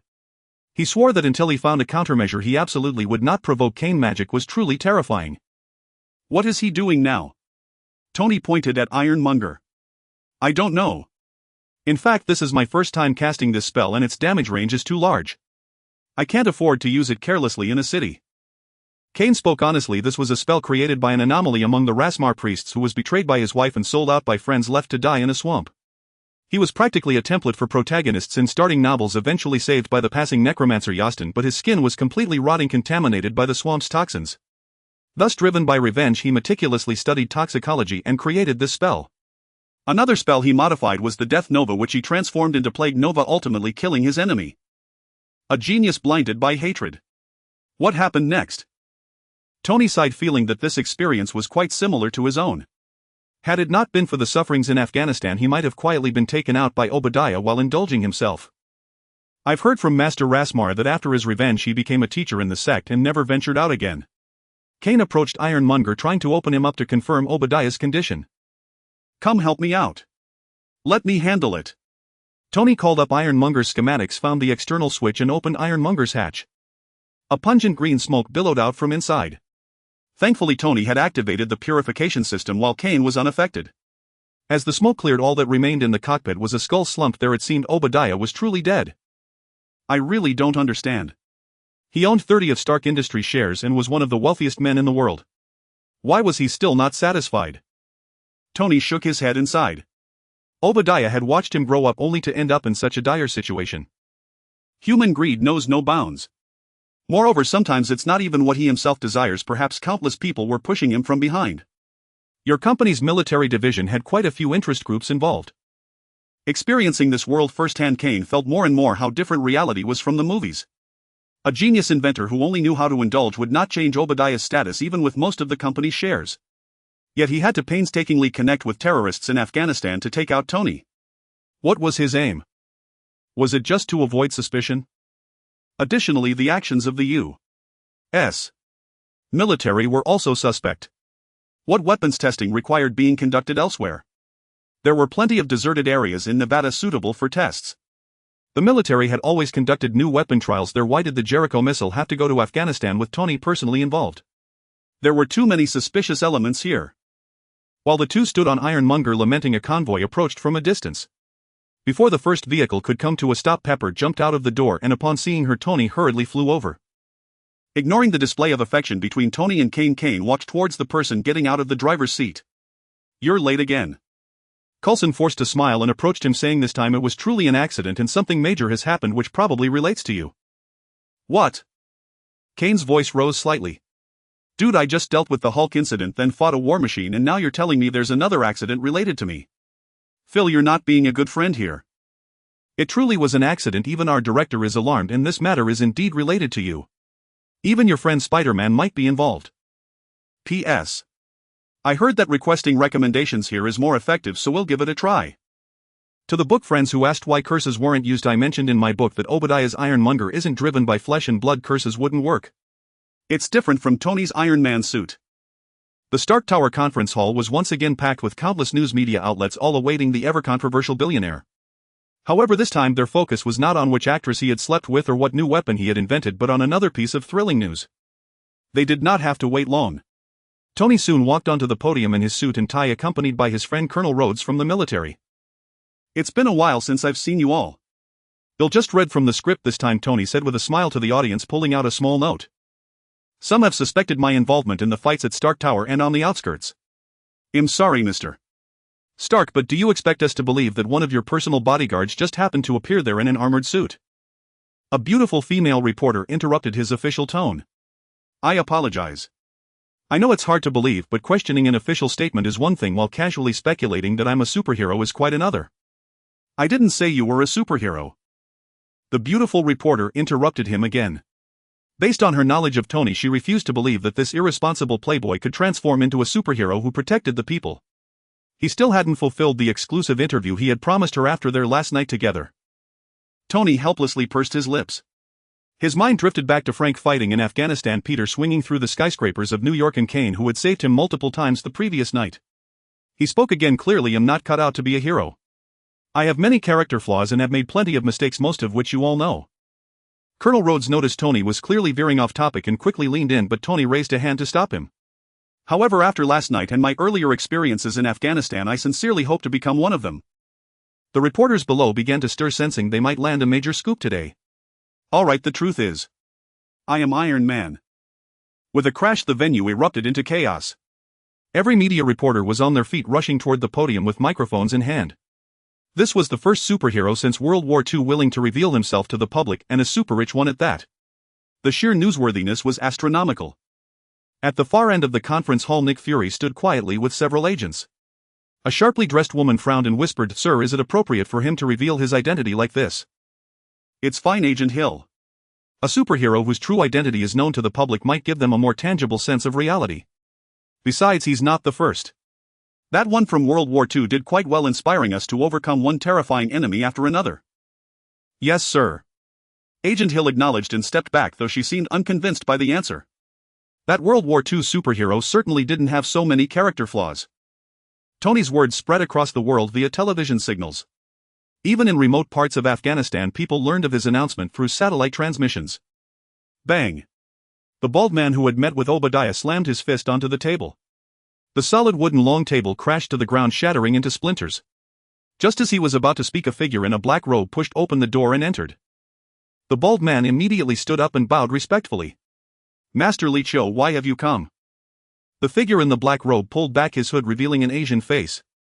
"Qasim, your recent string of failures has severely impacted the Master's plans. Why do you think I'm here?" "I am sorry, Master Li Cho." Qasim, the bald elder known for his ferocity, broke into a cold sweat just from those words, his voice trembling. "I only wanted to accelerate our power growth. I truly didn't expect so many complications. If it weren't for the fact that your intentions were good, do you think you'd still be alive to see me?" The man named Li Cho sat down in Qasim's seat with a cold snort. Without waiting for Qasim's reply, he continued, "Is the Punisher still attacking our camps?" "Yes. He always operates alone, appearing and disappearing unpredictably. It's very difficult to guard against him. We've lost many men and 2 training camps have been destroyed," Qasim reported truthfully. Li Cho frowned. "What about the dragon blood elixir? After the first attack, I moved all related materials to a secret base, so there were virtually no losses." Li Cho's brow finally relaxed. "Well done. No amount of child soldiers can fulfill the Master's grand vision. Only high-end combat power is our goal. As long as the dragon blood elixir is safe, the loss of these ordinary camps and personnel is acceptable." "Thank you for your magnanimity, Master." Qasim finally breathed a sigh of relief. If he had been charged with incompetence even as an elder, he would not have escaped severe consequences. "Master, have you come this time solely for the dragon blood elixir?" Now that the threat of death had passed, Qasim's mind began to race. The destruction of a few training camps was hardly enough to disturb the Master himself. The arrival of Chief Steward Li Cho could only be for the dragon blood elixir. "You've been studying it here for some time. What results have you achieved?" Li Cho glanced at Qasim, neither approving nor disapproving of his display of cleverness. "Master, the dragon blood elixir is extremely potent. It requires test subjects with very high physical fitness. As you know, in this impoverished place like Afghanistan, few people even get enough to eat, so the success rate is extremely low," Qasim replied. "Moreover, during our experiments we discovered that even subjects who survive have a high probability of becoming mindless walking corpses, which limits their practical use on the battlefield." Li Cho nodded, his expression impassive. "Good. You have not betrayed the organization's trust. However, our next plan needs some adjustments. Please enlighten me, Master." Qasim spoke with utmost reverence. In his understanding, Li Cho held his high position merely because of his loyalty. Essentially, he was nothing more than a mouthpiece. The plans he relayed must have come from the Master himself, leaving Qasim no choice but to obey. "Gather all the dragon blood elixir and test subjects. Within a week, concentrate them at Karachi port and load them onto a ship for transport." Qasim was stunned. The Ten Rings headquarters had always been in Central Asia. Where could such a vital item as the dragon blood elixir be shipped to? Li Cho seemed to read his thoughts and spoke sternly, "Don't dwell on matters that aren't your concern. This is the Master's decree." "Yes." Qasim quickly bowed in acknowledgement, daring not to think further. "What? A prison break? You must be joking." That morning during the quietest hours at Kane's bar, Peter's shriek nearly reached the street. Chorich walked nonchalantly to the door, glanced around, then turned and closed it. To be precise, it was a jailbreak. "It happened last night, which is why our backup arrived so late." Coulson gave an awkward smile. He usually preferred not to speak of such disgraceful matters, but given the safety of those before him, he felt it best to be truthful. Moreover, he hoped they might lend him their aid. "What's the difference? You're a global intelligence agency that operates above the U.S. Government. Are you telling me your prison can be raided by just anyone?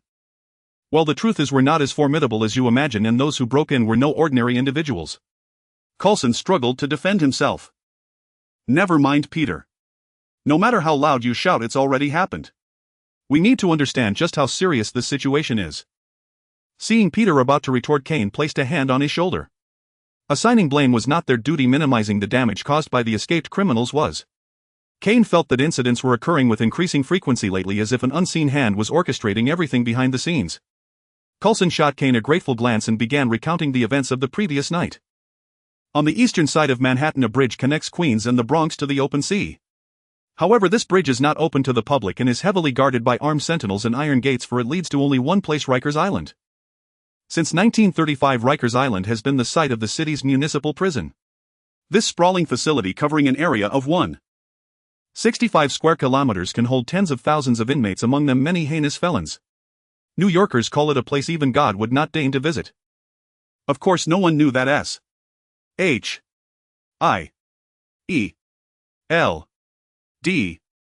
superhuman prison was also located here, a kilometer beneath Rikers Island. It was a sunless realm surrounded by thick layers of earth, accessible only by a single elevator. Even the most fearsome superhuman criminals would think twice before attempting an escape, questioning whether they had the power to leave alive. Yet on this night, this seemingly impregnable fortress was visited by a group of uninvited guests. A guard on duty, bored and weary, leaned against the railing of the prison's outer wall, smoking a cigarette. Its ember flickered in the darkness. He could hardly be blamed for his laxity. The waters around Rikers Island teemed with sharks, and no one would be foolish enough to attempt a covert approach from the sea. But nothing is absolute. A much larger creature silently approached the shore from the ocean, a small submarine. Its unusual design gave no clue as to its origin. Hovering quietly in the water, a hatch opened on its top, and a group of figures in black diving suits emerged one after another. Ignoring the sharks that swam nearby, they climbed onto the rocky shore of Rikers Island. Swish! A crossbow bolt struck the smoking guard in the back. The neurotoxin coating the bolt instantly paralyzed his throat, ensuring he could not utter a sound even in death. Immediately, several grappling hooks shot up to the top of the wall, and the black-clad figures swiftly scaled it.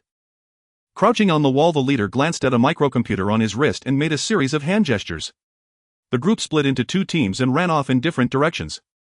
In the ordinary prison above ground on Rikers Island, with little to occupy their time, most inmates had already fallen asleep. Only a few energetic ones chatted at their cell doors. The guards, annoyed by the noise, retreated to the monitoring room for a cup of coffee, passing the time with idle chatter. No one noticed the monitors flicker briefly, as if disturbed by some interference. Then, without warning, all the electronic cell doors suddenly swung open, startling every prisoner. Oh hell! What's going on? Close the doors. A guard finally spotted the anomaly, pointing at the monitor and shouting. But no matter how hard they tried, the doors remained immovable. As prisoners poked their heads out and began moving into the corridors, the guards nearly lost their minds. Among the inmates were petty thieves serving short sentences, but there were also violent criminals imprisoned for murder. If they escaped, the guards' jobs would be forfeit. Call the police. Contact the armed guards outside. The rest of you follow me, block the exits. The guard captain made a swift decision, leading his men toward the outermost door of the cell block. He prayed the door wouldn't malfunction, for the prisoners outnumbered the guards by dozens to one. Armed only with a pistol and a stun baton, he had little confidence in stopping them. But things did not go as hoped. As he and his men charged toward the cell door, the most vicious inmates had already burst out. Most of them were serving life sentences, and they would not pass up this chance for freedom. Seeing the guards, they showed no fear. Instead, they grinned savagely and lunged forward. Bang! With the sound of a gunshot, as if a horn had opened the gates of hell, the battle between prisoners and guards erupted into full fury. Guards scattered throughout the prison rushed inward, whether on duty or off. But they failed to notice that a group of black-clad figures had already seized strategic positions and sabotaged the main gate leading to the mainland. At the prison's core, 4 guards armed with automatic rifles stood watchfully before a door. Dressed in black combat gear, they looked entirely different from the ordinary prison guards. Behind them, a heavy iron door was tightly sealed. Footsteps echoed from outside. They pulled back their bolts, aiming their rifles at the door. Their orders were clear: fire on anyone who approached without authorization. Soon the footsteps halted. As they hesitated in confusion, a thin circular metal disc no thicker than a piece of paper slid across the floor from beneath the sealed iron door. Screech! A piercing sound suddenly erupted in the cramped space. The 4 guards collapsed, clutching their ears in agony. The door swung open and the black-clad figures who had appeared on the outer wall entered, weapons raised. The leader fired a finishing shot into each of the 4 guards without a second glance at the bodies. He then aimed his wrist microcomputer at an electronic keyhole beside the iron door. With a series of beeps, the iron door soon opened, revealing an elevator shaft. Leaving 2 men to guard the elevator, the others followed the leader inside. They pressed the single button and descended rapidly into the depths below. The island S. H. I. E. L. D. S, codename for its superhuman prison in New York, was no ordinary facility. Its guards were not recruited from the general populace. In fact, they were all drawn from S. H. I. E. L. D. S field operative squads rotating duty here regularly. This served a dual purpose: to prevent psychological deterioration from the oppressive environment and to maintain combat readiness among the guards. Even under tight confinement, the inmates here were far from harmless. At that moment, most of the operatives had gathered in the elevator lobby. Though the 4 team members above had been sacrificed, the surveillance cameras had faithfully relayed the intruder's identity and methods back to them. The captain of this guard unit made a decisive call, ordering all doors in the corridor open and dispersing his men to minimize the impact of stun grenades.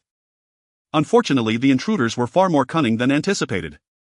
None noticed a faint wisp of smoke drifting in through the ventilation ducts scattered across the prison. Soon the sound of weapons clattering to the floor echoed and everyone in the island fell into unconsciousness. Ding! The elevator doors slid open and masked figures in gas masks filed in. This time they did not bother finishing off the fallen guards. Instead, at the leader's signal, they moved to the doors of each cell holding special inmates. The masked figures drew specialized guns from their backs and fired at the special inmates within their cells. What emerged from the muzzles was not bullets but vials of green liquid. The specially formulated agent was rapidly injected into the unconscious criminals. Upon seeing this, the figures immediately holstered their weapons and hurried back to the elevator, swiftly ascending to the surface without a backward glance. The prisoners, knocked out by anesthetic, began to moan involuntarily. At the same time, an eerie green hue spread through their veins, covering their entire bodies. Within minutes, their forms swelled and hard keratinous layers emerged on their skin. A burly man opened his eyes. His pupils flickered with a green glow which then shifted to a blood-red hue as vivid as crimson. He rose from the bed and took a step forward. A clatter rang out as the shackles on his feet were pulled taut. The man glanced down impatiently, then gave a sharp tug. The alloy restraints snapped cleanly. Staring at the broken ends in astonishment, he grinned and wrenched off the handcuffs as well. The man did not dwell on the source of this sudden surge of power. He had spent too long in this sunless place, given even a glimmer of hope he would find a way out by any means necessary. With a thunderous crash, he hurled the cell door open with his monstrous strength, sending it slamming against the opposite wall. On the door, which was impervious to bullets, a pair of palm prints were now deeply embedded. Having shattered his restraints, the man did not flee immediately. Instead, he turned and walked deeper into the prison. Soon he reached another cell door and peered inside. The empty cell seemed to hold no one, yet he called out, "Brother, are you in there? I've come to rescue you."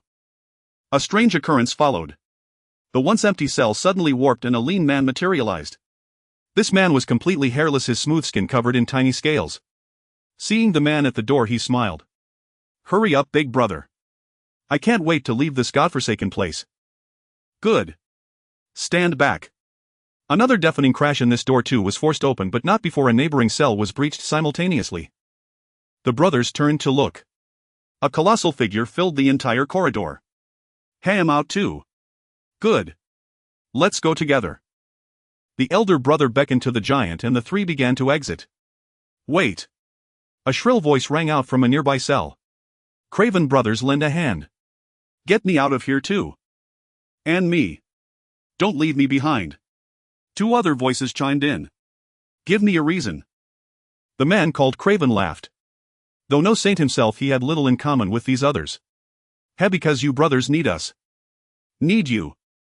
I don't think so." Craven picked up a guard's rifle and with a slight flex of his hand snapped it in half, demonstrating his strength. "Is that so? Then why were you caught here, powerful as you are? That little webslinger isn't so easy to deal with." "Hoof." Craven snorted. Spider-Man was his nightmare. His sole goal now was to hunt that creature. "I'm not what I used to be. Spider-Man will be torn apart by me. Perhaps after your transformation you could take him down easily. But can you guarantee you won't be captured before that? This is A.S. H. I. E. L. D. Prison. You know their intelligence-gathering capabilities. Humph, what could they do if they found me? Who can threaten me now? Tisk tisk tsk. You're too confident. A hideous face appeared at the cell door. His grayish skin was mottled with green patches and his flat nose seemed boneless. He opened his mouth, revealing two sharp fangs. Never mind whether you can definitely beat Spider-Man now. Do you think S? H. I. E. L. D. is just some simple organization? Had you ever heard of them before they locked us up? Look around. This prison built specifically for people like us with special abilities shows they have extensive experience handling extraordinary incidents. If not for this external breach, getting out would not have been so easy. The strange man raised an arm, examining the green patches and the specialized dart on the floor. And don't you find it odd? Those jailbreakers just injected us with this serum and left without a word. What's their purpose? You don't think they were sent by heaven just to save us, do you? Craven fell silent. He was self-aware enough to know that for superhuman criminals like them, not being struck down by divine lightning was already a mercy. So what do you suggest we do? I say the era of going solo is over. We need to evolve with the times and unite. Only then can we stand against these government agencies and superhuman heroes. After all, as individuals, we're the underdogs. Craven looked at the ugly-faced man, then at the others in their cells, and nodded. Rhino, let them out. All right. Boom boom. Several muffled explosions echoed from beneath Rikers Island. Demons were once again unleashed upon the world. So how many superpowered criminals actually escaped? Listening to Coulson's deductions based on the traces left at the scene, Peter had a foreboding sense of dread. Before he met Kane, he was the one who had apprehended most of the superpowered criminals in New York City, so news of a prison break hit him the hardest. The raft held 8 superpowered criminals. 6 escaped during the breakout and 4 of them have ties to you. Coulson said awkwardly. Thud. Peter collapsed onto a stool, his face a mask of utter despair. Kane shook his head and asked, which 6? Craven the Hunter and his brother Chameleon, Scorpion, Rhino, Morbius the living vampire, and Dr. Octopus, who was just recently imprisoned. Do you have their basic profiles? Aside from Dr. Octopus, the other names were unfamiliar to Kane. He needed detailed information on them, but fortunately, since they had been prisoners, S. H. I. E. L. D. should have comprehensive files. Yes, I brought them all. Here. Coulson pulled 6 dossiers from his briefcase. Judging by their thickness, they were far more detailed than the ones on the hand.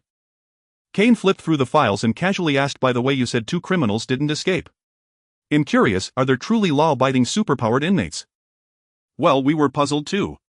But one claimed he didn't commit crimes willingly and wanted to behave for a reduced sentence. As it turns out, he's an old acquaintance of yours. Oh. Who? Kane looked up with interest. Lizard. Dr. Connors. Peter perked up at the name. Yes, but he has transformed back into the lizard. Strangely, his mind seems unaffected and he voluntarily told us what happened during the breakout. Kane and Peter exchanged glances. The lizard retaining his sanity after transformation was indeed puzzling. Phil, could we meet Dr. Connors? Perhaps he can provide information we don't yet have. Kane looked up, feeling he was getting closer to the truth. This. Coulson hesitated. Bringing civilians into a high-security S. H. I. E. L. D. prison was problematic, and releasing the lizard was out of the question. In his current reptilian form, who knew how long his rationality would last? If he escaped again, the consequences could be catastrophic. His last rampage had nearly turned every S. H. I. E. L. D. agent in New York into lizard creatures. It's fine, Phil. Take them. A familiar voice came from the doorway. Kane turned to see Nick Fury, the director of S. H. I. E. L. D. who alone had the authority to overrule Coulson. Glancing at Kane and Peter, Fury couldn't help but recall his own plan. He explained to Coulson, right now our priority is recapturing these super criminals. We need to pool all available resources. I've also brought a tech consultant who might prove useful. The group arrived at Rikers Island prison. Kane spotted a familiar figure in the control room, furiously typing away at a keyboard. Hey Tony. So you're their tech consultant? Of course. Who else in New York City is qualified? Tony grinned at Kane before turning back to his work. After a few more keystrokes, he paused, glanced around, and spotted a box labeled networking equipment. He pried it open. Aha, there you are. Tony reached in and plucked out a small metallic device resembling a bug. He held it up for the others to see. This is what hijacked your central computer, allowing external control of the entire prison system and leading to last night's disaster. Fury took the device, examined it, and handed it to an agent behind him. But how did they find the ventilation system for the raft? Our systems operate independently. Taking over Rikers doesn't mean they could easily breach the raft. Tony shrugged. How should I know? Maybe they got hold of your blueprints, hacked your systems, or perhaps you have a mole. Any of those are possible. Impossible. No one in S. H. I. E. L. D. would do that. Fury's tone was resolute. Really? As the head of an intelligence agency, don't kid yourself. Even if money doesn't sway someone, countless other factors can influence their decisions. The human heart is the most inscrutable thing. Kane interjected suddenly. A mole, this possibility was too significant to ignore. Even if Hydra wasn't behind the entire incident, they wouldn't hesitate to cause trouble for S. H. I. E. L. D. keeping them too busy to investigate internal affairs and allowing certain schemes to proceed unimpeded. Fury fell silent at Kane's words, then promptly changed the subject. Let's go. Well, meet the two who didn't escape. They took the elevator to the raft and found the lizard in an interrogation room. Peter, it's good to see you. Dr. Connors had indeed reverted to his lizard form, but his words revealed that his kind-hearted personality remained intact. Dr. Connors, why have you changed back? Peter asked, troubled.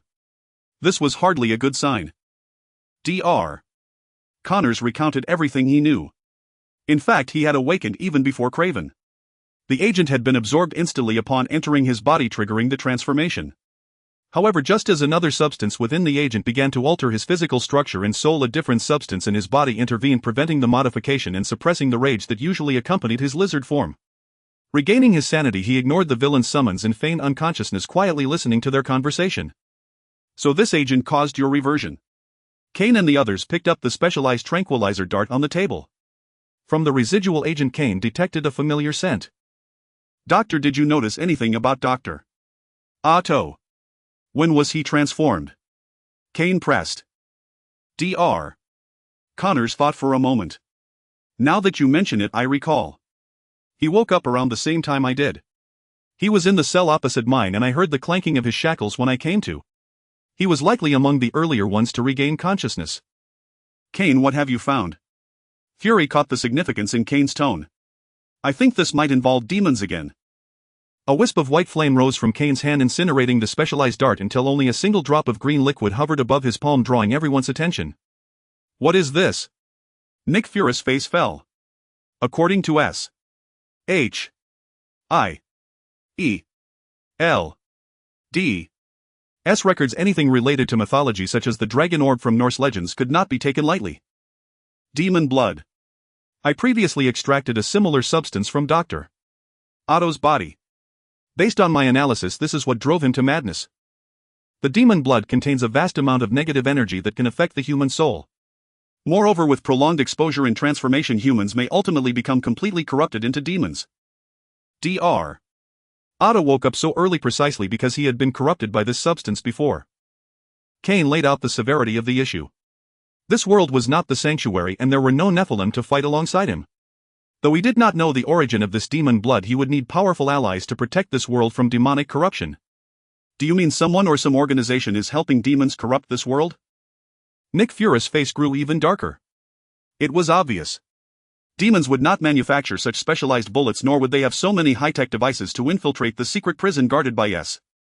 H. I. E. L. D. But don't you find it strange? This organization went to great lengths to break and injected all the super criminals with demon blood that could strengthen them, and then retreated without even revealing their identities as saviors. What exactly is their goal? Tony raised the question. This didn't make sense. If there truly was an organization that only gave without expecting anything in return, they wouldn't be rescuing criminals. Everyone present fell into deep thought. Kane was also puzzled. He had originally thought that by questioning Dr. Connors here he could find traces of the intruders. Yet they were far more cunning than he had imagined, swift, ruthless, highly purposeful, and leaving no clues behind. Even the mechanical bug they left might contain no connection to their organization. Regardless, we must catch those villains first. Their abilities already far exceed those of ordinary criminals. Now with the addition of demon blood, their power has likely reached a terrifying level. If we don't apprehend them quickly, I fear the destruction they cause will be no less than what the abomination did that night. Compared to these behind-the-scenes conspiracies, Peter was more concerned about the ordinary citizens of New York, for they were the most innocent victims of this incident. A glint of sharp light flashed in Nick Fury's eyes. This was a good opportunity. Perhaps his Avengers initiative could be expedited. Iron Man, Deathspeaker, Spider-Man, this combination was already the best choice among known superheroes. Moreover, the Deathspeaker Kane had 2 formidable underlings, which was an added bonus. However, this team was somewhat uncontrollable. He needed to find a way to insert that person to make it perfect. To deal with this crisis, perhaps we can form a temporary team. Nick Fury was startled. Kane had beaten him to voicing what he wanted to say. Whether intentionally or not, after speaking he glanced at Nick.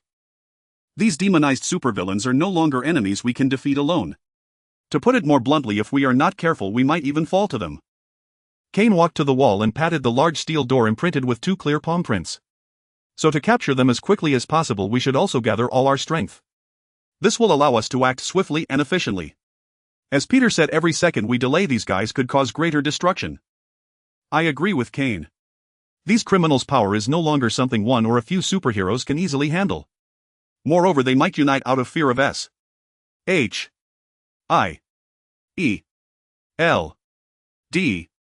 and superheroes. We need to integrate, complement each other's strengths, and fully leverage our respective advantages. Tony was the first to step forward. After his battle with Obadiah, he knew that enemies could be more troublesome than imagined. This was not like the asymmetrical warfare in Afghanistan. These enemies were originally superhumans, now further empowered by demon blood. Who knew what they had become? Count me in. I was the one who put these guys in prison. My knowledge of them can help you. As New York's friendly neighborhood hero, Peter stepped forward without hesitation. Dr. Connors, are you interested in joining us? Kane's words startled everyone. Why would he want to recruit the lizard? It was still unknown whether he had been corrupted, and it was Kane and Peter who had put him in here in the first place. Me.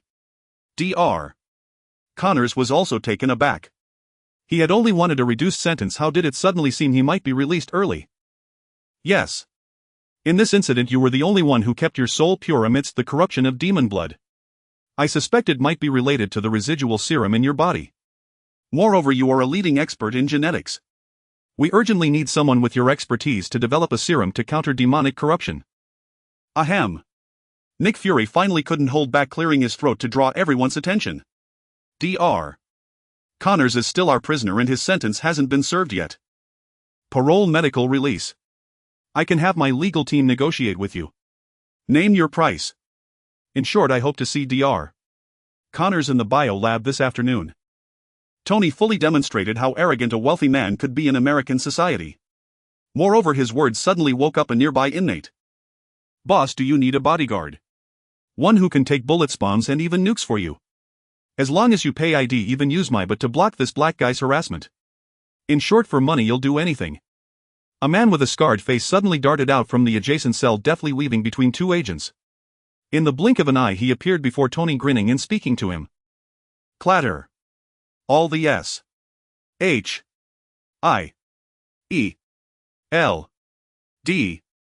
agents drew their guns and aimed at him. This guy was also a prisoner here. Although he hadn't escaped, they couldn't afford to be careless. And this is... Tony didn't seem frightened. With Kane and Peter nearby, even without his Iron Man suit, he was probably safer than the President of the United States. He's another inmate still in custody. He was sleeping in the next cell. Mr. Stark, it's best to keep your distance in case he does anything rash. Seeing his boss Nick Fury's livid face, Coulson quickly stepped in to mediate. Hey, that's slander. I reserve the right to sue you. The scar-faced man shot back at Coulson without turning around, then continued to Tony, don't listen to him, boss. My name is Wade Wilson, also known as Deadpool. I'm a well-known mercenary in the business. Getting paid to do the job is my motto. I've never had a bad record of offing my clients since I started. You can rest assured. A mercenary. Then what did you do to end up here? Tony asked curiously. This guy seemed to have a screw loose, nothing like a normal prisoner. I'm hiding from romantic entanglements. You know, a handsome and charming man like me always has a trail of beautiful women behind him. With nowhere else to hide, I had to come to prison to lie low, and it had to be a prison no one else could get into. The mercenary named Wade Wilson said narcissistically, though anyone with eyes could see it was a lie. His face, like a severe burn victim's, was anything but handsome and charming. Hey, indeed, nicknames are always apt. Deadpool fit perfectly. Kane ignored Deadpool, who was boasting about his romantic exploits, and went over to Coulson to ask what did he do to get locked up. Coulson shot Deadpool a strange look and said in a low voice he robbed the New York branch of S.H.I.E.L.D.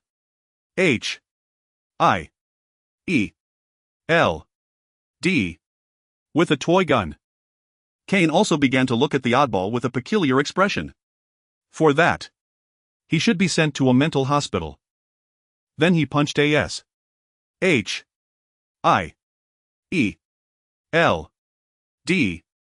agent. Well, Kane admitted that was a more serious crime than assaulting a police officer. But he glanced at Nick Fury's expression and whispered, "Is that why Fury looks so grim?" The director happened to be there at the time.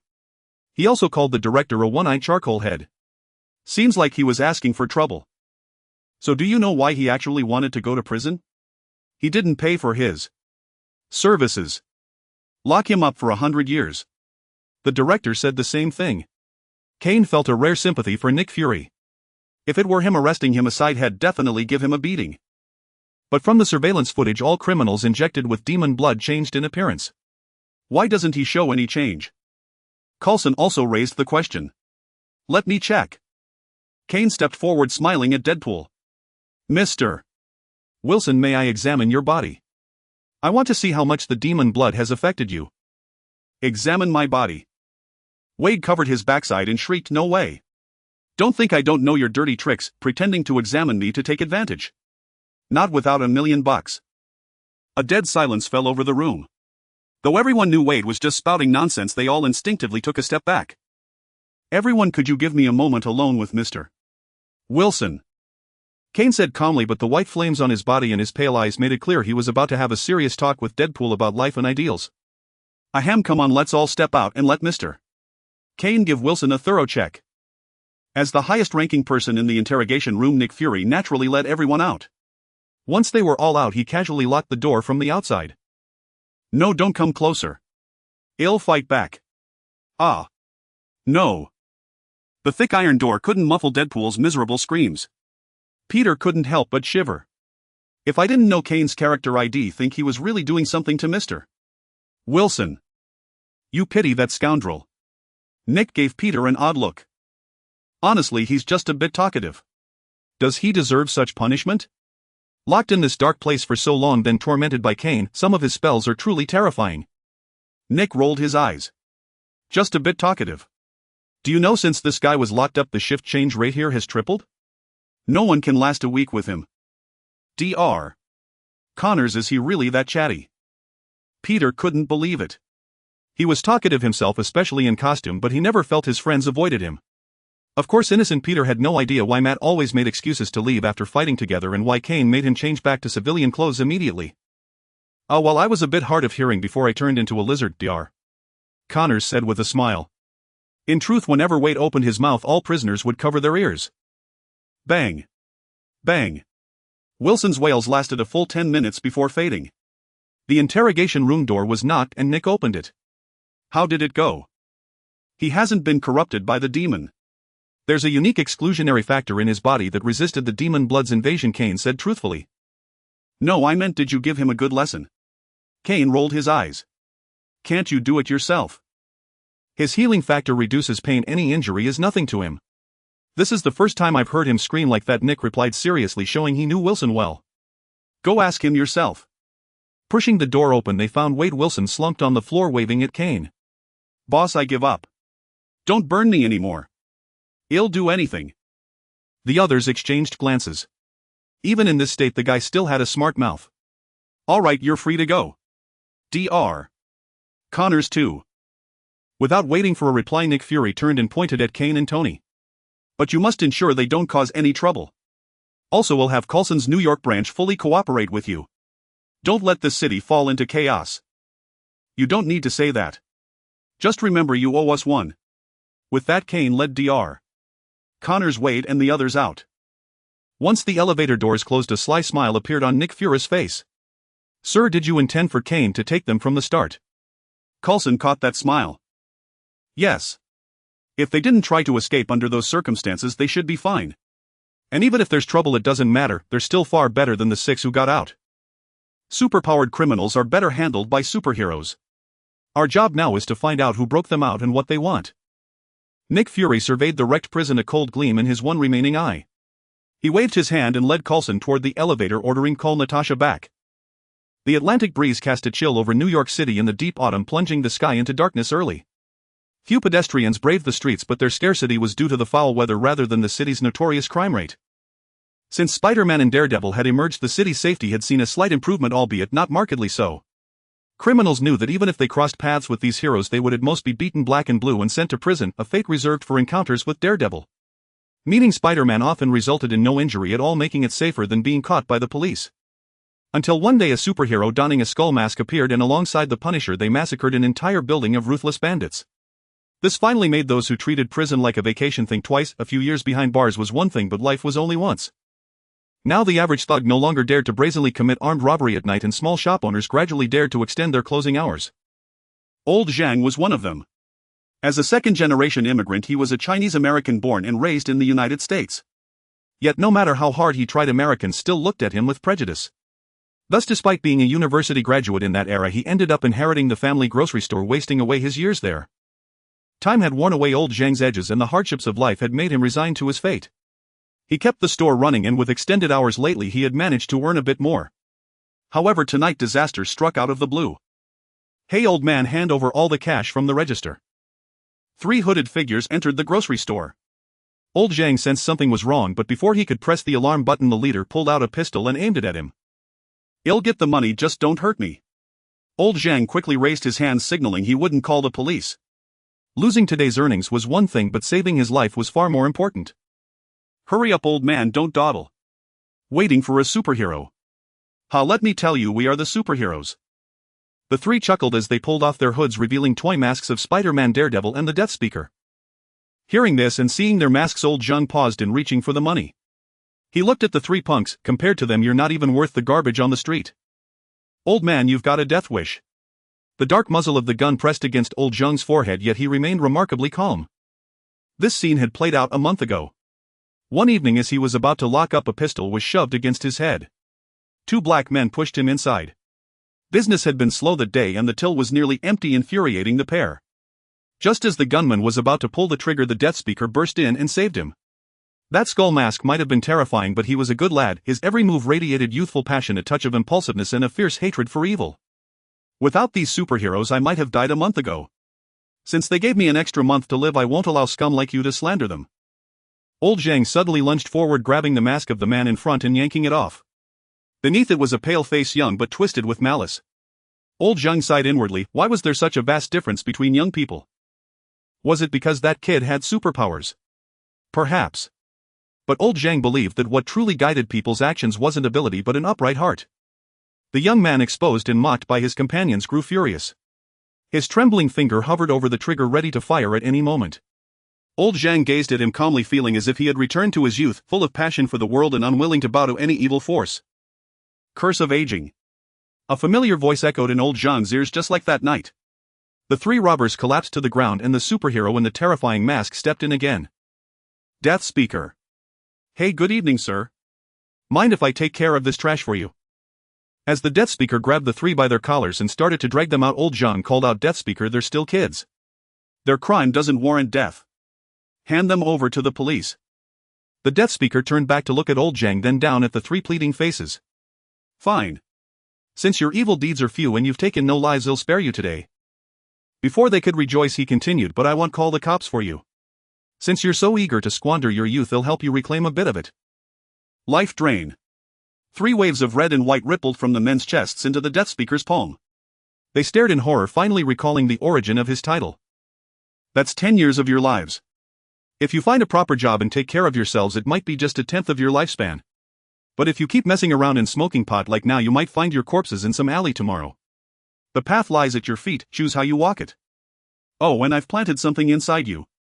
If anything happens to this gentleman, you'll make it grow immediately. What it is you can figure out yourselves. The death speaker tossed the three onto the roadside and prepared to leave, but old Jean called him back again. He turned to catch a can thrown his way. Hey death speaker, it's cold out. Have a hot coffee. Thanks. The death speaker waved at old Zhang and quickly vanished around the corner. Kane, how's it going? Tony's voice crackled through the earpiece. Just 3 small-time crooks, nothing to do with the Sinister Six. Kane took a sip of the hot coffee. Kane, be honest, was that whole draining 10 years of their life thing real? Peter's voice chimed in. Peter along with Morena and Kalik were scattered across New York City ready to delay the Sinister Six if they appeared in by time for an assembly. Their earpieces were always on so everyone heard everything. Come on, that was just to scare them. Those 3 punks haven't killed anyone, so a warning is enough. As for the bit of soul energy I drained, they'll recover with a few days of good food and rest. Kane wasn't a bloodthirsty man. Those 3 kids could still be saved, and the threat of losing their lives was far more effective than prison. He trusted they would make the right choice. Speaking of which, it's been 3 days. Why haven't the Sinister Six made a move? Kane couldn't help but voice his confusion. Tony's voice came through the earpiece. Everyone returned to the base. I think we need to have a meeting to discuss this. In a conference room atop Stark Tower, Kane and the others gathered around a round table. 3 consecutive days of patrols had left them somewhat weary. Even superheroes were not machines. I haven't found any trace. Kane spoke first. Same here. These past few days nothing has changed in the city except for a slight increase in petty thieves. The second to speak was Peter. Morena and Korik also shook their heads. For these heroes of the shelter, the situation in New York could only be described as peaceful and tranquil. I hacked into the city's surveillance network and found no trace of them. 2 possibilities: either they are hiding or they have already left New York. Tony projected a holographic map of New York City onto the table, facilitating more intuitive communication among them. However, I also reviewed intelligence from the outskirts of New York over the past 3 days and still found no sign of them. So I believe it's more likely they are still hiding in New York. After all, some of them have appearances that are not easy to conceal during travel. But with their tempers corrupted by demon blood, can they really hide for so long? Kane turned to look at Morena and Korik. Among the group, they were the most knowledgeable about demons and corrupted humans. You might have a misunderstanding about the corruption of demon blood. Morena was the most authoritative on this matter. Demons in hell are of many types. All creatures born there can be considered demons, some in beast forms, some in human forms. Generally, those with violent temperaments are corrupted by beast form demons, while those corrupted by humanoid demons do not necessarily undergo drastic personality changes. Morena's expression turned reminiscent. Demon corruption is silent and even omnipresent. Even the bravest and most valiant heroes can eventually become demons that spread fear. Those corrupted by the blood or soul of humanoid demons have changeable personalities, cunning, suspicious, cruel. Irritability is just one aspect. Moreover, there is another way to be corrupted, Korik interjected. We call it falling. It stems from inner weakness or greed, leading humans to actively seek the power of hell, dedicating their body and soul to demons in exchange for a demonic form. The personalities of those who fall generally do not change much because they were never good to begin with. So which type do you think this group of 6 belongs to? Peter asked. It could be either. The fact that they haven't immediately started wreaking havoc in the city suggests their corruption has preserved their sanity. This is actually worse news. Such individuals are more dangerous because they can think, scheme, and set traps. Everyone began to feel a headache coming on. What could be more troublesome than facing 6 demonically corrupted villains? Facing 6 corrupted villains who still retained their sanity. They had all reviewed the files on these 6. Though the group included mindless creatures like the Rhino, it also contained cunning rogues like Morbius the Vampire and even spies like the Chameleon. Now they almost wished the villains would show up and cause a little destruction. Anything was better than letting them plot some greater conspiracy in secret. That's it for now, Tony said, rubbing his temples. I don't think continuous patrolling is the solution. I've already sent Wade to gather information from the underworld. Everyone go back and rest. If there's any news, I'll summon you immediately. Dr. Connors will stay here with me. This lab is where he can be most useful. All right, fine. Kane sighed helplessly. Being in the dark while the enemy was hidden was indeed troublesome. It meant the defenders were always on the back foot, and with New York being such a vast city, the few of them could hardly keep watch over everything. They would have to rely on Tony's intelligence and surveillance. Before heading downstairs, Kane took another look out the floor-to-ceiling window. Where on earth had those six hidden themselves? The same question lingered in Norman Osborn's mind. Norman Osborn had orchestrated the prison break. Injecting super criminals with demon blood was meant to divert S.H.I.E.L.D.'s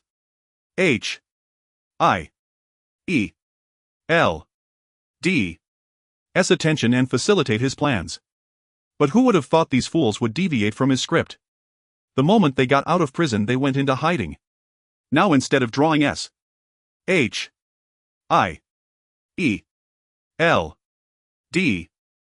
focus away, they had drawn all their attention to New York. Not only could he not proceed with his plan, but even the production of the demon serum had nearly ground to a halt. Damn it. These idiots are such cowards. I went to great lengths to get them out, and they don't even have the guts to take revenge on S.H.I.E.L.D.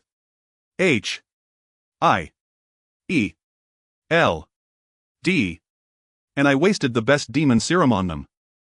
Enraged, Norman Osborn kicked a chair across the room. His time was running out. If he couldn't satisfy that lord soon, his fate would be grim. Robert. After venting for a while, Norman Osborn calmed down and immediately called for his lackey. Boss. Robert stepped forward. Send Harry to England. Have him handle the UK branch. Give him plenty of work to keep him busy for a while. Yes, boss. Regardless, Norman Osborn's love for his son was undeniable. In this critical moment, his first thought was of Harry's safety. Also, how is the recruitment of mercenaries going? It's progressing slowly. With all the fighting in Central Asia and Arabia these past few years, there aren't many mercenaries available on the market. Hearing this, a glint of green flashed in Norman's eyes. A lot of fighting, you say? Then there must be plenty of disabled veterans. The military's disability pensions are always meager, so a number of them must be on the streets. Find a way to recruit them. Boss, wouldn't such a large-scale operation attract S.H.I.E.L.D.'s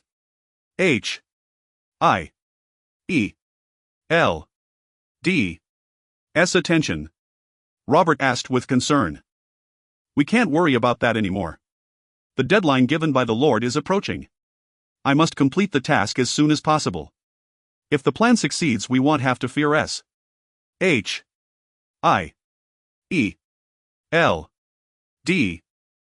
attention. Understood. He'll get on it right away. As Robert left, Norman Osborn turned to look behind him.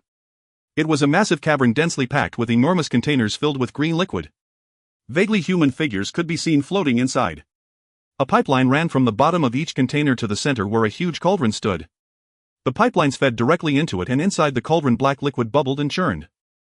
Looking down from above the cavern, the containers formed a massive circle. On the ground at the center of the circle, a gigantic pitch-black magic array was etched. The fusion of modern technology and mysticism lent an eerie atmosphere to the place. A basement bar in Brooklyn known as the Hellfire Club, a hub for mercenaries catering exclusively to those without a license to take jobs. Of course, the bar also takes a cut. In the dead of night, a man wearing a hat approached the bar counter and tapped it. Hey, what can I get for you? Asked the bespectacled bartender as he wiped a glass. I'd like a flute. Oh wait, it's been a while. Where have you been making money lately? The flurried bartender looked up in surprise. Flute is the name of a cocktail made with 2 sweet liquors and a spoonful of cream, but only Wade tends to order it here. Who knows if it's for the taste or the name? Hey Mole, good to see you. Wade glanced around and leaned in mysteriously, saying, don't tell anyone, but I'm working for S.H.I.E.L.D.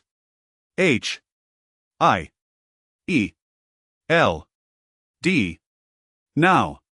The time I disappeared was for training. You know, my combat style is pretty unconventional and doesn't mesh well with the agents, so I had no choice. S.H.I.E.L.D.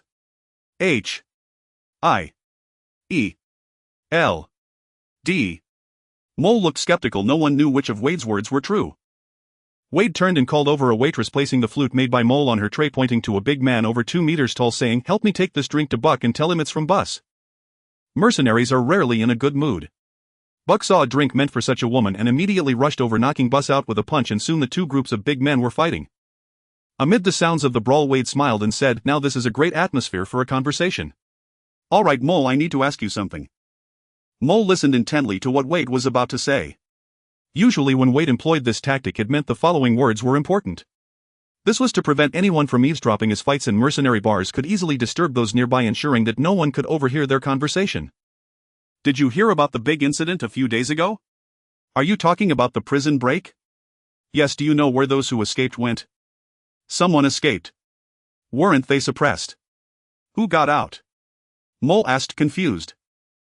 Seeing that his expression wasn't feigned, Wade realized this could be troublesome. Mole was an information dealer and the Hellfire Club was the most well-informed place for underground news in New York.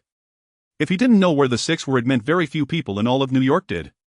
Such a distinct appearance and no one knew where they were, it must mean a powerful person or organization was helping them hide. Wade pursed his lips and had to think of another angle. Do you know if any organizations are currently recruiting? He felt that any organization making such a fuss wouldn't be satisfied with peace, and to pull off something big, manpower was essential. In prison, Wade, due to his regenerative factor, was actually the first to wake up. After observing in secret, he believed that the team of men in black were all well-trained soldiers who had definitely participated in real combat. So he planned to investigate from this angle. Mole, being an experienced information broker, understood what Wade meant as soon as he spoke. Before the incident, things were pretty normal, but after, there were indeed two companies hiring retired soldiers. Tell me more. One is AIM recruiting disabled veterans for limb regeneration experiments. Participants can expect free limb regeneration treatment. The other is Oscorp, which, due to the recent surge of incidents in New York City, decided to hire a batch of experienced retired soldiers to expand their security team to protect company assets. Wade's eyes lit up at the mention of limb regeneration. It seemed somewhat connected to demonic corruption. Didn't that Dr. Connors regrow an arm after transforming? Mole, do you have contact information for AIM? Why are you planning to apply? Yes, don't you see this face of mine? Isn't this considered a disability? Alright, they didn't specify what level of disability is required. Here, this is their contact information. Mole handed Wade a card with a phone number on it. Wade took the card and immediately turned to leave. Hey Wade, don't go yet. Stop them. My bar is about to be wrecked.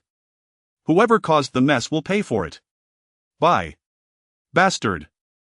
The next day at the AIM Volunteer Recruitment Center, Wade stood before a beautiful receptionist, flashing what he thought was his most charming smile. Hi gorgeous, although I'm already perfect, I think it's still necessary to enhance myself a bit more, don't you think? First to health check, the first room on the right. The beauty didn't even lift her head, just recorded his name and handed him a form. Next.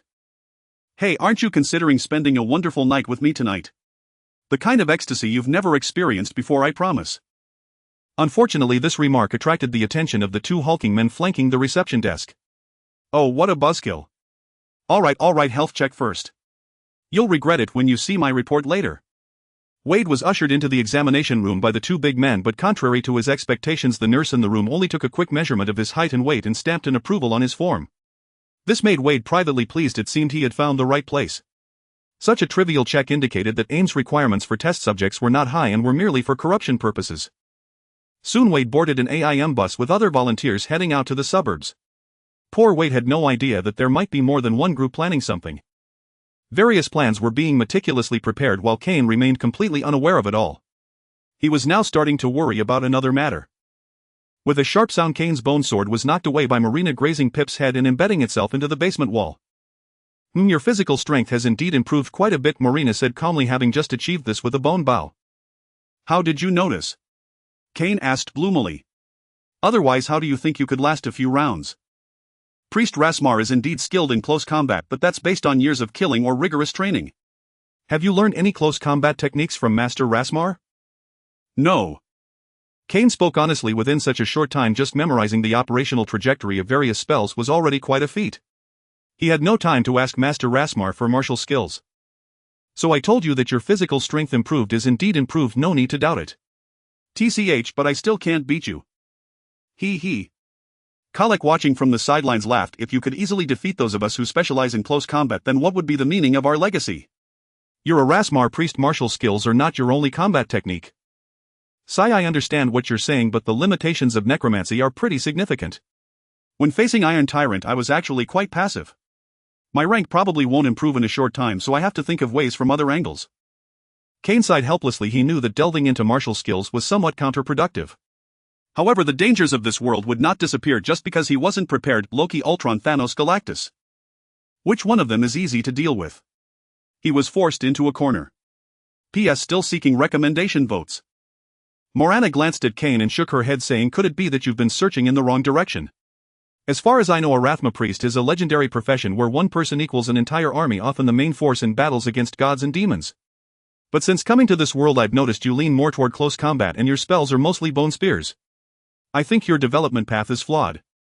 You're neither a barbarian nor an Amazon, you're a unique Rathma priest. Why not focus on your own strengths?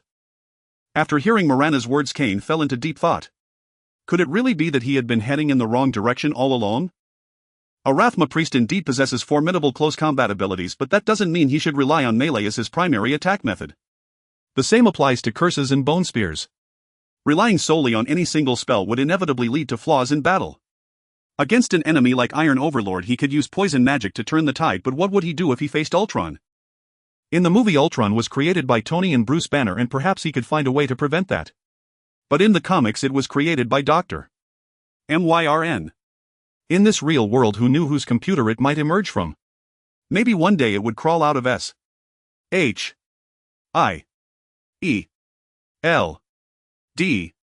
helicarrier. The thought of those overwhelming swarms of robots charging at him and his comrades sent a chill down Cain's spine. In the movies the Avengers wiped them out with flashy attacks and seamless teamwork, but in reality it was hard to imagine people who had never fought together suddenly becoming a coordinated team. What a joke! Did they really think superheroes were born knowing everything? Perhaps Hulk, Thor and even Tony could survive, but could mortals like Hawkeye and Black Widow make it? That kind of all-encompassing saturation attack might not even let Scarlet Witch withstand a single wave. In this dangerous world the future was fraught with uncertainty. Though Cain had gained incredible abilities after his rebirth, the level of danger he faced had also risen by more than a notch. He could choose to disguise himself as an ordinary person and watch events unfold from the sidelines, but he couldn't truly escape at all. Loki sought to enslave the entire world and Ultron aimed to annihilate all humanity. In their minds, weakness was the original sin, only the strong could stand as equals. Their origins shaped their thinking and no one could correct that. But as someone who was once an ordinary person, Cain believed that life had no hierarchy. Humanity's rise to dominance on this planet must have its strengths. Our souls, our thoughts, our creativity are the foundations of our power, and these cannot be measured by strength alone. Humans themselves are weak, yet they possess wisdom that other creatures lack. The society formed by the gathering of all people is the platform that combines this wisdom. Even superheroes cannot exist apart from society. Tony's intellect is extraordinary, but without ordinary workers to manufacture the simplest screws, his Iron Man suits would remain just blueprints. Peter's mutation seemed like an accident, but without the lab researchers, where would the radioactive spider come from? Hulk. Well, Hulk's stretchy shorts are also one of humanity's greatest works. Protection is far harder than destruction, yet only those who learn to protect can become heroes in people's hearts. And heroes, why they are revered by the world is because they can achieve what ordinary people cannot. Martin Niemöller once said a classic quote. In Germany they first came for the communists. And I did not speak out because I was not a communist. Then they came for the Jews. And I did not speak out because I was not a Jew. Then they came for the trade unionists. And I did not speak out because I was not a trade unionist. Then they came for the Catholics. And I did not speak out because I was a Protestant. Then they came for me. And there was no one left to speak out for me. This poem, written by that pastor to call people to bravely stand against evil Cain, felt also illustrated what kind of people heroes are. So-called heroes are those who stand up earlier than others, fighting against evil without fear of sacrifice to protect family, friends, strangers, even all of humanity. The peace of their souls is tied to this. They may be misunderstood by the world, may never show their true faces, yet they harbor no complaints, silently tending to their wounds and continuing to guard this race. What they seek is not material enjoyment or the chase and cheers of people. What they seek is a faith in protection, the greatest cause in their hearts. From pondering how to enhance his abilities to seeking the true meaning of protection, Cain entered a state of emptiness. Everything around him faded from his mind. He just sat there quietly, staring blankly ahead. A faint blue-gray ripple gradually emerged from his body, different from the soulfire he usually used, not intense, just a gentle flow over his form. Morana and Korlik witnessed this. They exchanged glances and quietly moved away. Morana returned upstairs to attend to the bar's patrons, while Korlik silently sat by the door, guarding Cain from any disturbance. That blue-gray ripple was the essence force within Cain. When they first met, Rathma had displayed this energy. Until now Cain could only channel it through spells, but this was the first time it had emerged on its own. The vast essence force continuously seeped into Cain's soul, and part of it also entered the emblem on his chest. The constant infusion of essence force made Cain's soul outline increasingly distinct, and it began to gradually separate from his body. Korlik watched in amazement as Cain's soul left his body, then a golden light flashed on his chest and it vanished. Blue sky, green grass, a stone house. When Cain opened his eyes he found himself back in this place. Before him the white-haired wise elder was still smiling at him. Master Rathma, am I dreaming? Cain stood up in surprise, forgetting propriety, and grabbed Rathma's arm. "Hey, silly child, you're not dreaming, but it's no different from a dream. What the soul sees isn't that a dream?" With that, Rathma lightly curled his fingers, drawing a wisp of essence force from Cain and sprinkling it gently onto the grass. In an instant, that strange patch of grass bloomed with a riot of flowers, adding a colorful splendor to this world. "Teacher, what is this?" Cain had never known that the Rathma priests possessed the ability to create life. The reanimated puppets were not truly living beings. His spectral summoning did bear some resemblance to resurrection, yet what it created was still not a genuine living person remaining in a state between life and death. "This is not my spell. I merely released the power of the spirit itself." Rathma pointed at the flower on the ground and said with a smile, "All things in the world are composed of basic elements. Why do some become sand and stone, some transform into plants and trees, some turn into animals, and others become humans?" "Humans? Aren't they born of angels and demons?" Cain had once learned the backstory of the Diablo world and still remembered some key figures and events. "Hey, you know this as well. Indeed, the first Nephilim were born of angels and demons. But before that, traces of humans already existed in the sanctuary world. During the Great War between gods and demons, the Nephilim often took on leadership roles due to their bloodline. However, in truth, the human army formed the main force on the battlefield. Without their valiant sacrifices, relying solely on the Nephilim's power would not have sufficed to defeat the angels and demons." Rathma explained patiently. He sat down among the flowers, gently picked one and handed it to Cain. "After long observation, I discovered that the difference between living and non-living things lies in the spirit, the life force. It is the source that infuses all species with vitality. The spirit power contained in various species differs. Humans possess the most. When spirit power coalesces in large amounts, it gives rise to something new, the soul." Cain frowned and asked in confusion, "Teacher, what exactly is the soul? Do animals and plants have it?" "In theory, any creature with spirit power can give birth to a soul. However, the spirit power in plants and animals is too meager to nurture a sufficiently strong soul. I believe that the soul is the energy that drives human thought. This is also what distinguishes intelligent beings from other creatures. Teacher, in our world, scientific research suggests that thinking is a result of neuronal discharges in the human brain." "Is that so? Then animals also have what you call neurons in their brains, don't they? Why can't they think?" Cain was at a loss for words. He wasn't a biologist and couldn't answer that question. As far as he knew, neither his original world nor the Marvel world had yet explained this matter clearly. However, the Ancient One would probably agree with Rathma's view, as the Sorcerer Supreme lineage also had deep research into the soul. But thinking of the Ancient One, Cain finally recalled a pressing issue. He looked at Rathma and asked, "Teacher, though I don't know how I came here, it's wonderful to see you. I urgently want to know how to enhance my strength and make greater contributions to protecting that world." "Hey, silly child, do you think I've been speaking idly?" Rathma smiled. He found this youngest disciple increasingly interesting. Cain possessed the same spirit of sacrifice as his other disciples, along with a vitality they lacked, rare among Rathma priests. Fran and the others sought to emulate his wisdom, but Rathma did not wish for dogma to stifle their individual personalities. "Forgive me, teacher. I may not be very clever and fail to grasp your meaning." Cain scratched his head apologetically. "It's all right. You were able to release your soul and come here partly due to the help of the emblem on your chest, and partly because your soul finally understood the true essence of guardianship, the core tenet of our Rathma order. I guided your soul back here to teach you what I couldn't before." Hearing this, Cain immediately sat up straight, always the diligent student in his teacher's eyes. "And no need to be so formal." Rathma smiled and began to get to the point. "The last time you came, the spirit power within me was nearly depleted, so I couldn't help you understand its true wonder. This time you bring so much spirit power, and I can borrow some to lay a foundation for you." Rathma pointed to the small flower in Cain's hand. "This flower was not created out of nothing. I infused spirit power into this grassland. This world is like an illusion. Though it appears lush with green grass, it lacks any spirit power. These grasses are like dead things. Yet when I poured spirit power into them, even such lifeless matter could bloom into beautiful flowers. The mages of Cienciai and Chaldeum harness the powerful and invisible arcane energy of nature for their spells. We Rathma priests draw upon the spirit power inherent in life. Neither is superior when cultivated to the utmost. Both can slay gods and demons. The world calls us necromancers and fears us, believing we toy with corpses. This is a grave misconception. We are wanderers between life and death, using the life energy we command to balance light and darkness in the world. This is the true way to protect humanity, for when balance is broken, humans face extreme peril." Cain understood this well. In the sanctuary world, angels represented light and demons represented darkness. Yet in truth, neither realm harbored goodwill toward humans. The angels were haughty, viewing humans as servants. The demons were brutal, seeing humans as prey. Thus true peace and tranquility required balancing their power. Leaving only one would devour the human world. By the way, Teacher Rathma, I've also discovered traces of demons in my current world, though Morina believes they are not the known demons of Sanctuary. After hearing Cain recount their findings, Rathma showed no surprise. Through tracking the Black Soulstone, I found that this world is filled with various planes existing in parallel without interference.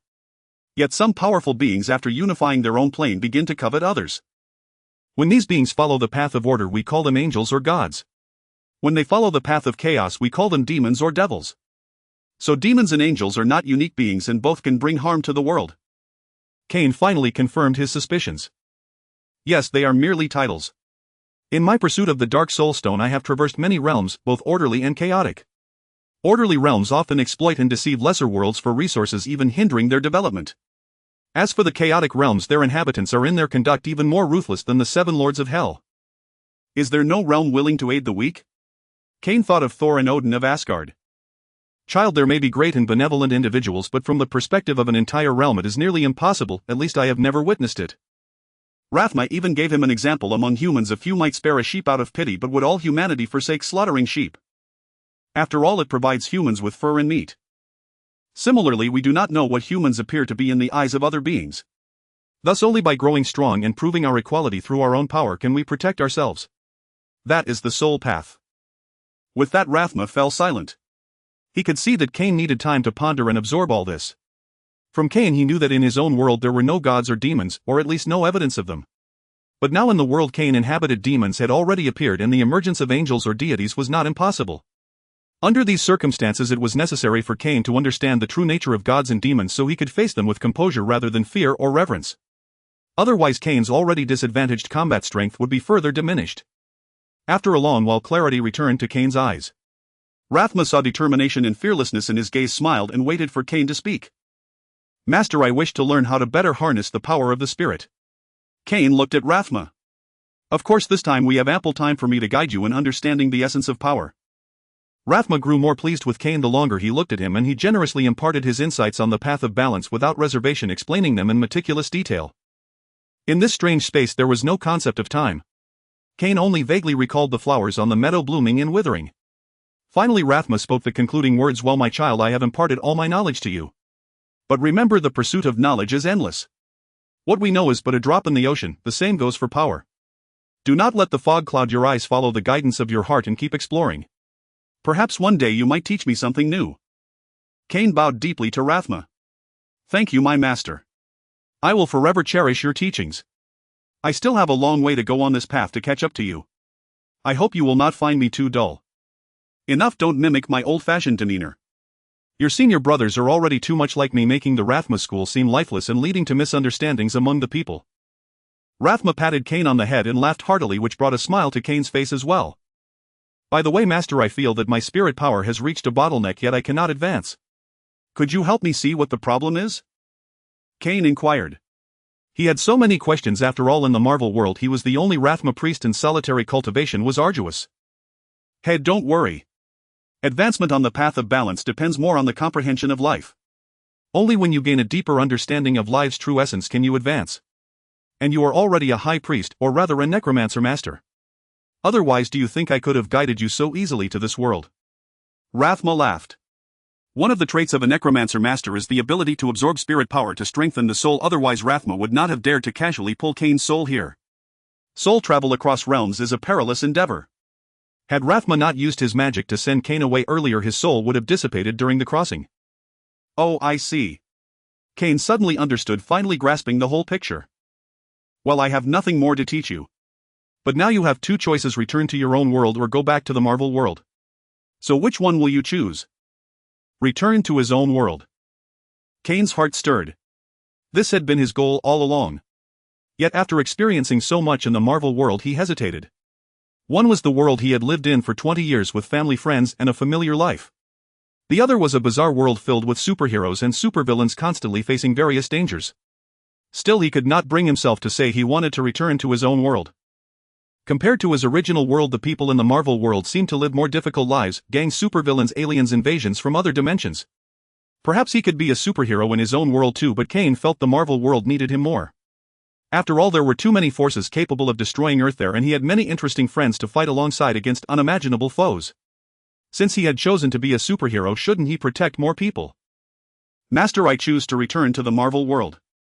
After a moment's thought, Kane gave his answer. Very well. Rathma said nothing, merely drawing a line in the air with his finger, and a rift appeared out of nowhere. Wait, Master, please accept this spirit power. It may help you pass the time by growing some plants. Perhaps next time I come I might meet a mistress. Before stepping into the rift, Kane suddenly turned back and hurled a large mass of spirit power at Rathma, winking mischievously before diving inside. Had this lad. Rathma felt the substantial amount of spirit power within him and smiled helplessly. Kane had truly grasped something. Rathma's assistance was not without selfish motives. Replenishing his own spirit power from an external source was one. It seemed the boy understood this. Yet Kane was not one to be driven by greed. Saving other worlds was also a form of spiritual elevation for one who practiced the path of balance. As the spatial rift was about to close, Rathma grabbed something from his sleeve, wrapped it in a ball of spirit power, and tossed it into the rift. Watching the space return to calm, he said with a smile, "Lad, I have no use for this anymore. I give it to you." Kane opened his eyes, and the first thing to greet his gaze was Pippi's bald, gleaming head and two dark hollow eye sockets.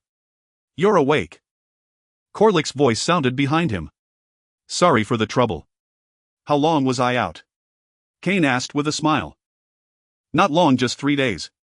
Corlic chuckled, his slightly weary expression making it clear to Kane that he hadn't rested for a single second during those 3 days. Still, the results seemed quite good. Though Corlic didn't know where he had been, the surge of power within Kane's body hinted at some extraordinary encounter. "I can't hide anything from you." A strand of spiritual essence flowed from Kane's hand into Corlic's body, rejuvenating his spirit. Their bond required no words of gratitude. "Has anyone come looking for me these past few days?" "Coulson came by last night, but he left when he saw you were meditating." "He probably went to Stark. He left a message for you to head to Stark Tower as soon as you woke up." "Oh. Sounds like progress. Let's go." Before he could finish, a white sphere suddenly flew out of the void behind Kane, smacking him squarely on the back of the head. Ouch. Kane stumbled forward. Corlic quickly extended a claw to shield him, also startled. The projectile had appeared from nowhere, catching even him off guard. "Relax, Corlic. It's just my teacher teaching me a lesson." Kane picked up the white object from the ground with a wry smile. Corlic looked closely and saw it was a shrunken skull covered in intricate dense patterns. "You Rathma priests are so refined. Back in my day when I taught the younger generation a lesson, I just threw a hammer." Kane remarked that perhaps the barbarians' low population was tied to their teaching methods. In the top floor meeting room of Stark Tower, everyone gathered around a round table waiting for Coulson to share S.H.I.E.L.D.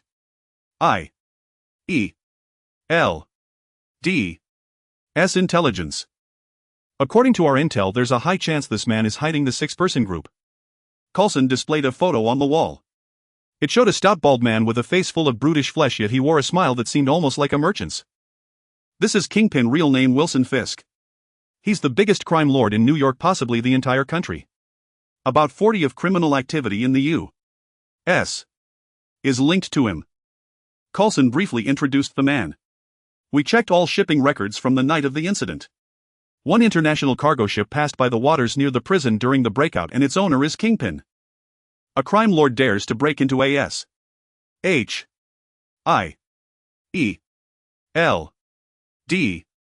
prison and uses that much high-tech gear." Tony found it hard to believe, wondering when gangsters had become so formidable. "What's so strange about that? That guy has more wealth than most tycoons and loves recruiting superpowered criminals. Besides, it might not even be him who broke them out." Peter, who had been fighting crime in New York City, was fairly familiar with Kingpin.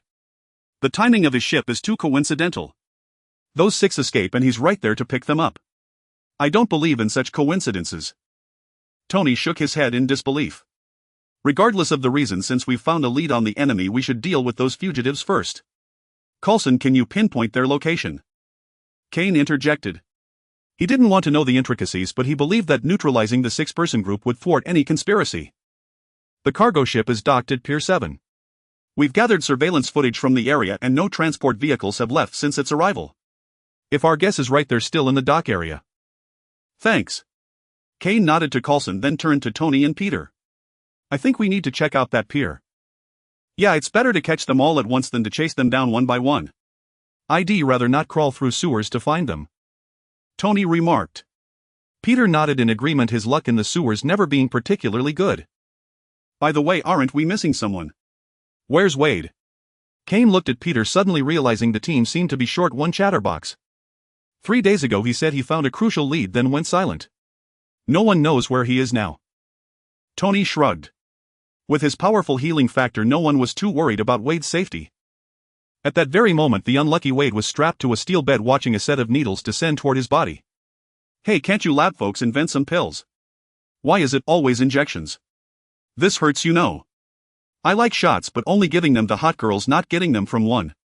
Damn it, I'm definitely asking for a raise. The nearby 200-pound beauty finally lost her patience, tearing off a strip of tape to seal his mouth before turning away. She didn't notice that with the injection the test subject's vitals seemed far too normal, identical to before the injection. And that was the most abnormal thing of all. Meanwhile, as everyone's attention inadvertently focused on Kingpin's Pier 7 warehouse and the underground cavern of the Osborn estate, Norman Osborn's plan was reaching its final stage. Over the past few days, the recruited veterans had been tricked into injecting demon blood and locked in cages. Now the outer edges of the cavern resembled a demonic lair filled with howls. At the core cave, Norman Osborn, clad in a robe, led a group of black-robed figures toward an altar at the center. The cauldron and its pipes had vanished, leaving only the massive containers standing still, their liquids now calm. Arriving at the altar, the others formed a circle around it. Norman Osborn stepped forward, placing the demonic painting on the altar. Then he stepped back 2 paces and began chanting incantations. The incantations grew faster and green liquid began to spew from the painting, thick as crude oil. It flowed along several carved stone channels, converging at Norman Osborn's feet and encasing his body from the toes upward. Large beads of sweat dripped from Norman Osborn's brow, but he endured the pain, continuing his chant. Finally, the green liquid covered him entirely. Even so, his lips never stopped moving. After covering him, the liquid didn't stop, it continued to spread along the carved patterns behind him on the ground, filling every groove. From above, the entire magic array was filled with green liquid, and the fluids in the massive containers began to boil again. One by one, the containers shattered.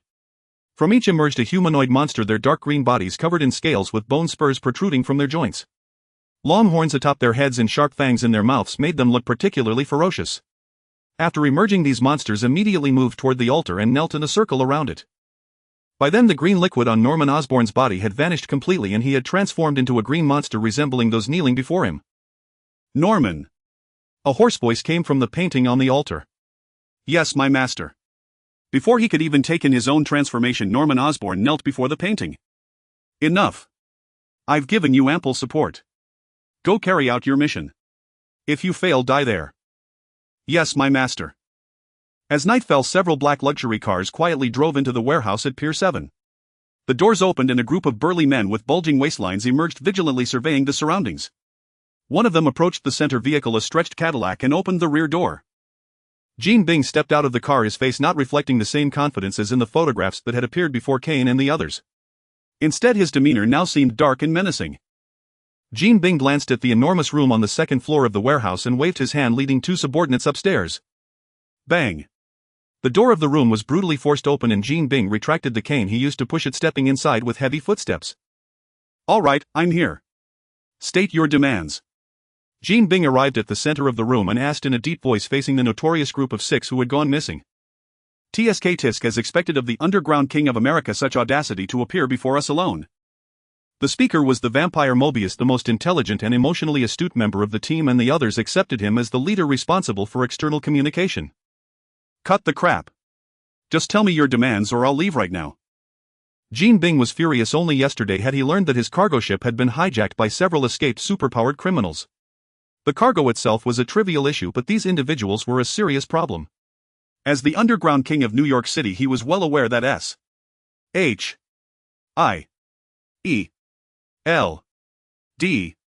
was searching for these criminals worldwide. He may have been arrogant, but he wasn't foolish enough to provoke S.H.I.E.L.D.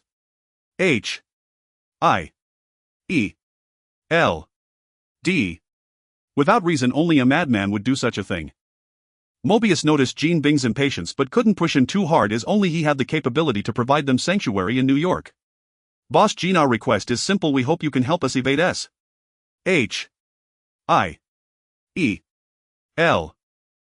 pursuit. In exchange, we will accept your employment and vow not to be your enemies. This offer was indeed generous. 6 superpowered criminals. Although Jean Bing was unaware of their transformation, he had heard their infamous names. Each of them was no less formidable than his former subordinate Hawkeye. If he could recruit them, he would truly become the king of the underground world, unrivaled by any individual or organization. However, this was a poison wrapped in honey.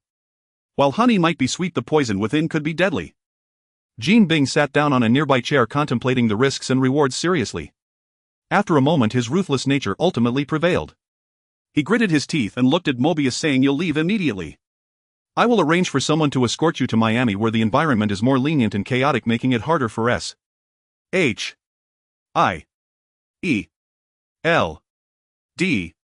to find you." "All right, no problem." Mobius immediately nodded in agreement. Each had their own expertise, and among them there were the Claw brothers, skilled in stealth. However, with Rhino and Dr. Octopus present, the difficulty level increased significantly. With Jean Bing's resources, however, it was not a problem. He controlled numerous transportation companies similar to this pier and could employ various means to transport them. Just as they reached an agreement, Claw suddenly sniffed and shouted, "Watch out!" With a loud crash, the glass roof of the warehouse was shattered. Tony, dressed in his Iron Man suit, hovered elegantly in the air, using a loudspeaker to shout, "Put down your weapons in S.H.I.E.L.D.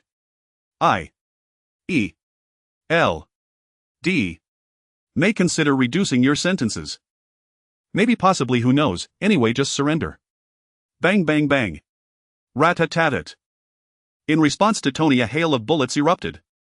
The men accompanying Jean Bing were all seasoned gangsters, unafraid of death. After a brief moment of hesitation, they quickly drew their weapons and opened fire at Tony, while a few went straight to the trunk to retrieve automatic weapons and began shooting. "Hey, I bet the weapons you're holding are illegal. They're confiscated."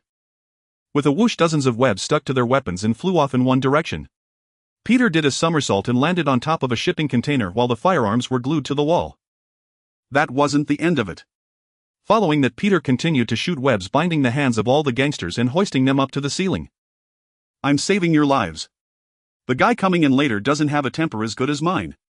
Now keep your thanks to yourselves, no need to tell me." Before the gangsters could respond, he used webs to seal their mouths. "Spider-Man, you're such a busybody." As his voice echoed, a large hole melted through the once closed warehouse door and Kane walked in. His armor had undergone a significant transformation, with a seamless helmet adorned with intricate patterns on his head and 2 massive animal skulls forming his shoulder armor. The rest of his armor appeared to be composed of various bones, exuding a gothic beauty. "Who are those 2 guys with Spider-Man?" The Demon 6 and Jean Bing saw the events outside through the window. However, Mobius and the Claw brothers had entered prison early and did not recognize Kane and Tony, while Dr. Octopus, having been corrupted, was unable to immediately identify Kane. "Those are the Requiem and Iron Man, 2 newly risen superheroes in New York City," Jean Bing said, his face turning pale. "Cover me as I make my escape. If I get caught, none of you will be able to escape." Mobius glanced at Jean Bing and had to admit that he made a valid point. This would also serve as a test. If the 6 of them could not stop the 3 superheroes, they might as well resign themselves to prison.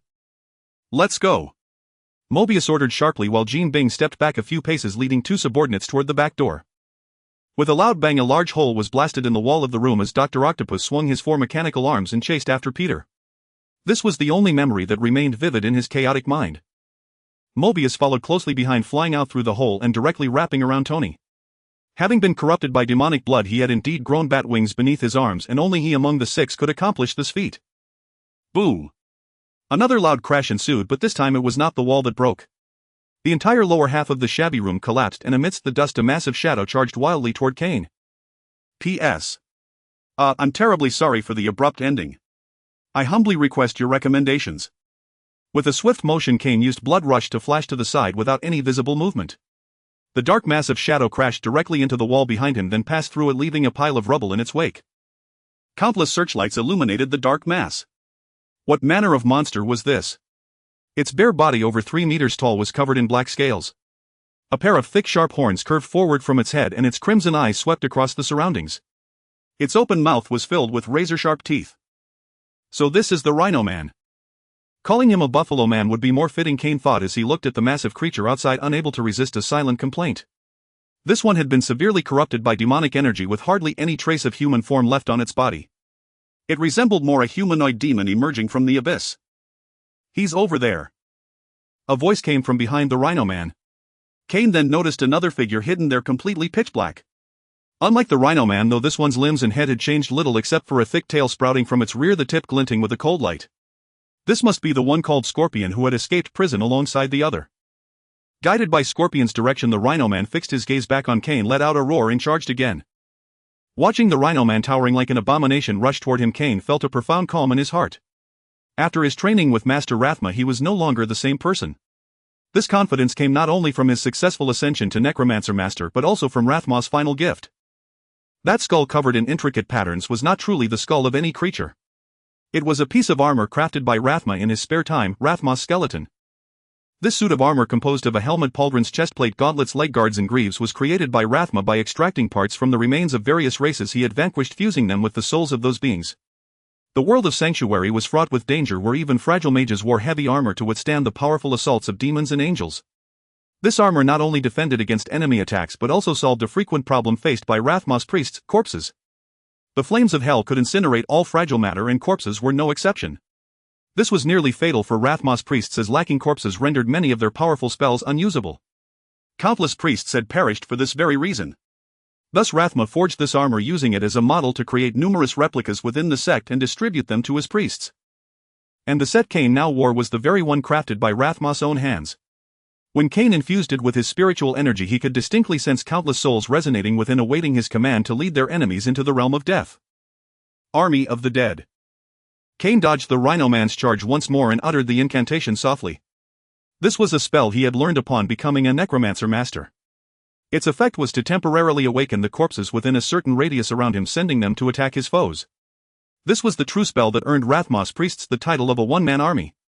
A Necromancer Master had once single-handedly conquered a demon fortress using only this spell. As Kane chanted, a long-handled bone scythe materialized in his hand.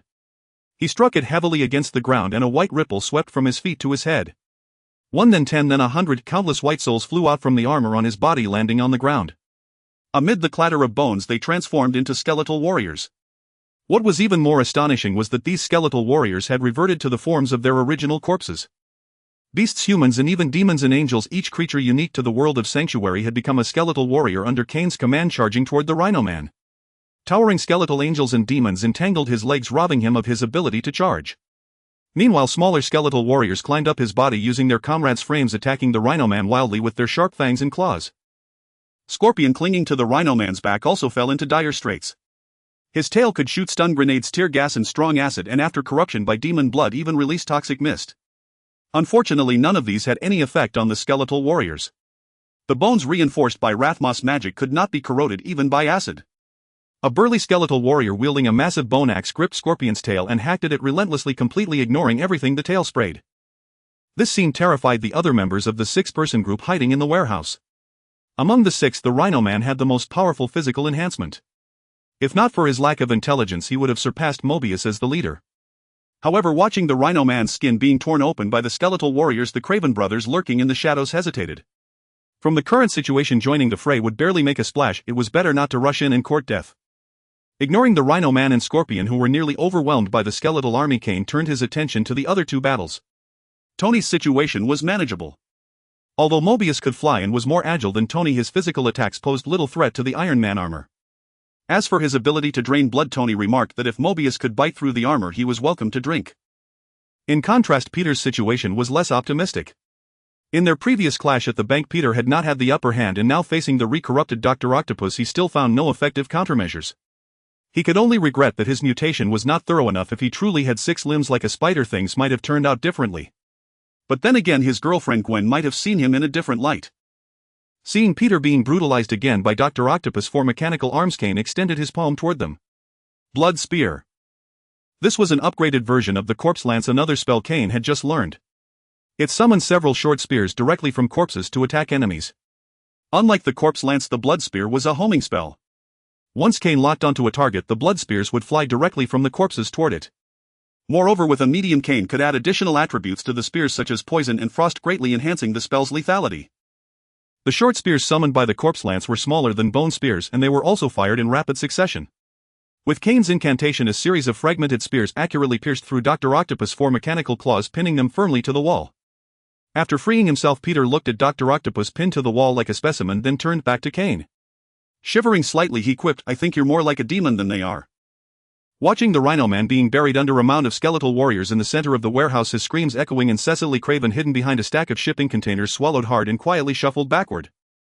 Though his own physique had been enhanced, he knew he was no match for the Rhino Man. Since the Rhino Man couldn't even last a minute against the skeletal horde, he figured charging in would be nothing short of suicide.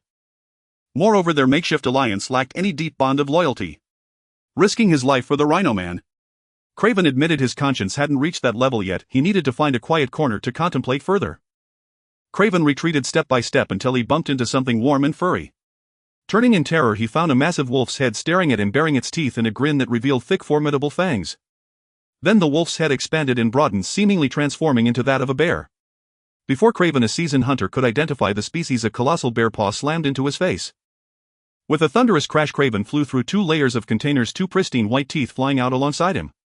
Kalik mused that surviving a slap from the barbarian's bear form was a testament to the man's impressive physical fortification.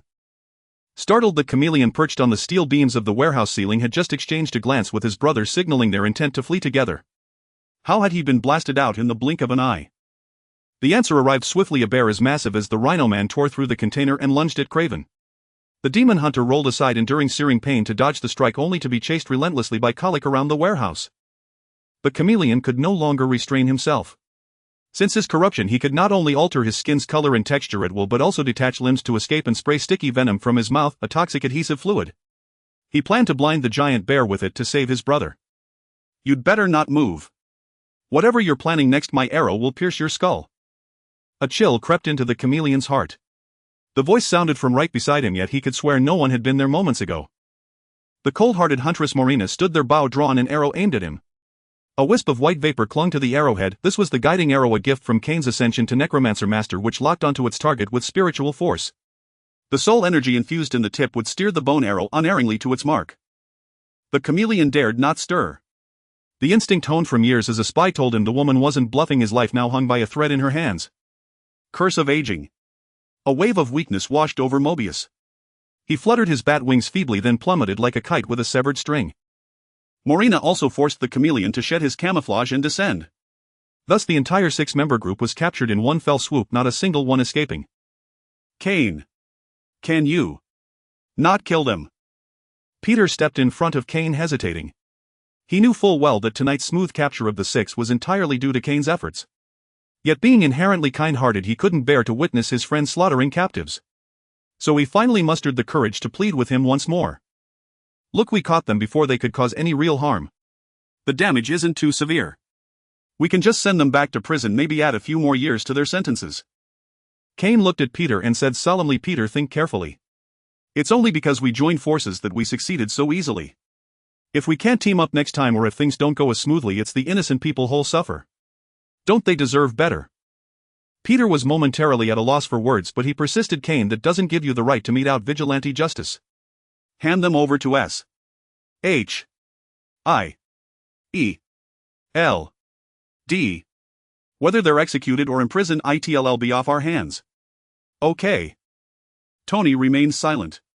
Having witnessed the treachery of high society and the life-and-death struggles in Afghanistan, he cared little for the fate of these scoundrels. But since Kane had taken the lead tonight, he left the decision to him. Sigh. Kane sighed and shook his head. He had clashed with Peter over killing several times before. Seeing Peter plead so humbly this time, he couldn't bring himself to refuse. Moreover, he feared that another rejection would permanently sever their friendship.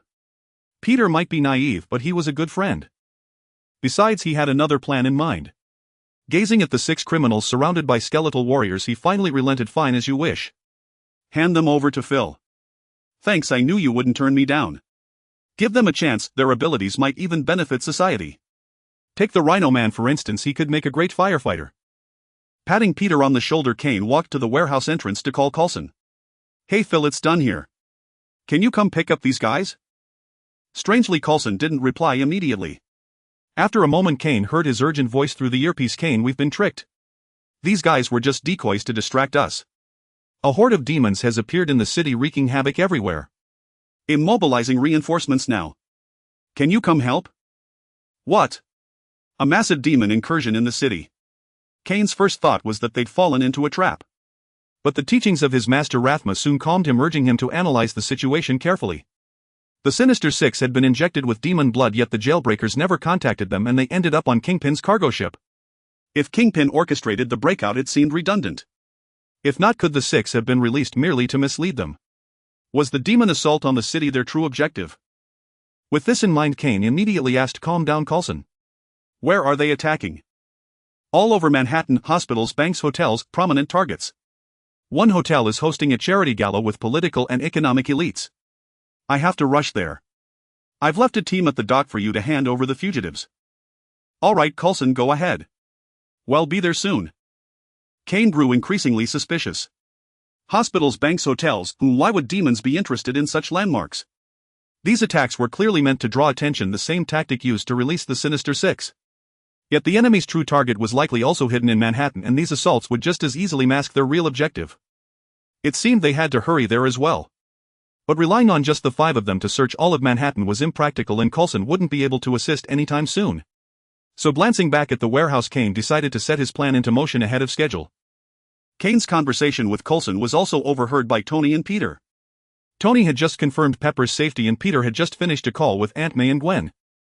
Seeing Kane walk back from the doorway, they both turned to him. Kane, Tony and I will head off first.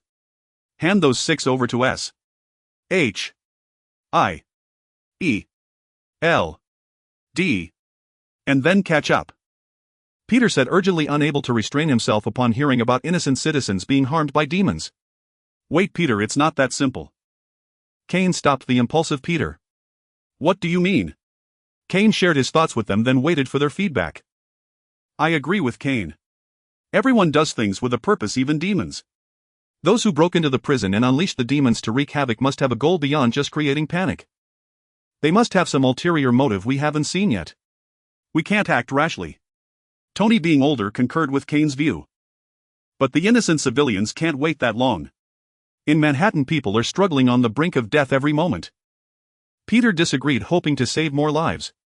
Can't we deal with the demons and wait at the same time? They'll eventually slip up. Peter's right. We can't just sit by. We can wait, but the civilians can't. However, with just the 3 of us, even with Morena and Korik, it's too few to cover all of Manhattan. This time Kane agreed with Peter. Waiting passively wasn't his style either. What about Coulson? Peter asked. They have to prioritize rescuing prominent figures. Though S. H. I. E. L. D. isn't an official U.S. agency, they can't completely ignore the U.S. government's orders. Kane said calmly, no longer feeling indignant about it. Government organizations were, after all, government organizations. They couldn't be completely independent. Besides, S. H. I. E. L. D. S headquarters were in the U.S. so they couldn't bypass the government's demands. Damn rich people, Peter couldn't help but curse. Hey kid, there's a rich man standing right in front of you. Tony wasn't pleased. Kane looked at them, recalling his own nascent plan, and spoke. Although S. H. I. E. L. D. is out of the question, there are still some forces we can call upon. They might not be reliable, but they're the only ones we can find right now. Who do you mean? Under Peter and Tony's gaze, Kane turned his head toward the Sinister Six in the center of the warehouse. Are you crazy? We just taught them a lesson and arrested them. Peter immediately exploded, while Tony quietly waited for Kane's explanation. Weren't you just thinking of giving them a second chance? Why are you opposing me now? Kane asked Peter, hoping to gradually refine Peter's approach. But they haven't changed yet. Peter was momentarily at a loss for words. You heard it too. Our enemy this time is demons. In a war of species, no strength can be wasted. At least they are still human. And do you really think prison can reform these guys? Forget it. Let me handle it. I believe everyone has a price, it's just a matter of whether you can offer it. Kane walked toward the Six as he spoke. All right, stop playing dead. With your hearing, you must have caught our conversation. Manhattan is under demon invasion. Give me your answer. Kane stood before them and addressed them. Ha, you want us to help you? Don't joke. What do we care if all of New York dies? Go on, send us back to prison. Well, watch your precious people become demon food from inside. Ah. Before Morbius could finish, Kane unleashed Life Siphon on him. The Necromancer's Life Siphon was no joke. In seconds Morbius was drained into a husk. If Kane hadn't stopped, he would have been killed. Even so, he was now little more than skin over bones. You can keep running your mouth and it'll drain you dry. Want to see how I differ from S? H. I. E. L. D. Kane said this with a hint of mirth in his voice, sending a chill down even the usually fierce CXS spines. You're not with S. H. I. E. L. D. Morbius, tenacious as ever, still had the strength to speak despite his state. I'm a hired muscle for S. H. I. E. L. D. I doubt they'd mind if a few fugitives die in combat. Kane retracted his helmet, his eyes burning with white flames as he looked down at the six. Now answer me. Help me or die. And don't try any tricks. See the Iron Man behind me? Tony Stark, one of America's biggest tech billionaires. He can hack into the entire U.S. surveillance network. If you escape and I catch you again, he'll decorate my armor with your bones. At Kane's command, the skeletal legion around them took a unified step forward, providing a powerful emphasis to his words. Except for the unconscious Rhino and the ranting Dr. Octopus pinned to the wall, the other four were completely cowed by Kane. Their defiance had its limits. When faced with Kane's overwhelming power, the instinct for survival guided them to make the right choice. If we help you this time, can you put in a word with S? H. I. E. L. D. For a reduced sentence. Craven raised his hand. He and his brother had lost all their bravado. Facing the skeletal army and the man and woman standing nearby, they knew they were outmatched. They might as well seek leniency. They weren't irredeemable criminals, their main crime was stealing some superpowered items. If you perform well, early release isn't out of the question. Kane understood the principle of the carrot and the stick. Threats alone wouldn't work, they could breed resentment. He didn't plan to use them just once. The Sinister Six, though no match for him, were on par with Peter. Crucially, they had no ties to S. H. I. E. L. D. or any other organization. If used wisely, they could be valuable assets. His mentor Rathma had taught him much about founding a sect, and some ideas were worth borrowing. The Craven brothers exchanged glances and nodded in unison. All right, we're in. I'm in too. Scorpion raised his hand, yielding to the threat of death and the lure of freedom. And me. Morbius raised his hand shakily. He had experienced death most intimately. In his current state, even a single gunshot could kill him. Kane had drained him ruthlessly. Boss, can I absorb some energy first? To recover a bit. Kane pulled down one of Kingpin's henchmen from the rafters and tossed him to Morbius with a warning not to kill him. Peter was helpless but knew they couldn't let Morbius feed on others outside. Boss, what about those two? Craven pointed at Rhino and Dr. Octopus. One had no brains and the other was mad. Communication was difficult. No problem. Leave it to me. Kane gathered 2 orbs of soul energy in his hands and pressed them onto the heads of the two. As the white flames in his eyes blazed, the energy enveloped their entire heads. Though the 2 clusters of soul energy appeared identical, their functions were entirely different. The cluster above Dr. Octopus' head was meant to absorb the demonic blood and restore Otto Octavius to normalcy. Kane valued his intellect more than his combat prowess, just as he did with Dr. Connors. Deploying such technical geniuses for battle was a sheer waste of talent. The cluster enveloping the Rhino's head, however, served a distinct purpose. Kane utilized it to forge a soul frequency of affinity within the Rhino's simple spirit. Such a petty trick was most suitable for someone like the Rhino, who would develop an inexplicable familiarity and trust toward Kane upon completion. Kane no longer needed to worry about his loyalty. Unless a master of soul studies intervened, the Rhino would remain one of his most devoted subordinates. As the soul reforging neared its end, Kane's heart stirred. With a wave of his hand, 4 more clusters of soul energy plunged into the minds of the other 4 individuals. What is this? Morbius exclaimed, clawing at his head in vain. The others also turned their gaze to Kane, awaiting an explanation. A minor protective spell to shield your minds from mental allurements or other threats. No other functions. Given Kane's recent conduct, Morbius and the others doubted it served merely for protection. Well, there is one tiny extra feature. Kane gestured with his fingers. For instance, with a mere thought I could make your heads explode, or if I die you'd all turn into idiots. WH. Which one is it? Oh, I've forgotten. Perhaps there are no side effects, or maybe both exist. Kane's words brought no relief to the four. Gazing at his bone-formed armor and the countless skeletal warriors around him, they instinctively perceived him as an utterly malevolent being. Moreover, despite his youthful face, his stark white hair seemed suspicious. Perhaps he was an ancient monster sustained by draining the life force of others. Look at how he had drained the vampire Morbius. It must be said that the intelligent often frighten themselves more easily. Kane's maneuvers had cowed the six-man group into absolute submission, ensuring they would not dare to harbor any disloyalty for the time being.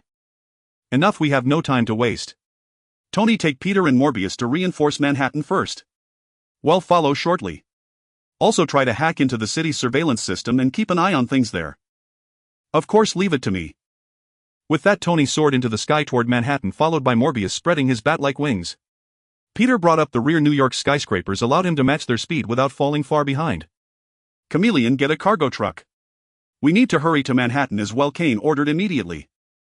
A container truck sped through the streets of New York. Kane had already informed Coulson about the Sinister Six. Though Coulson found it questionable, he could neither stop Kane nor ignore Manhattan's urgent need for reinforcements. Thus, prioritizing expediency, he reluctantly agreed. Seated in the passenger seat, Kane pondered whether these forces would suffice. He had no way to estimate the strength of the demons the enemy could command, but their numbers were surely vast. The vanguard of minor demons was a telling sign. He also recalled the future swarms of Chitauri and Ultron drones, which would only be more numerous. At this thought, he slammed his fist against the door.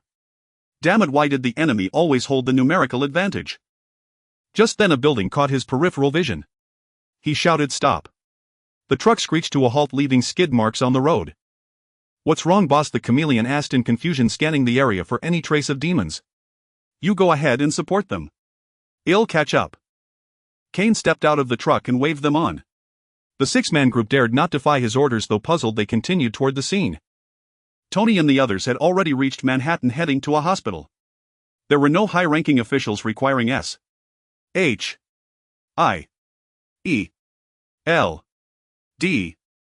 protection, only dutiful police officers making futile resistance with their pistols. The monsters they faced stood about 2 meters tall, with hunched bodies and exposed green skin. Besides 10 sharp claws on their fingers, they bore spines on their backs. The police's bullets could penetrate their skin, but their tenacious vitality rendered the wounds insignificant, only provoking their ferocity as they charged faster. Boom! 2 white pulse beams streaked through the air, blasting apart the heads of 2 monsters. A golden red figure then descended, punching another monster away. Guard the hospital entrance. Don't let these demons get inside. Tony straightened up from the cracked ground, issuing orders without looking back. The police didn't mind. What they needed most was a strong leader, and a superhero like Iron Man was even better. Hey! This road is closed. You'll have to enter through the front door in an orderly fashion. Peter quipped as he swung through the air, landing a double-footed kick on a demon attempting to leap from a nearby building. Morbius, lurking in the shadows, wasted no time. He grabbed a demon midair and sank his fangs into its neck. The life force in this hybrid demon's blood far surpassed that of ordinary humans. After draining it dry, his eyes gleamed with hunger for the others. These demons now seemed like a delectable French feast to him. Even if Kane ordered him to stop, he might not be able to resist. With the trio's intervention, the hospital's defense quickly stabilized. These demonic soldiers, being the most basic expendable units, could only overwhelm ordinary people or police. Against superheroes, they were outmatched. Even Coulson's S.H.I.E.L.D.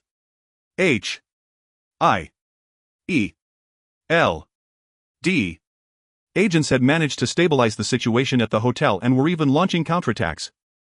Hiss! Morbius swallowed the last mouthful of blood and discarded the dead demon. This was the 3rd demon he had drained. The demonic energy-rich blood had strengthened his body considerably, and a new thought began to form in his mind. Perhaps if he grew powerful enough, he could break free from that man's control. Whoosh! At that moment, a massive white figure soared overhead, the gust nearly knocking him over. He looked up and his heart turned to ice. That fleeting ambition vanished instantly. Morbius, whose real name was Michael Morbius, was a world-renowned biochemical expert and Nobel laureate.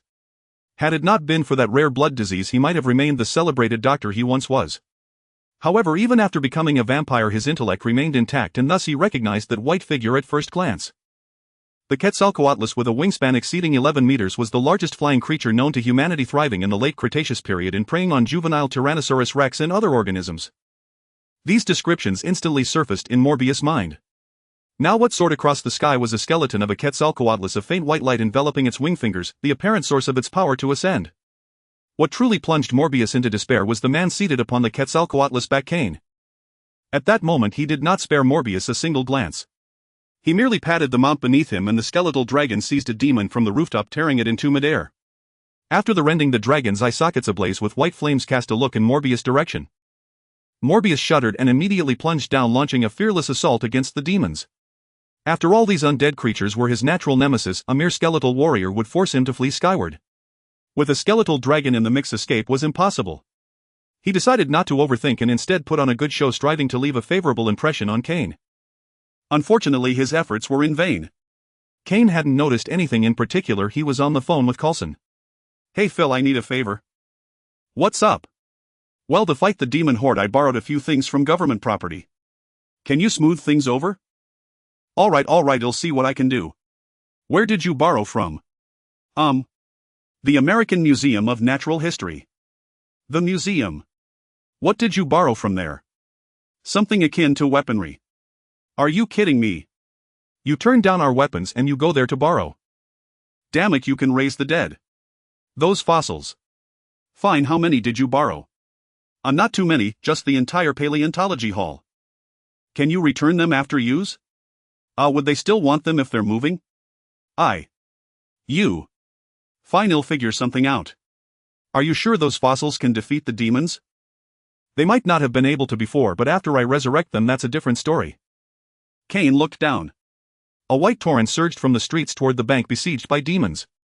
Tyrannosaurus Rex, Triceratops, Apatosaurus, these colossal skeletal dinosaurs crushed the demons like tanks. Their bones, rich in minerals and reinforced by magic, were as hard as granite.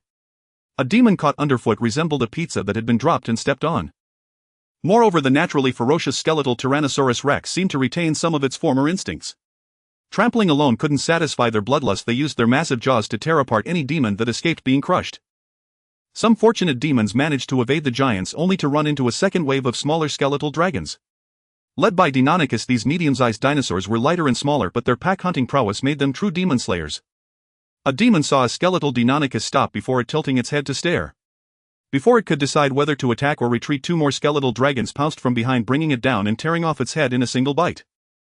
A bank security guard stared in disbelief at the scene before him, then nudged his colleague. "Am I dreaming? Have I been watching too much Jurassic Park lately?" His colleague looked equally dazed. "I don't know, but I think I'm having the same dream." From above, Kane watched the one-sided slaughter with satisfaction. He had just passed by the American Museum of Natural History, where large advertisements on both sides of the entrance caught his attention.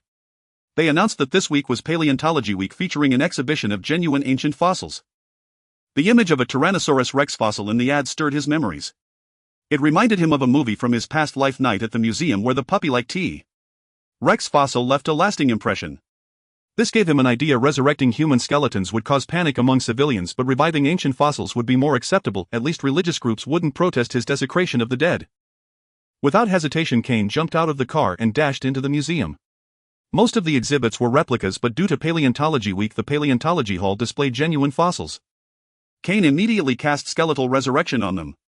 Though these ancient rulers of Earth had turned entirely to minerals, he was pleasantly surprised that the magic still worked.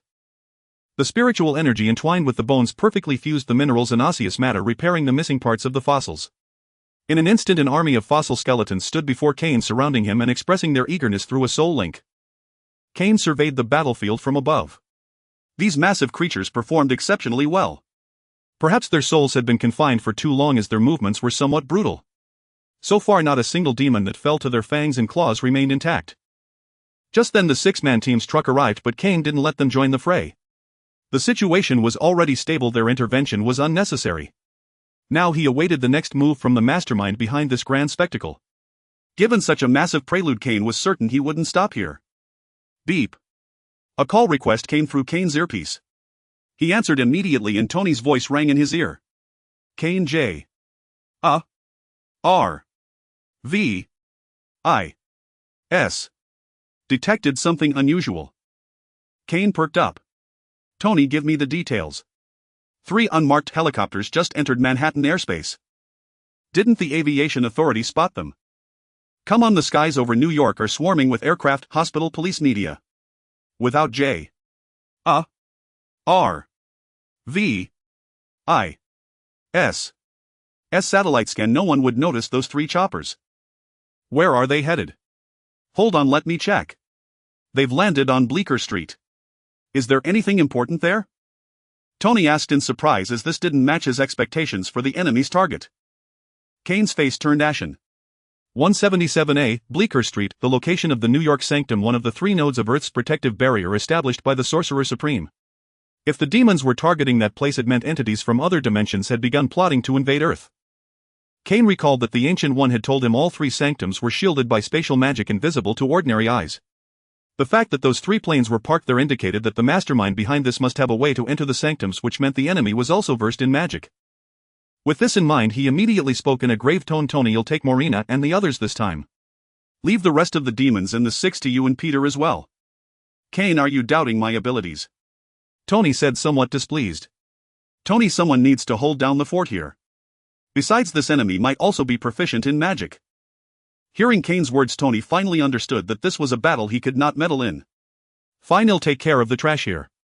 You go ahead. Tony sighed, and come back alive. My anti-magic armor research needs a consultant. Alright, I will. By the way, after you're done, help me find a place to hide those big guys. Got it, you talk too much. Kane patted the Quetzalcoatlus on the head, and the great beast immediately turned and flew toward Bleecker Street. Having received the message, Morena and Korik got out of the car, mounted 2 Deinonychuses, and followed closely behind. At 177A, Bleecker Street, Master Daniel, who had crossed paths with Kane and his group, watched the unfolding chaos in the city with tension. Seeing the demons on television, he instinctively believed they were beings from another dimension, yet the Sanctum's spatial detection device showed no reaction, leaving him uncertain whether to contact the Ancient One. Suddenly, a crisp sound of shattering glass came from outside the main door. Master Daniel immediately turned and rushed toward the entrance, fully aware that the sound signified the spatial camouflage of the New York Sanctum had been breached. Unfortunately, the attacking enemy was far more cunning than he had imagined. As Master Daniel and his 2 students reached the staircase, 2 rocket-propelled grenades smashed through the door, trailing flames as they flew in. Watch out! Master Daniel instantly conjured 2 golden shields before the 3 of them, but the shockwave from the explosion still knocked them to the ground. 2 squads of tall, muscular demons stormed in, wielding automatic weapons, and immediately opened fire on Master Daniel and his students. The magical shields could nullify bullets, but their bodies were still those of ordinary humans. They would be wounded or killed if hit. With no other choice, Master Daniel shielded his disciples as they retreated into a nearby corridor. The armed demons did not pursue, but instead fanned out warily, aiming at every corner. Their movements resembled those of battle-hardened soldiers rather than demons from hell. Tisk tisk, so this is the legendary New York Sanctum. How shabby, and the defenses are surprisingly weak.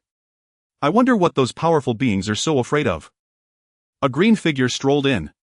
This green figure was Norman Osborn. Green skin, long ears, and a mouth full of sharp teeth. Though his physique was not as robust as the minions around him, as the mastermind behind the entire affair, he had undoubtedly reaped the greatest benefits from the demon. They simply had not yet manifested. Who are you people, and why are you willing to serve the demons? Master Daniel's voice echoed from the corridor as he heard Norman's words. This was not a movie. Few demons could speak English. Oh. Why not? He can grant me eternal life and boundless power. Why shouldn't I serve him? Serving the U.S. government certainly wouldn't get me these. Norman replied as he walked toward the source of the voice. Foolish. How dare you trust the words of an extra-dimensional being? No matter the race or era, a traitor's status is never high. As expected of a wise mage, your words hit the mark. Unfortunately, everything is going according to my plan. Norman waved his hand, and his minions immediately dispersed, running toward various parts of the sanctum while he continued down the corridor. Our family has served this demon for centuries. Since the era of American pioneers, he has ensured the continuity of our bloodline. Though we live short lives, we never die unnaturally. Norman said leisurely. Of course, my ancestors paid no small price over these centuries, offering fresh souls to him in full. Have you never considered that he might be using you? Perhaps he fears you discovering the truth, which is why he lets each generation die young. Master Daniel, while trying to reason with Norman, was also sketching magical runes. As the guardian mage of the New York Sanctum, he would not be so easily defeated. Hey, yes, my ancestors thought of that too. They left a diary recording their observations and speculations, which only fueled my eagerness to hasten the arrival of that self-proclaimed Demon King to Earth. It seems you've gone mad. Very well, since the Demon King hasn't truly descended, killing you will prevent his arrival. As he spoke, Master Daniel completed the magical pattern. A golden sigil floated in his palm, and as he pressed it against a carved relief on the wall, the sigil illuminated the icon. With a resonant hum, the entire sanctum seemed to groan, a tremor spreading through the room. All the demons looked around warily. Clearly this sanctum was not as simple as they had imagined. Norman frowned and waved his hand again forcefully. His demon soldiers were all carrying high explosives and his plan was for them to plant the charges throughout the building. With a simple press of a detonator his task would be complete and the fate of the sanctum's guardian mage would be irrelevant. 3 demon soldiers entered a spacious room that appeared to be a lounge. A coffee table, a circle of sofas and 2 suits of armor stood against the walls exuding an ancient aristocratic aura. However, the demon soldiers had no interest in admiring the decor. Following orders, they placed blocks of C4 explosive against the walls. As one soldier began arming the charge, a flash of cold light struck and he was beheaded instantly. Another soldier met the same fate, the 2 suits of armor having come to life. Rat-a-tat. The remaining demon soldier abandoned the explosive hastily, raising his rifle to fire. High-caliber bullets knocked the helmet off one suit of armor, but the rest of it continued its relentless assault. Gunfire erupted throughout the New York sanctum, accompanied by cries of agony and roars of fury. The mage's counterattack had finally begun. Master Daniel activated the magical circuits of the entire New York sanctum. The 3 sanctums are the thinnest points in Earth's spatial barrier, not in terms of thickness but because multiple dimensions converge here. This dimensional interference makes these locations highly susceptible to incursions from other planes, which is precisely why the Sorcerer Supreme placed the sanctums at these 3 sites. However, due to the intersection of multiple dimensions, these 3 locations are also exceptionally rich in magical energy. Building upon this foundation, the Sorcerer Supreme installed numerous magical mechanisms within the 3 sanctums, with the energy supplied by these nodes ensuring that the maintenance and consumption of these mechanisms would never be a concern. The moment Master Daniel activated them, the entire sanctum seemed to come alive with traps and mechanisms appearing one after another. Some seemingly harmless decorations instantly transformed into lethal weapons capable of taking lives. A demon soldier leaning against the wall and watching his surroundings warily failed to notice the wall lamp above him swivel. A torrent of lava-hot flames poured directly onto his head, turning him into a human torch. A demon soldier planning to plant a bomb in the library heard a noise behind him and quickly turned to look. A horrifying scene unfolded. All the colorful books on the shelves flew up and surged toward him in an overwhelming wave. Before long he drowned in the ocean of knowledge. The screams emanating from various parts of the building gradually erased Norman's smile. It was clear his men were suffering losses. Master Daniel remained hidden at one end of the corridor, refusing to emerge. The long hallway made even Norman's scalp tingle. Now, even if he wanted to charge in and kill Master Daniel, he dared not step inside, recklessly uncertain how many magical traps lined that lengthy passage. Humph, traps, such an archaic trick. It'll make you realize your methods are obsolete. Norman Osborn gritted his teeth, removed an orange sphere from his belt, pressed the button on top and tossed it down the corridor. Master Daniel's face turned pale at the sight of the sphere rolling into the room. This flashing object was certainly no Halloween toy. Quick to react, he conjured a golden whip of magical energy from his hand and lashed it back. Boom! With a thunderous roar, the sphere exploded in the corridor, filling it with flames and thick smoke. Many of the traps were destroyed in the blast. Traps were designed for stealthy ambushes, rarely equipped with defensive arrays, making their structures fragile and unable to withstand explosive force. Use heavy weapons. Seeing the bomb's effectiveness, Norman Osborn immediately ordered his men. Explosions echoed continuously through the sanctum and Master Daniel's expression shifted drastically. Scott, Sally, go to Camartage and find Master Ancient One. Master Daniel shouted to his disciples, then drew a rod from his side and charged out. If he delayed any longer and the explosion damaged the sanctum's magical nexus, all would be lost. The rat hiding in the shadows has finally been smoked out. Seeing the golden light on Master Daniel's rod, Norman Osborn remained composed. He clenched his fists, then opened them, his palms enlarging as an eerie red glow shimmered on his 10 fingernails. With that he lunged forward, arms swinging to meet Master Daniel. The moment they clashed, Master Daniel felt the pressure. Though Norman Osborn's physique was unremarkable, his strength was astonishingly immense. Moreover, the wizard's magical rod struck his hands without inflicting the expected damage.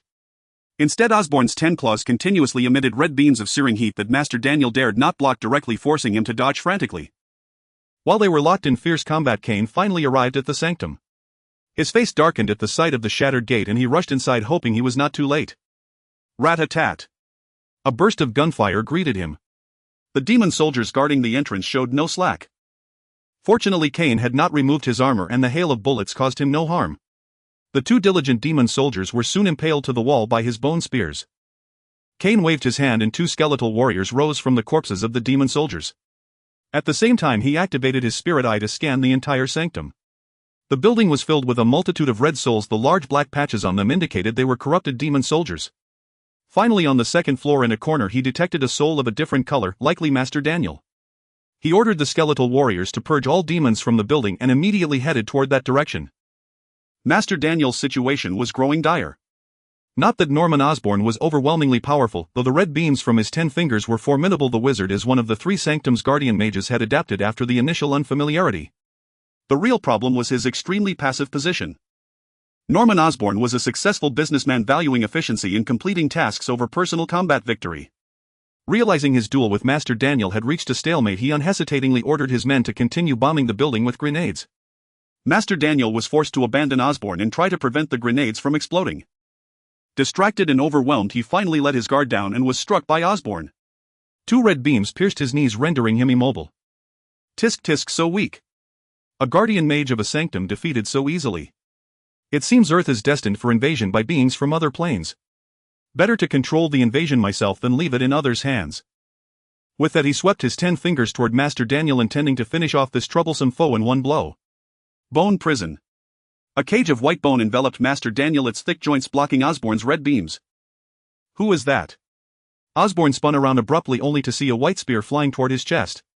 Before he could react, the bone spear pierced through his torso and carried him through the window, shattering the glass and flinging him outside.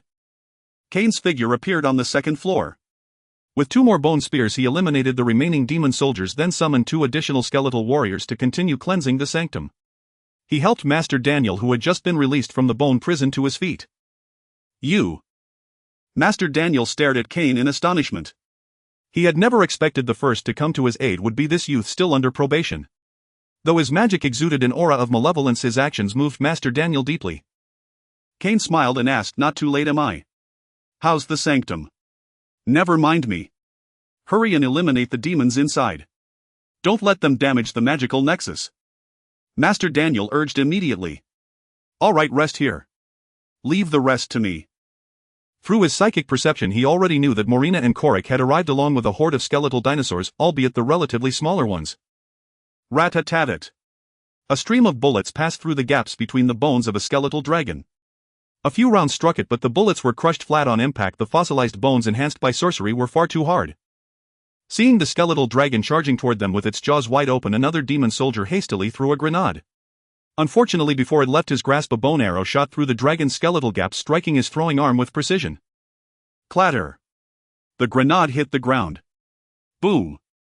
Flames consumed the 2 unfortunate souls. Morina knocked another bone arrow and ran forward behind the skeletal dragon. On the other side, Korik had transformed into a werewolf.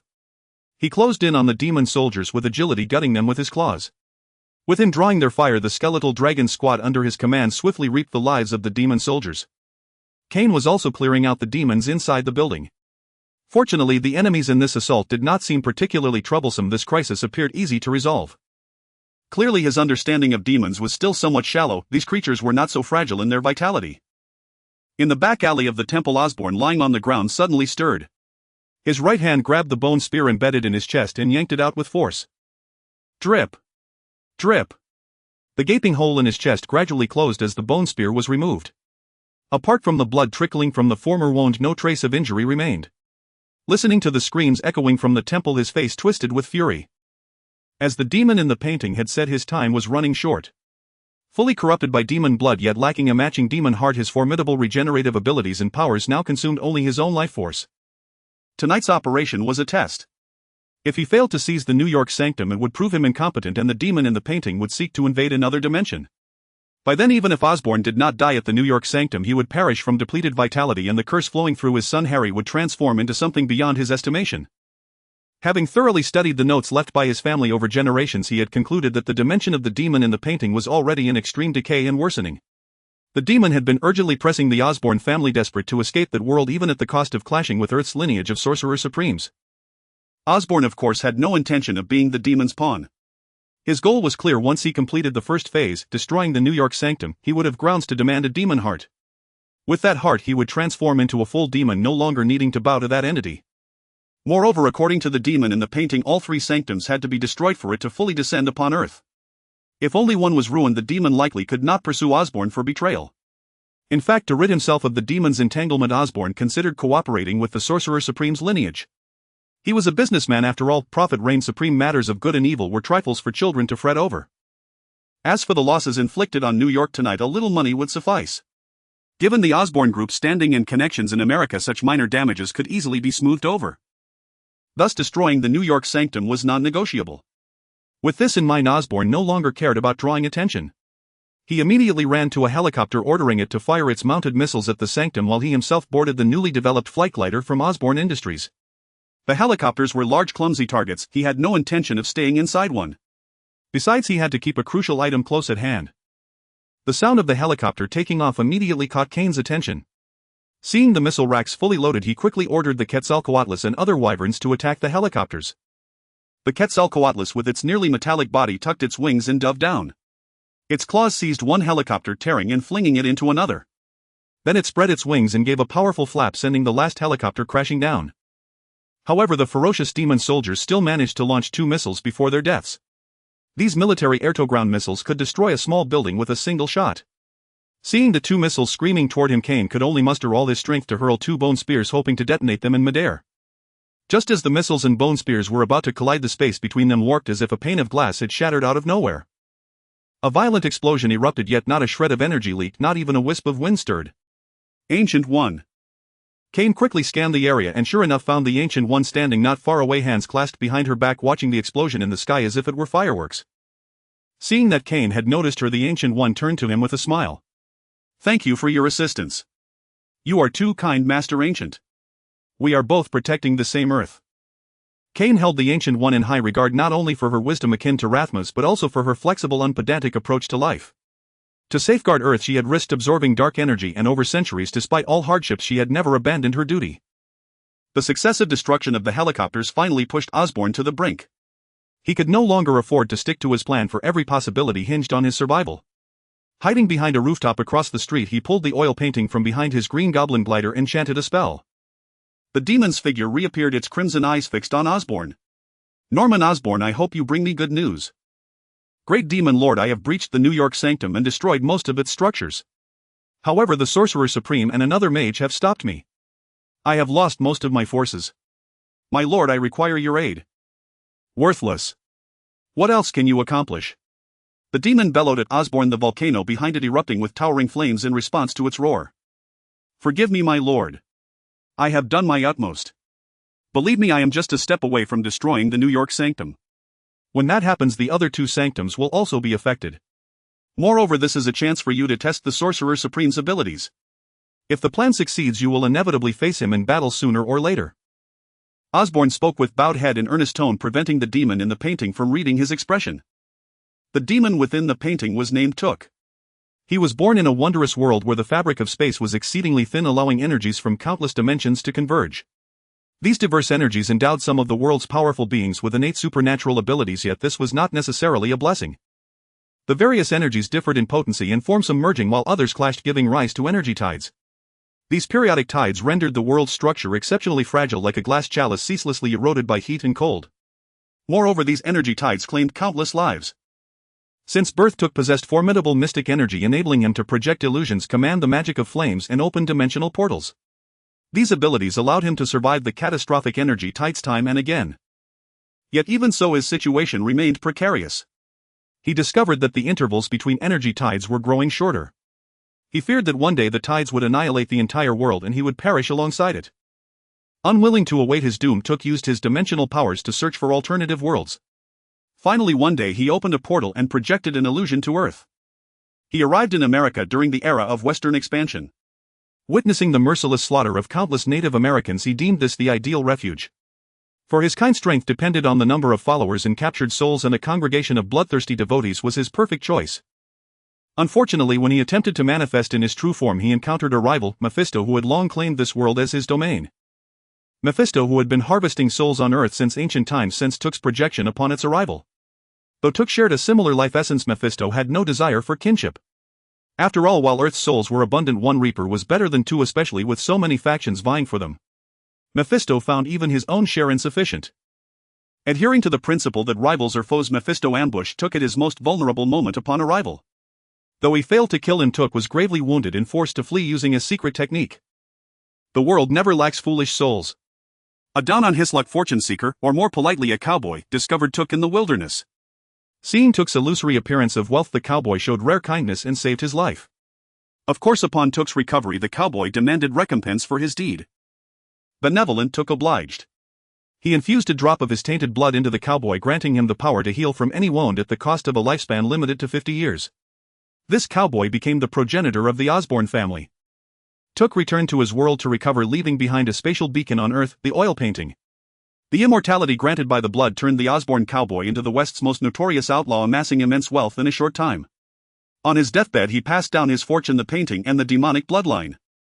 Thus the Osborne family rose to become one of America's wealthiest dynasties, though their lineage remained sparse. After healing, Took grew cautious. He used illusions to manipulate Osborne descendants into gathering information about Mephisto. While few knew of such secrets, the Osbornes did uncover intelligence regarding the Sorcerer Supreme and the Three Sanctums. Compared to the solitary Mephisto, the Sorcerer Supreme's lineage with its many disciples yielded more information. Took scouted the New York Sanctum with his illusions, confirming it as a dimensional nexus. He believed that manifesting there would allow him to evade Mephisto's scrutiny. Yet, having suffered once, Took hesitated to descend recklessly. His world's fragile structure could not withstand another energy tide. If wounded again, he would have no sanctuary left. Cornered, Took coerced the current Osborne patriarch Norman Osborn into destroying the New York Sanctum. To prevent ulterior motives, Took falsely claimed that all three sanctums must fall for his arrival. Truly, the two were a perfect match. After hearing Norman's account, Took could no longer contain himself. With the chance to descend so close, he would not let it slip. Based on Osborne intelligence, the Sorcerer Supreme Ancient One was merely human. In his eyes, humans were no match for a powerful demon like Mephisto. Resolved, Took looked down upon Osborne with haughty pride. Very well, useless servant. I shall descend personally to destroy this paltry sanctum and slay the so-called Sorcerer Supreme who claims to protect Earth. I will show him that only supreme power justifies such boasts. Drink. The demon in the painting opened its maw wide. Before the painting behind Osborne, a ring of fire materialized in the air, its center an abyssal darkness. A wave of heat surged forth. Osborne trembled at the sight, realizing he had underestimated the demon's power. He had thought Took a mere stray from a destroyed world eager to descend. But this otherworldly mutt could become a three-headed hellhound on Earth. His petty schemes now seemed laughable before absolute power. All cunning was futile. The anomaly across from the sanctum caught the attention of Ancient One and Cain. This time the Ancient One's serene expression faltered. The fiery ring exuded an aura of destruction and brutality unlike any peaceful dimension. She raised her hands, tracing arcane patterns. Cain saw countless transparent glass-like phantoms overlapping before the fiery ring, likely the Ancient One's spell. But before he could relax, a tremendous roar from the ring shattered all the phantoms.